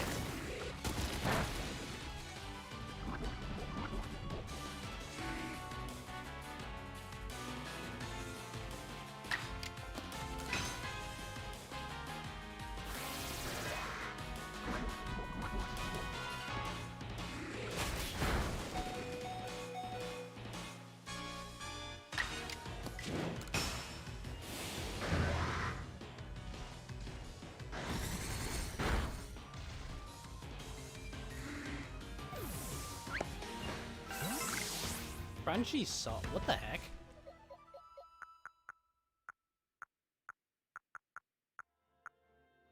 Bearing resemblance to grass or plants, they will gather wherever a lump of salt is thrown.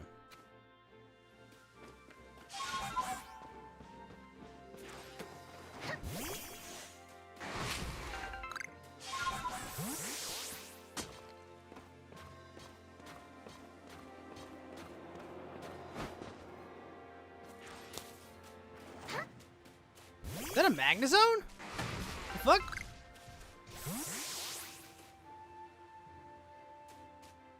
Oi! Get down there!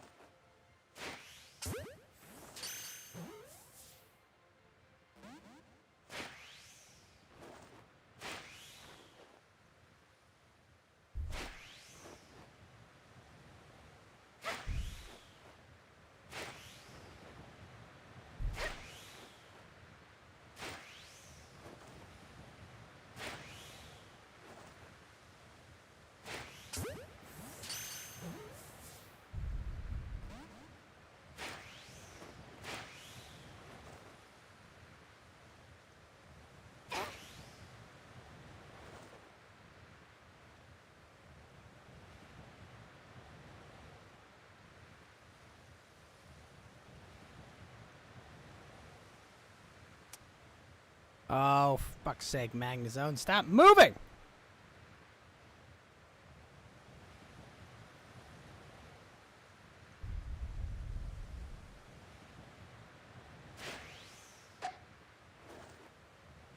Oh, we hit it, but... Ugh.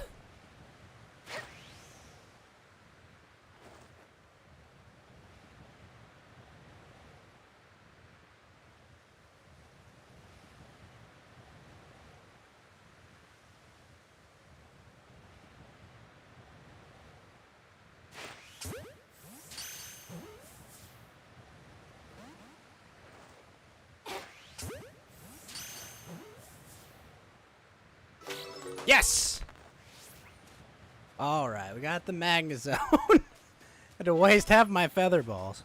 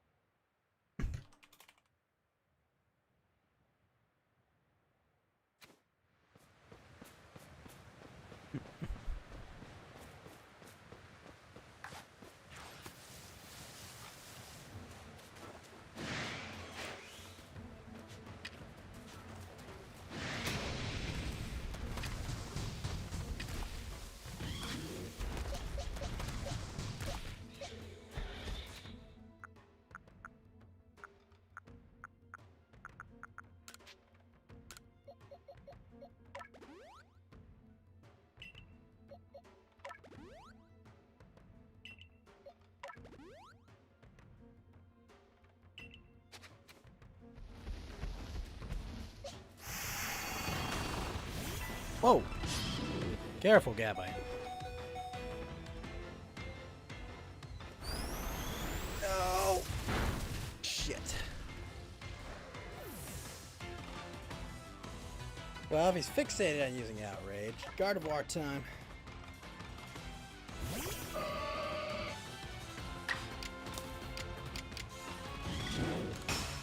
Dazzling Gleam.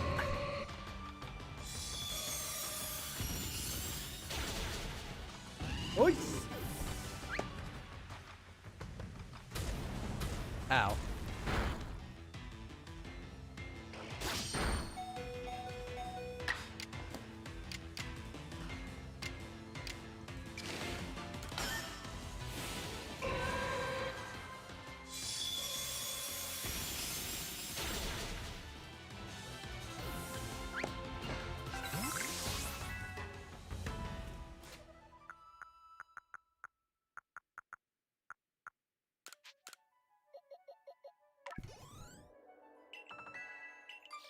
Oh, new move, sweet.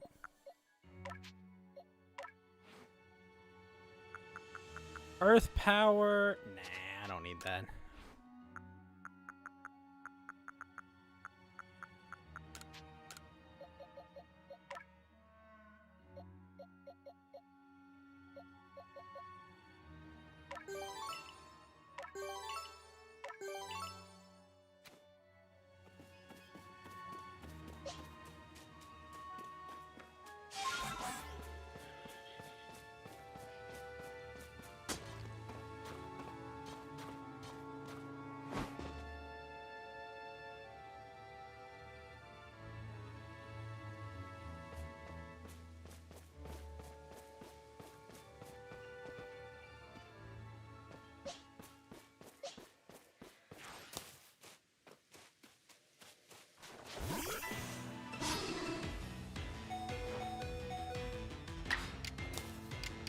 Energy ball. Nice.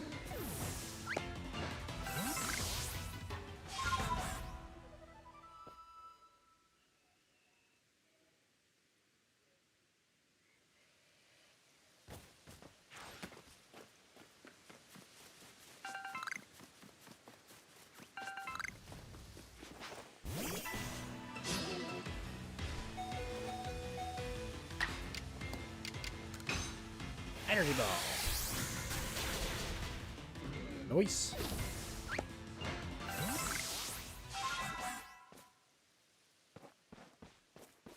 Whoa. Dialga and Palkia? Wait, what? It's regular Dialga and Palkia.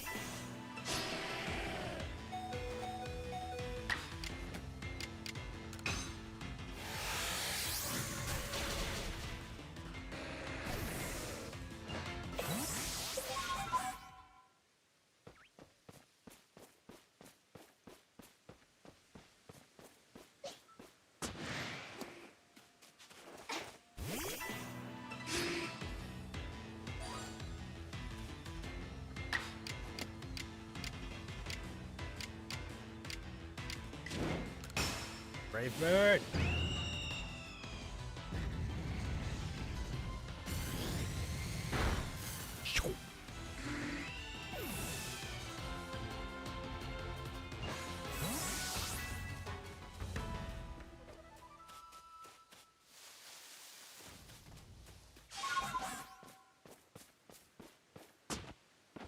Oh, sweet, I can climb the trees?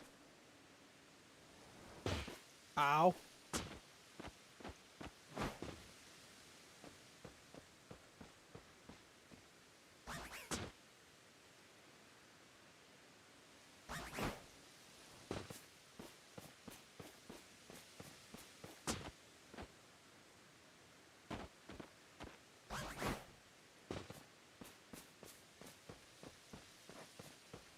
Dialga and a Palkia.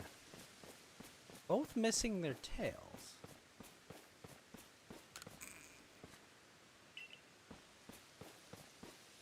But it's both the ones I know.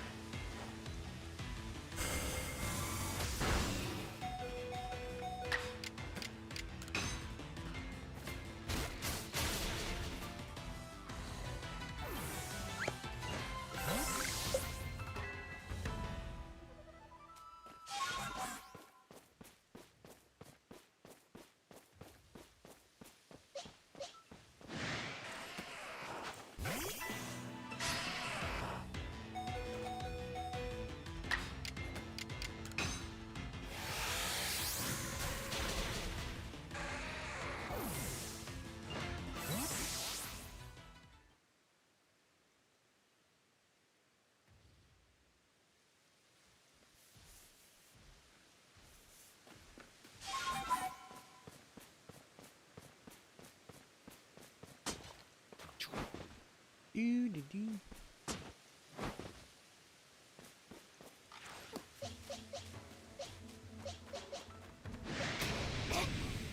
Ow. Alright, Luxray, bring it on.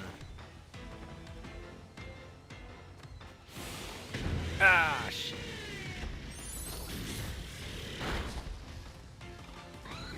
Ooh.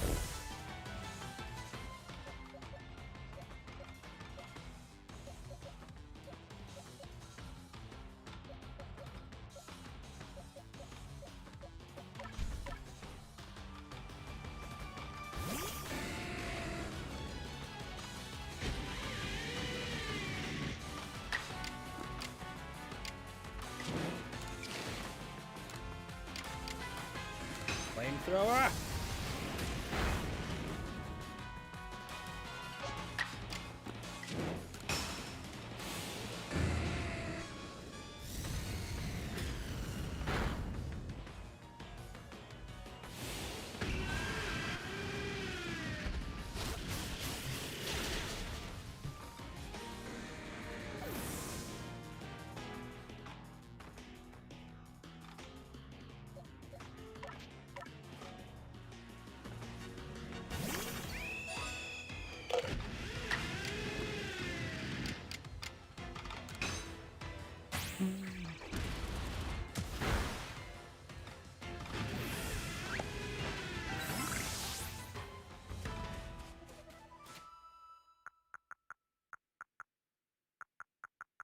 Let's res my Typhlosion and my Gabite.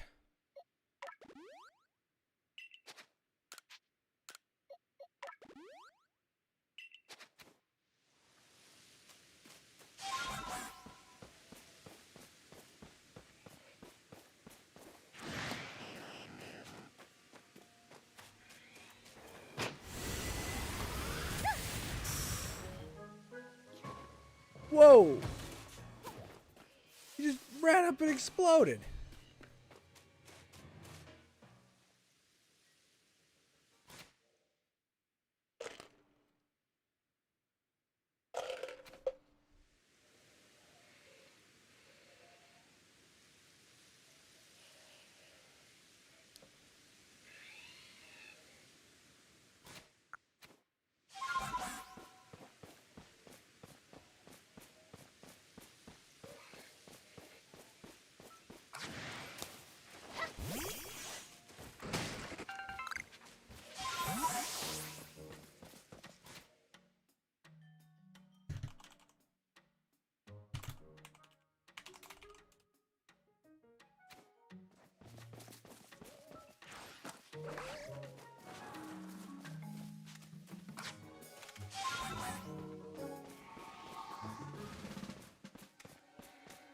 Alright, let's see what's up with this electrode.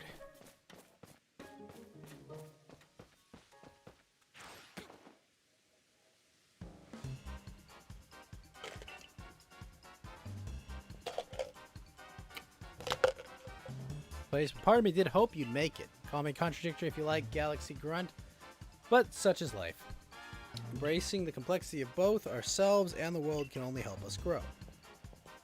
Zero Diamond Clan, my highest calling is to please Almighty Sinnoh.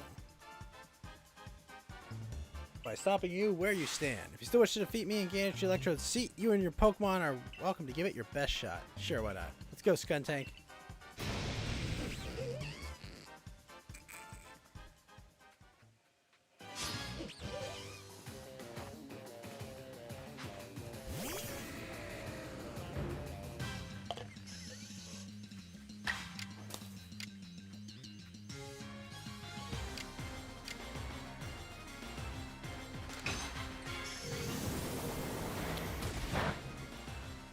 Oh, fuck.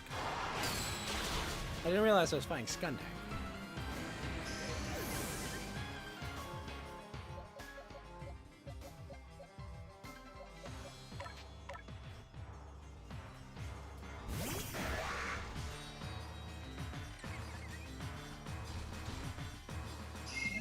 No! Shit.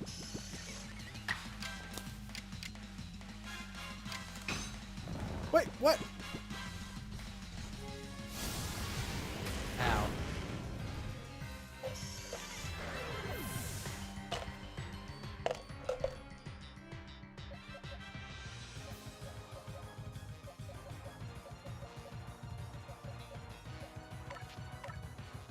Alright, Luxray, get out there.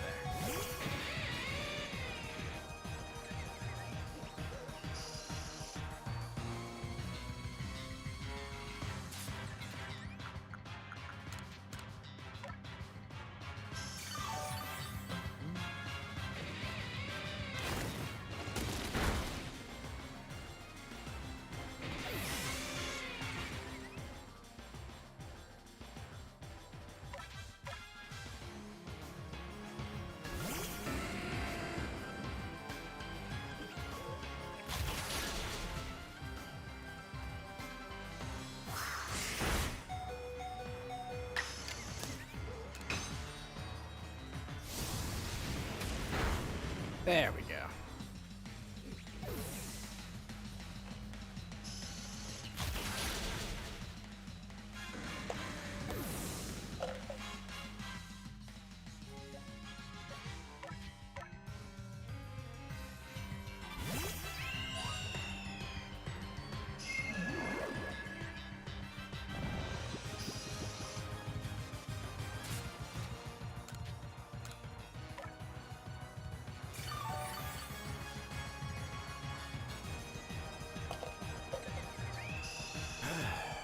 Drowsy.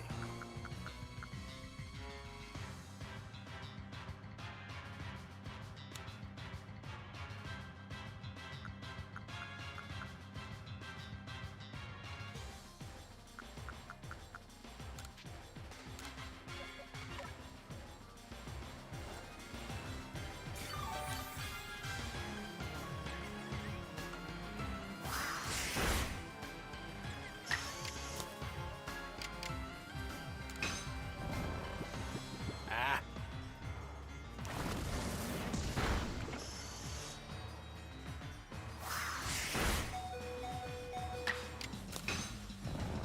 Oh, come on.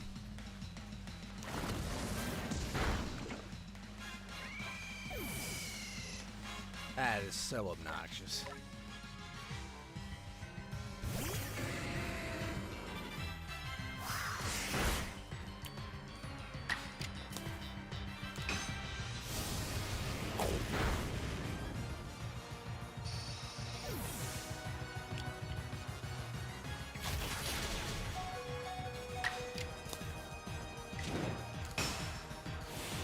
Finish it.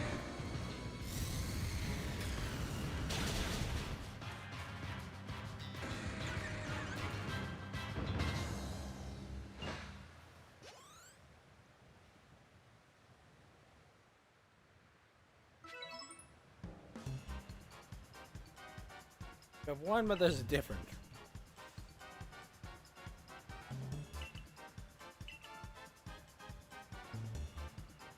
Time being a precious thing.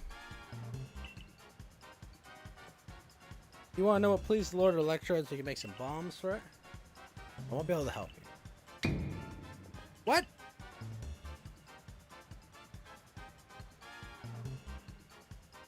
Anger doesn't make bad bombs. Huh, I'm giving you the runaround.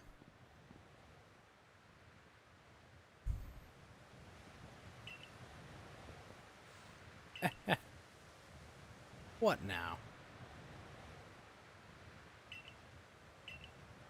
Yes.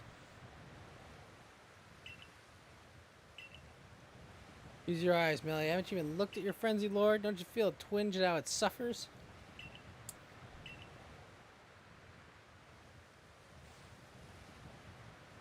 Among Almighty Sinnoh's chosen ones. Not like trials and suffering are always cause for doom and gloom. They exist to help us grow.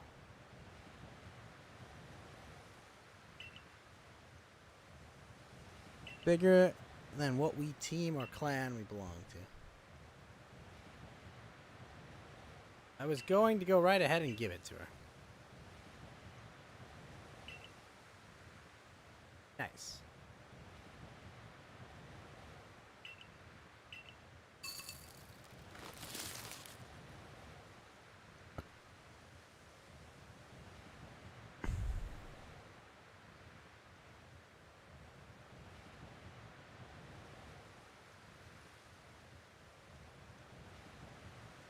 Infinite supply of bombs, so chuck all you like Electro, but don't underestimate my lord's strength. I very much doubt the likes of you can quell it. Sure.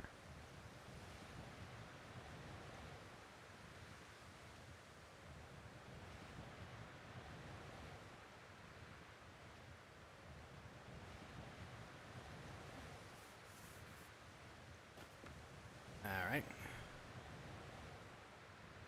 I'm ready to battle.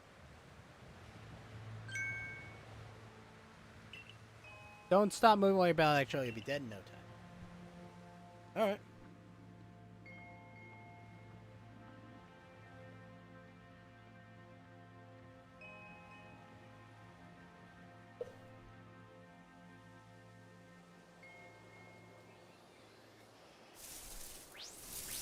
Oh, shit.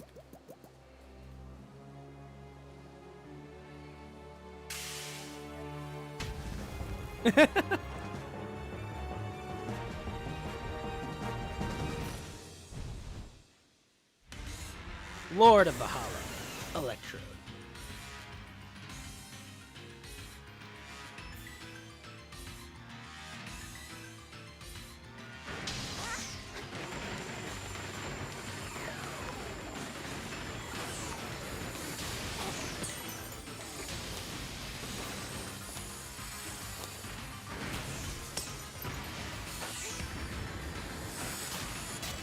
Shit.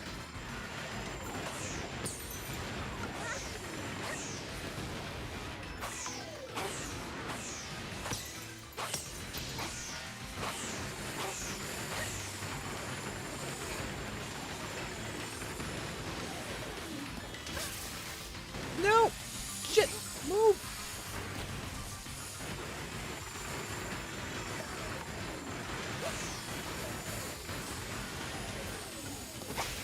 Crap! Oh!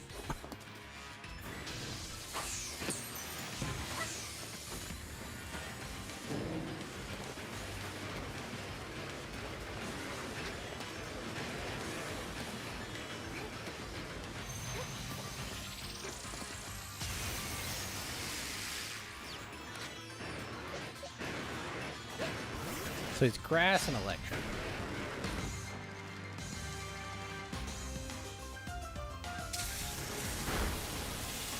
Ow! Alright. Hit it with the X scissor.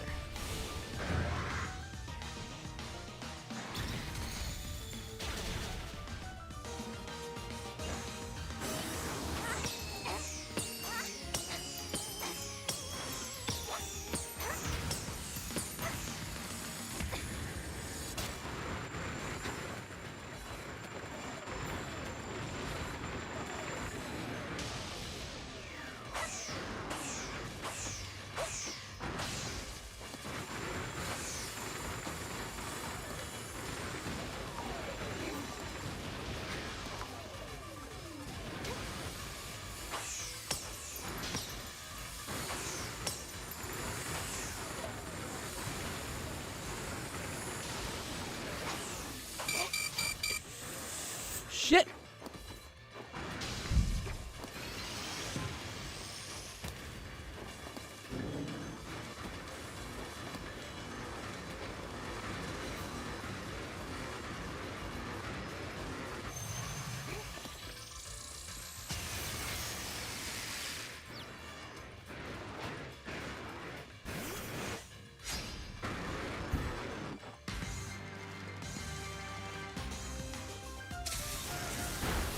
Oh!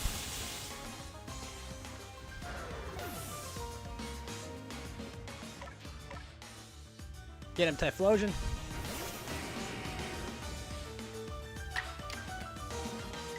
It was strong style flame.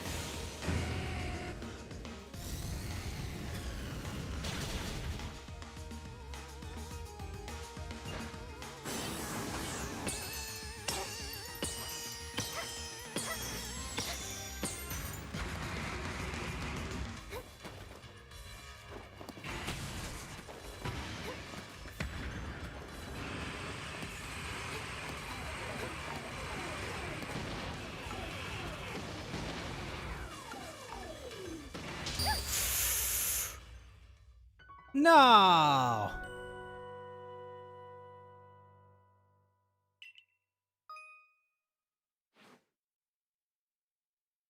Oh, that's fucking dumb.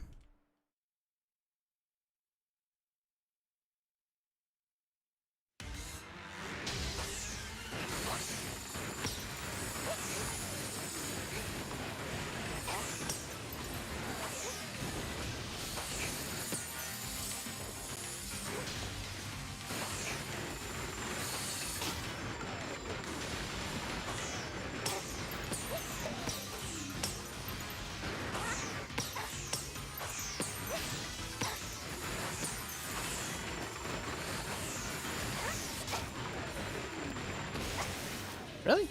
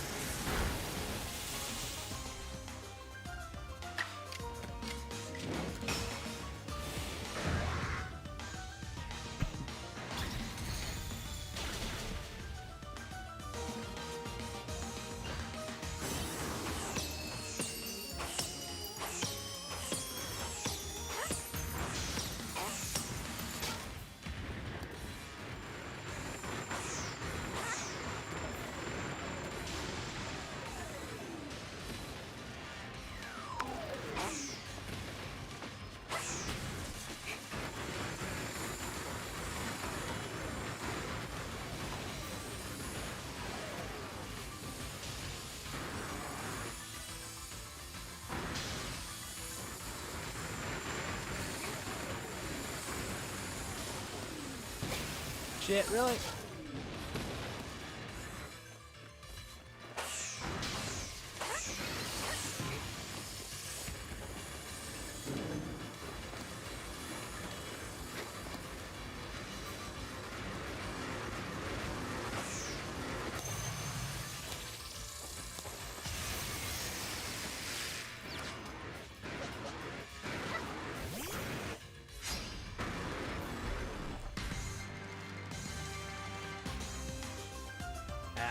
Thunder. Oh, sweet. Dodged.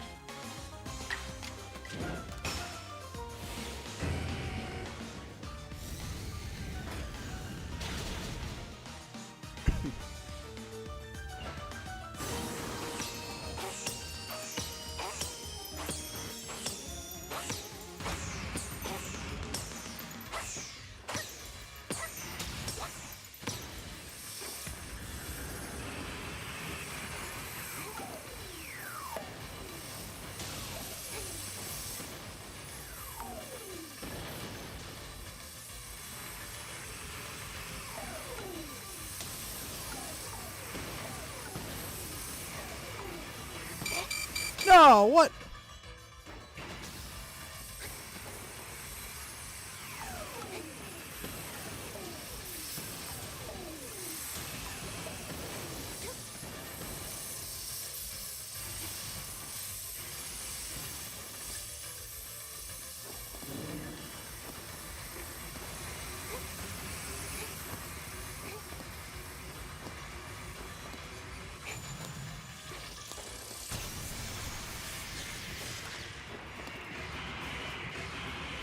Alright, let's do it.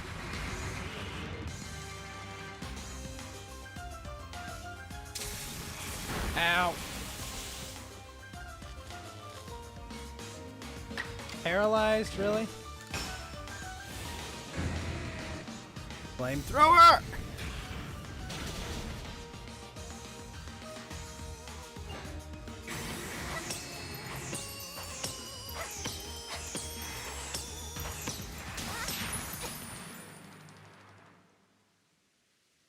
Oh, we did it. Good.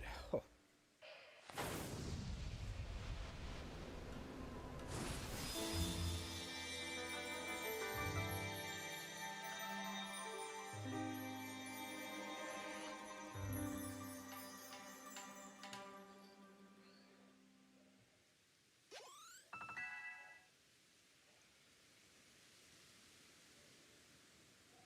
Fight's a pain in the ass.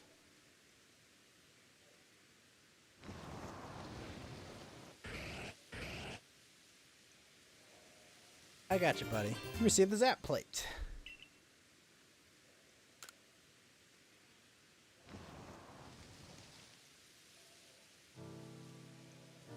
What utter calamity.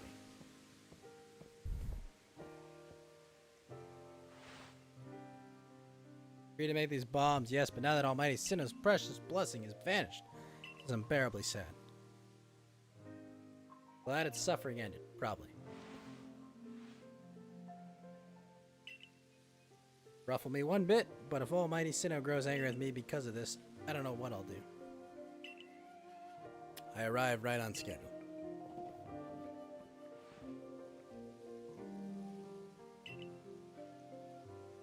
Only to say I recalled something after Tama did the honor of traveling with me. Things of the world where I believed I lived before my memories were lost.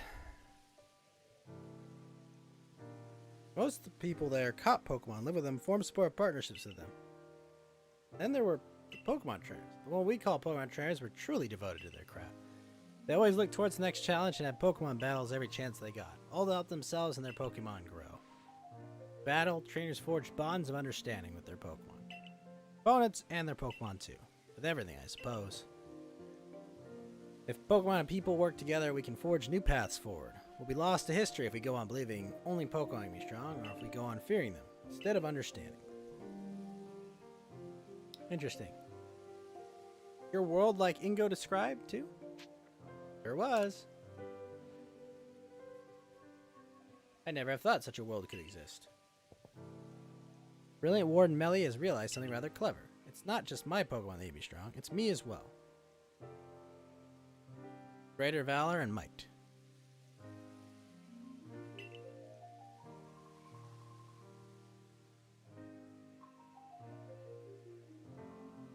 Or my Pokemon can reach their potential. I wonder if my Almighty Sinnoh will be pleased once I've achieved exactly that.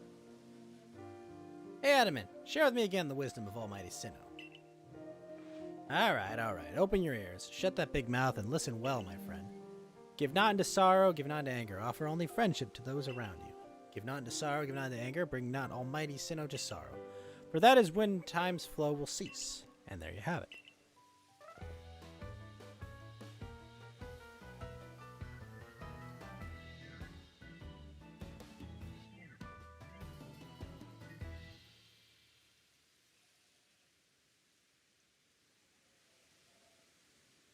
Bravo, excellent.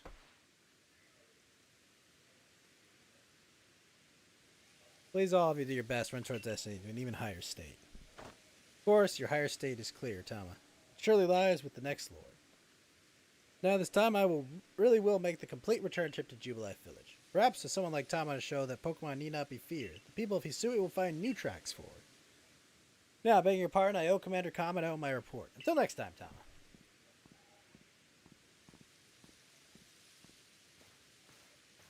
Can we find a way to honor our past while also forging a better future? Maybe that's what Almighty Sinnoh really wants from us. After all, it rules over all time, and it created everything there is.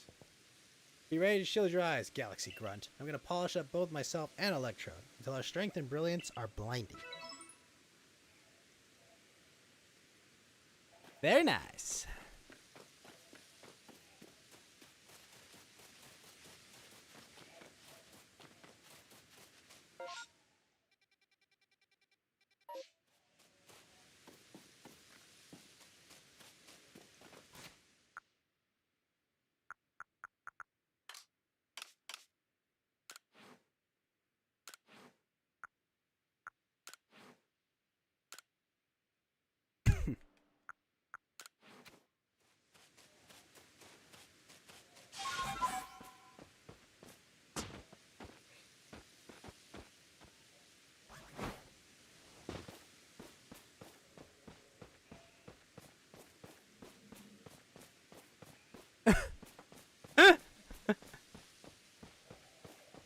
Oh no!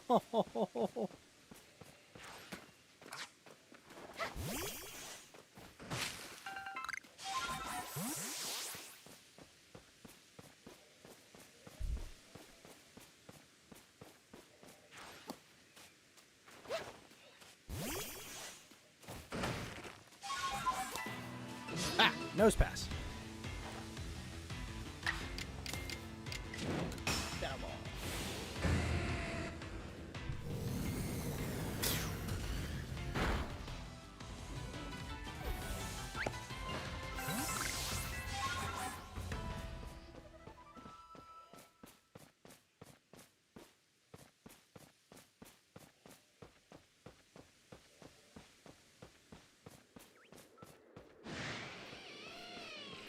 Electabuzz.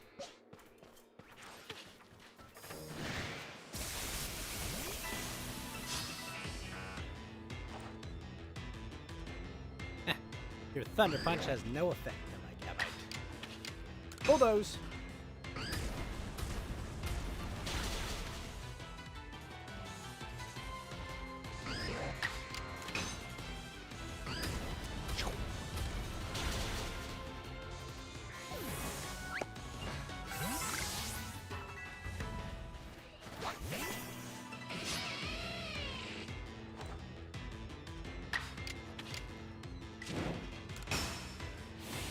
Wrong style. Bulldoze. Ah!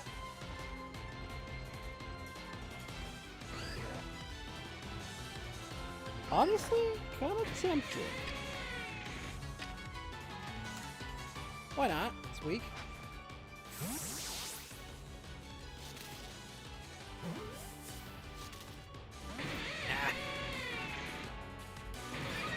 Oh, he mad.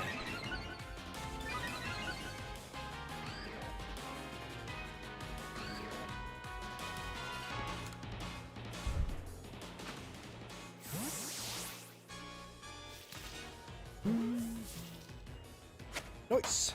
Got him.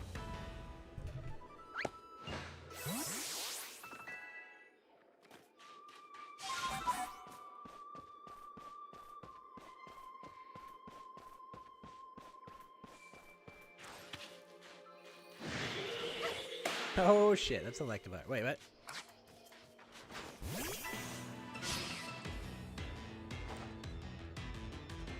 Yeah, your Thunder Punch has no effect here.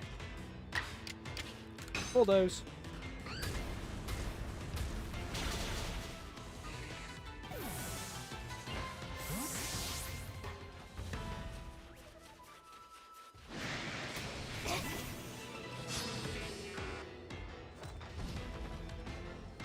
Uh-oh. Alpha's not very happy. Whoa! It knows Ice Punch?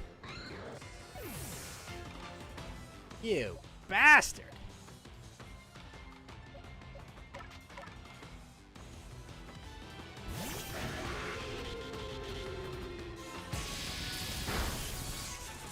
Shit.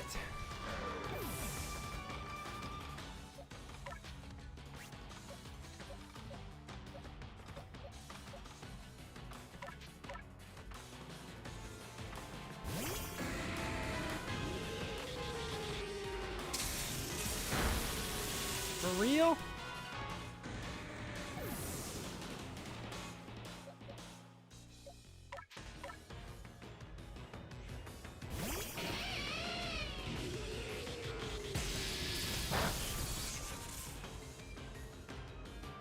You guys have been casting like crazy. I gotta do something about this ice bastard.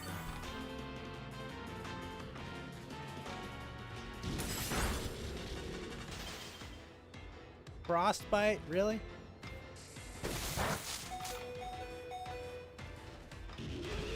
Oh my god.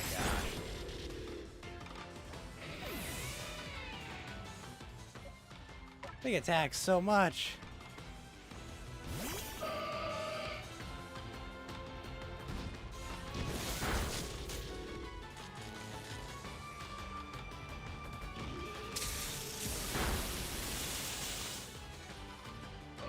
How many times do these fucking things attack?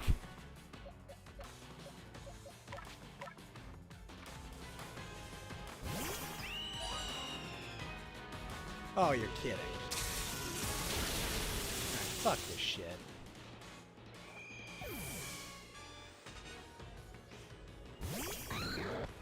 Fuck this noise.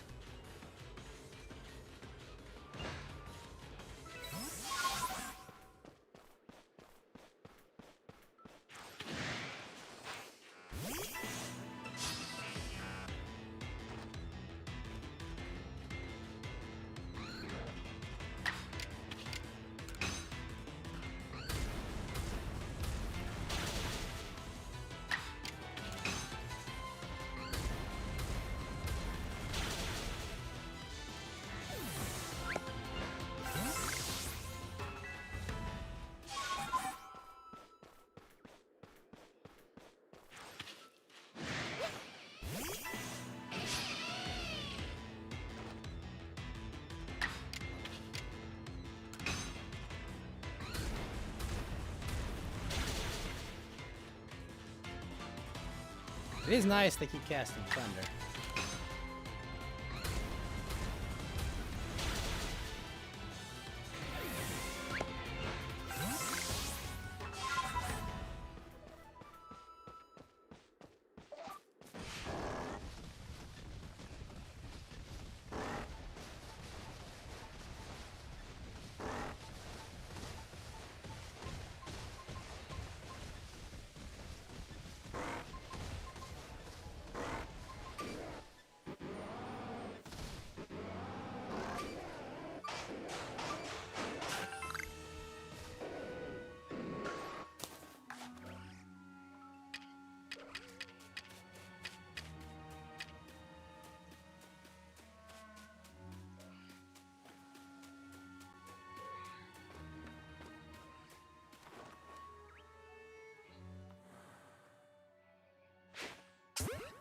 Surprise!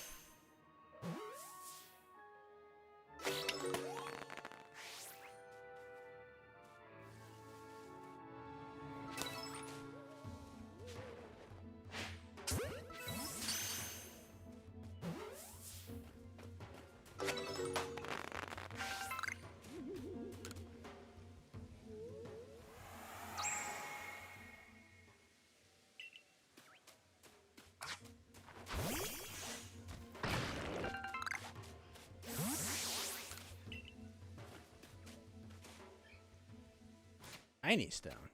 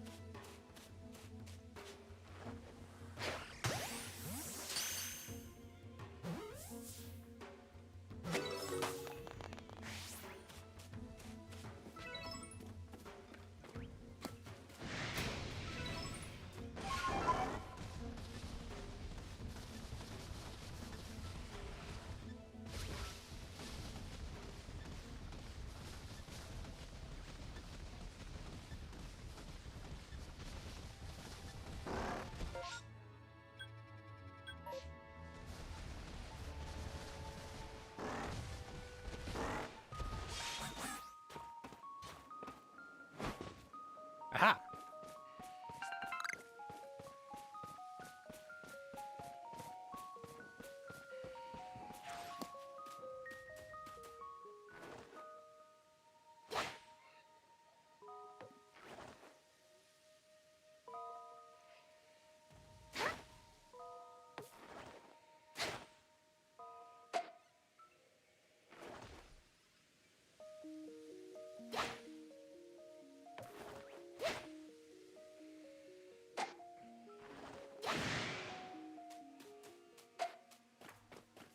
Well, that didn't work.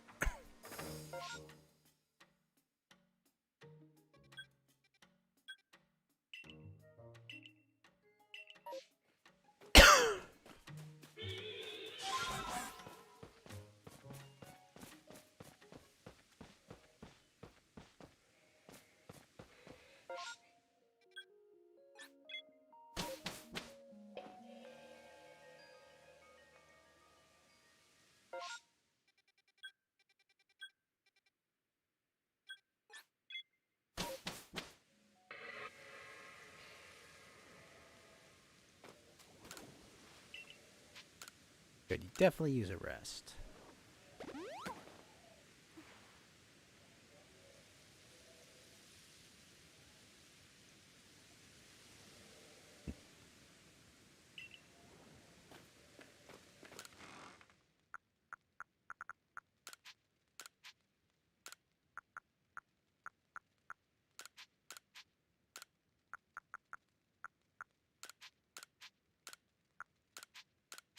Shiny stone. What is a shiny stone used for?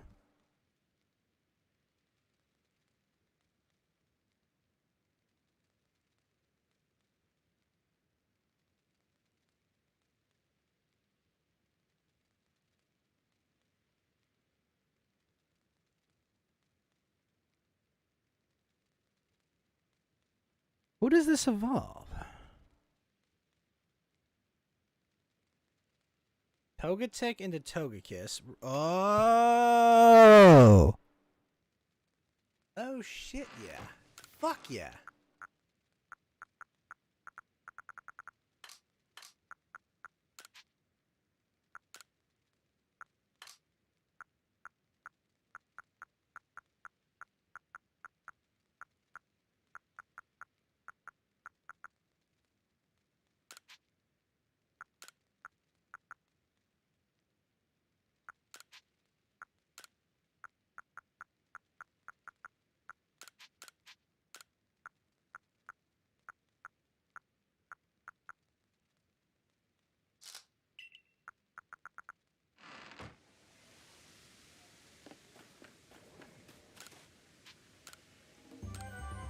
Bunch of Mistresses, another Gibble.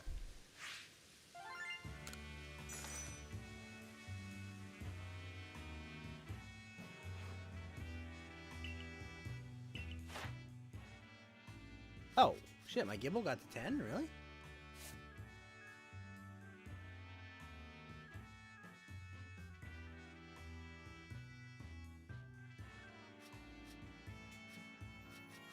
Sweet. This Magnezone is very cool.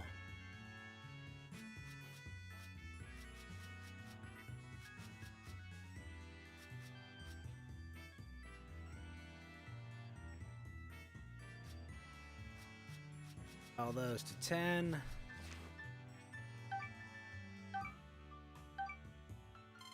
Oh, so close to the next star.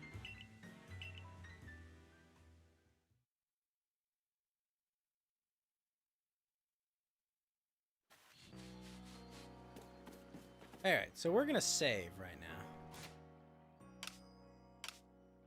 First, we're gonna turn this in. Oh, sweet.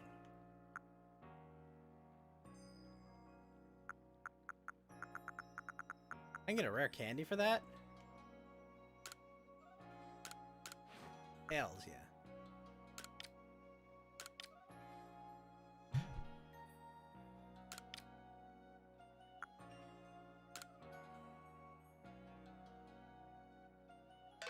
Now connected to the internet.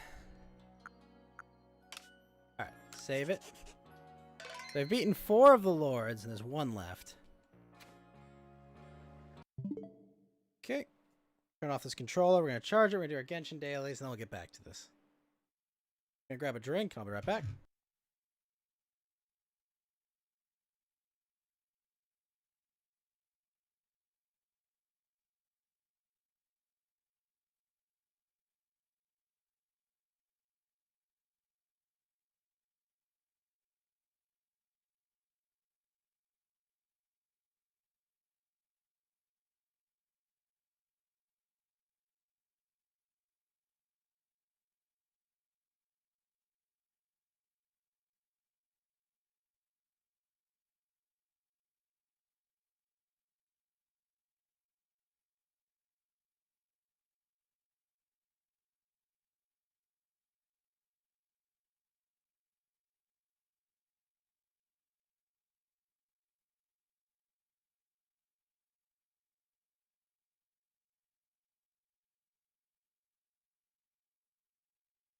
Alright. Charged up. Let's go change titles. Grab this controller.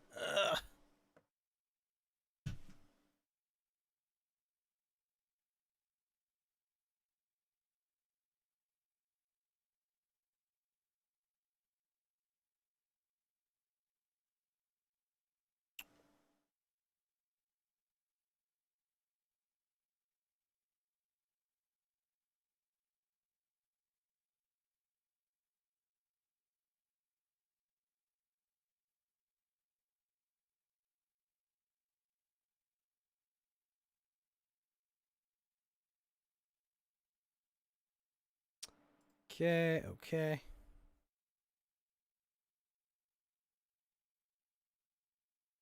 Put this in performance mode. Open up Steam Big Picture.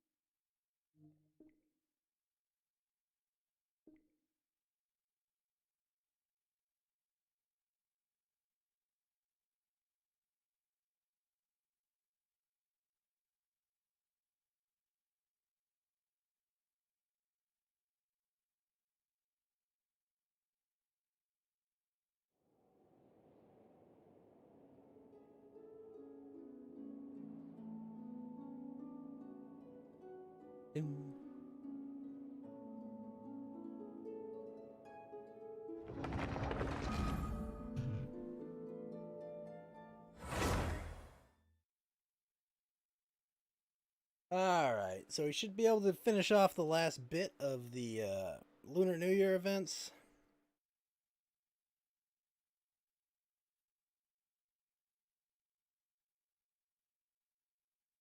Porting my primos for Yaye.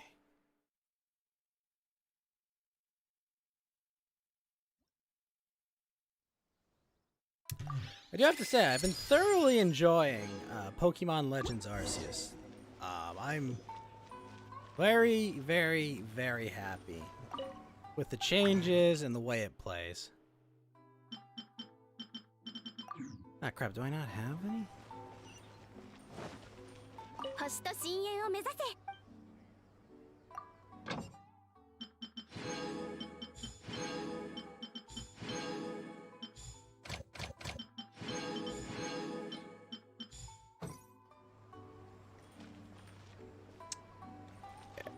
Well then. I guess first things first, we're gonna spend some resin.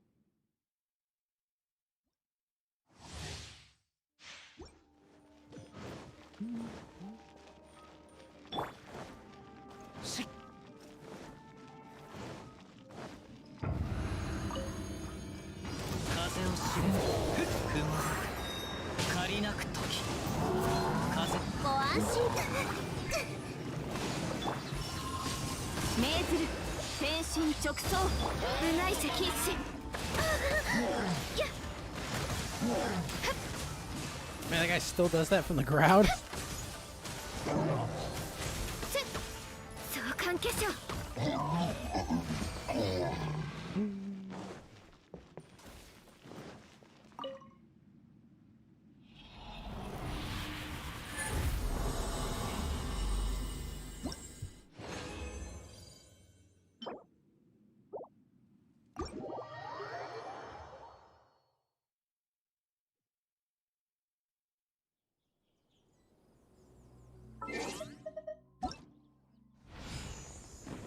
May fortune find you.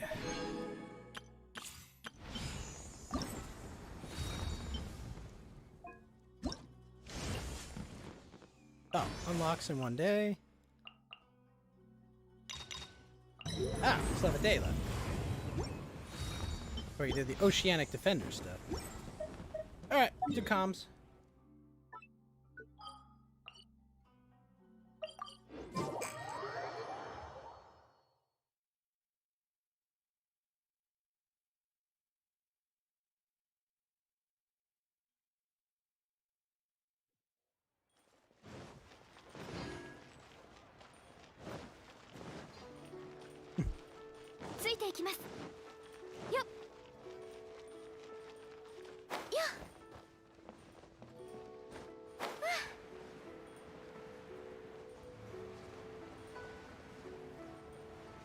Yeah, this one.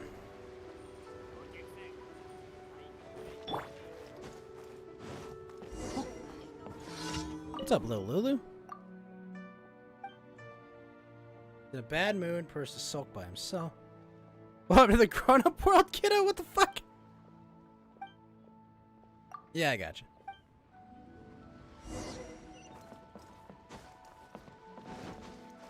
Yuko. Oh, so I gotta go talk to the prostitute.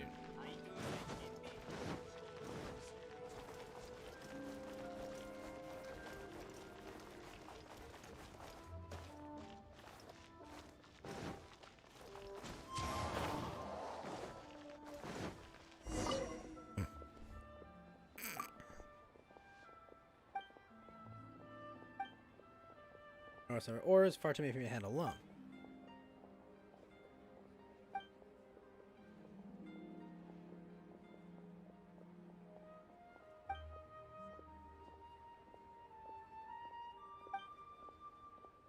$3,000 more.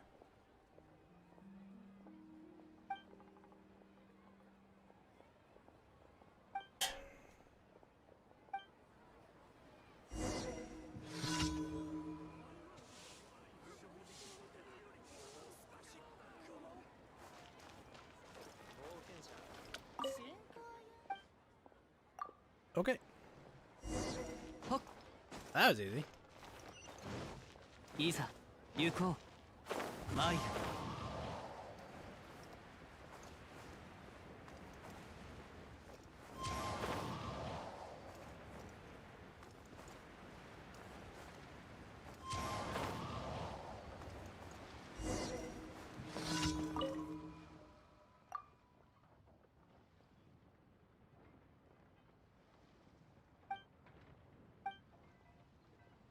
They're gonna love it.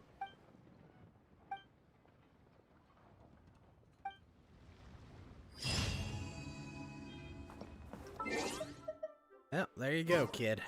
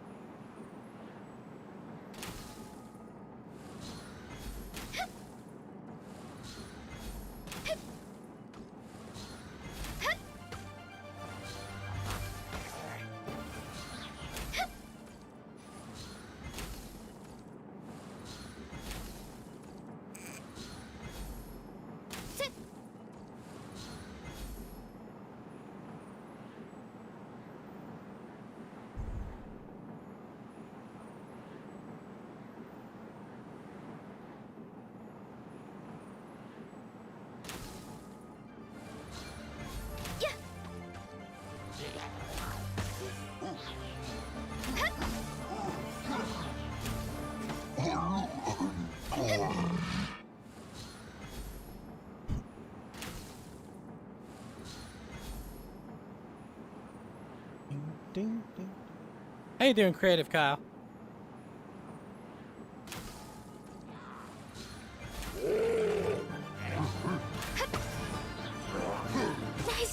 Damn it!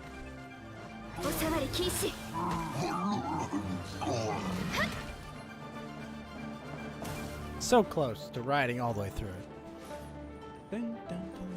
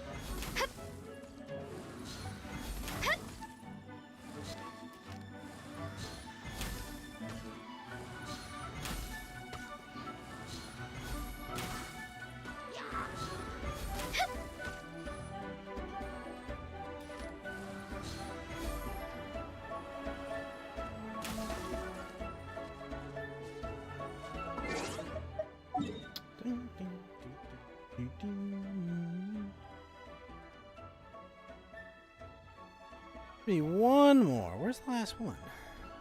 Ah, over here.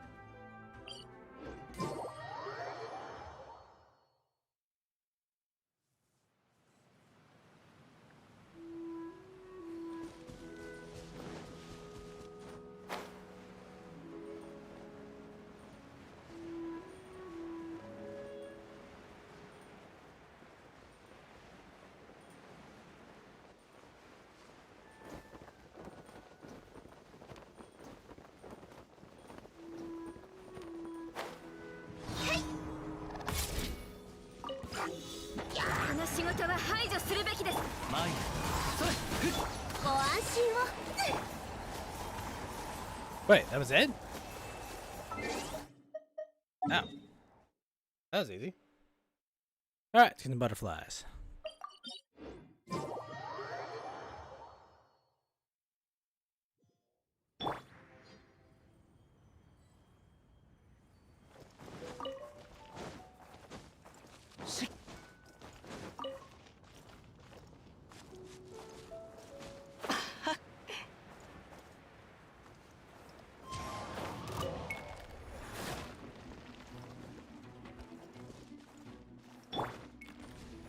Nice.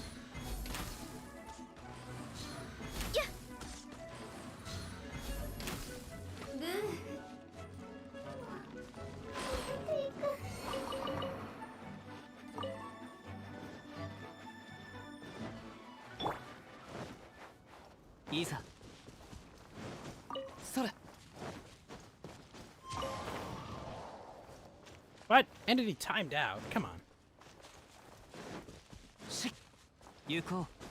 はっ。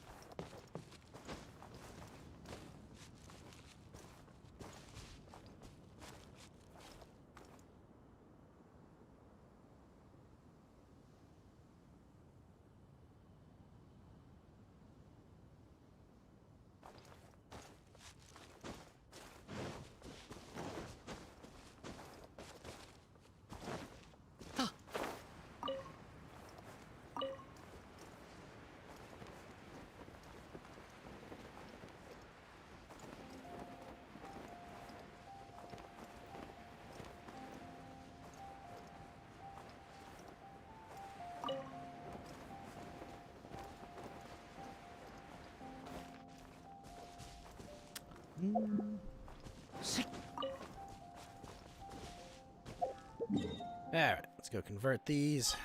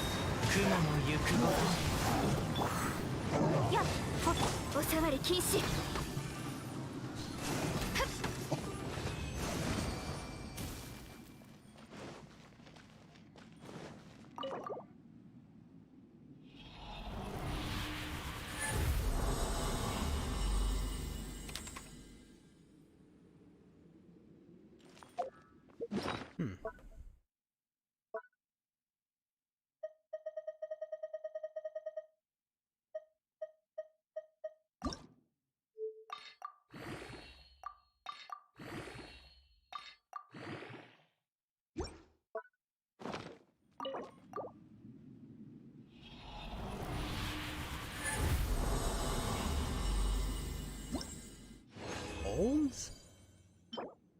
HP, both bad.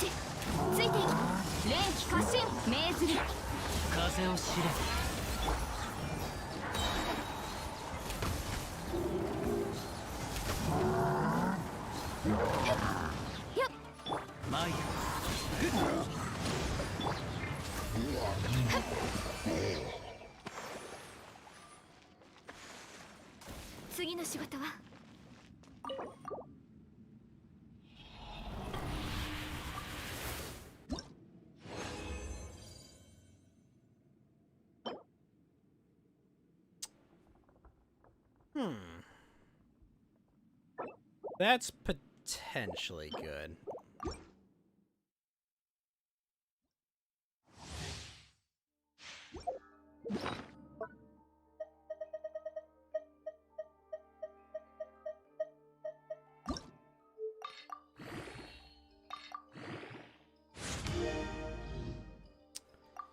And then energy recharge. Ugh, they're mediocre pieces.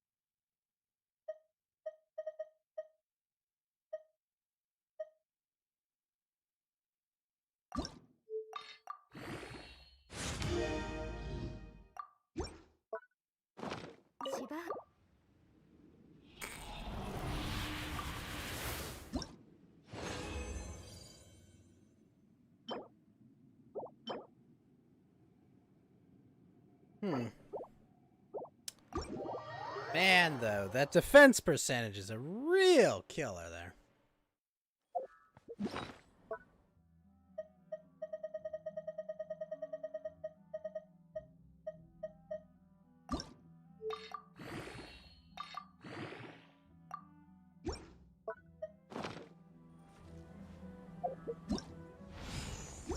Oh, you know what is today, I think? Parametric? Yes, indeed.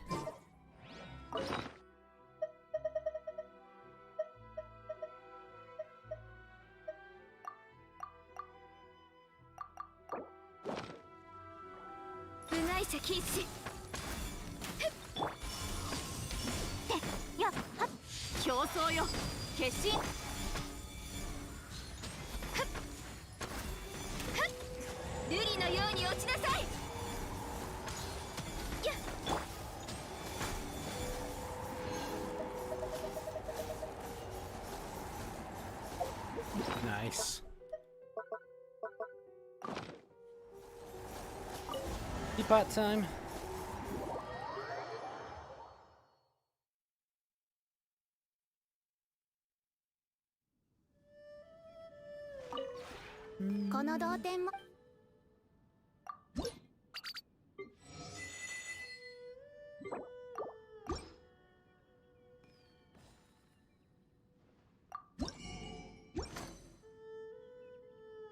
Plenty of round bolts.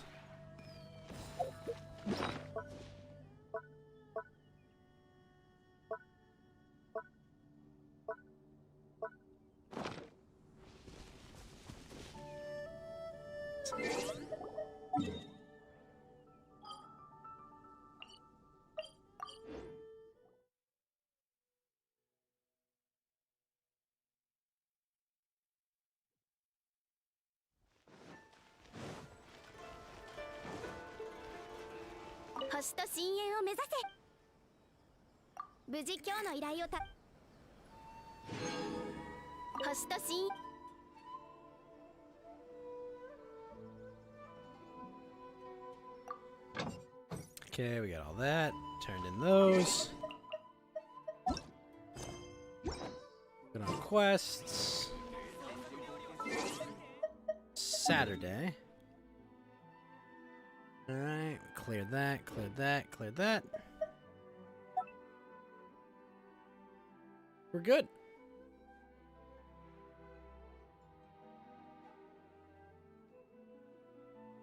Just gotta log into this event here.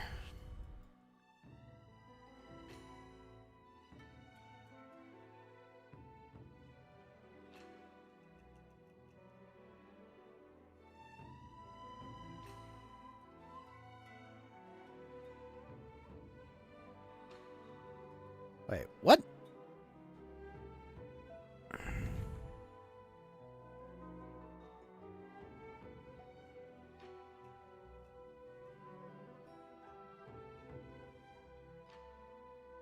Interesting.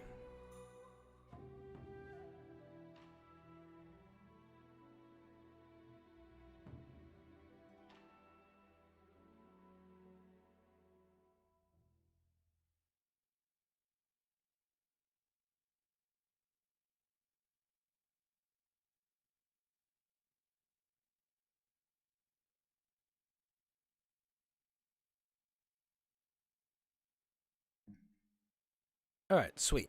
All right. We'll do that after the stream.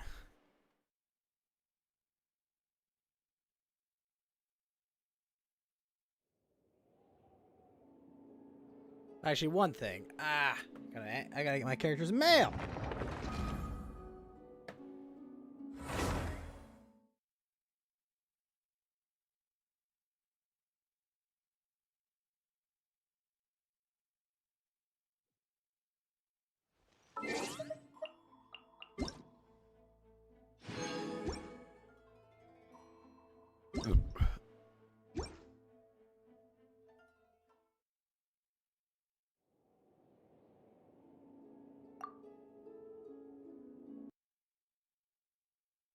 All right.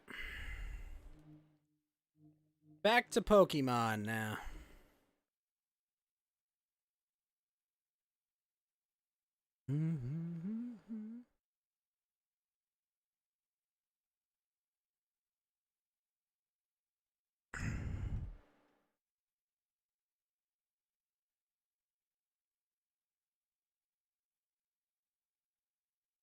Back to the new Pokemon game, all right? Give me a sec.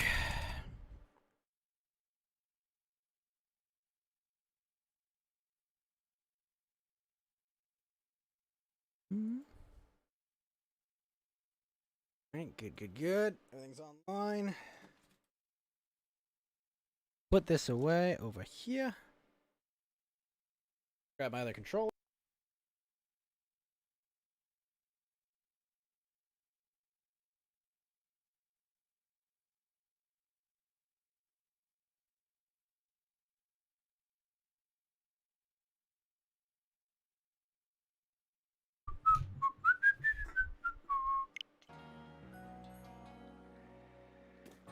Alright, we did get that shiny Ponyta.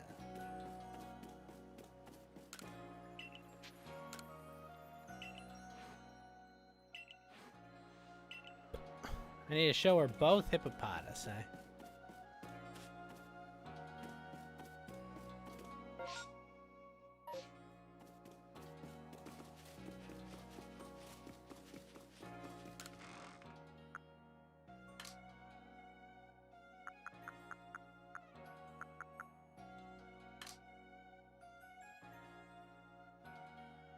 don't have that many plates.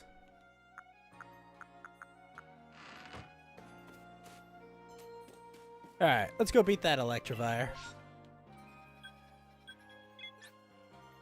To the mountain camp.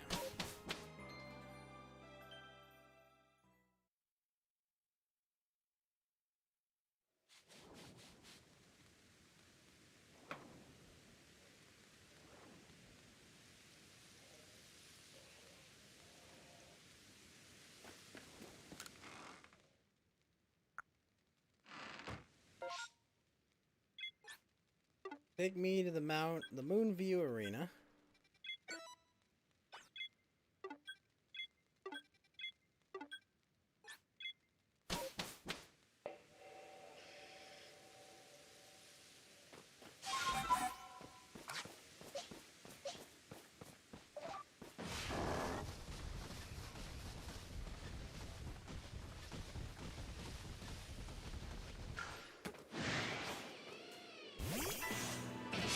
Let's go.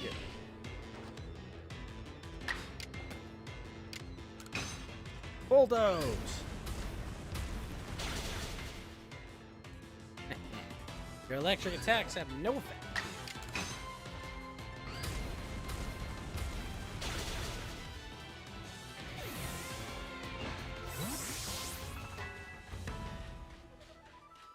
Oh, new attack?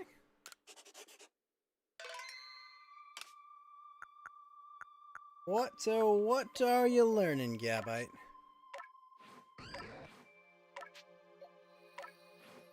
Double edge? That... they help. We'll put it on, but it doesn't really help. Ta-da!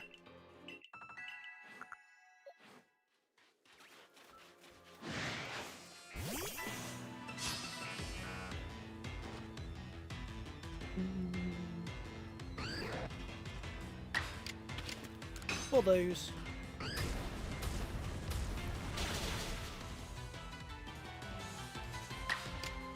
Yeah, let's slouch it.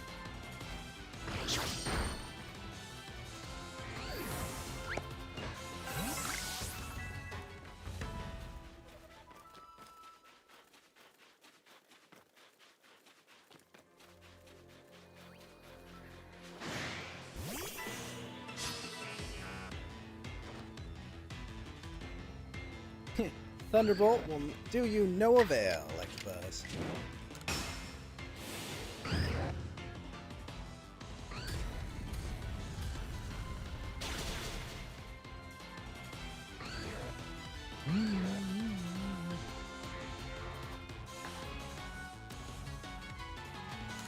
Get yourself an Electabuzz.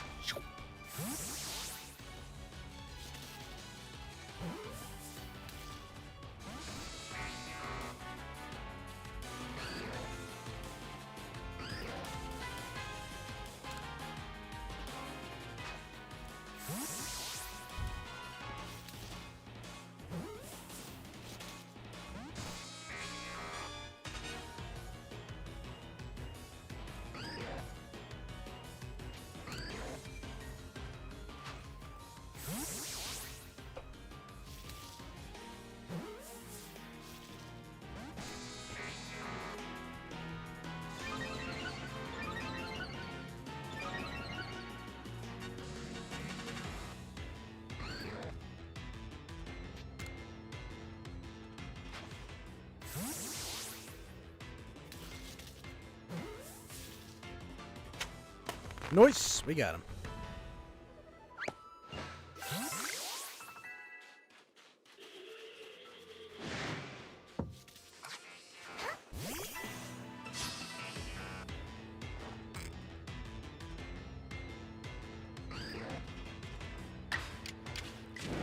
Cha-chong!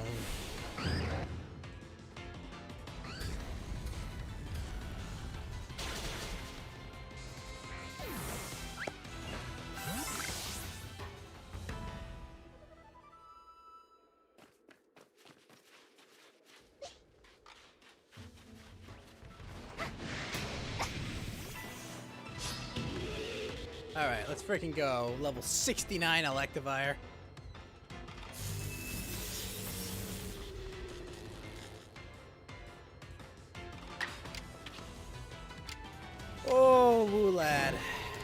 He's hit. Oh!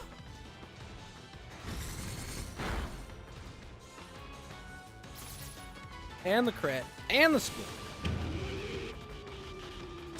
Sorry, Cleavor. That was definitely one shot of you.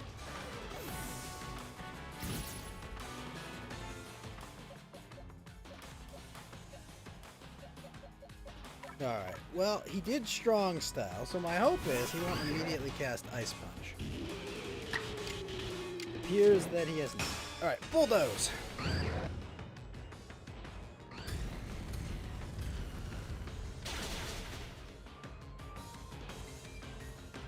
Your Thunder Wave has no effect here, Electivire.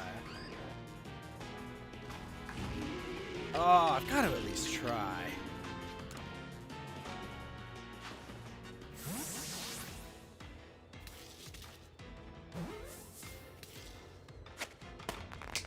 Booyakasha, we got an Electivire.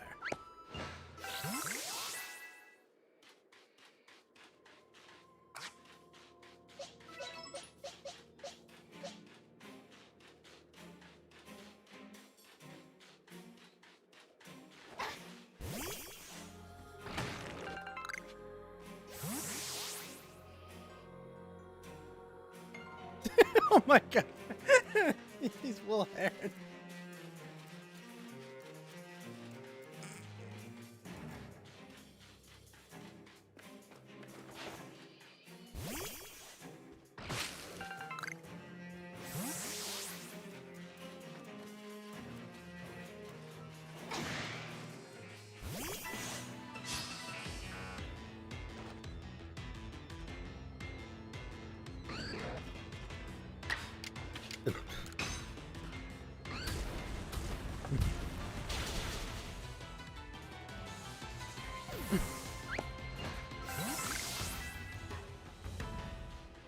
Move mastered.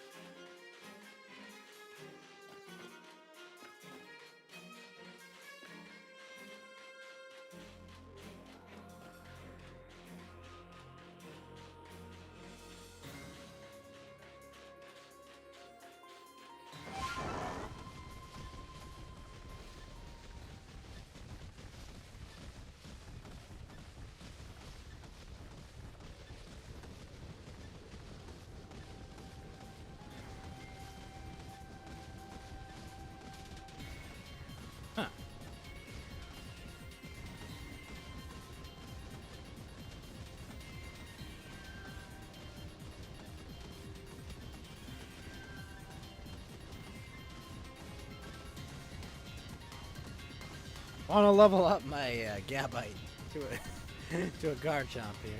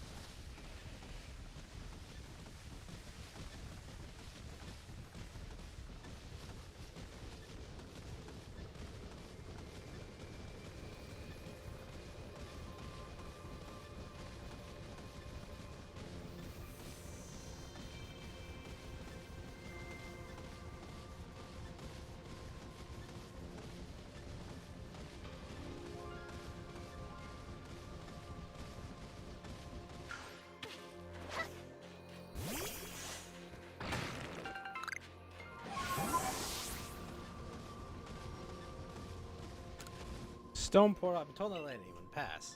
What? What do you mean don't let me pass?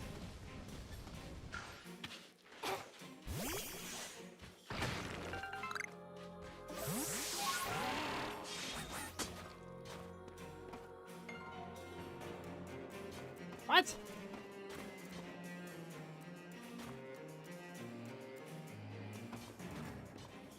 Can't go any further? What? Come on!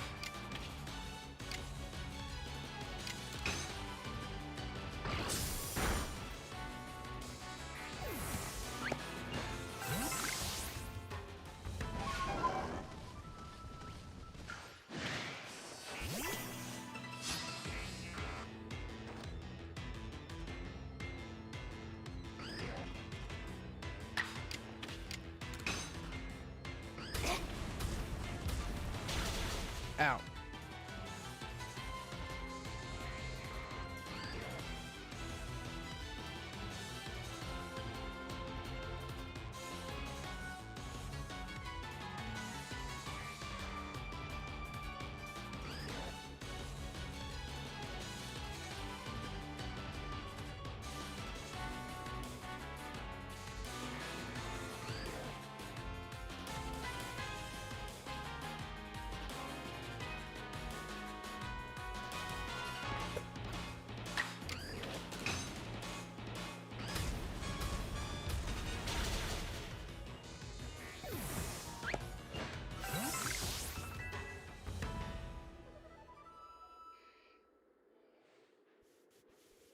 Alright. Any more elected buzzes? Leveling up my Garchomp.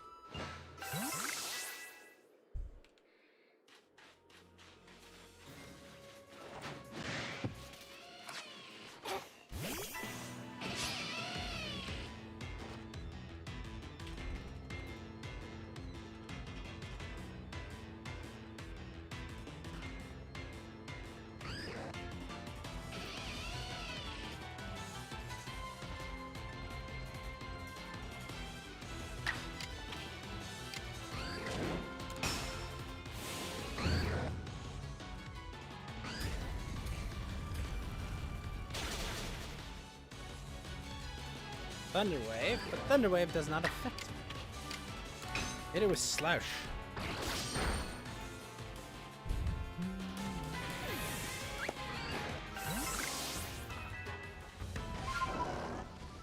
Alright, we got that.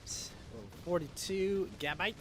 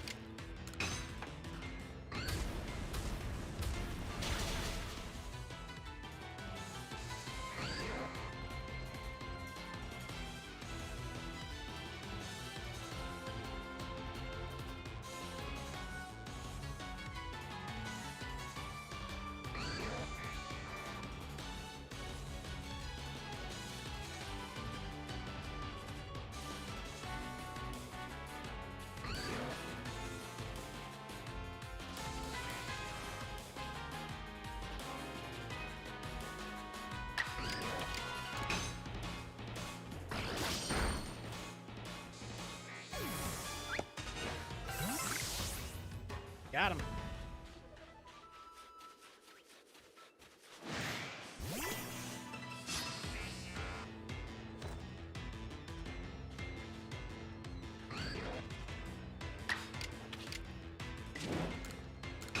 Close. Got him.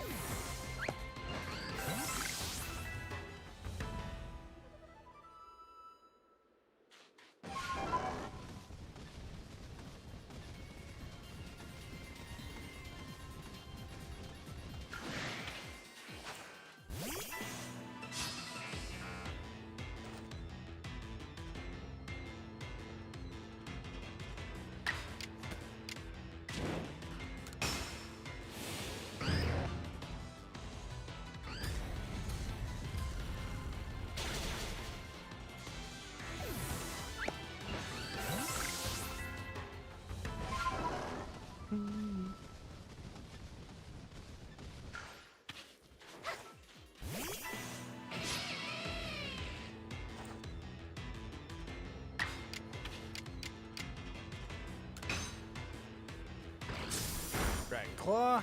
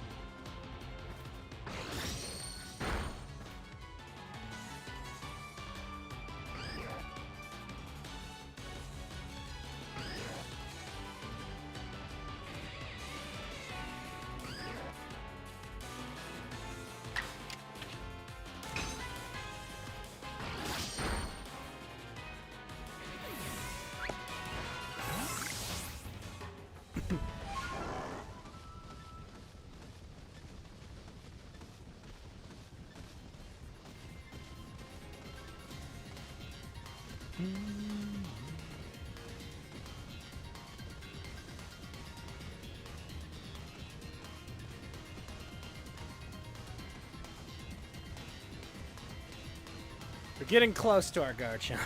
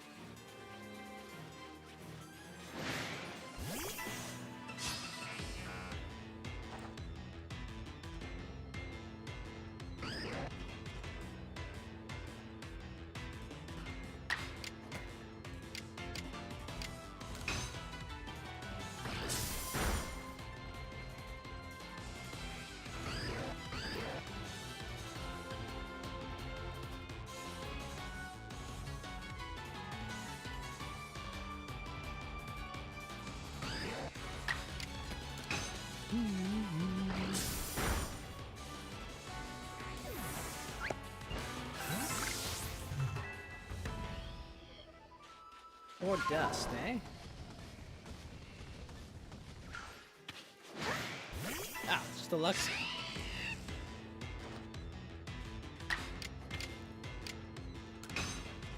slash. Nice. Oh, maybe I'll catch it.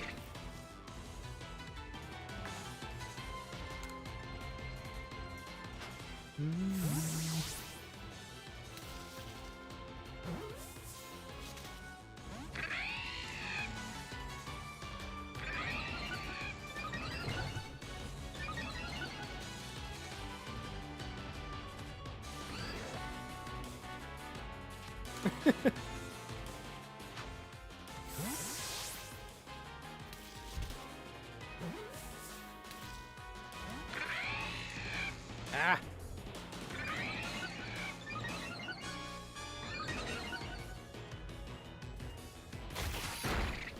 Oh no! This one could actually attack me!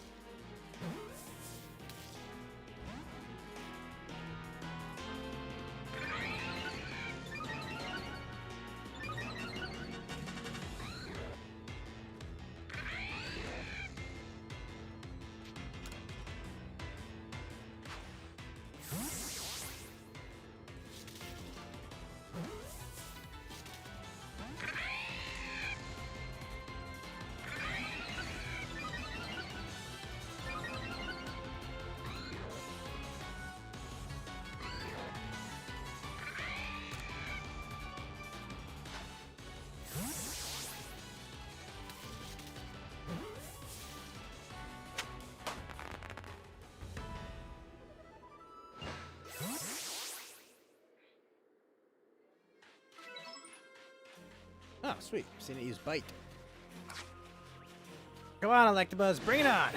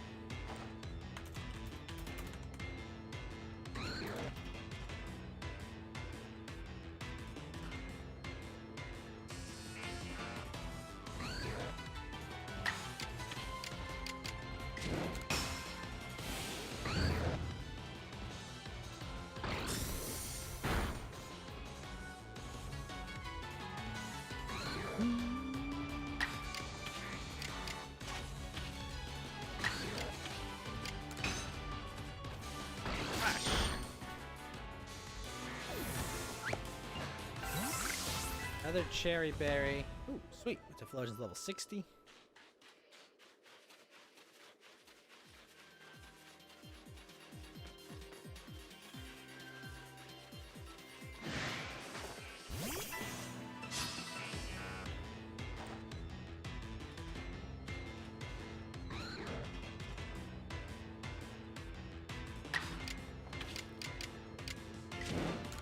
Slash.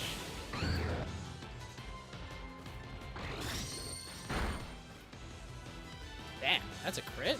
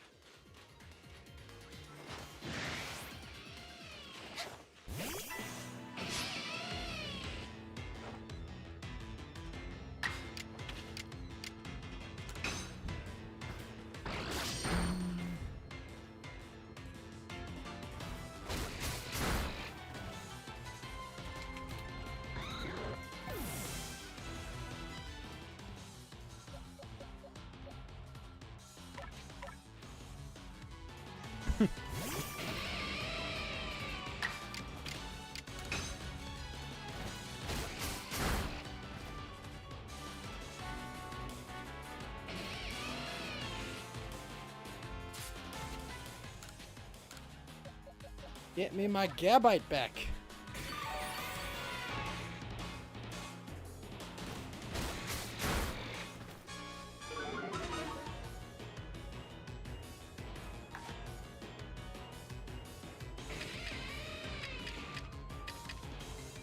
Blood and ball.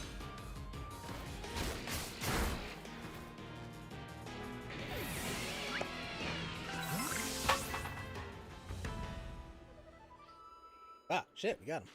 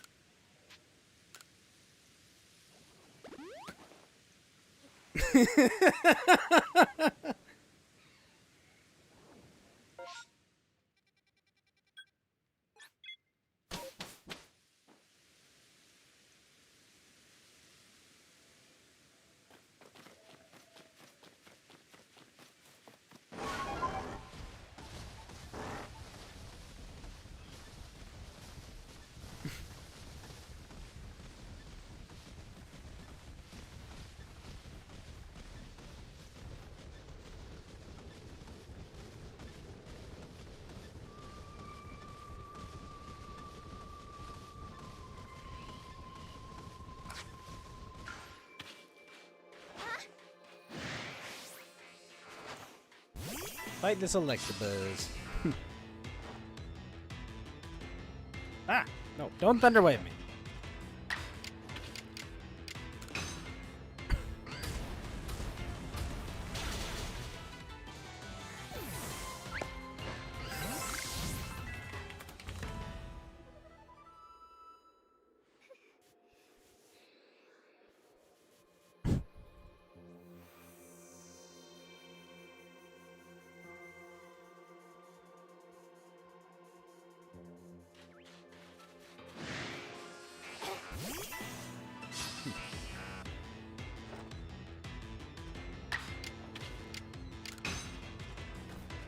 Wow.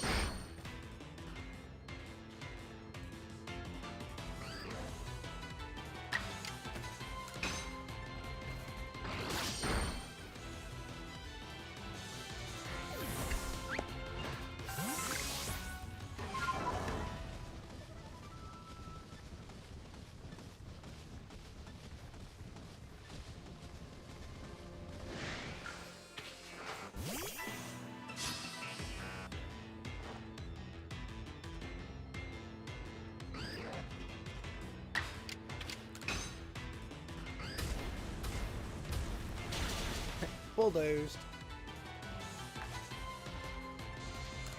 More Pokeballs at the Electabuzz.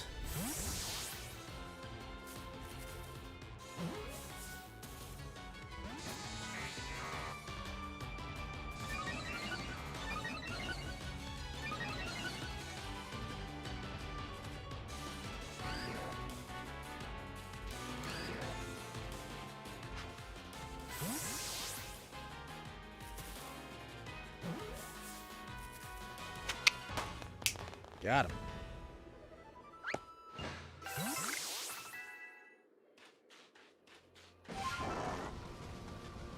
Wait, Luxray.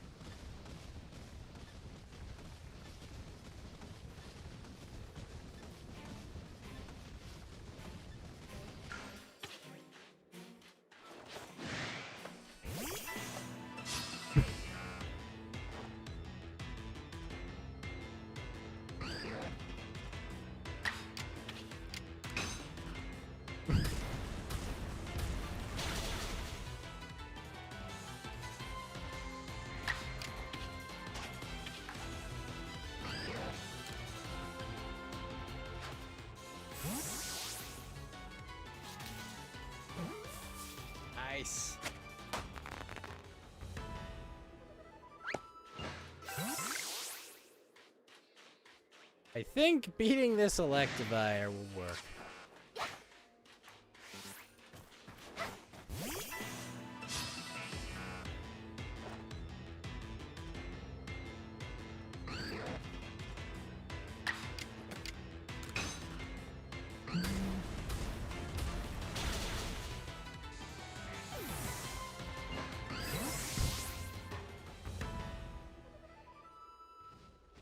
Oh, that's cool. You can send out your entire team.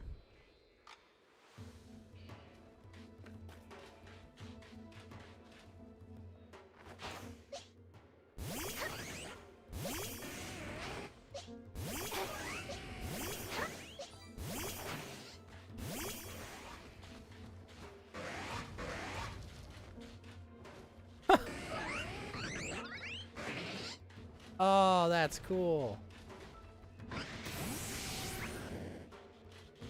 Bring it on! I think I could do that. Oh, shit. Ow.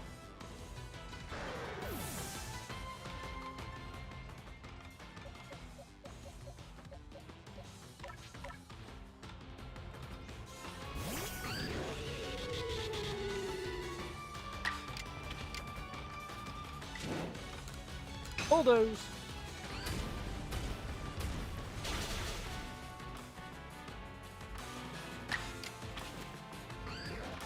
Strong staff!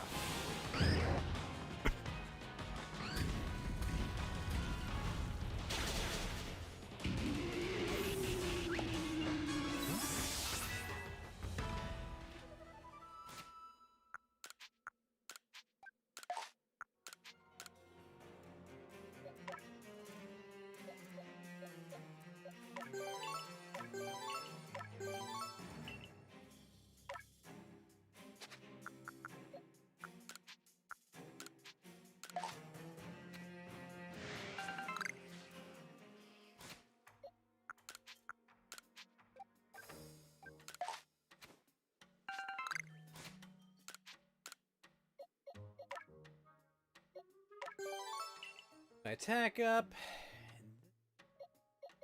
Make ourselves a Garchomp.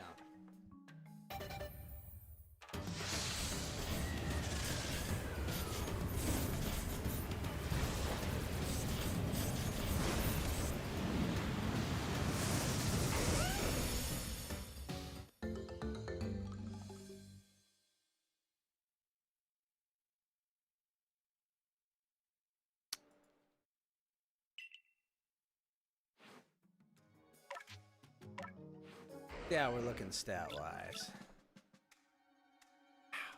Wow, 257 attack? Holy hell, that's a lot.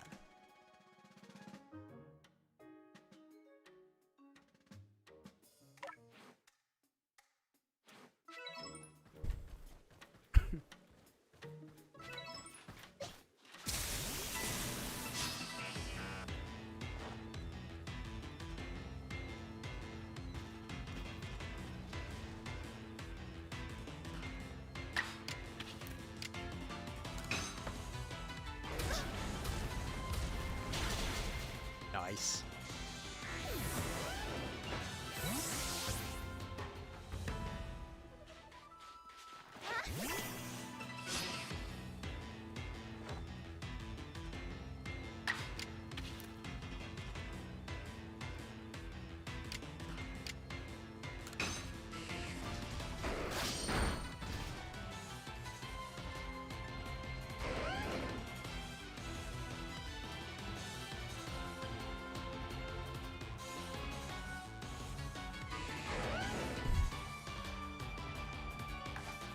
Catch this Ella, kid.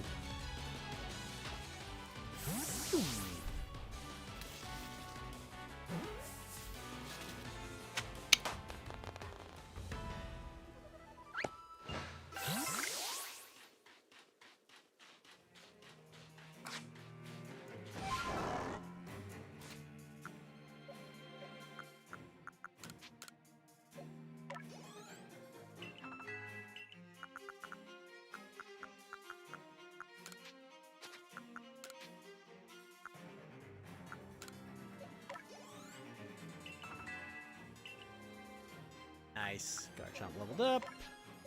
Moves up.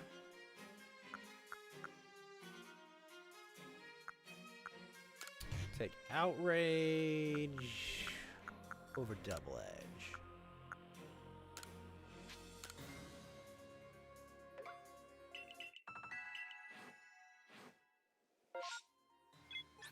Alright, Highlands Camp.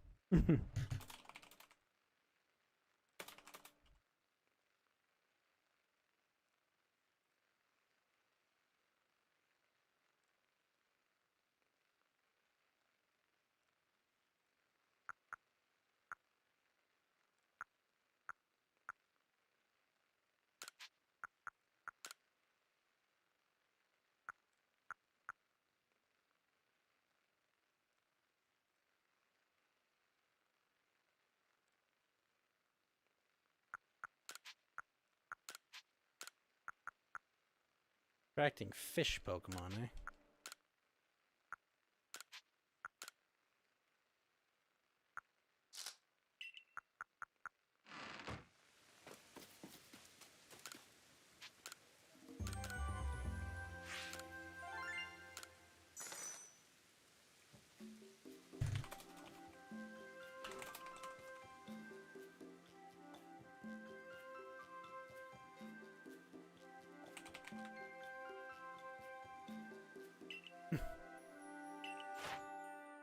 Oh, sweet. My Gabite's level 10. Luxio and Letre, level 10. Electabuzz, level 10. Elekid, level 2. Garchomp, also level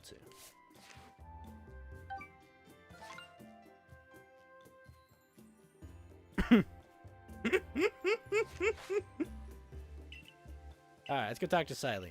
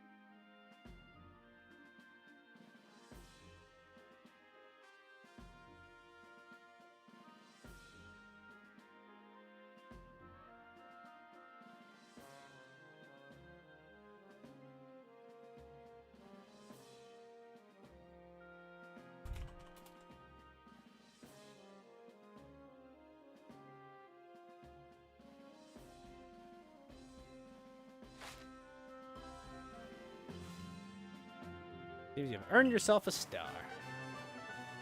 Booyah!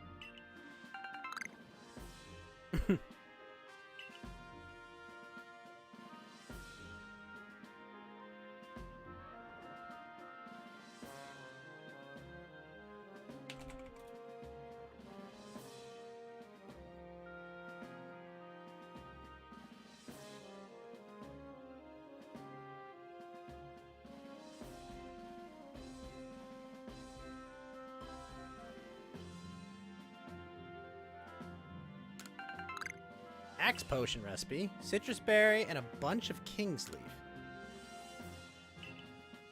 Sweet.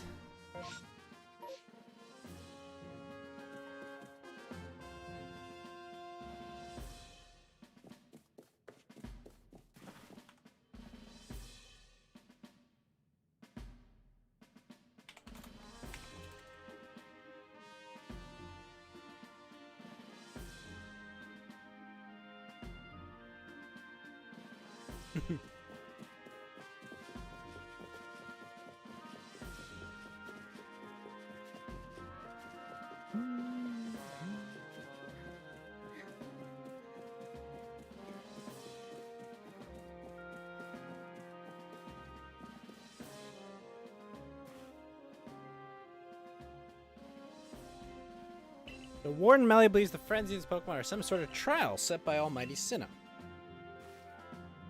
We cannot know if that is the case or not, but it does beg the question, why ever would this Almighty Sinnoh drive the nobles to frenzy? Is it angered by something, or does it seek to drive a wedge between people and Pokemon?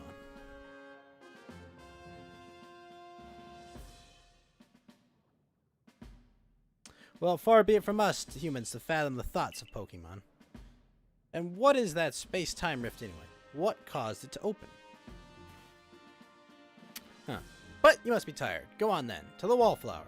Get some rest while you can. I would try to prepare this finest potato mochi.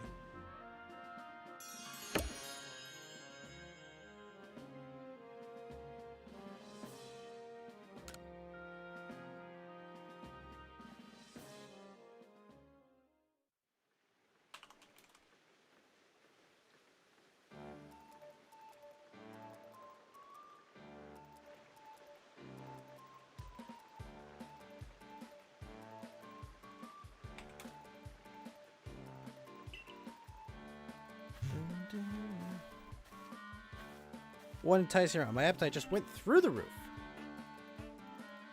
Very generous for the boss. For talk that our progress surveying Pokemon has made gathering ingredients a less onerous task, or at least less dangerous task. But can we talk about how you've gone from being some nobody from nowhere to basically the hero of Hisui? Indeed. They had such perilous duties has earned you a great deal of trust, Tama. It's like I always say, behavior is a mirror that reflects one's true nature.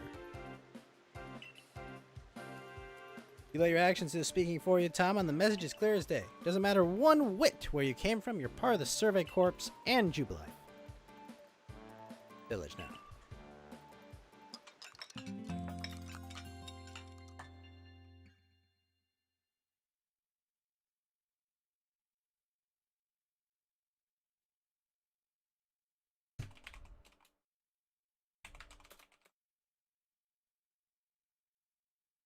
The next day.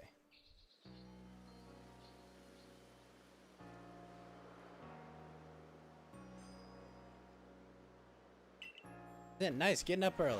Is it? It's not as if getting up early changes what you can do with the day.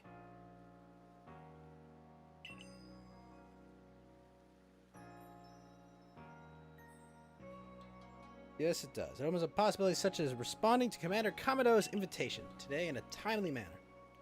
Well, I got that same invitation. I had to wake up even earlier than you to run all the way here for it. Come on, no need to grouse so much over a nice little early wake up. Are you coming too? I'm sure we can all guess what the commander wants with us. Yes, do come. Galaxy Hall is quite close anyway.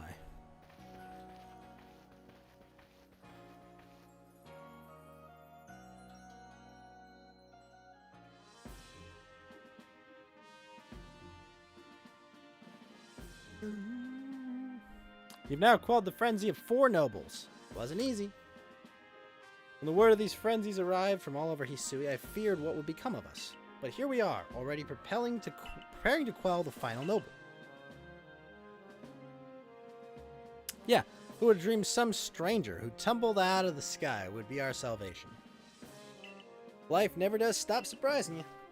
The only lord left to be quelled is Avalug, which lives in the Alabaster Icelands. He is also the largest of the nobles, according to what Irida told me.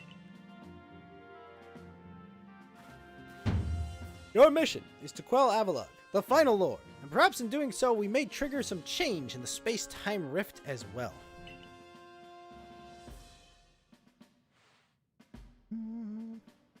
Avalugh may be the Pearl Clan's noble, but my clan, the Galaxy team, will have to step up to resolve this too, for the sake of a brighter future.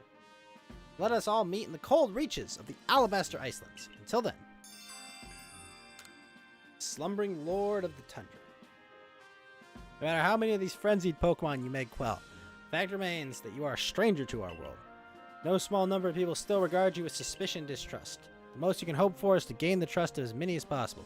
To do that, you must prove yourself through your actions.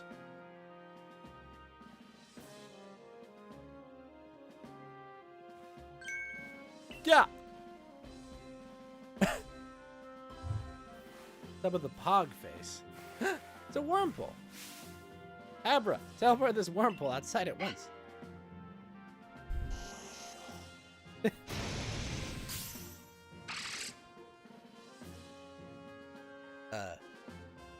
Ahem. They're to survey the Alabaster Islands next. This is the most treacherous climb you'll face in all history. It would not be an exaggeration to say that you might be the only one among the Survey Corps I can task with surveying the Alabaster Icelands.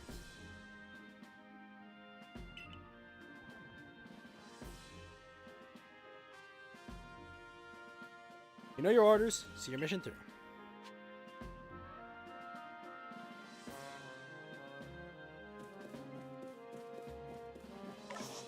Abba. Abra.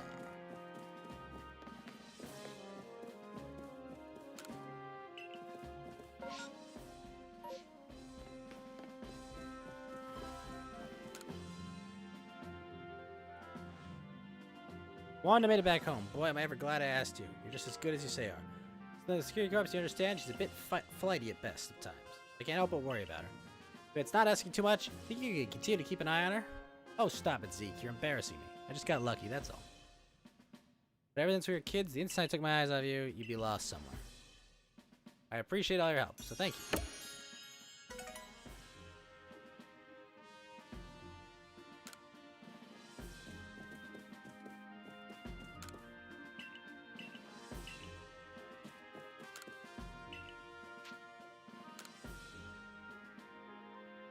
There we go. Dun dun dun dun. 12,000.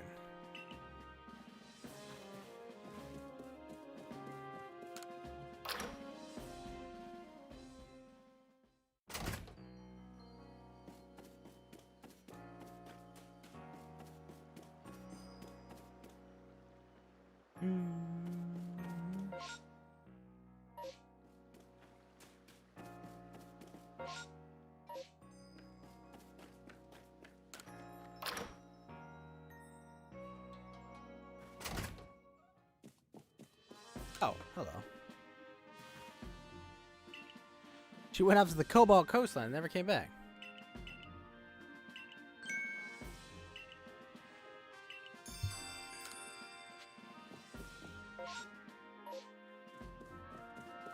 Well, that was easy.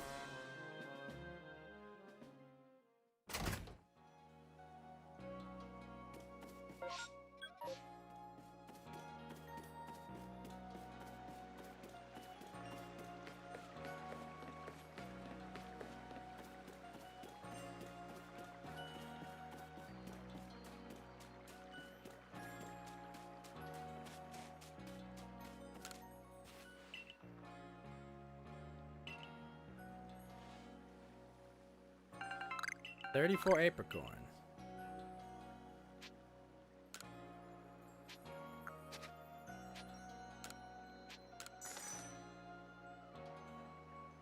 Alright, you. These Pokemon know Rock Smash? Machop does.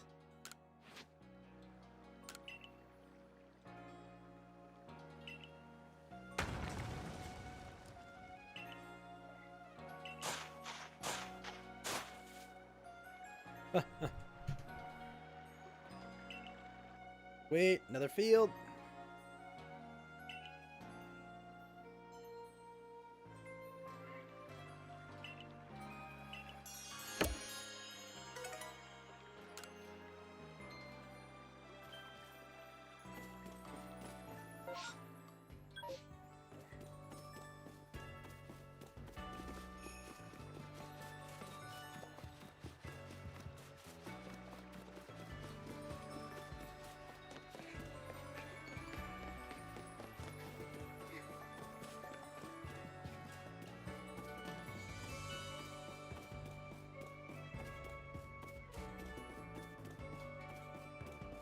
Ow.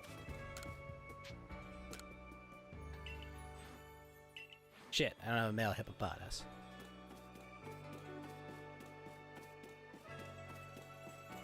What do you got for me, Ray and Professor? Alabaster Icelands. Of course, I'm all too aware of the injuries done to some of our own good people because of the frenzies of other nobles. The Avalug hasn't harmed a soul, as I hear it.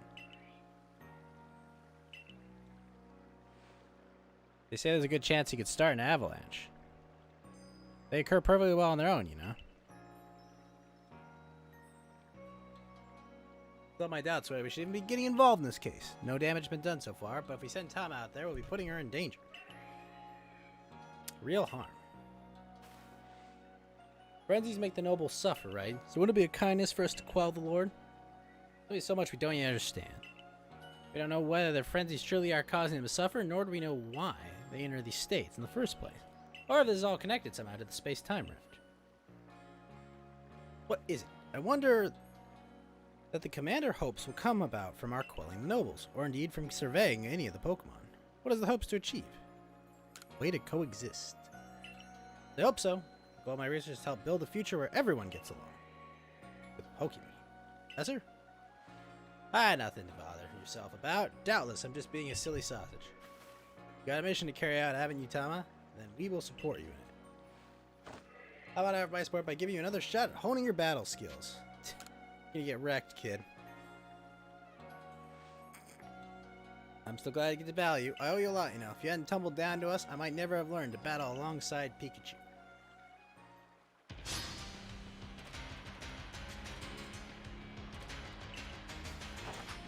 Mr. Mime.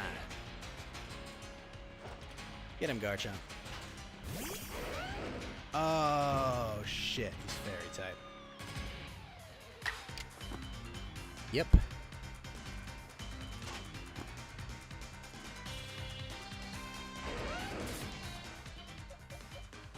Get out there, Luxray.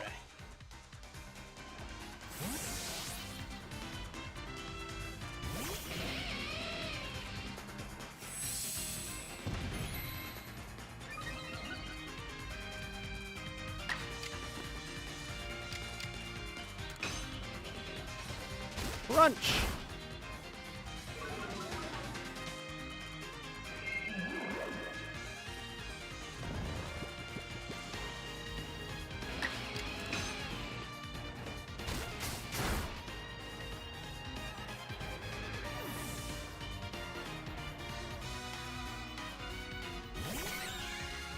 Mr. Raven.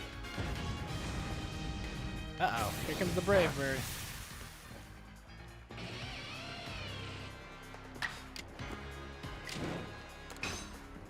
Wild charge. Yeah.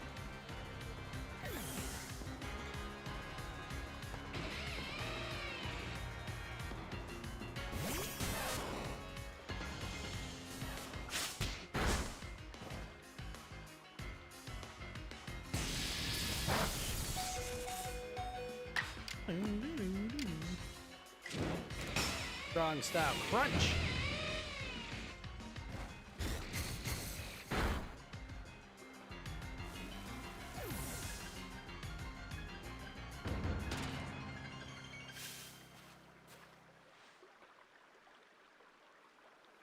Natural thing.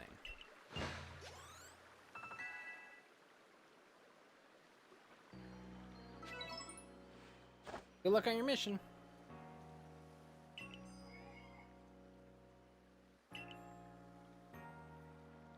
The Alabaster Islands, eh? Well, first let's get another quest.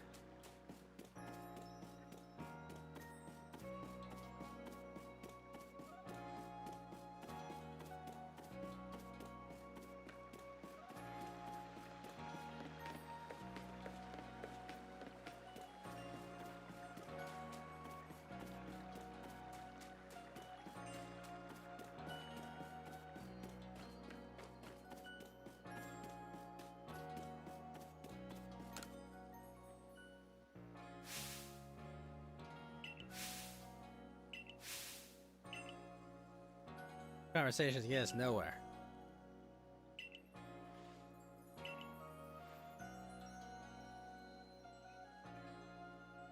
They're all covered in trash.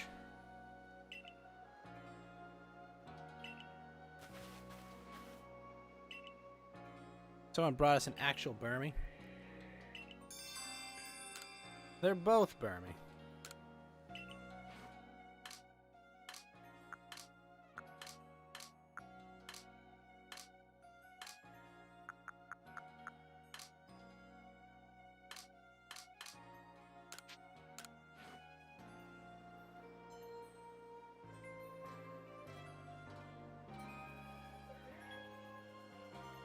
This is Burmy art.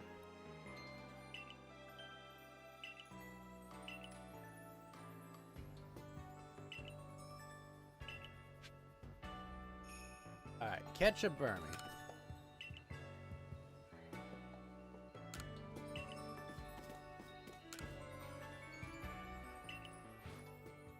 Do I have a trash covered one?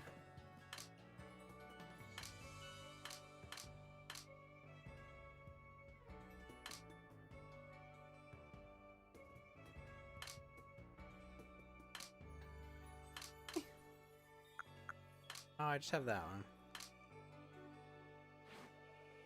Okay.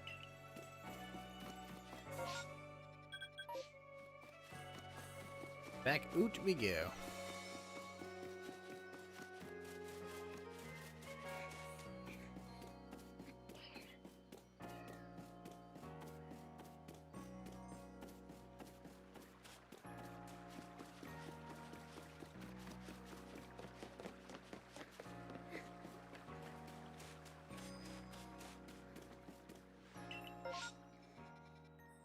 Slumbering Lord of the Tundra.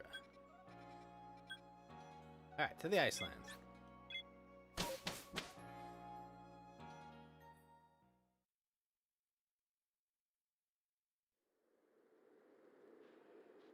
Oh.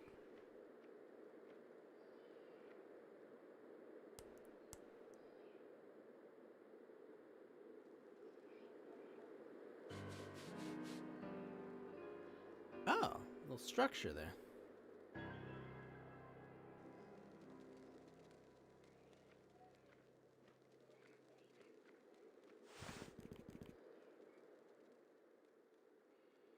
Use the bathroom, I'll be right back.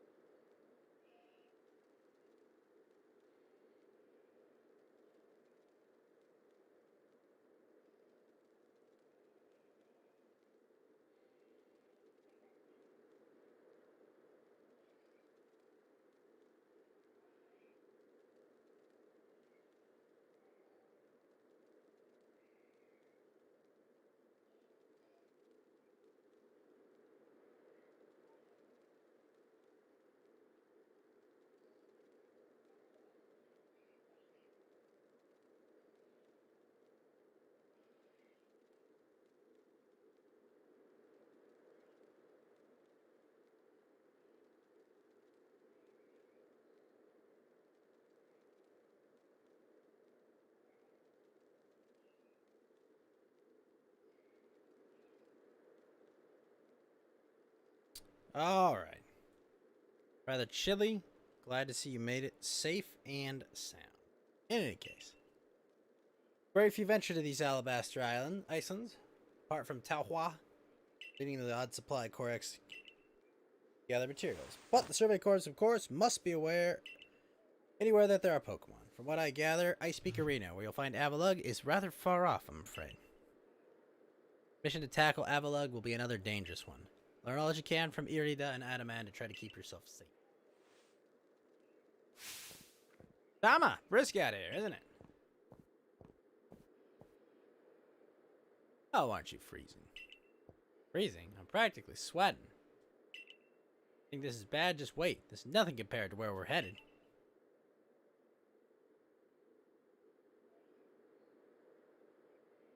Do you think the problem between us isn't a Diamond Clan or a thing or a Pearl Clan thing? I think it's just a you and a me thing.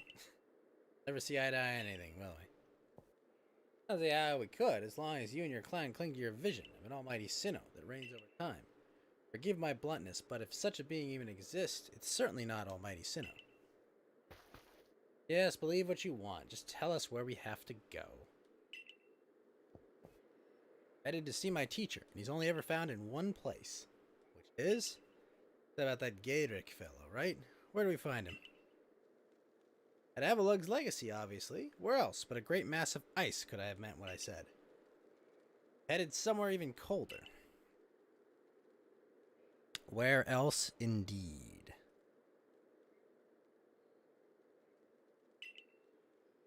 Ready to go, Tama? Sure.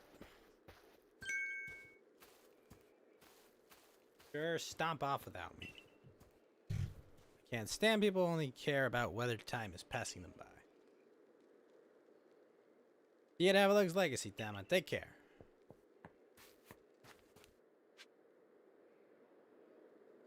Go to meet Gaedric of the Pearl.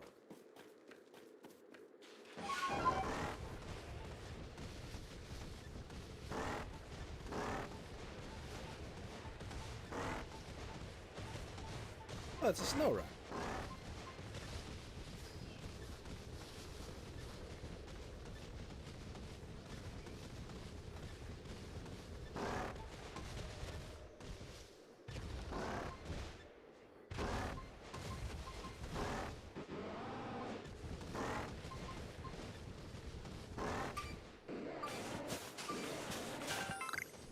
Ruffles.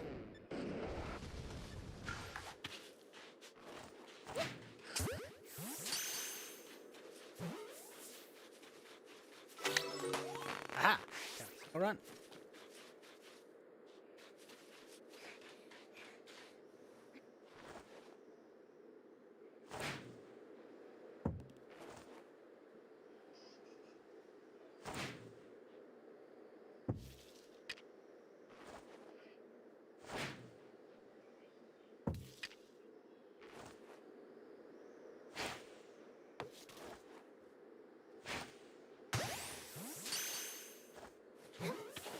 Should get the A-palm.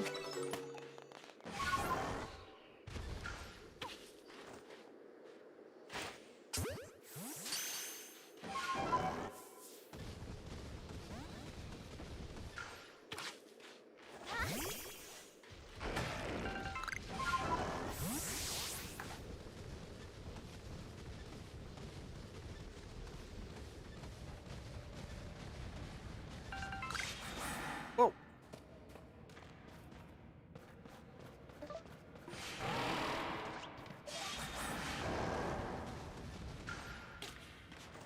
Oh, that's a burden.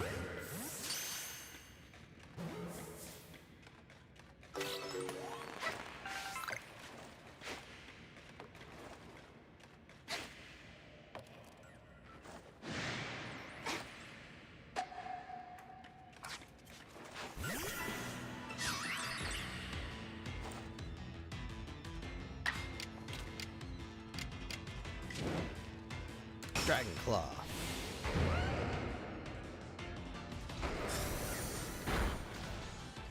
Noise.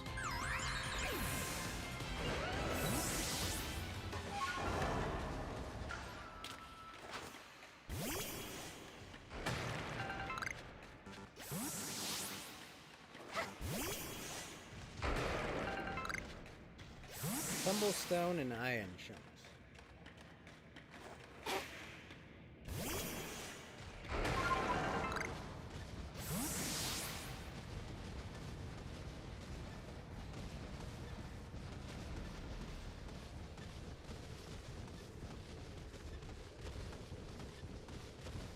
Oh, swine up. Some pillow swine.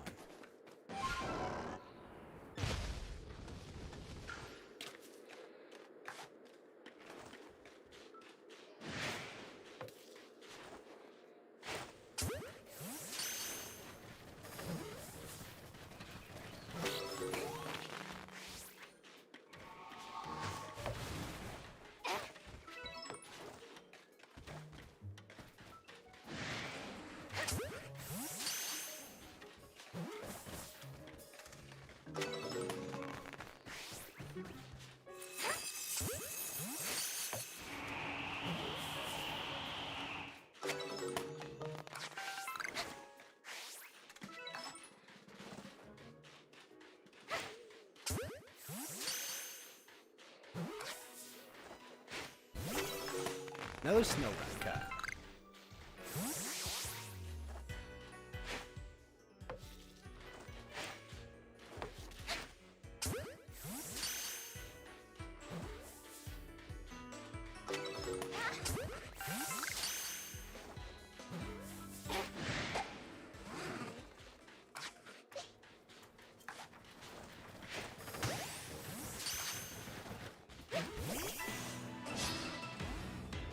Ah, got away.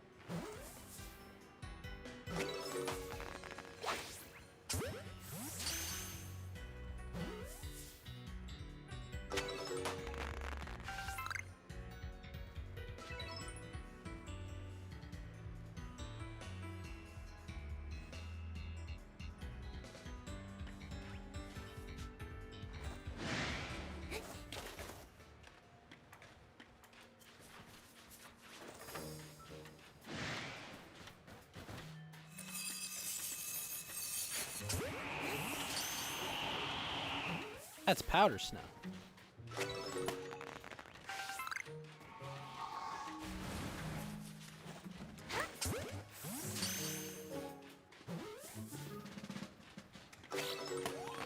Voice.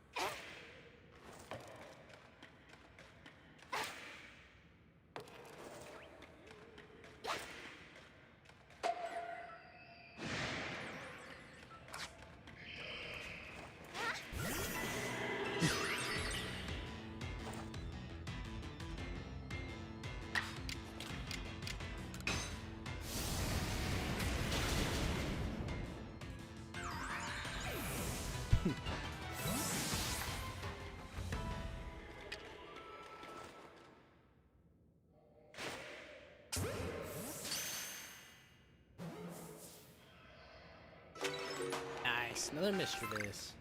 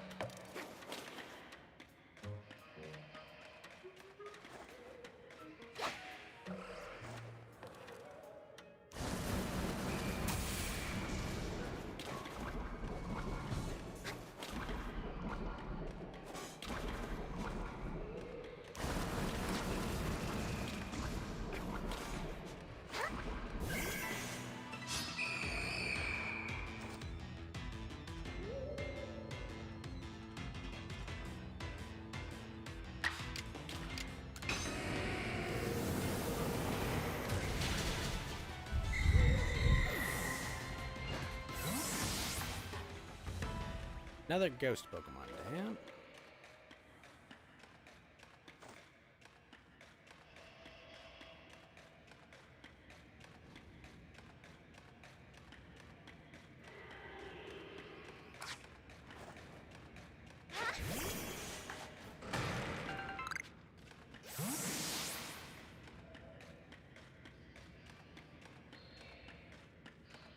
Heck is this? Touching it could make you freeze. Thing?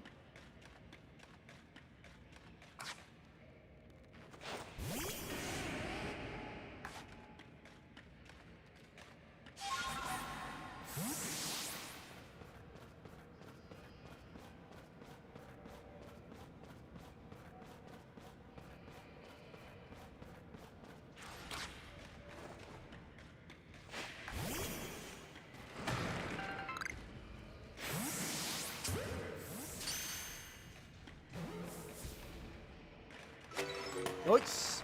Another Bergmite.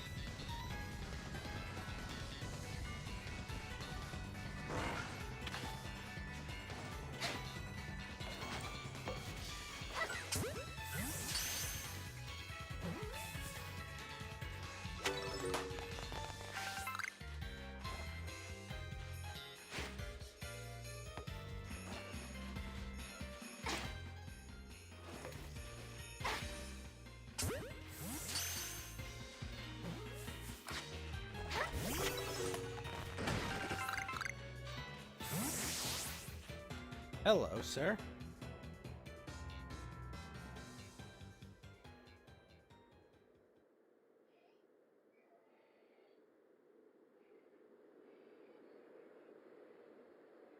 Well, that was a real slog, fighting through those miserable icy winds to reach this desolate bit of nowhere. Well done to us. This gentleman is Avalug's warden and my most honorable teacher, Garrick. Show some respect, Adaman. Let's begin with some proper introductions. I'm Garrick. I serve as one of the Pearl Clan's wardens. And you must be Tama, right? Of the Galaxy team. Answer me this, would you? On what grounds do you come here seeking to quell Lord Avalug? In a frenzy.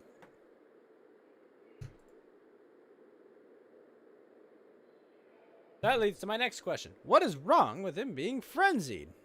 Could trouble others.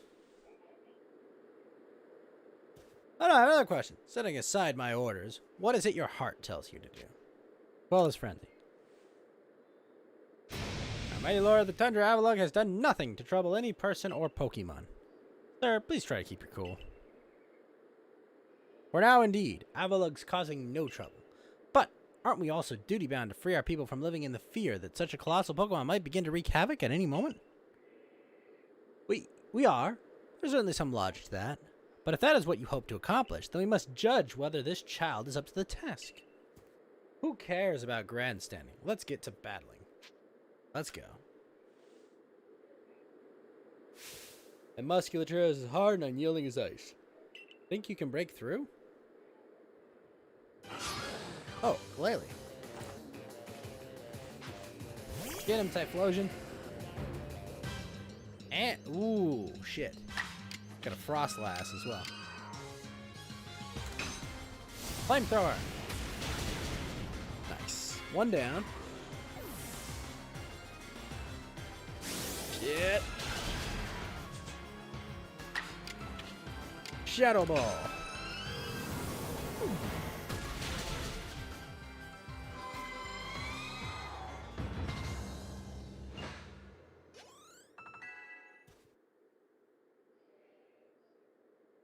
You didn't stand a chance. Outstanding! I'm tough as an iceberg, but you smashed me through and through. I suppose you all can get on with it now. This one's all right. Thank you, sir. Some may still have their doubts about a stranger like Tama, but I'll vouch for her. You insist on quelling Avalog's frenzy, you'll want to claim some of that eternal ice he likes. Bring it to my lord's seat. Good luck. Eternal ice, is it? For that, you'll have to be able to fly, which means you need braviary. Long story short, you've got to seek out a young lady named Sabi. Tell the long story long. You're not saving any time if we waste it puzzling out what you mean. Isn't Avalog one of the Pearl Clan's lords? Seems a bit odd for me to do the talking. But fine, listen up. This Eternal Ice stuff can be found atop Avalog's legacy here. But to get there, you'll need my clan's help. Not even Sneasler can climb the surface, let alone a person like you or me. You're going to have to approach by air with Braviary's help. Gaverick once managed to climb nearly to the top of Avalog's legacy, I'll have you know. He says he made it to within 6 feet of the top.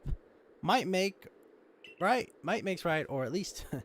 Oh, about Sabi. How do I put this? Even when she's not flying with Braviary, she's got her head in the clouds. Well, you'll understand once you meet her. Head towards Snow Point Temple. You'll probably come across her sooner or later. Wah! Sabi!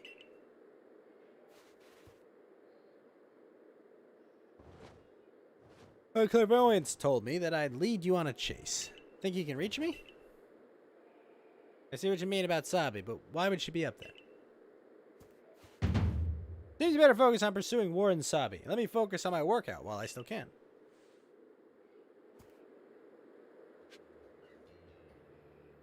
Okay.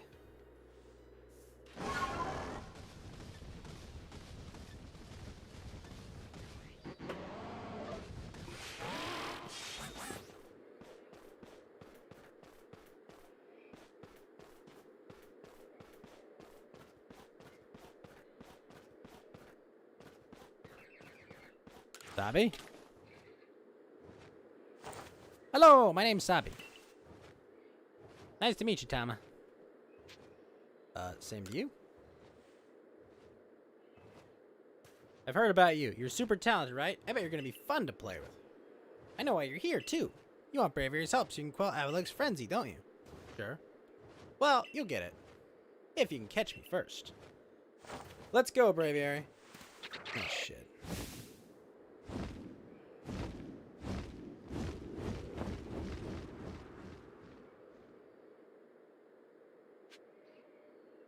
All right.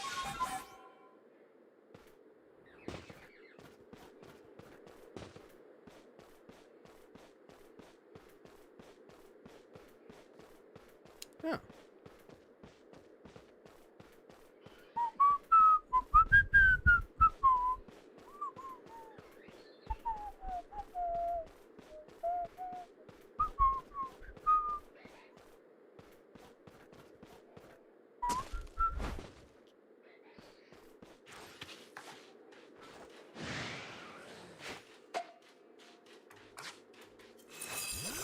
Get him, type loaders.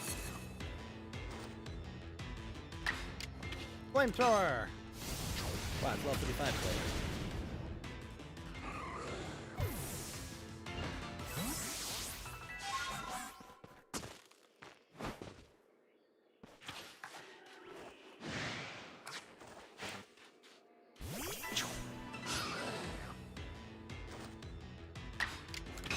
Flamethrower!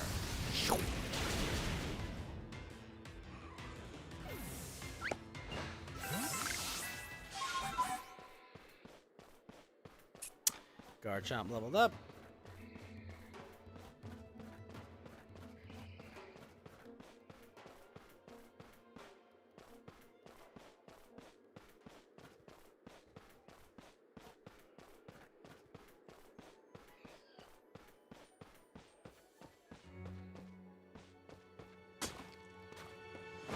Come on, Sneasler, get up there.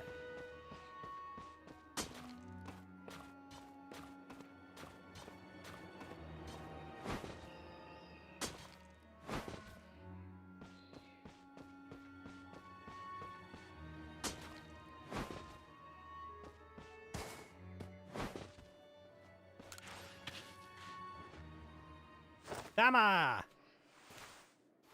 You made it all the way up here in this cold. But the question is, did you catch me, or did I let myself get caught? Hmm? Oh, and one more thing. Am I even really clairvoyant? Might be. Huh.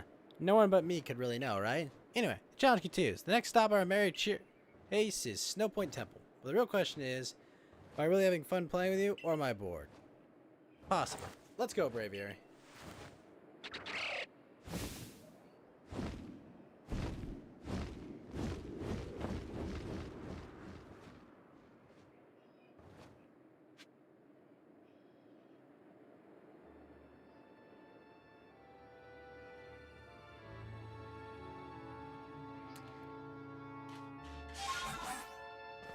Dang, she moves fast.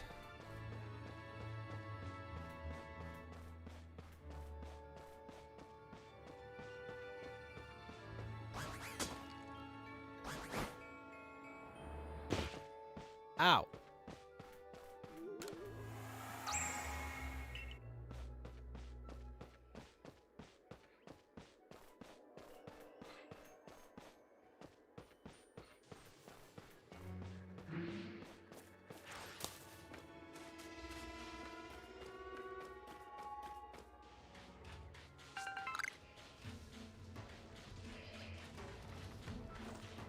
Bring it on, pillow swine.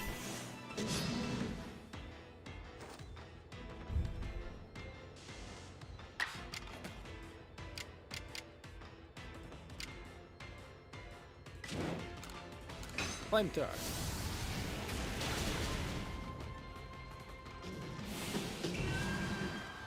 Agile style. Ah, crap.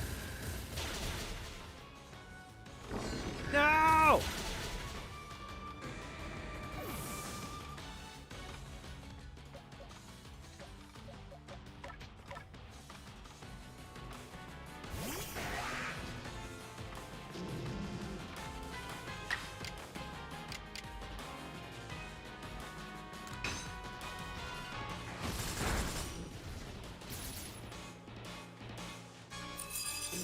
Oh!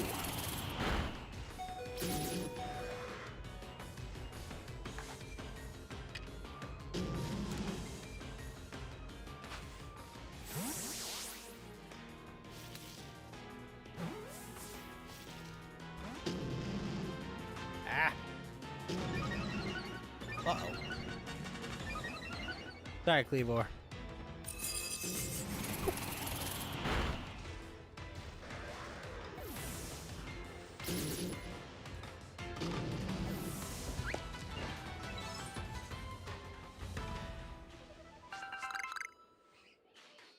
Got both those.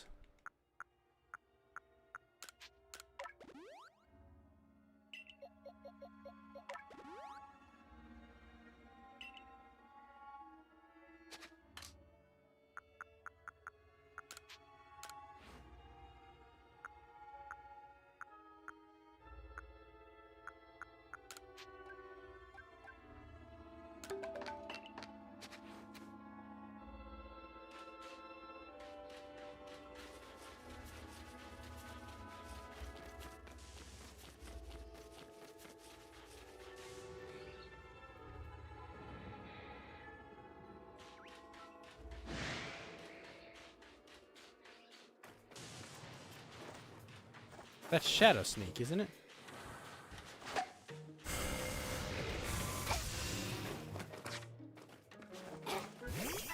That's it, that's it, that's it! Vernal Parade.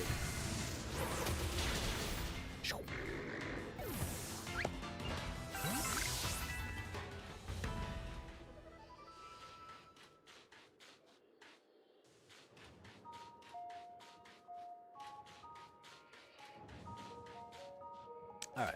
And we'll pick up in this, we'll pick up in this area next time.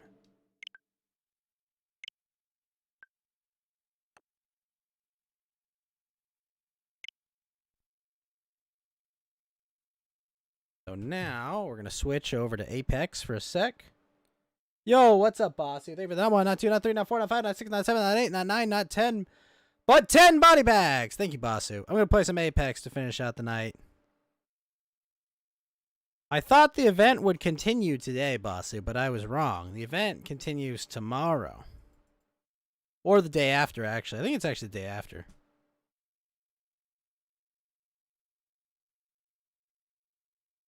You just bought Zomboid? It's kind of fun. Zomboid is really good, Basu. I'd definitely say really very good. I think we're going to have a collab, me, Yuri, Ikusa, and maybe Hotaru on the 1st of February of Project Zomboid. That should be a lot of fun. But I'm not sure. We haven't finalized when that's going to be. But I'm pushing for February 1st for it. It'll be very fun to see how much we die.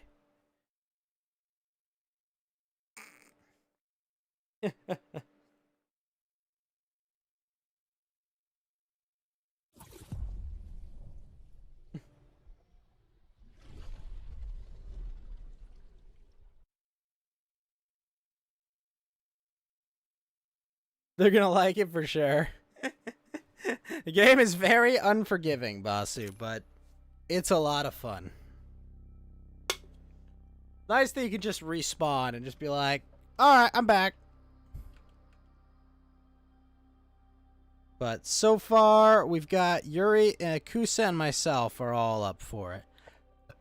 I think Hotaru said they'll play as well.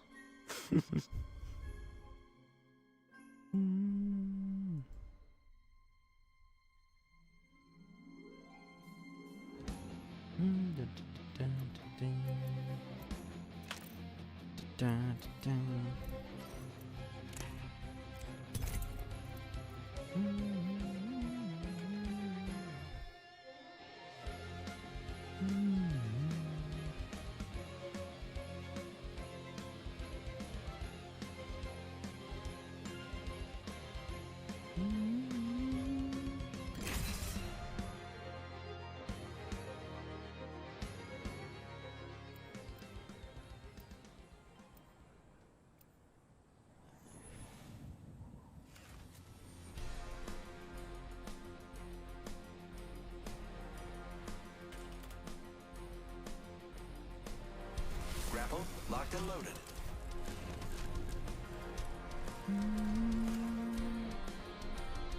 Hey, let's go already. I'm just here for a laugh or two. Anyone got a laugh?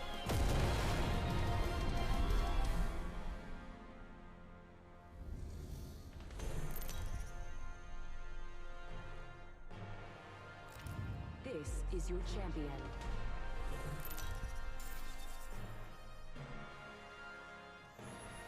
Jump Master Fuse at your service. There's a prime spot for mayhem, which should go without saying. I say we land here. Yes. I love this part! Ah!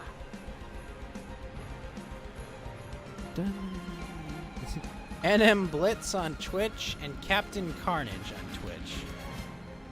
Alright, let's see if these streamers can carry me to victory. Taking damage.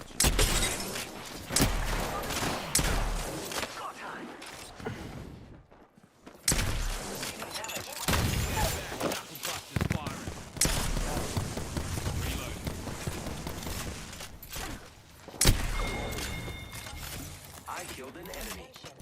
First blood. Weak. Recharging my shield.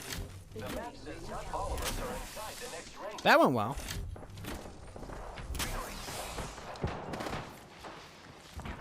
Reloading. Another bloody squad. Enemy down.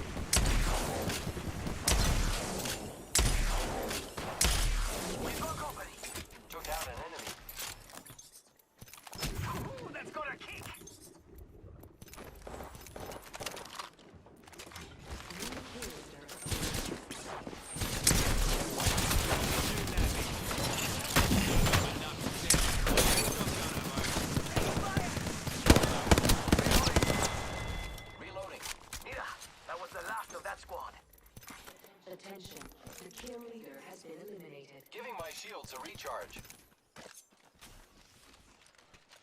Recharging me shield.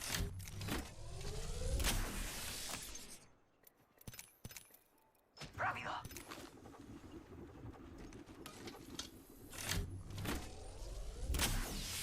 Throwing jump pad. That fight went well. There's a beautiful jump pad just sitting here.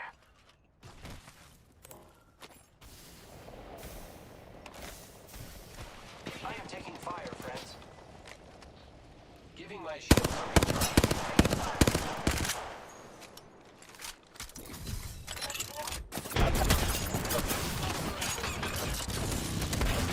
Shit. Find your 3K there. Must go faster. Another squad's cutting in. That's not good. Serving another family. Go this way. I am down. Shit. Juicing me shields. 1 minute and the ring's spitting distance. Proud of you blokes. Taking fire.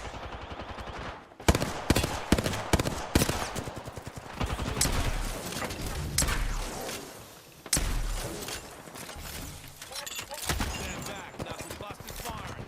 I'm going in. Here comes the old knuckle cluster.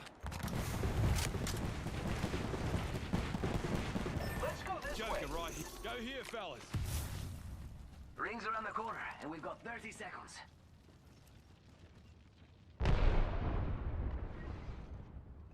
Clown here.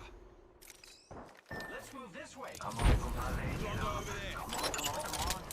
Launching me knuckle cluster. We got trouble. Really close. I am repairing myself.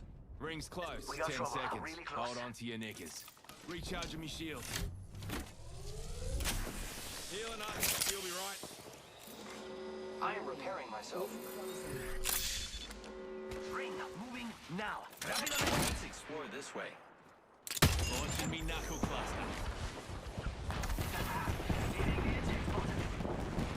The weird spot.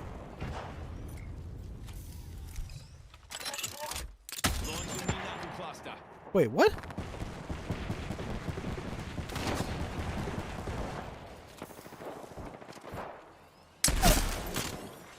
Enemy down. Let's move this way. Out of heavy ammo. Shot at. Yo, we should def check out that care package.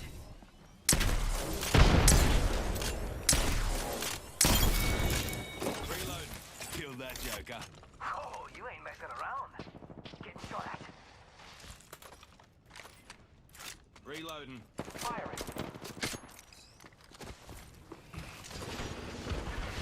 Ready, set, go! Launching me knuckle cluster. Got that trouble. Deploying me knuckle cluster.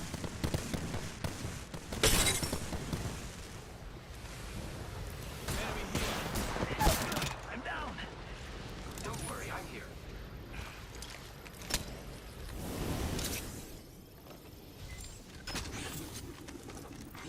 Champion eliminated. Recharging me shield. Getting health back. Target over there. The enemies are shooting at me. Here I go. Throwing jump pad. Charging up my shields.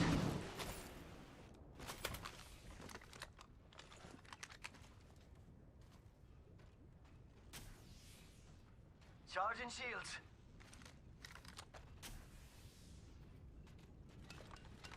Un momentito, healing. Recharging shields. Might be something good this way.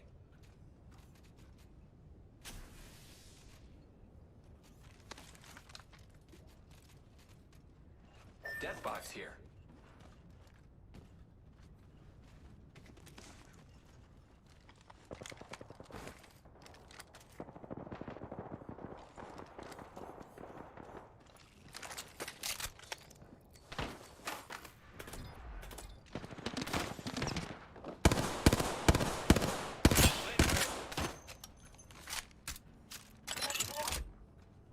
Here comes the old knuckle cluster.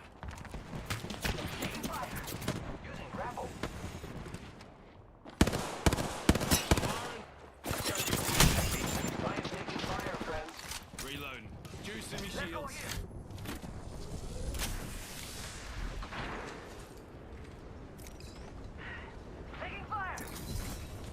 We gotta go. Recharge. Let's move this way. Juicing me shields. Throwing jump pad. Okay, go time. Being shot at. I'm taking fire, friends. Healing up. You'll be right. Watching this direction. Giving my shields a recharge.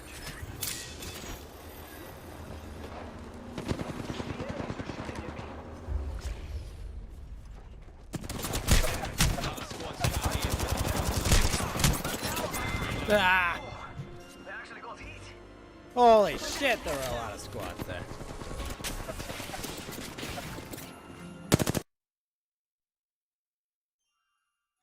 That was a bit of a mess.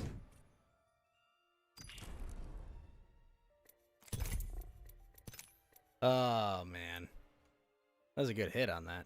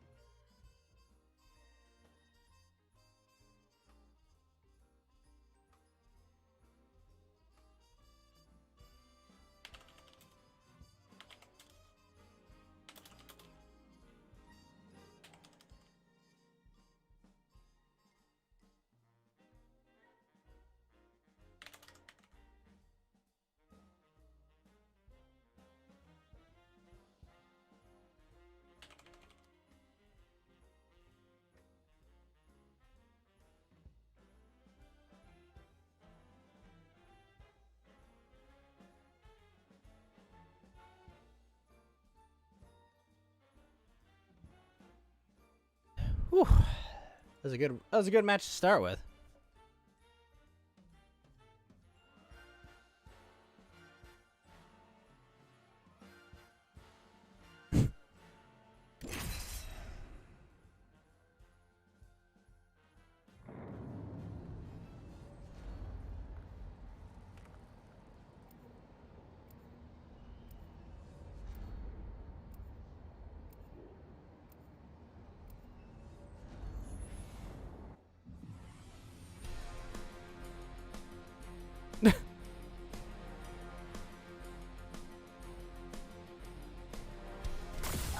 Things look to get Come on, what are you waiting for? Let's do this.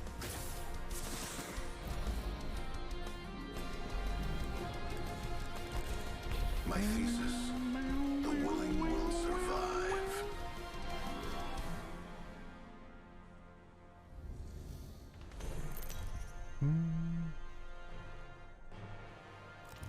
This is your champion. You know what I look like. Come find me. As Jump Master, I'll lead us to where we claim the most lives. We should land there. Looks like fun. I am the jump master. We should know what I'm saying. I love this part. Ha-ha!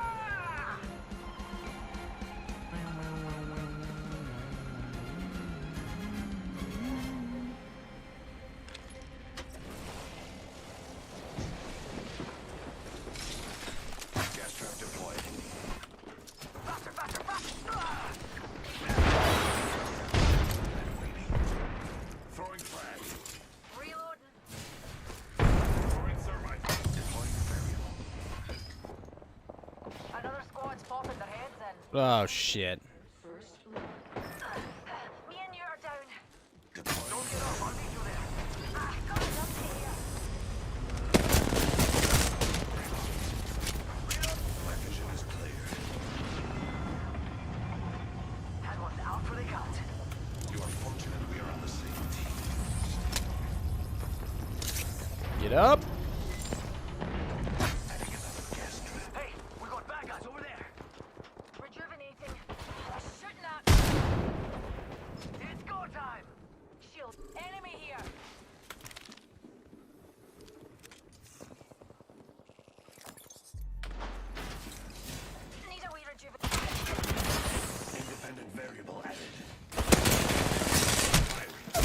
Oh, what? Oh, that was a triple take. Holy shit.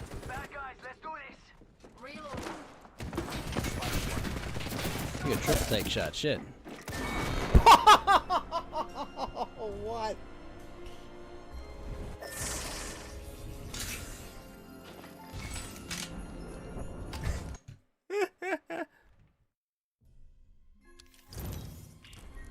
All that.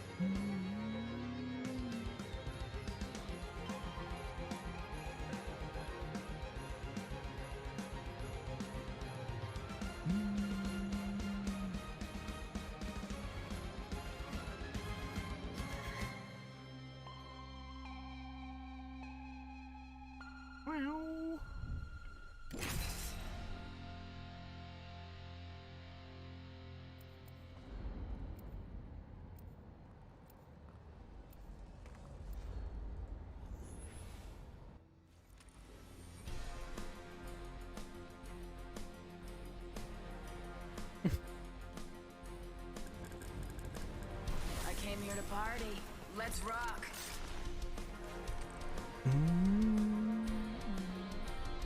If the gods will, Oh, perfect. someone will die.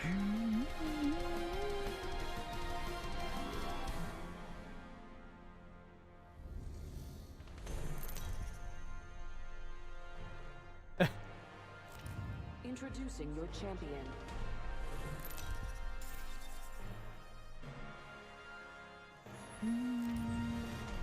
I'm the jump master. Follow me. Oh no. Study the land. This is a good Find our LZ. advantage. Then we jump. Prepare for battle.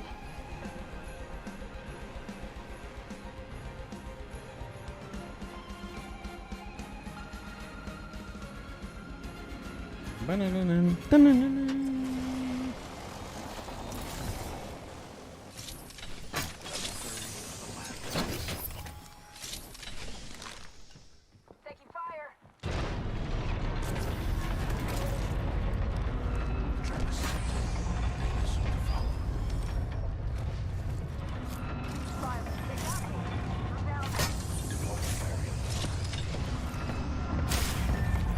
No! What?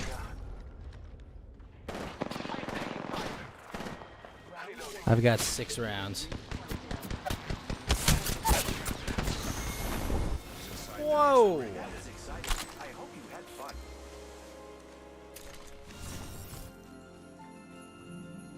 That was 3 shots? Damn.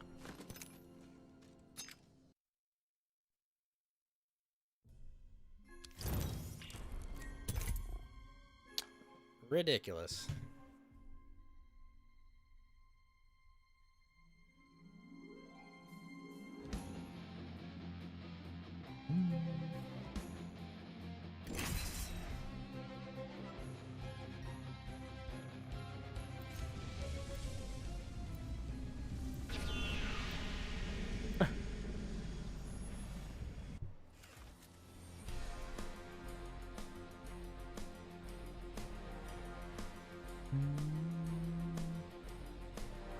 I accept the challenge.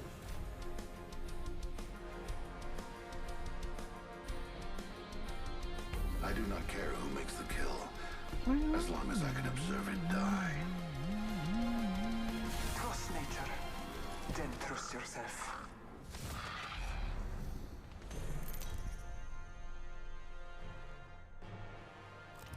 Introducing your champion.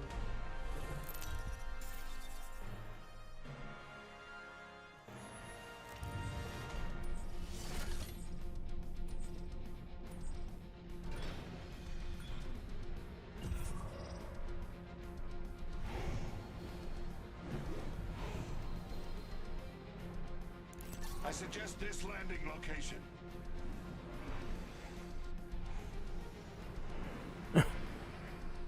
Let's land here. Heard that. Prepare for battle.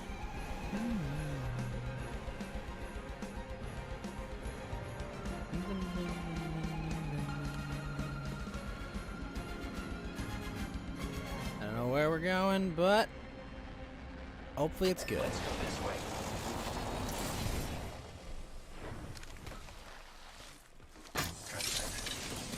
Gonna hop up here. Boosted loader. Adding another gas trap. Attention. First blood. Round 1. Countdown. The trap is set. Data soon to follow.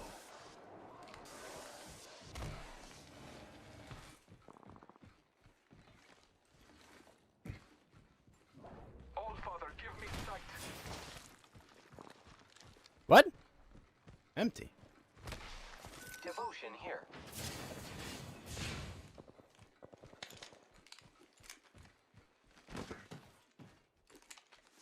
Introducing a new variable.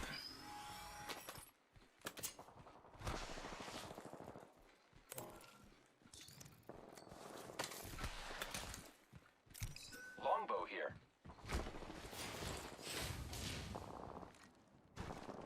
I need it.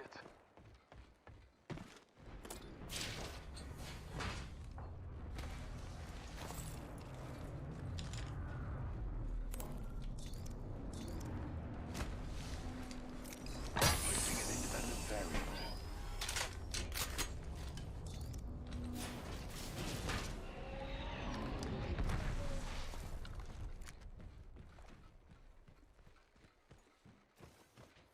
Bless me with sight.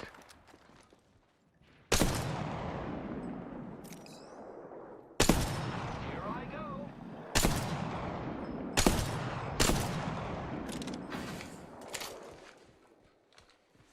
Leaving a gas trap behind. Battling the enemy. Down the hostile on Scotty.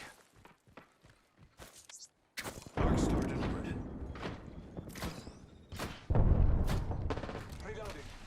Took out a hostile. Scanning the area.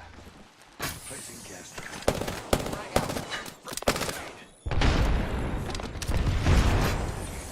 Shots fired at me. Grenade out. Throw thermite grenade. Placing gas trap. Recharging shield. Let's move this way. The ring is not too far. 45 seconds remain before closure.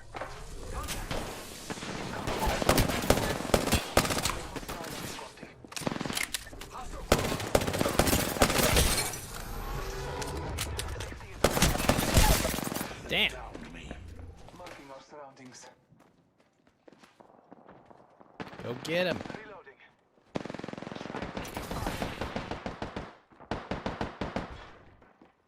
Shit.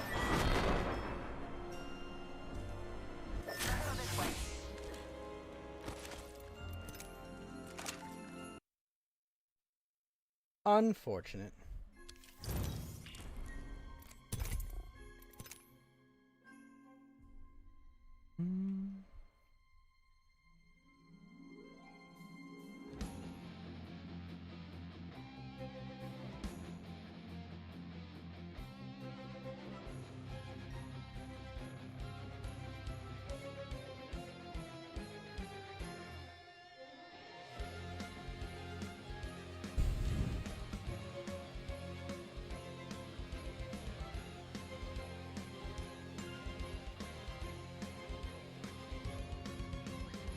Bang.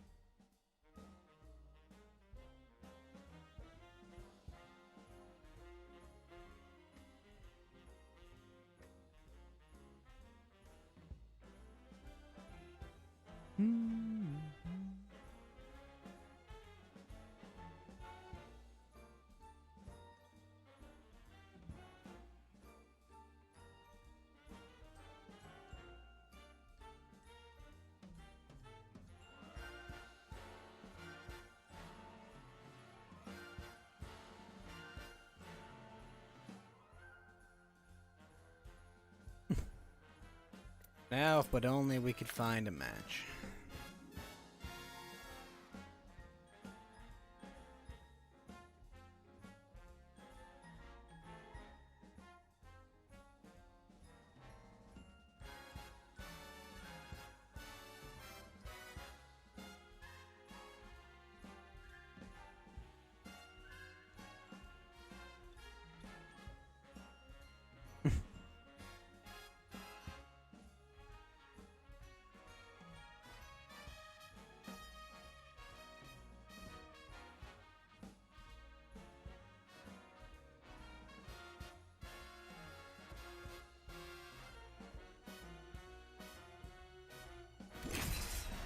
Finally.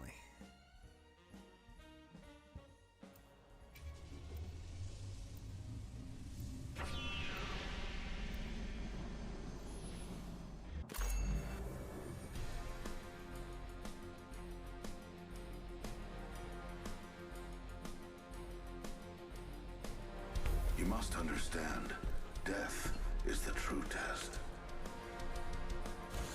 Fly. Fight. Win.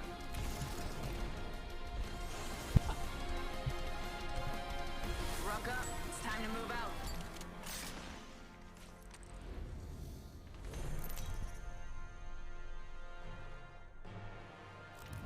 This is your champion.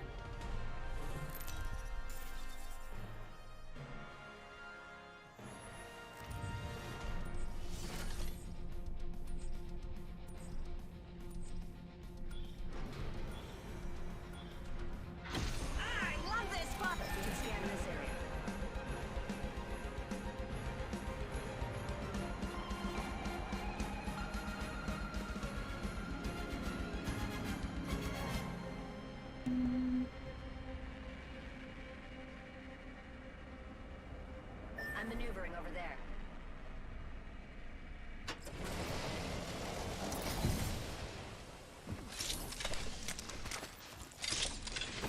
Gas trap deployed. Placing an independent variable.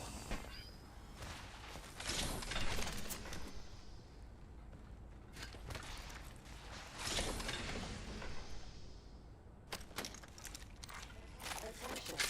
First blood. First blood. Round 1. The cycle has begun. Countdown. Here. Close range. Highlight your enemies. Trap set and waiting.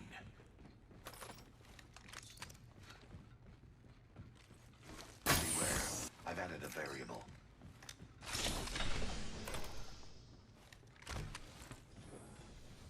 Probably take that rampage.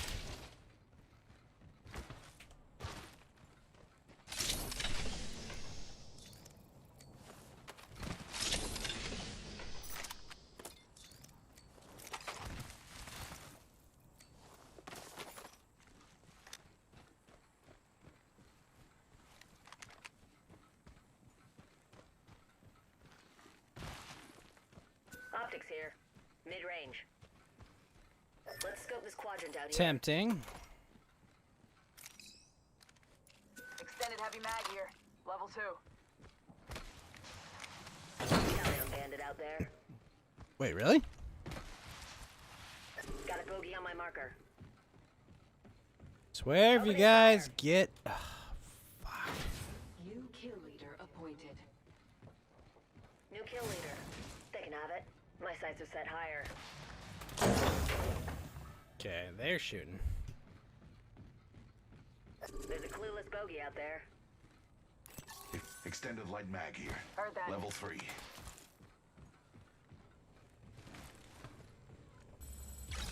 So, fancy an alpha mod, do ya? Reloading. Good effect on target.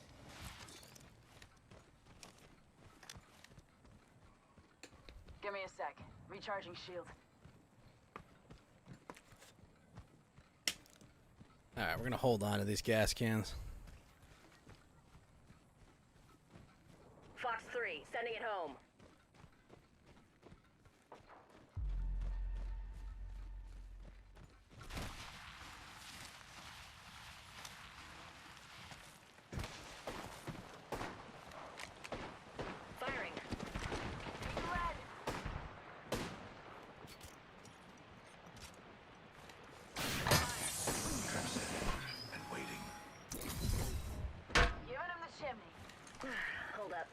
Introducing a new variable.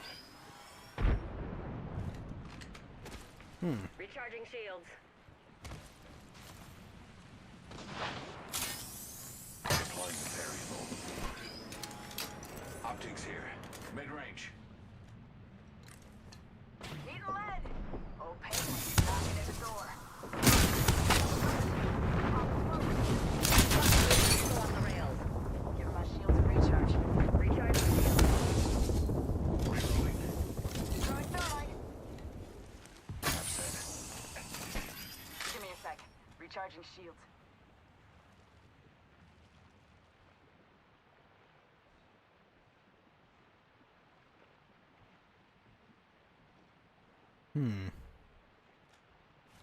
They must have bailed. Under fire. Charging up Up in the shields. chimney. The rewards in that care package could be a distraction.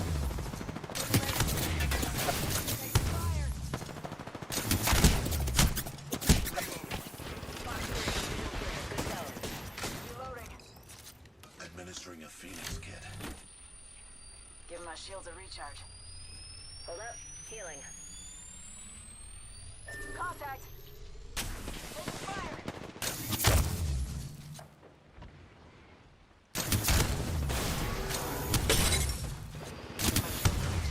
Taking fire.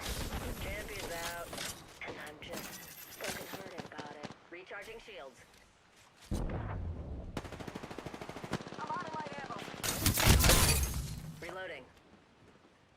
Shields are recharging. Give me a sec. Recharging shields.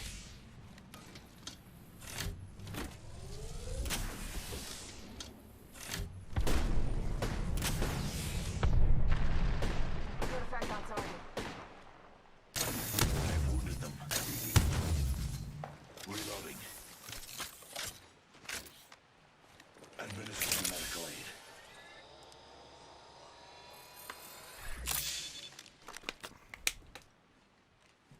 Well, Need heavy ammo. that actually worked out. Cover me. Crafting. Placing gas trap.